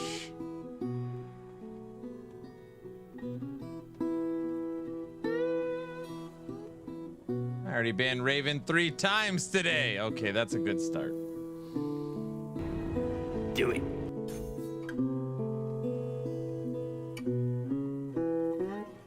They're rooting for Richards.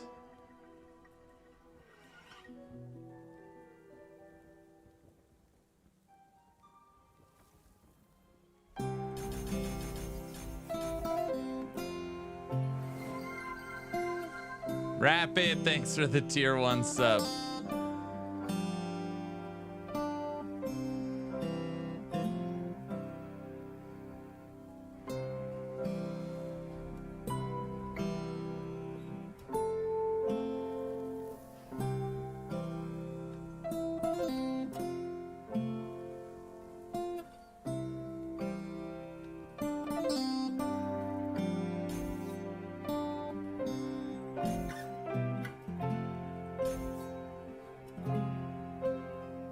Let's go gambling!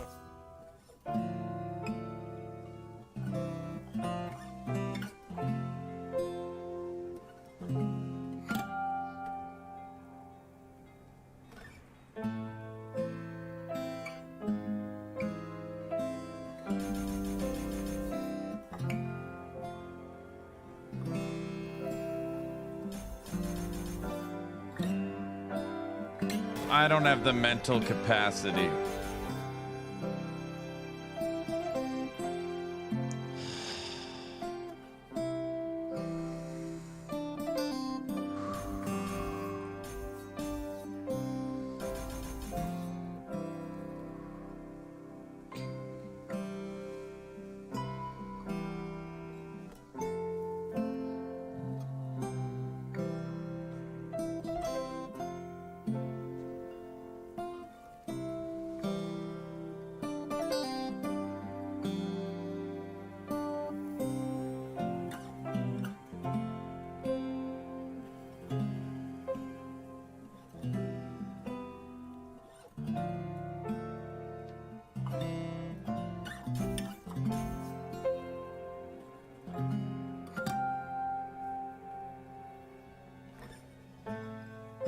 Sleep mode activated. I don't have the mental capacity. I'm not asleep. I'm just asleep.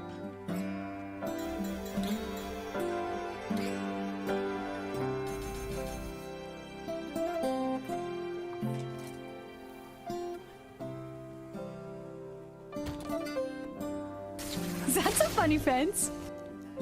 Fence?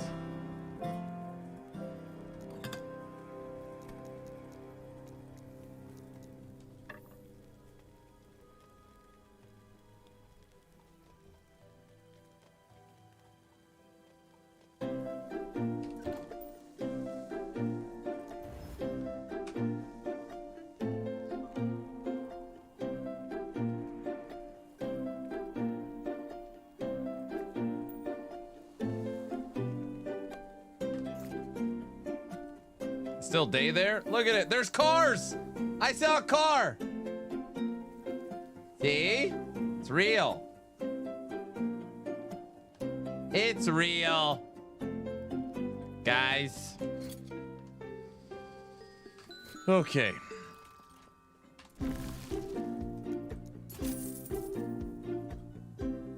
Cars are fake. AI can do cars, sir. No. Hey, Aaron, I'm loving the mana guide build. Thanks, brother. You are very welcome. I'm glad you like it.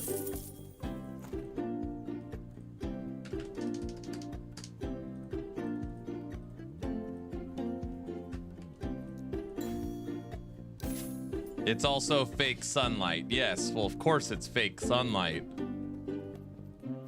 Autobot, whoever said that, ban them too. Whoever said it's fake sunlight, they can go.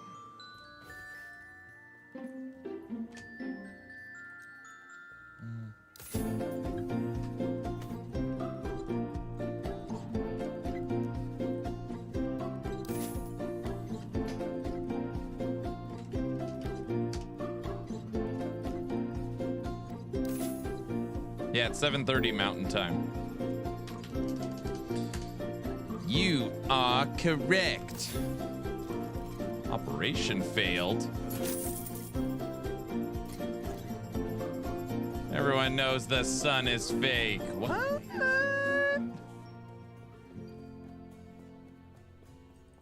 traveler, I've got what you're looking for.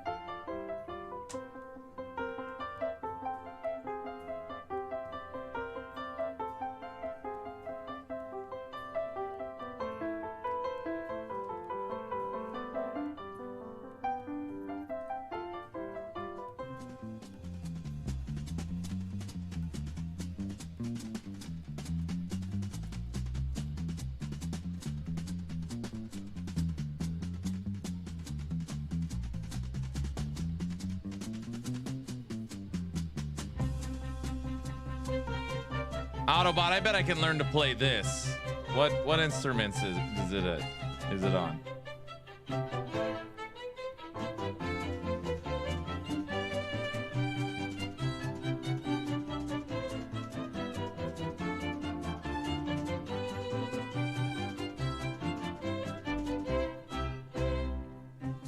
What do you mean funny? You don't think I could learn to play this song? I could do it. Autobot, can I do it or no? Nope.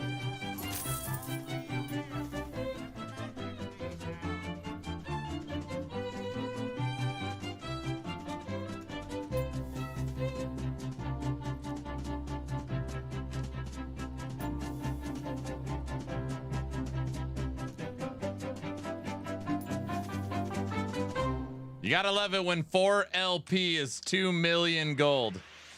Ridiculous.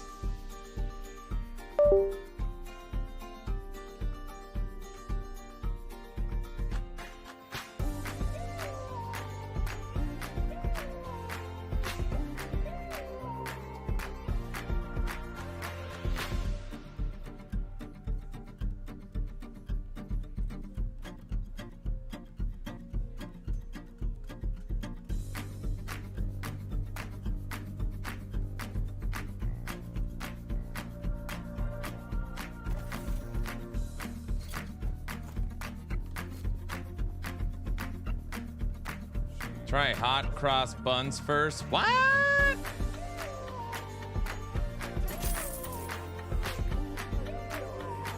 Hopefully no one's using Twisted Heart this season. I doubt anybody is. Things trash.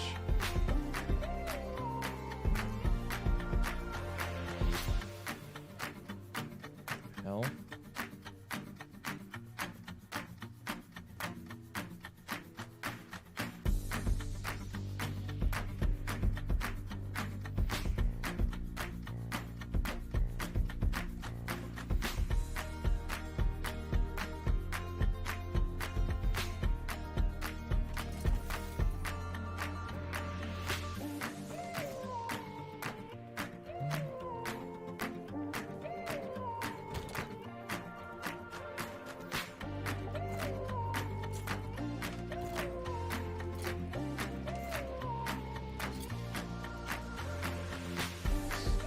Raven, your wish is my command. Frostbite, Spriggan, Druid.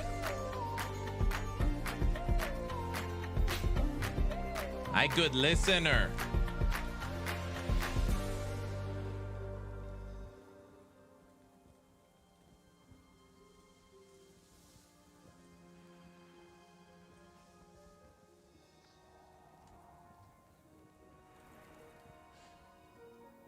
What do you mean, we'll see? What the hell's that supposed to mean?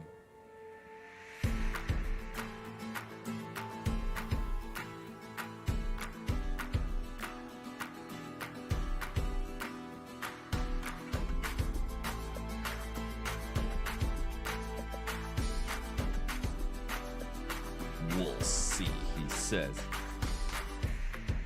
Wait. He'll listen to Raven, but not me. I listen to you when you say stuff that's relevant. Every once in a while. Hello, traveler. I don't listen to Autobot. You guys knew I was joking. I was just kidding.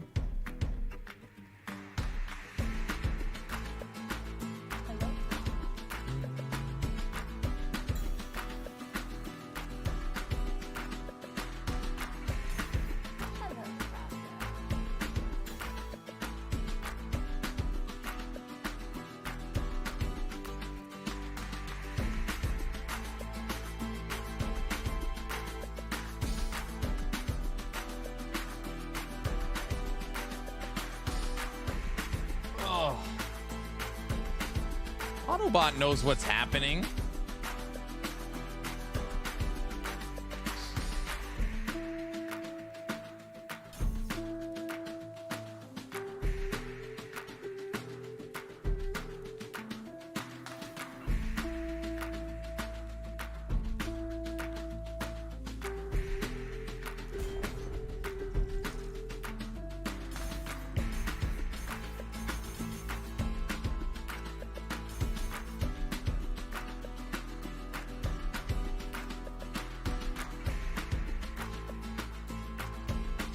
this a meme build? No. This is... Yes. Machine gun Spriggan. It's a meme build. I don't know. We'll see. You can use the new relic to trigger roots faster. I know. I was thinking about that.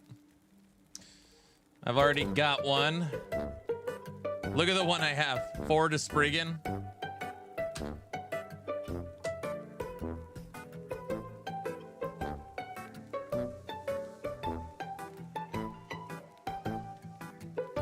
I want that. What?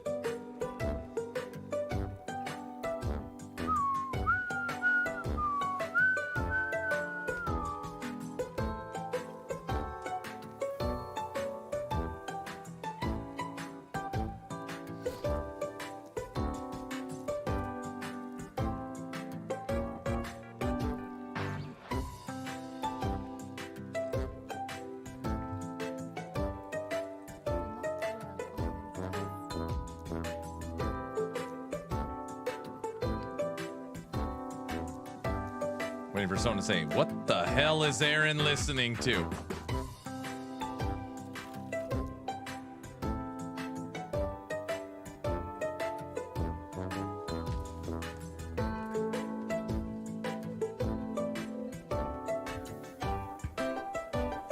Hey, I'm drinking out of a copper cup as well. My wife just walked up to me and said, I made you a Moscow Mule. I didn't, she said I need it or something.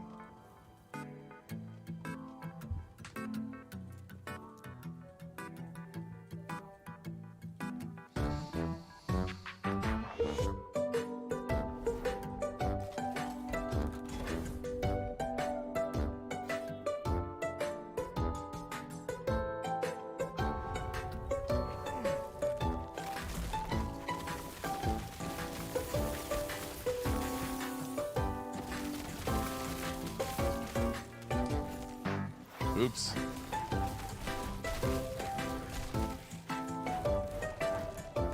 Yeah, take it easy, Aaron. You're stressing us out. I know, right? I'm like so over the top and energized.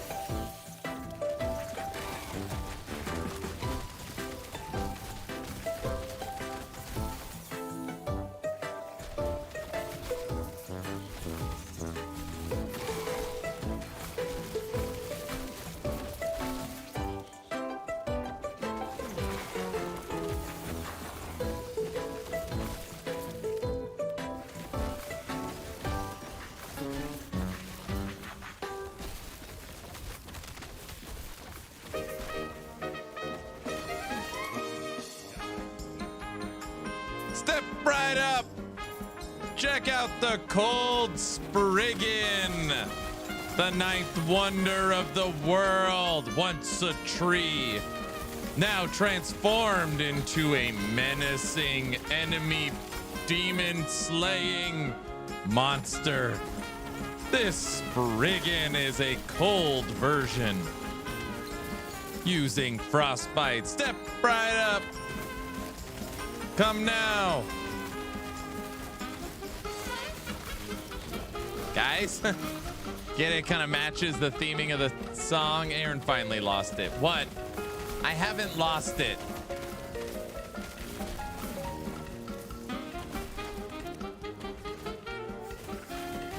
The circus is in town. You guys didn't know that?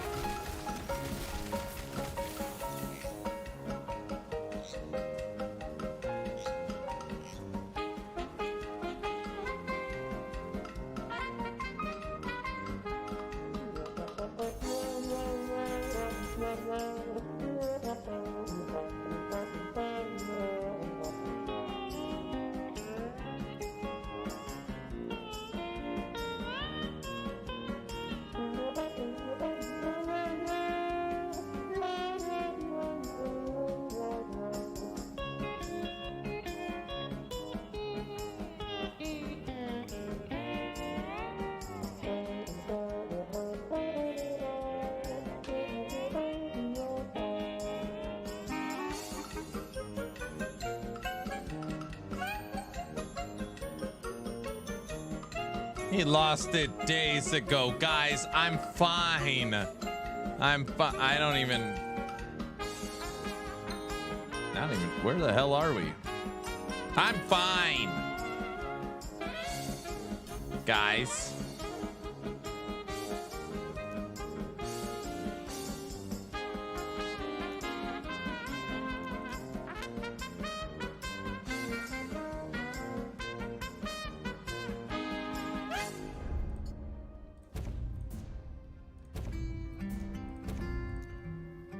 The lie detector test determined that was a lie. Only 30 minutes, sir. You can make it. That's real funny, Autobot. You think I don't know what you're doing? I know what you're doing.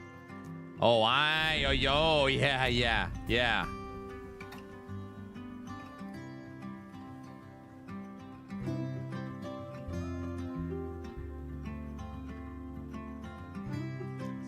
Monster. He's a freaking...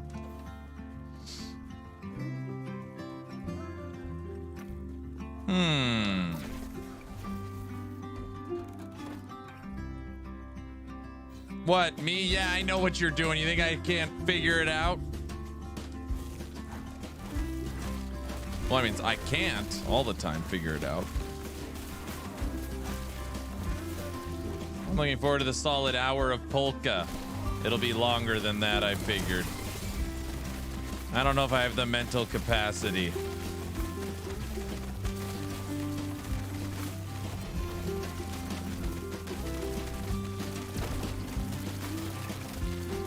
Aaron, it's almost done. No, it isn't. It's not almost done.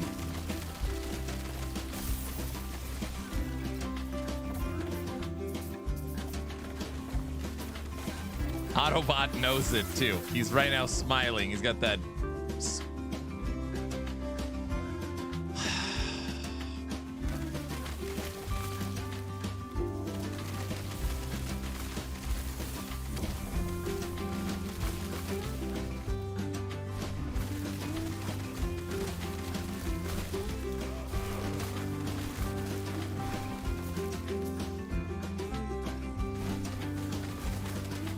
No, not at all. Grins wickedly. Exactly.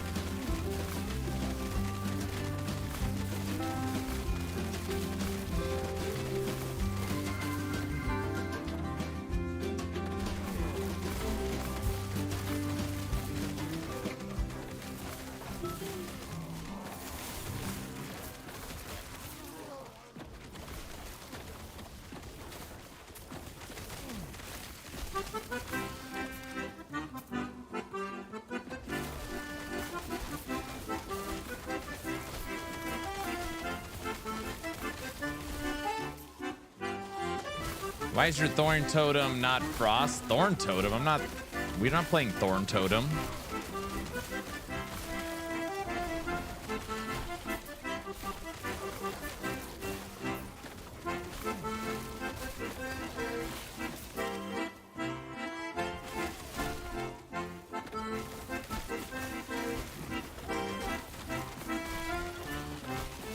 Trust me, everybody. If there's one person a part of this that knows that the Sub-A-Thon is not over, it's me.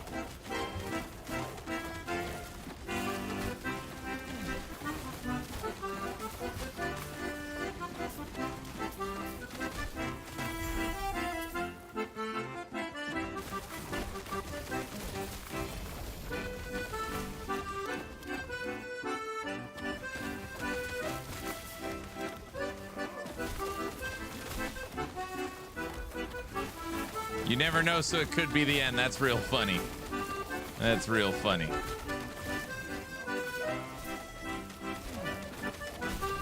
It's gonna be Monday. We're gonna be playing Dwarven Realms, and you're just gonna be laughing. I already know it.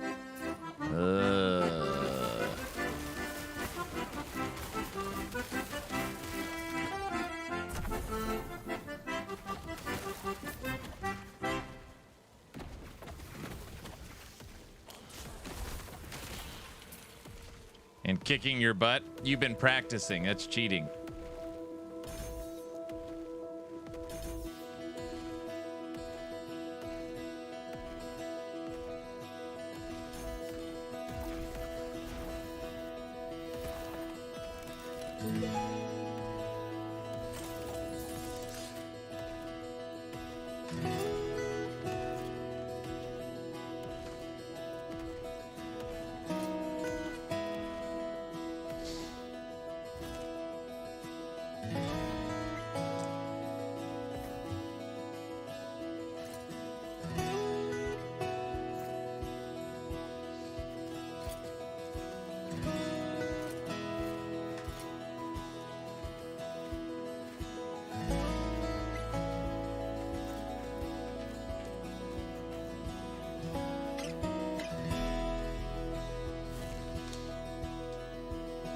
The clock is officially the lowest it has ever been in 37 days. 37 days. And I'm not excited, like, I know. Just whenever you guys are ready.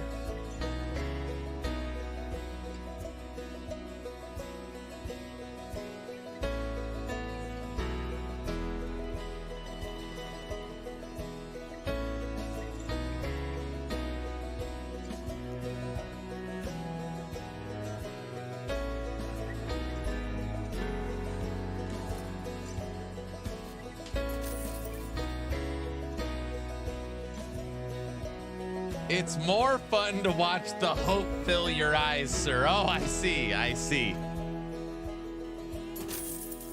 Before it's taken away. I got it. They're monsters.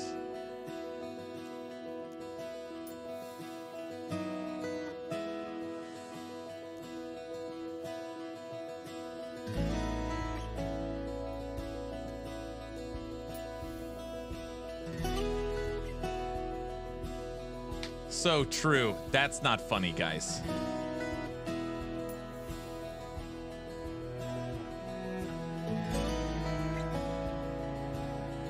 Red Wolf doesn't want to wait too long.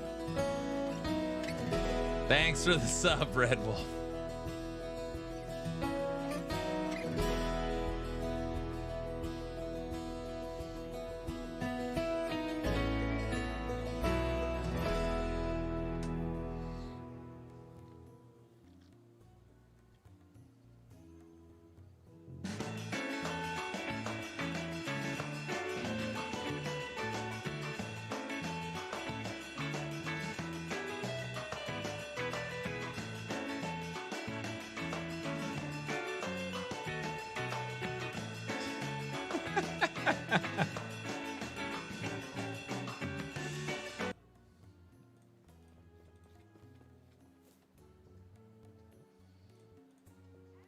$24 minutes is the new low.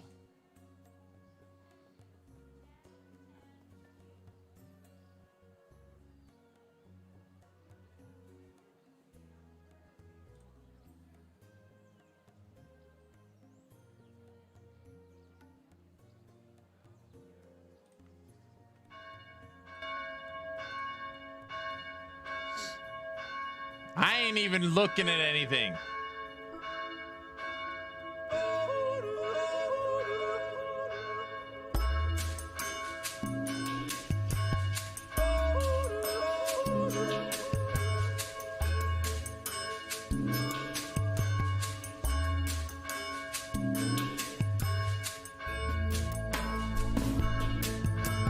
Hold on to your butts.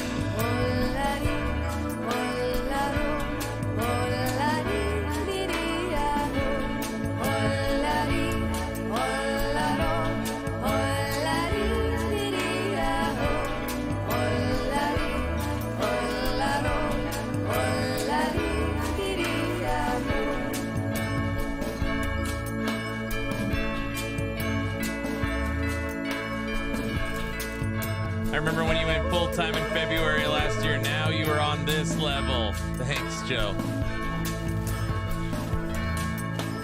Thank you, sir.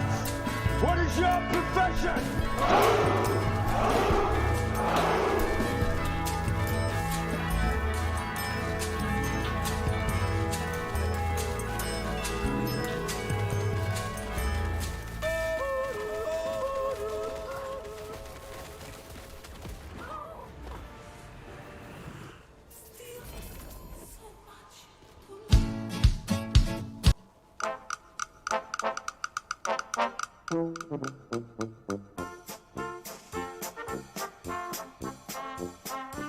The polka must flow.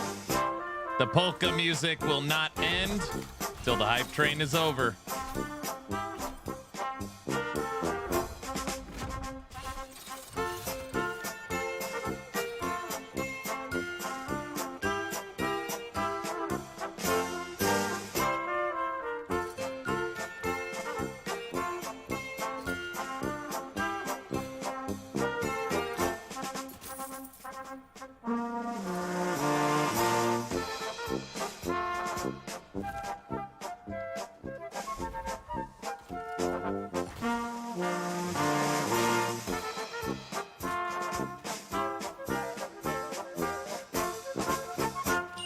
Autobot, they're going nuts again.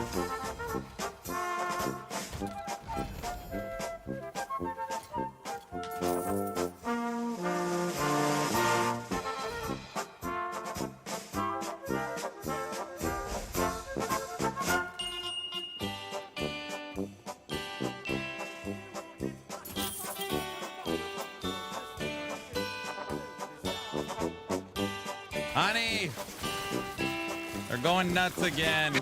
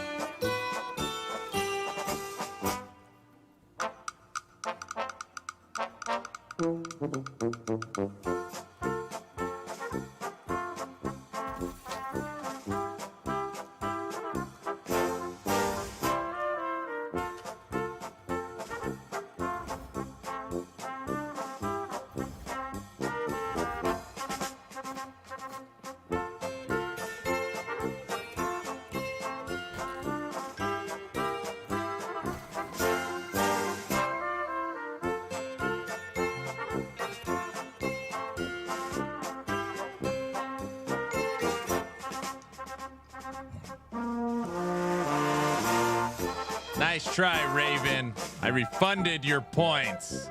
I don't have the mental capacity. Oh, Raven's gonna hate that. Raven?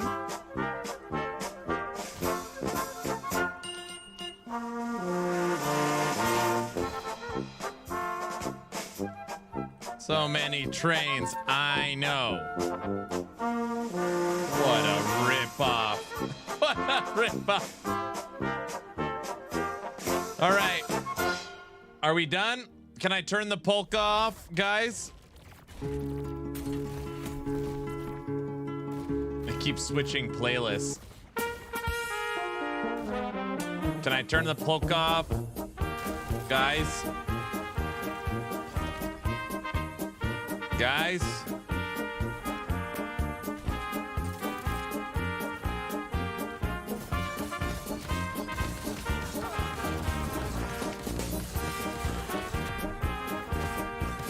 No.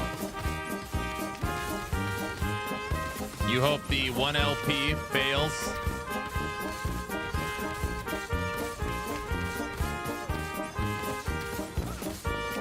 Just make the polka louder with every tier. Autobot, put in another order of straight jackets.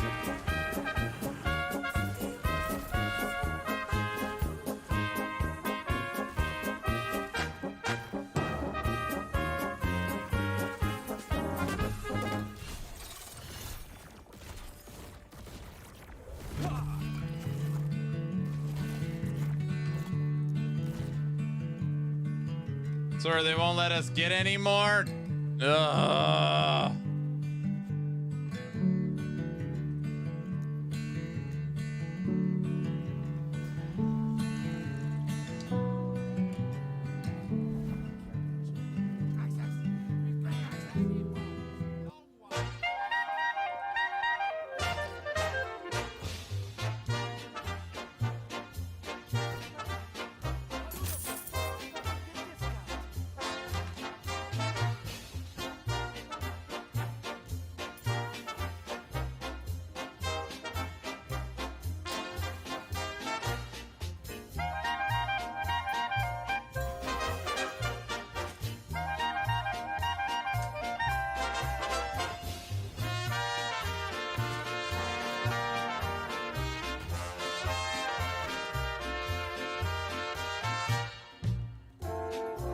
All right, let's see what we got here. Let's see what we got. Okay, Red Wolf, thank you for the bits and subs. Stab, thanks for the sub. Yuri, thanks for the sub.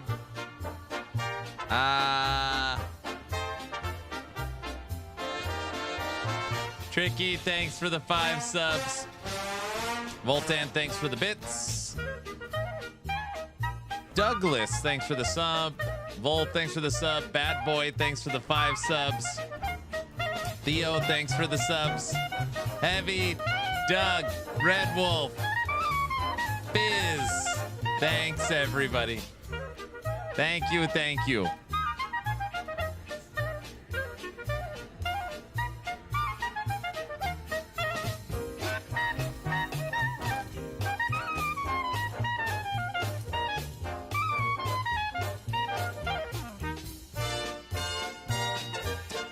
Level 7.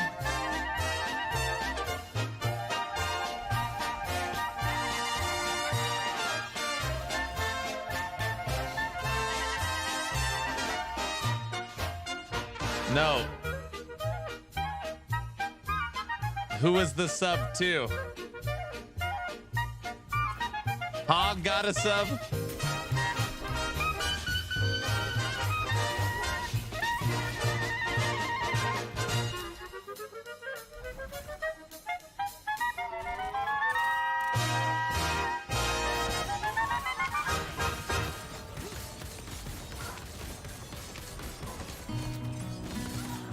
I forgot to change timelines and we didn't die. We just wore a T4 Julra hit.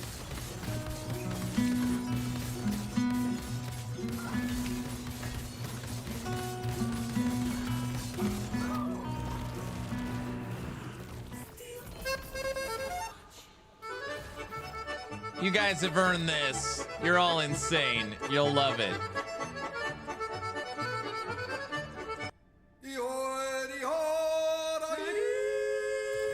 You guys are insane enough to enjoy this.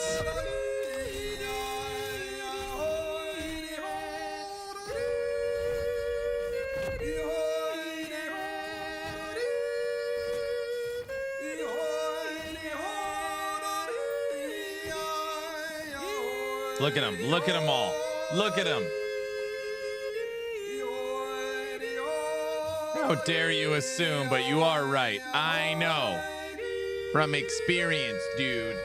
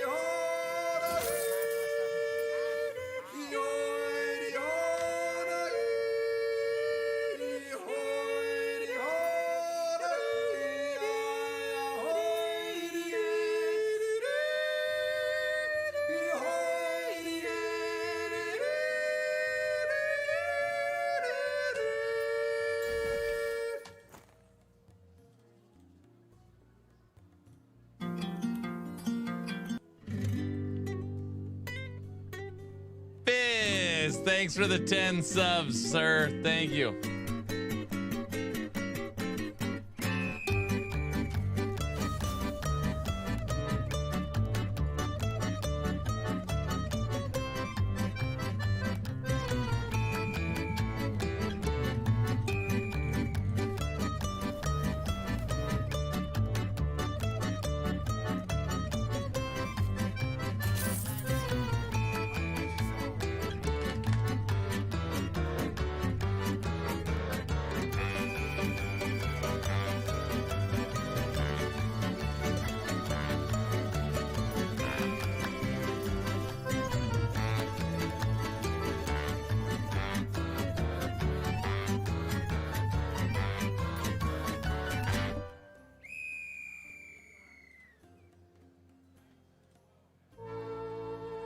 Oh no, guys, come on. Show of hands, let me change it. I can only handle so much yodeling.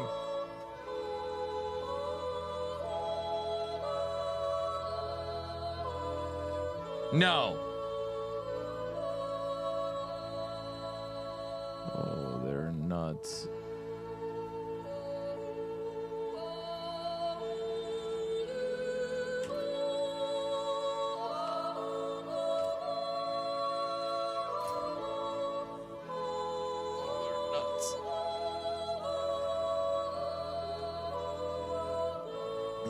You guys, nobody likes this yodeling crap.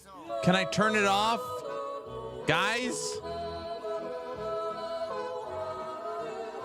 Guys? The chat reflects the streamer.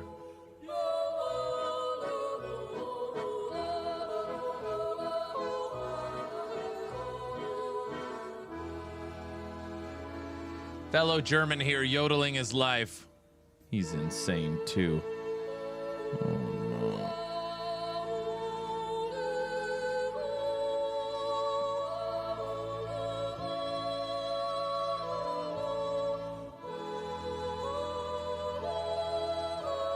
I'd allow a skip only for more bells.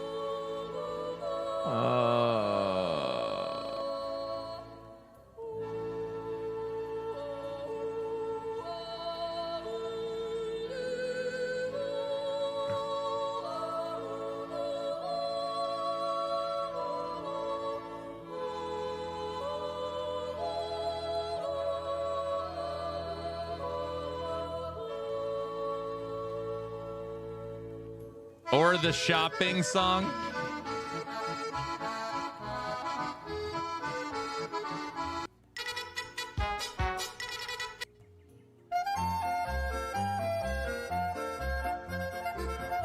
The clock's back at 90 minutes. Brother.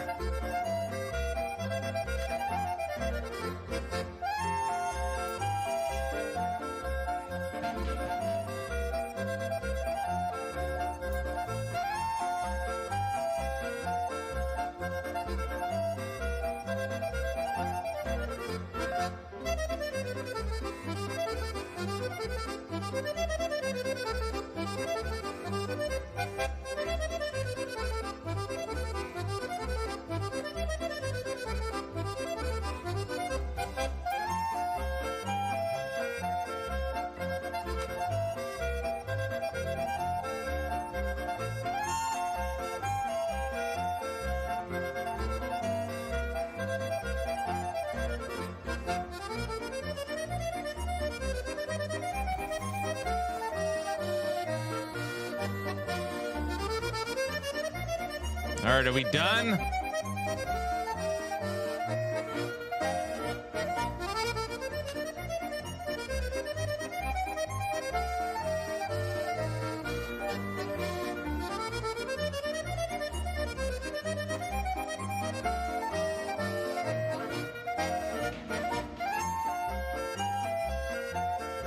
Heavy, thanks for the 10 subs. Theo, thanks for the 100 bits. Level 9.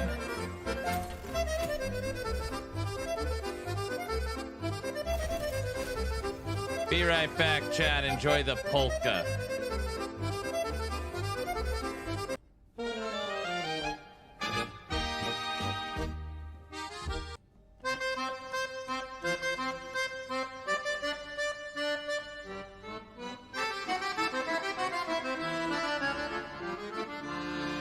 I don't know this song, and I like it.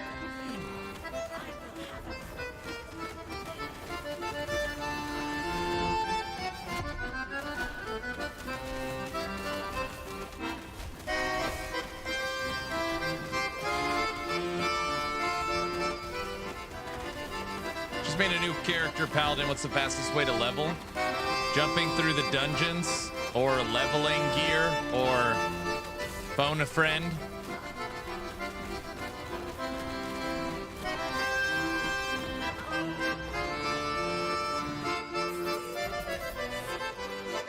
We do need to update Vine Master.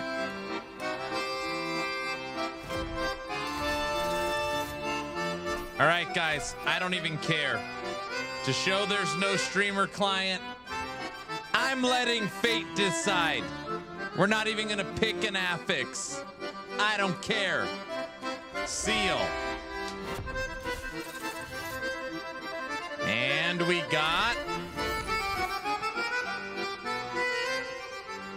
all 4 affixes transferred. Added tier 23.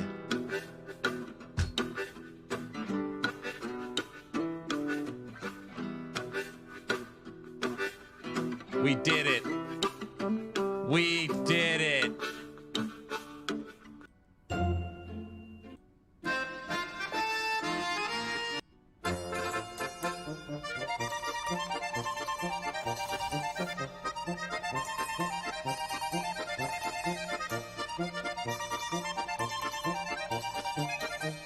How did you do that? I'm on the streamer client.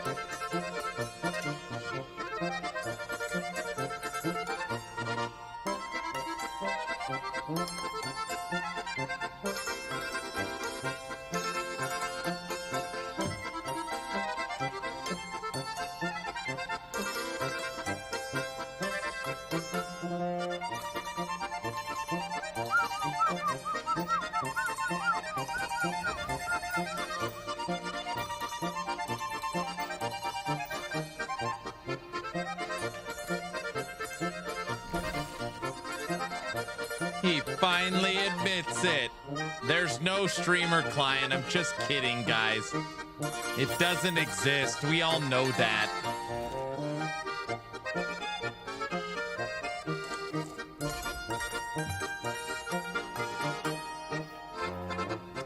Level 9 hype train. Heavy, I thought you were done 2 days ago. What are you doing? He's going nuts again.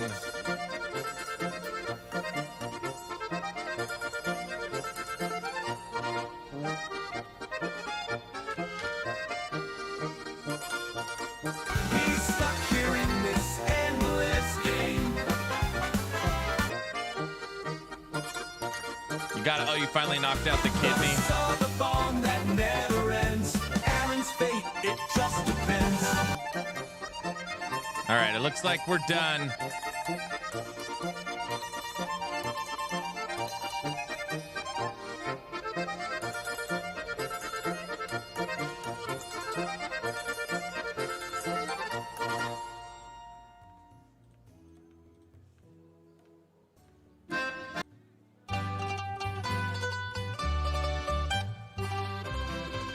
Moonslinger has dropped 25 subs and said no soup for you.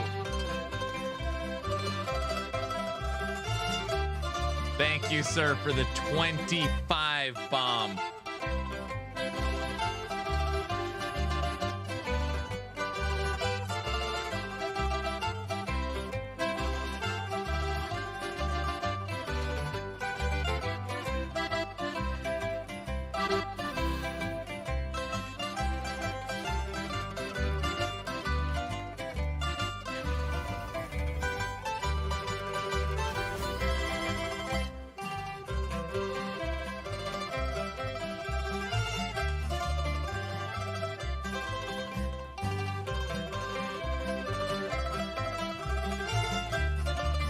You bet, man. Well deserved. Thanks, Moon. Thank you, sir.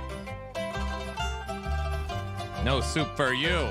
Now we should watch a movie tonight. It's Friday night. I'm just kidding. We're not watching a movie tonight. I don't know why I just said that.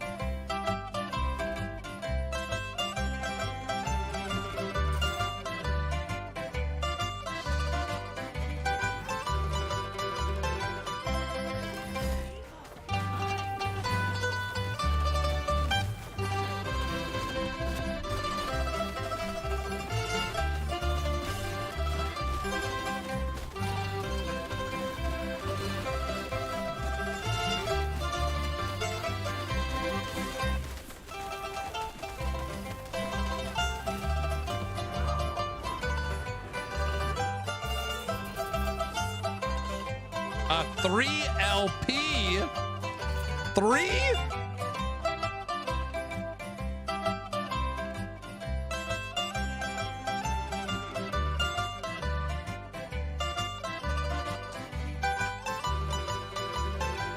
Guilty? Is that worth something? Somnia 3 LP? I feel like that's worth something. What?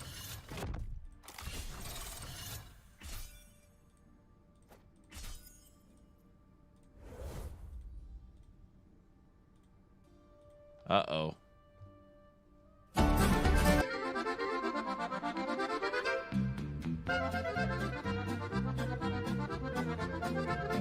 Followed your Lightning Wolves build, came up with a nice version, really loving it. The website's looking great. Thanks, brother.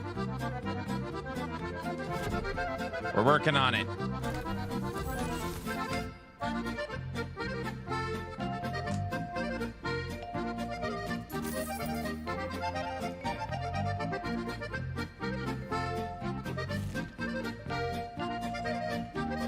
The next movie night, Theo, is supposed to be the Polka King.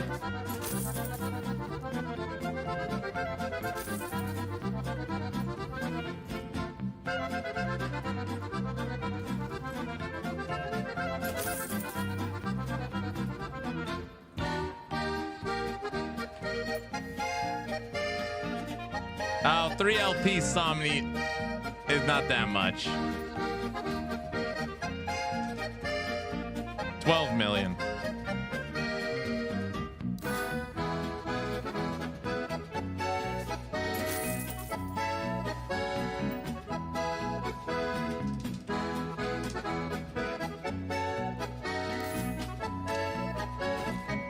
We're here for the cult stuff.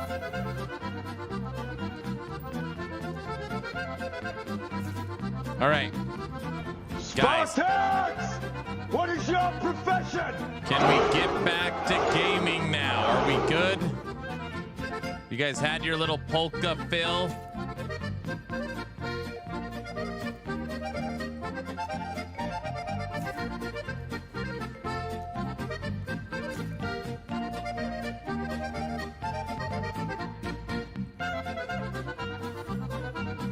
I don't want to. I don't want to.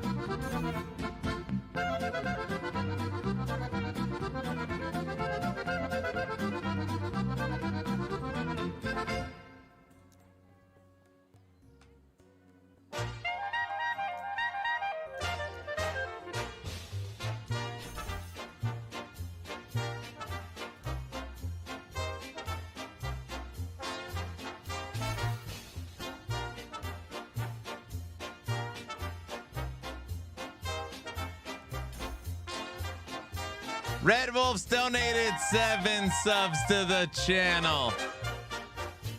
I regret having gone MG. I actually like Circle of Fortune better.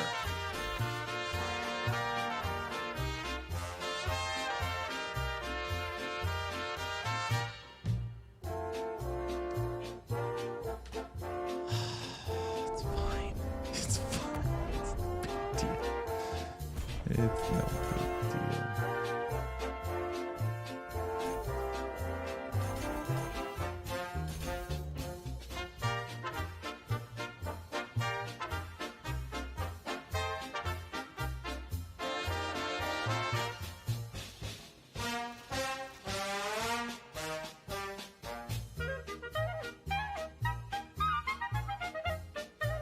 I have a feeling Dude, I almost dropped my pen. feeling this will not end. You guys, at some point, this does have to end. The clock hits 0. Serenity now! Serenity now! That's how the event works. Guys?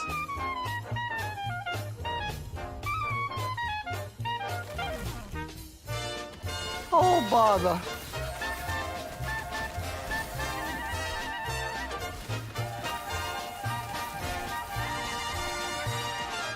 What do you mean, no?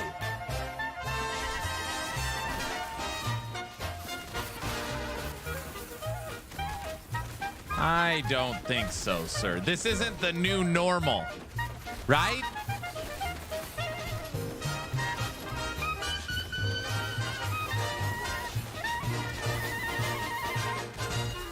Yes, it is.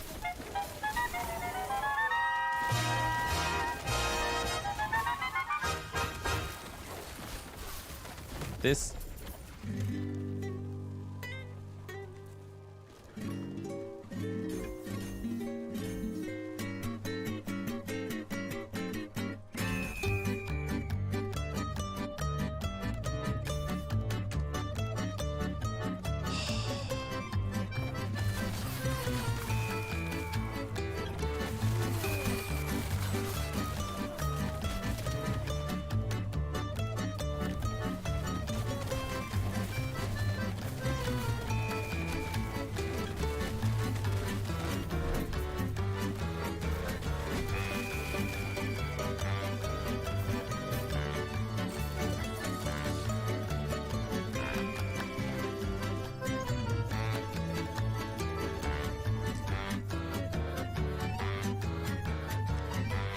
What happens when there's somebody new?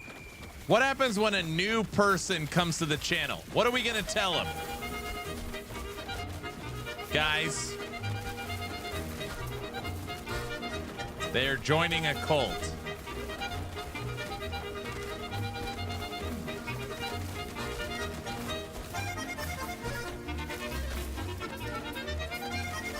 I hope they like Polka, One of Us. This is the new meta, One of Us. Oh gosh.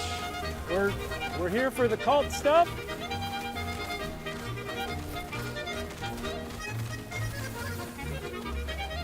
His name is Robert Paulson.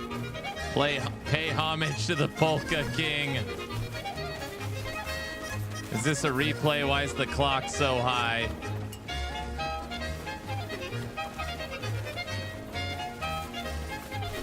Subs, 1,275 bits.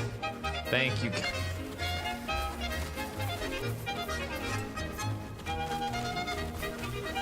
I don't want to turn off the polka. I like it. Now we're in the third act. We just hit the third act.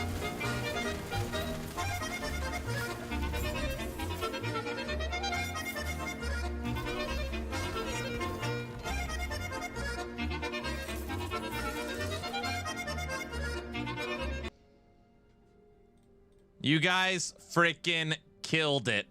You killed it. You've earned encore.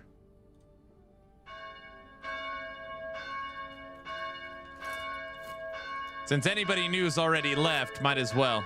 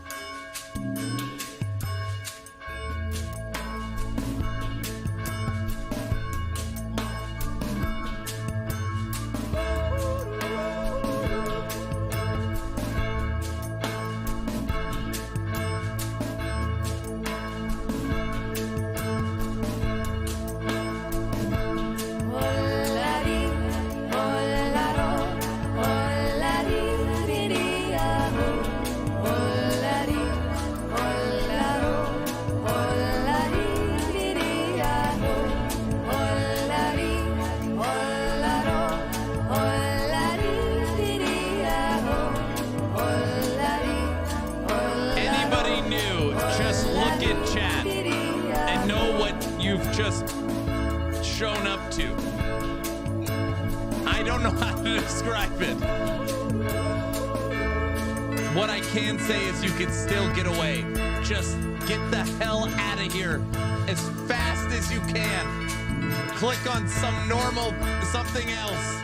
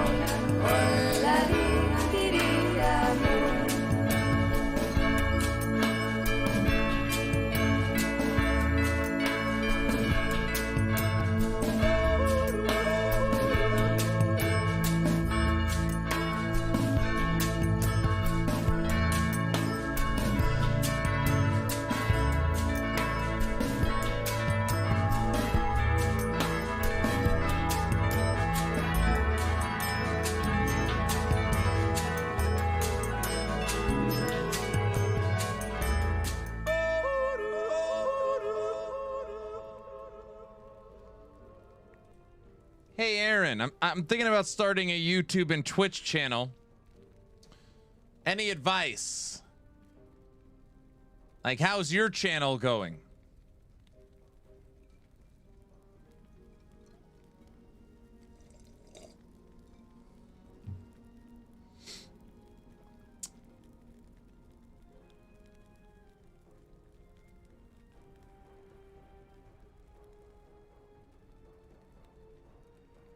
Don't do it, kid.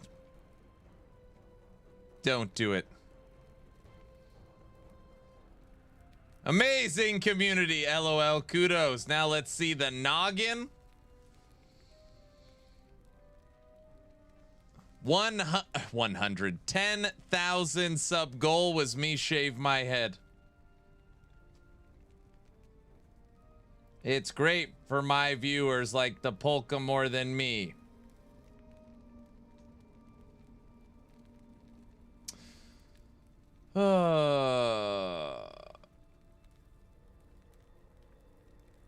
Don't do it, kid. Raven, don't do that. There might actually be sane people around here.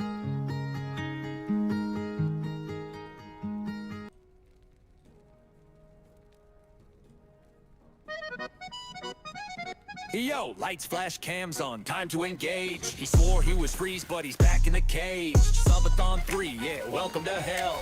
Timer won't drop, it just rings like a bell. Tried to escape, but the chat said no. Said he was done, that was dumb, he had hope. Bits getting thrown like confetti and coins, now he's locked in. Dance, boy, dance, no choice! Feet sore, sleep's gone, bags under his eyes. Week 3, and he's still in disguise. Lost in the sauce, lost in the stream. This ain't a game, it's a never-ending dream. It's the Sub-A-Thon curse, never getting worse. Clock goes up when you think in reverse. He can't quit, nah, he can't dip. Chat just hits with another big tip. More subs, the time I am the danger. Sorry. Ain't no rewind. He's trapped online.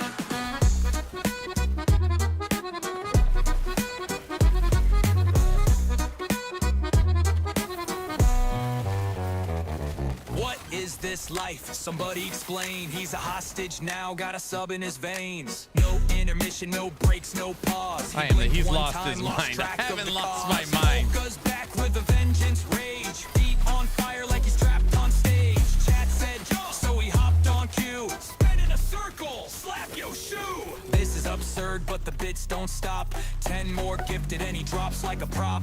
Eyes go blank, body on fumes. Somebody save him, nah, he's doomed. It's the Sub-A-Thon trap, no coming back. Don't matter what he do, timer stay stacked. He can't stop, nah, he can't rest. Every new goal's another dumb quest. More subs, he hits the floor. More subs, he can't take more. More subs, yo, shut the door. It's a polka war.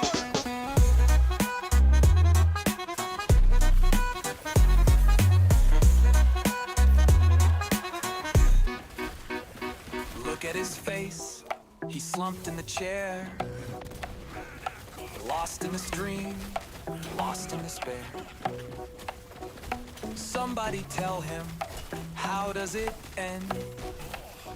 Or is he stuck in this loop again?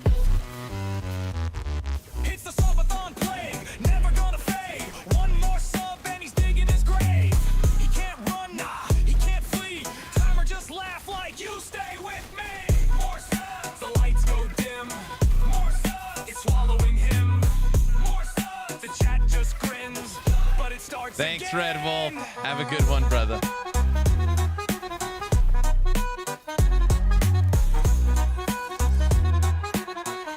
Aaron, stay insane. Stay insane. Keep the great Sub-A-Thon going. On it. Good night, sir. We roll all night long. When the grind gets tough, we're laughing loud. Side by side, we're leading the crowd. We're ready, we're charging, nothing in our way.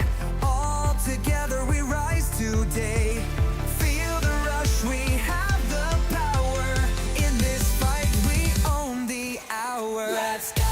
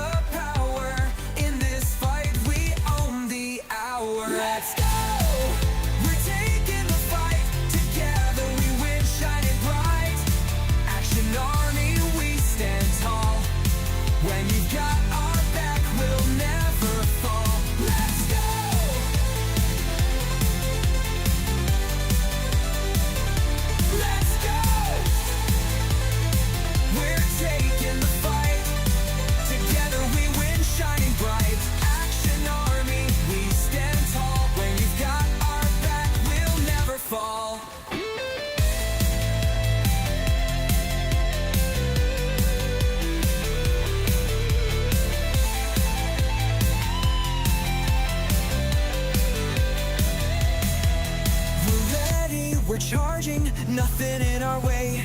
All together we rise today. Feel the rush, we have the power. In this fight we own the hour. Let's go! We're taking the fight. Together we win, shining bright. Action Army, we stand tall. When you've got our back, we'll never fall. Let's go! We're taking the fight. Together we win, shining bright. Action Army, we stand tall. When you've got our back, we'll never fall.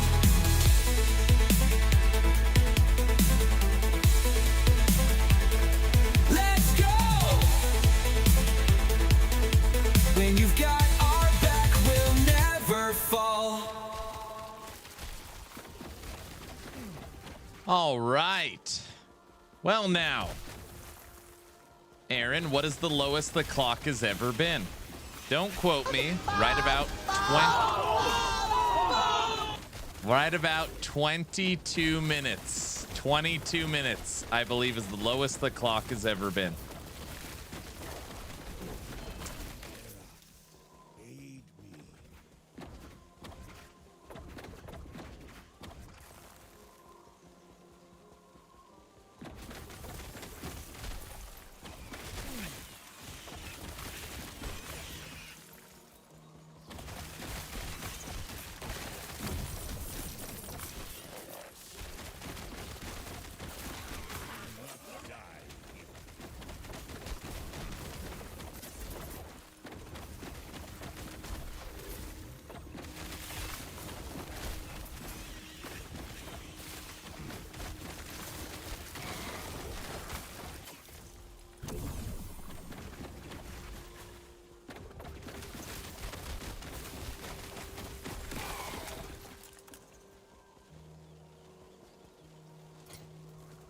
Two LP Wraith Lord.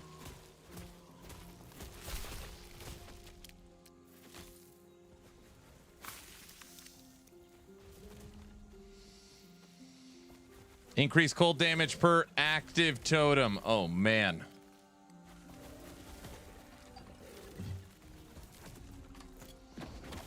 I bet you this idol we just found is worth gold cap. I got a feeling. It's up there. 20% cold damage per active totem with a 9% roll chance to summon a thorn totem on hit. I bet that's up there. Community movie night recommendation. So I married an axe murderer. That's a good one. Mike Myers.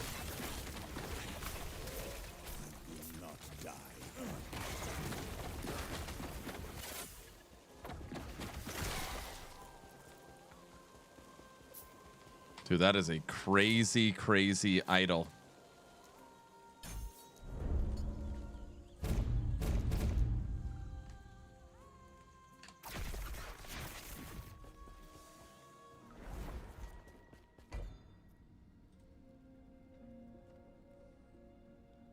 Aaron, in all seriousness, thank you for being such a great person. I appreciate you and your streams.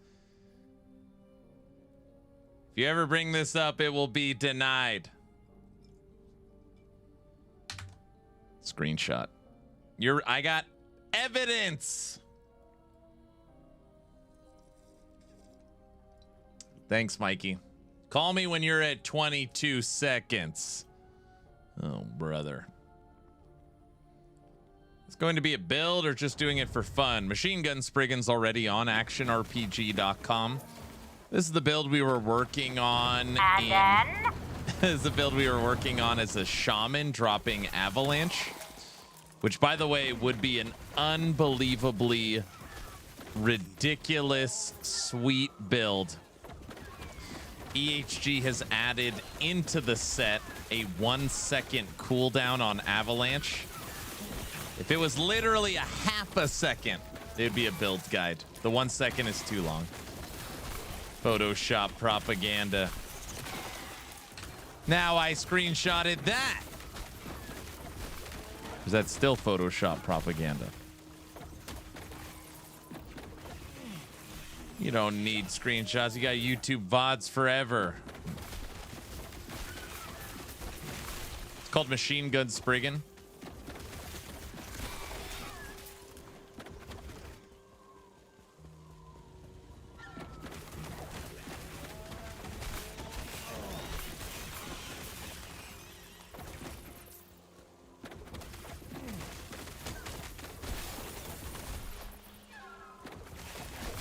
All right, so let's talk through it.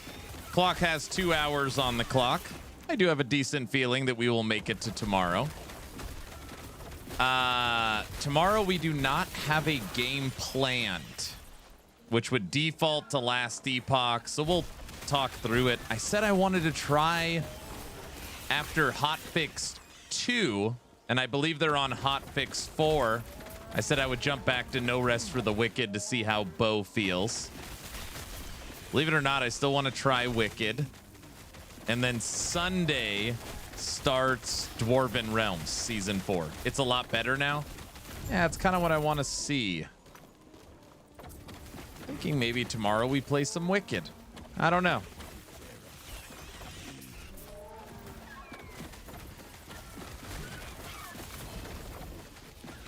And I'm always pissed off when we play Wicked and you guys just spam the damn fence emote the whole time. Yes, yes, yes. We all love the fence.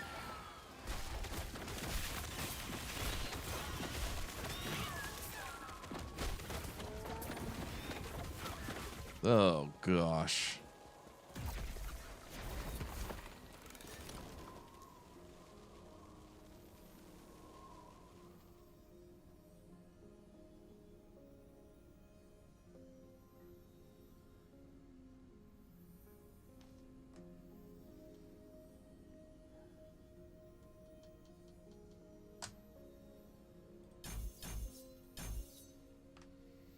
Fence is not core.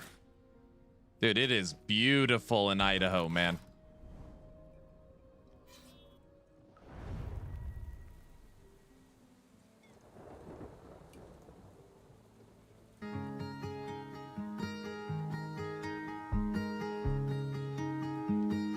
Beautiful.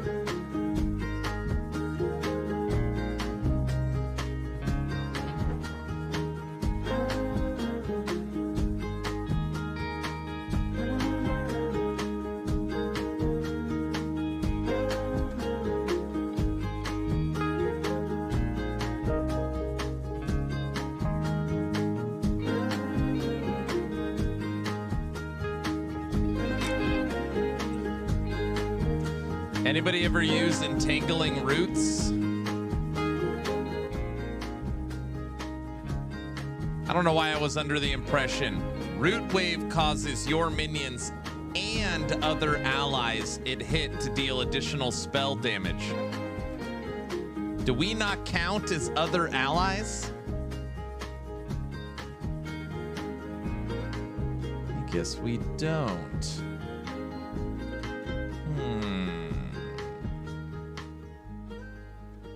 No, they said they buffed it, but never tried it.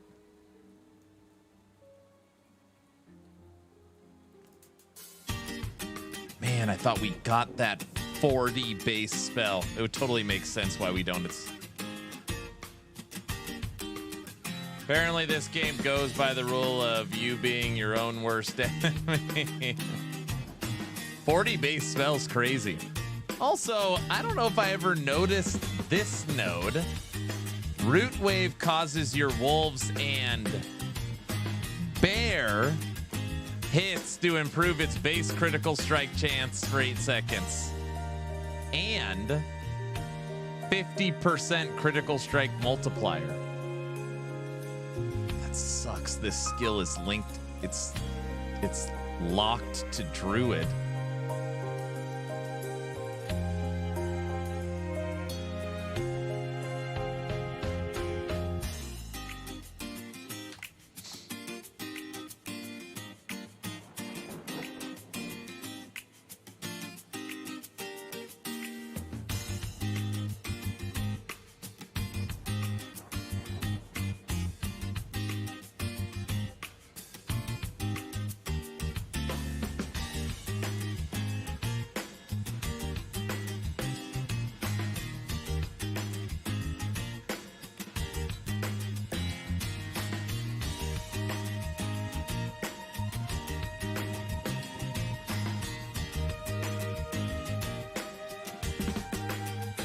You know what you would use that for?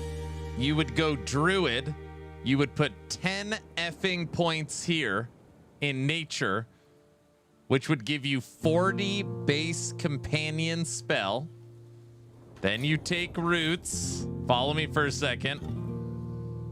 Take this 50% multiplier with another 40 base spell. You're probably thinking, what minion does spell?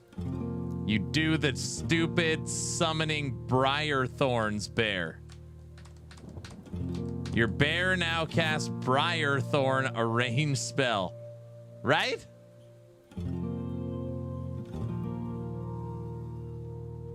That could work.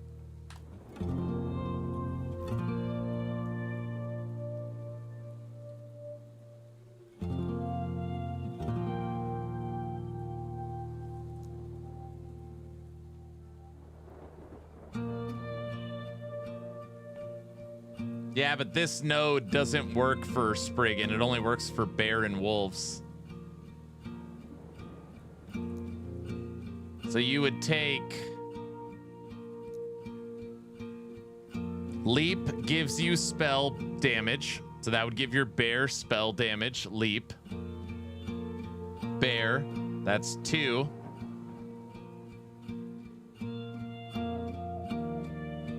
Three.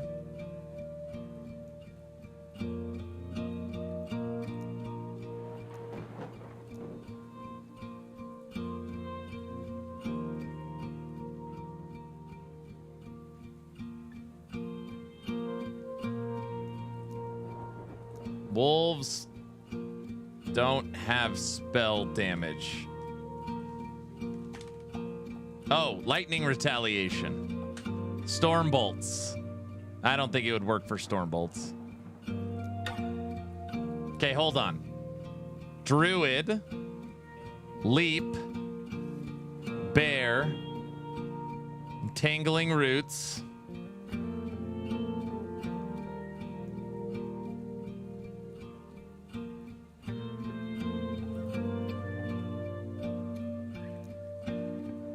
Warcry could give 200% crit. No, you can't. You can't. It would give 100. You can't make bear cold.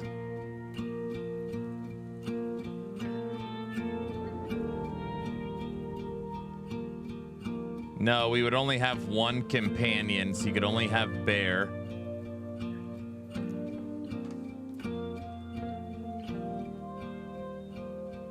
Yeah, you're gonna get literally an 85% multiplicative. You have to have this node for bear.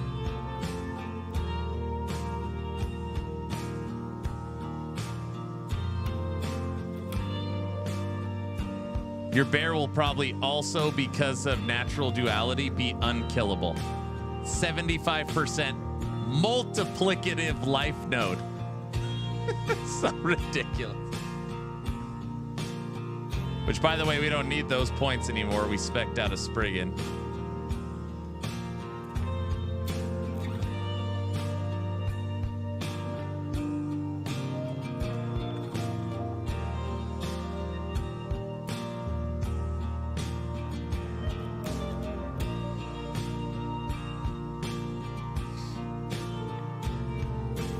Do you go double bear?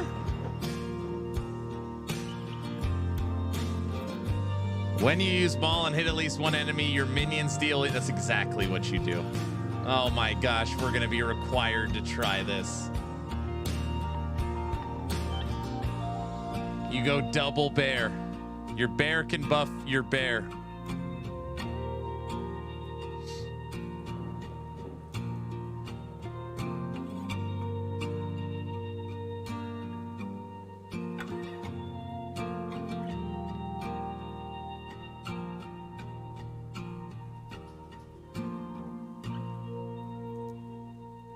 Bear. Oh no, you can't trigger Entangling Roots as... Oh yes, you can. After you use Maul, you cast Entangling Roots.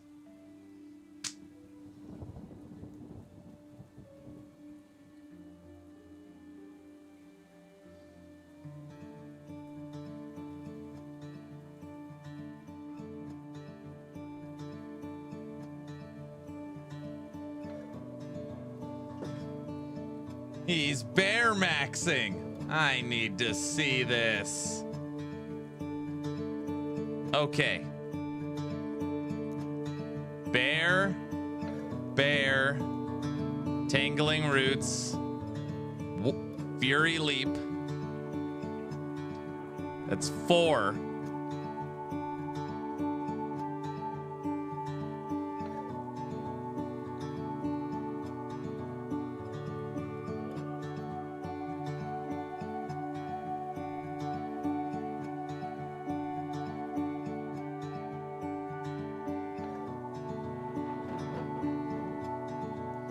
Okay, we can legitimately trigger 3 skills. When the bear uses Maul, it automatically uses Leap, automatically uses Upheaval, and automatically uses Entangling Roots. We could trigger 3 skills.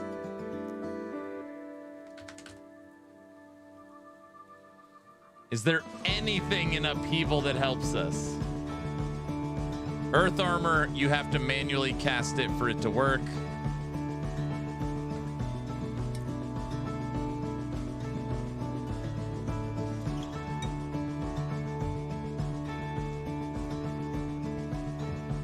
What's up, Ghost?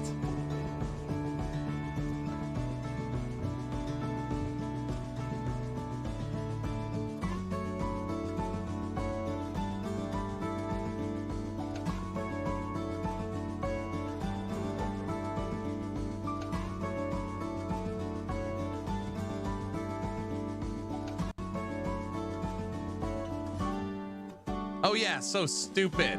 We're playing Summon Bear. Yes, thank you, Guilty. You have to use Swipe. Wait. No. No. We're not using Swipe. We're using Briar Thorns. No.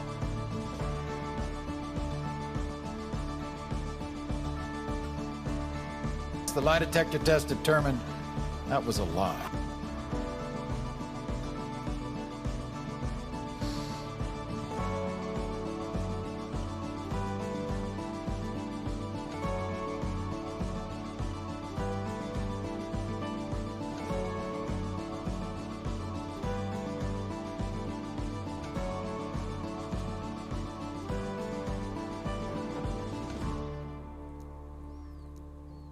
Warcry, which you can give Berserker to Bear, but Warcry doesn't boost cast speed.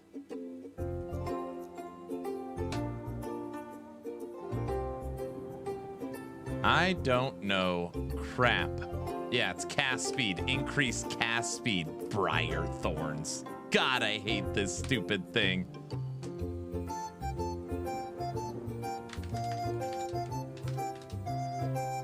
A shooting bear.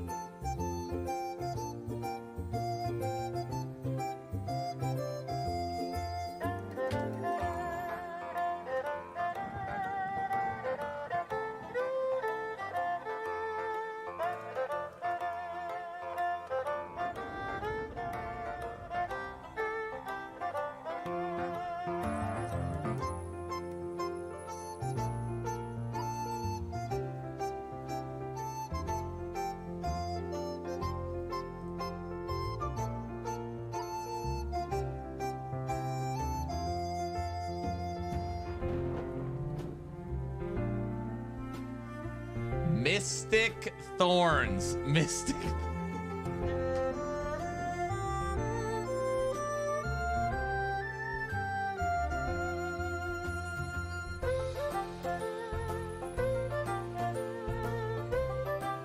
Why not both? Well, we're already going to be struggling to maintain. Well, Bear has to do the damage.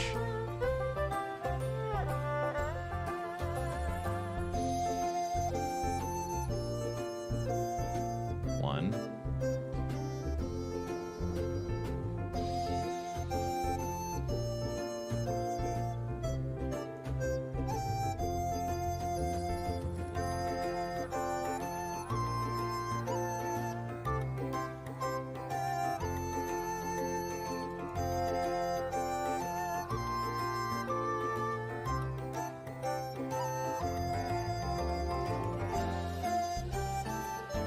Okay, we don't want cooldown. We don't want poison. I guess we could take armor shred.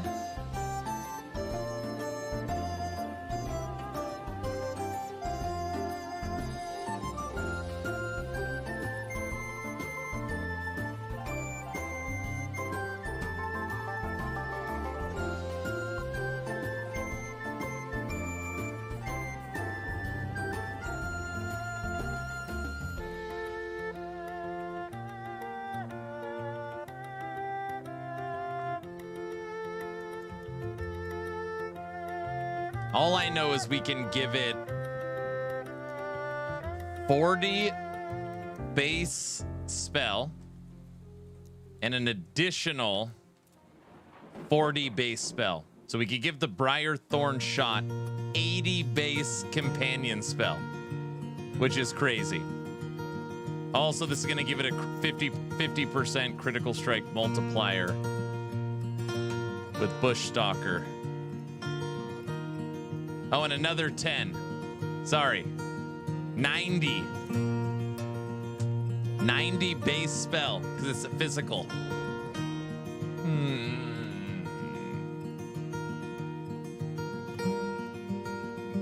You played it long enough to lose 400 viewers. It's okay.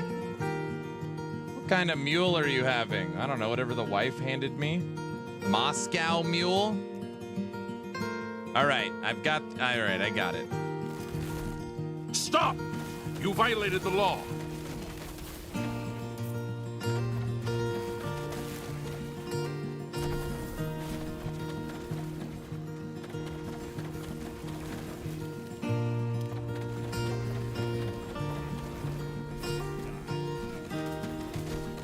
All right, I know the next build.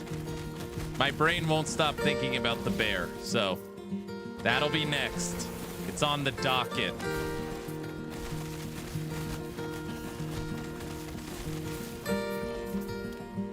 Oh, bother. What?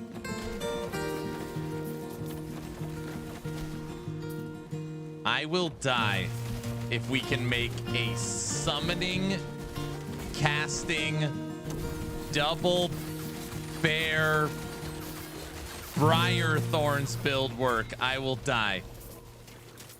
And by the way, just thinking through all that is literally why I love this game. Just FYI.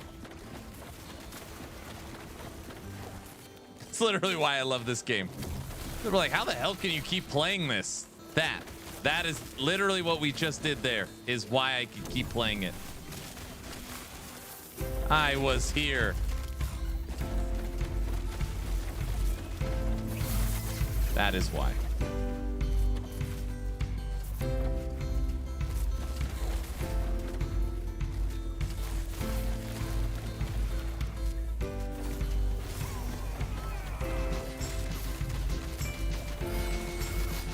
Hey, Raven, did you see the idol I found a few minutes ago? I'm pretty sure it's a gold cap idol. Like, it's a billion gold idol I just found.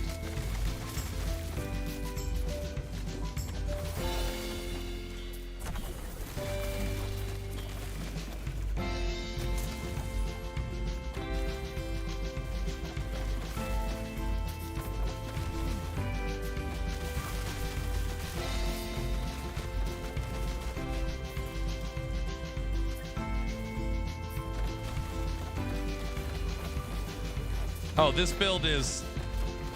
No, I'm not going to sell it. I need it. So there's a very popular idol. This. Chance on hit to summon a Thorn Totem. This can roll as high as 10%. This one rolled at 9%. There's another very popular affix. Increase cold damage per active totem. This singular idol triggers 6 totems for free and gives me 120% cold damage. It's so damn good. I bet you it doesn't even exist in the trade house.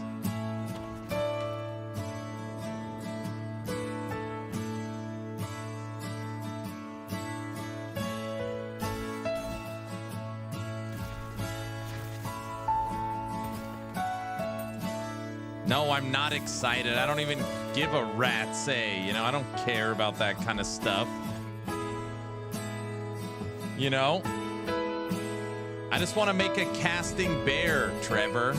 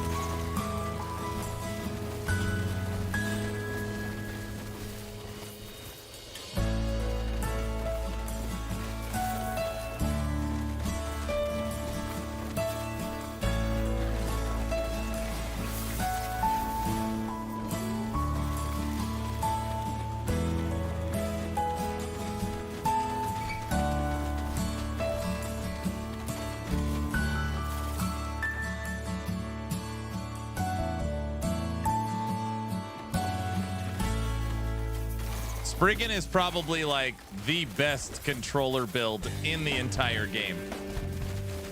It has no movement skill. Most people shoot, so it's just right trigger.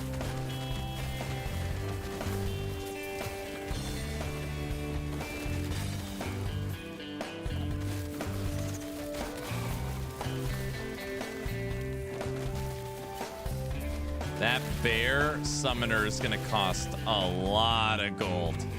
Actually, no, it's not. Nobody's going to use that. Is this the end? No, it is not. I would. You're going to come by here on Monday and be like, how is there still time on the clock? That's my guess. And I'll be like, they closed down all the insane asylums and everybody came here. That's gonna be, I don't know what else to say.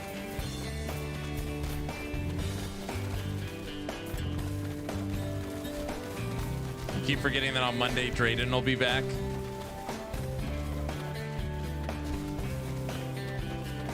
I'm telling you, Guilty, you gotta find this clip. The first Twister.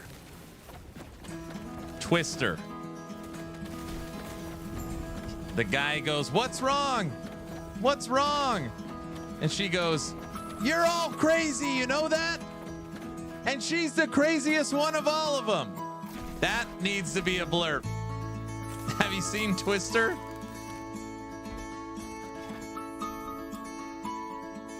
And then the clock will be back at 100 hours. Exactly.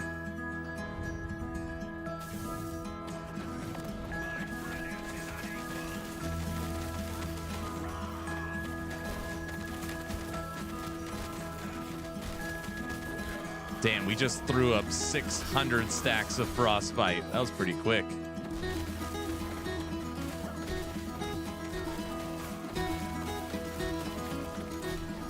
I gotta give Hoofprint a little bit of credit here.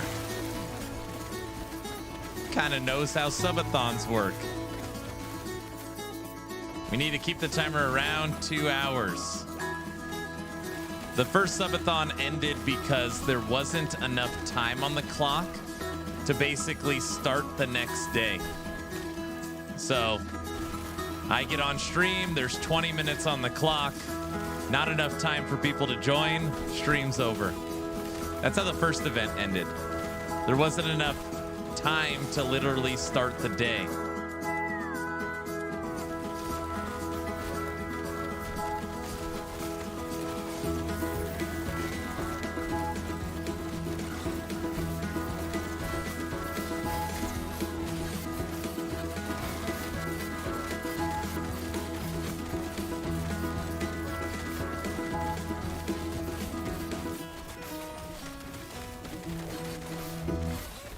Very few Sub-A-Thons end with a bang. Normally a whimper in the wee hours of the morning. Now, Sub-A-Thon 2 did not end that way, but if you saw the end of Sub-A-Thon 2, you would have been super pissed off too. We're not talking about the end of Sub-A-Thon 2. It's no big deal.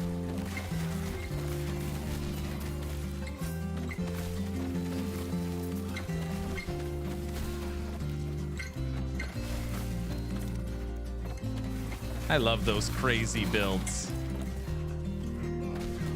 Now I want to know. I mean, there's no secret, so first off, you really need to understand a little bit of backstory here, okay? So the last Sub-A-Thon went for 65 days, okay?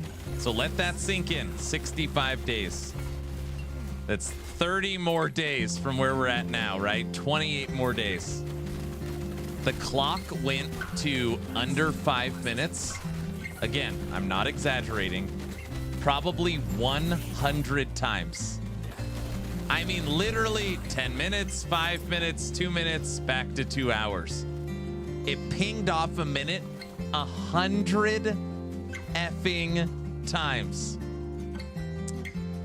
That's why Autobot and everyone always laughs like, oh yeah, it's almost over, knowing what's about to happen. Anyways, so back in the day, Sub-A-Thon 2, when the timer would get low, we would ping the whole Discord at everyone, hey, 10 minutes left, which by the way, we don't do anymore because we like lost a ton of people in Discord because they're like, dude, stop effing pinging us. Anyways.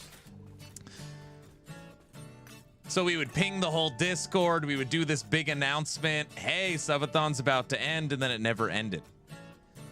So 30 days go by of that. And I make an announcement. And I said, hey, everybody, just know I will no longer be announcing the clock. I'm not going to ping all Discord. I'm not going to make some big show about it. If the clock ends, it ends. If it goes on forever, it goes on forever. I'm gonna pretend like the clock isn't there. 2 days later, literally 2 days later, clock's at 2 hours and we're playing Path of Exile 1. The community literally begs me to log into my legacy account and play Path of Exile 1. And I'm like, sure. So we're playing PoE 1. I'm logged into my old skeleton mage build. And I see the clock and it's at 10 minutes. Then I see the clock, it's at 5 minutes. And I don't know how to describe it. It's like nobody noticed. Like it wasn't there. Clock's at 2 minutes. Clock's at 1 minute. Clock's at 30 seconds. And chat is dead silent. I think BC or Toxic, there was like one person like, guys.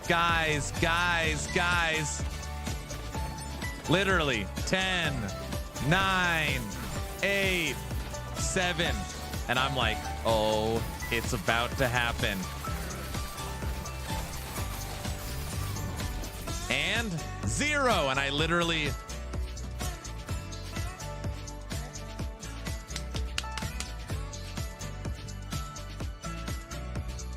65 effing days.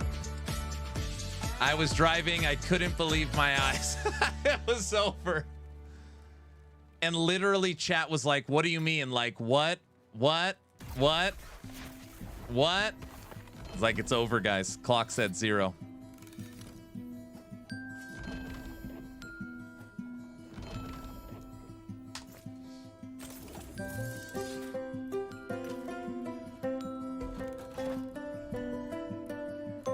OMG, that's a good story. Yep, that's how it went down.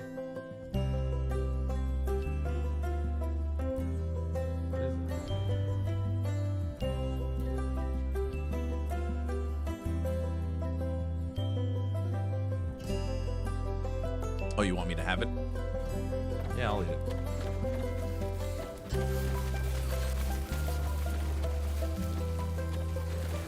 Good.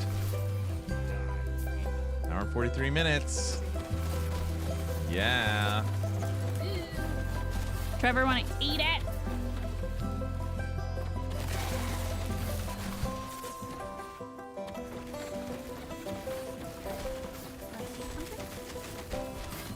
Maybe just like something small. Yeah, maybe a salad again. That was really good. That would be great. Thank you. Oh yeah. I get another salad.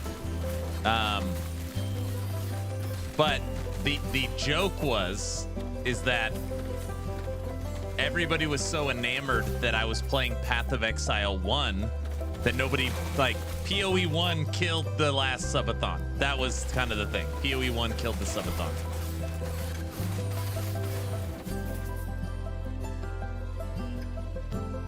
Now, the thing is, he didn't tell you that he was playing PoE 1, which he said he would never do again. So I think it was an intentional murder and say that we need to bring him to justice. What? I can see that.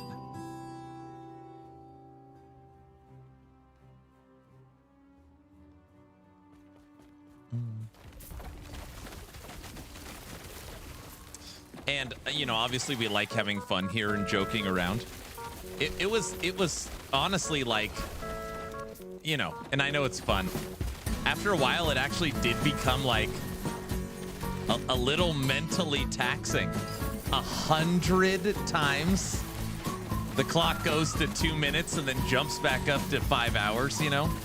Over and over and over and over. And then I was just like, all right, guys, that, like, we're no longer, when it ends, it ends. Like, I'm done. I'm literally done. When it ends, it ends. We'll just go forever. It was 2 days later it ended. Because people got used to me like, hey guys, 20 minutes on the clock. Hey guys, 5 minutes on the clock. Okay, 60 seconds. What's gonna happen? Let's ping Discord. So just nobody paid attention because I was always announcing it. Now I understand why you say you're numb to it. Exactly. Exactly. That's why Autobot always gets a rise out of me, and he's like, I wonder if it'll end tonight. And I'm like, you're so funny. I sent you the Sub-A-Thon killer. Check your Discord.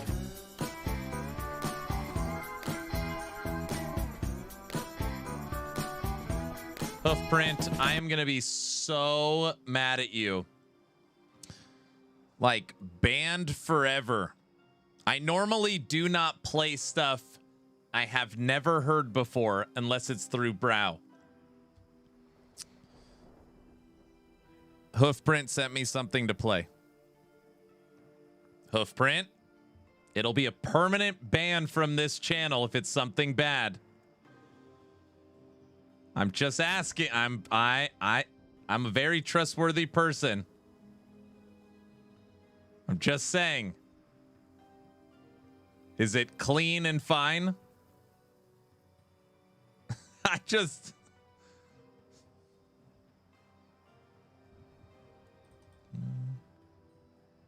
Okay.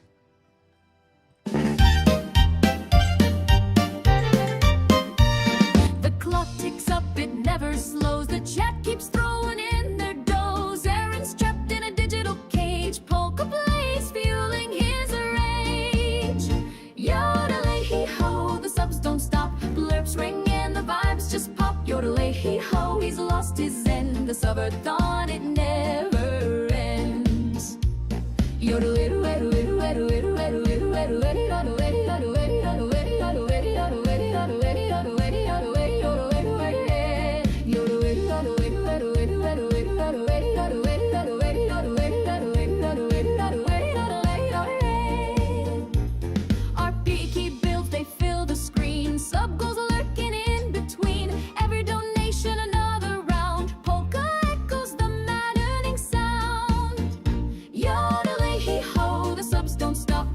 ring and the vibes just pop. Yodelay hee ho, he's lost his zen. The Sub-A-Thon, it never ends. Yodelay do do do do do do do do do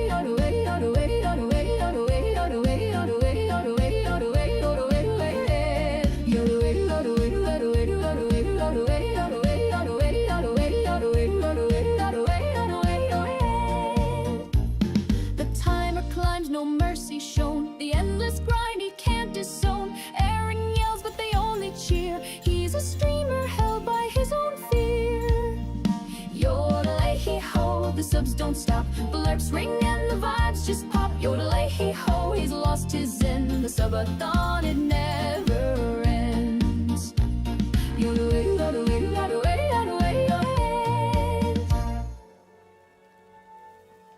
What is this abomination? Brow doesn't approve.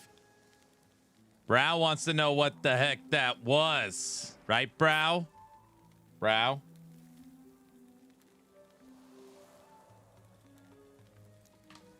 That was great. Thank you, sir. You're not banned. Hello, yet. I never. Yet. You like that one?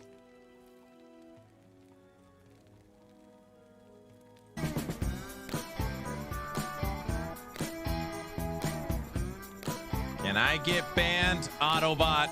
Raven's asking for it. Go ahead.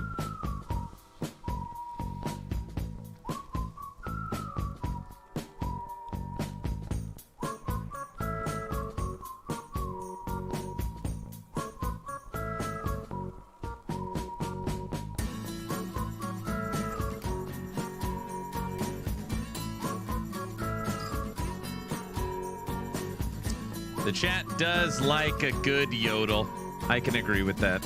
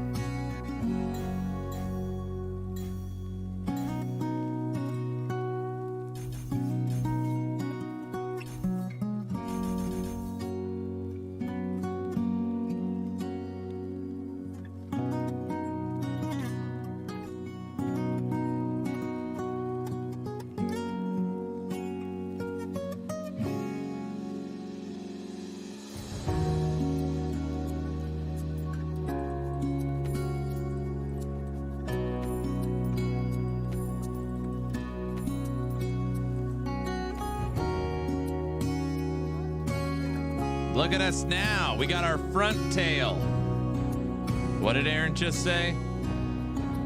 It's a front tail.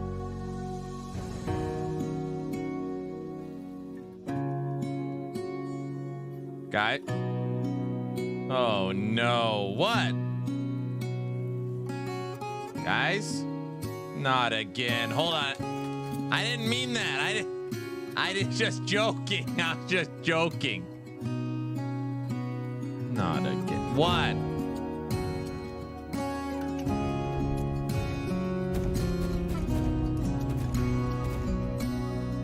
Time to cut off the mules already.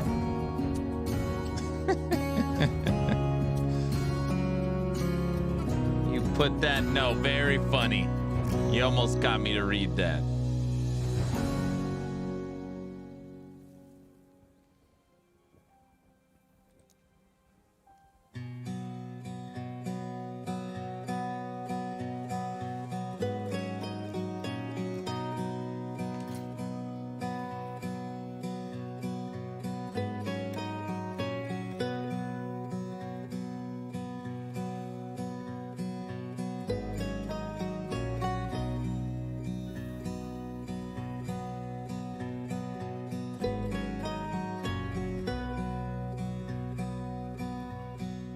All right, chest, helmet, amulet don't make sense. They're all 4 crit. But the rest feels pretty good. All right. How was the running man? Excellent.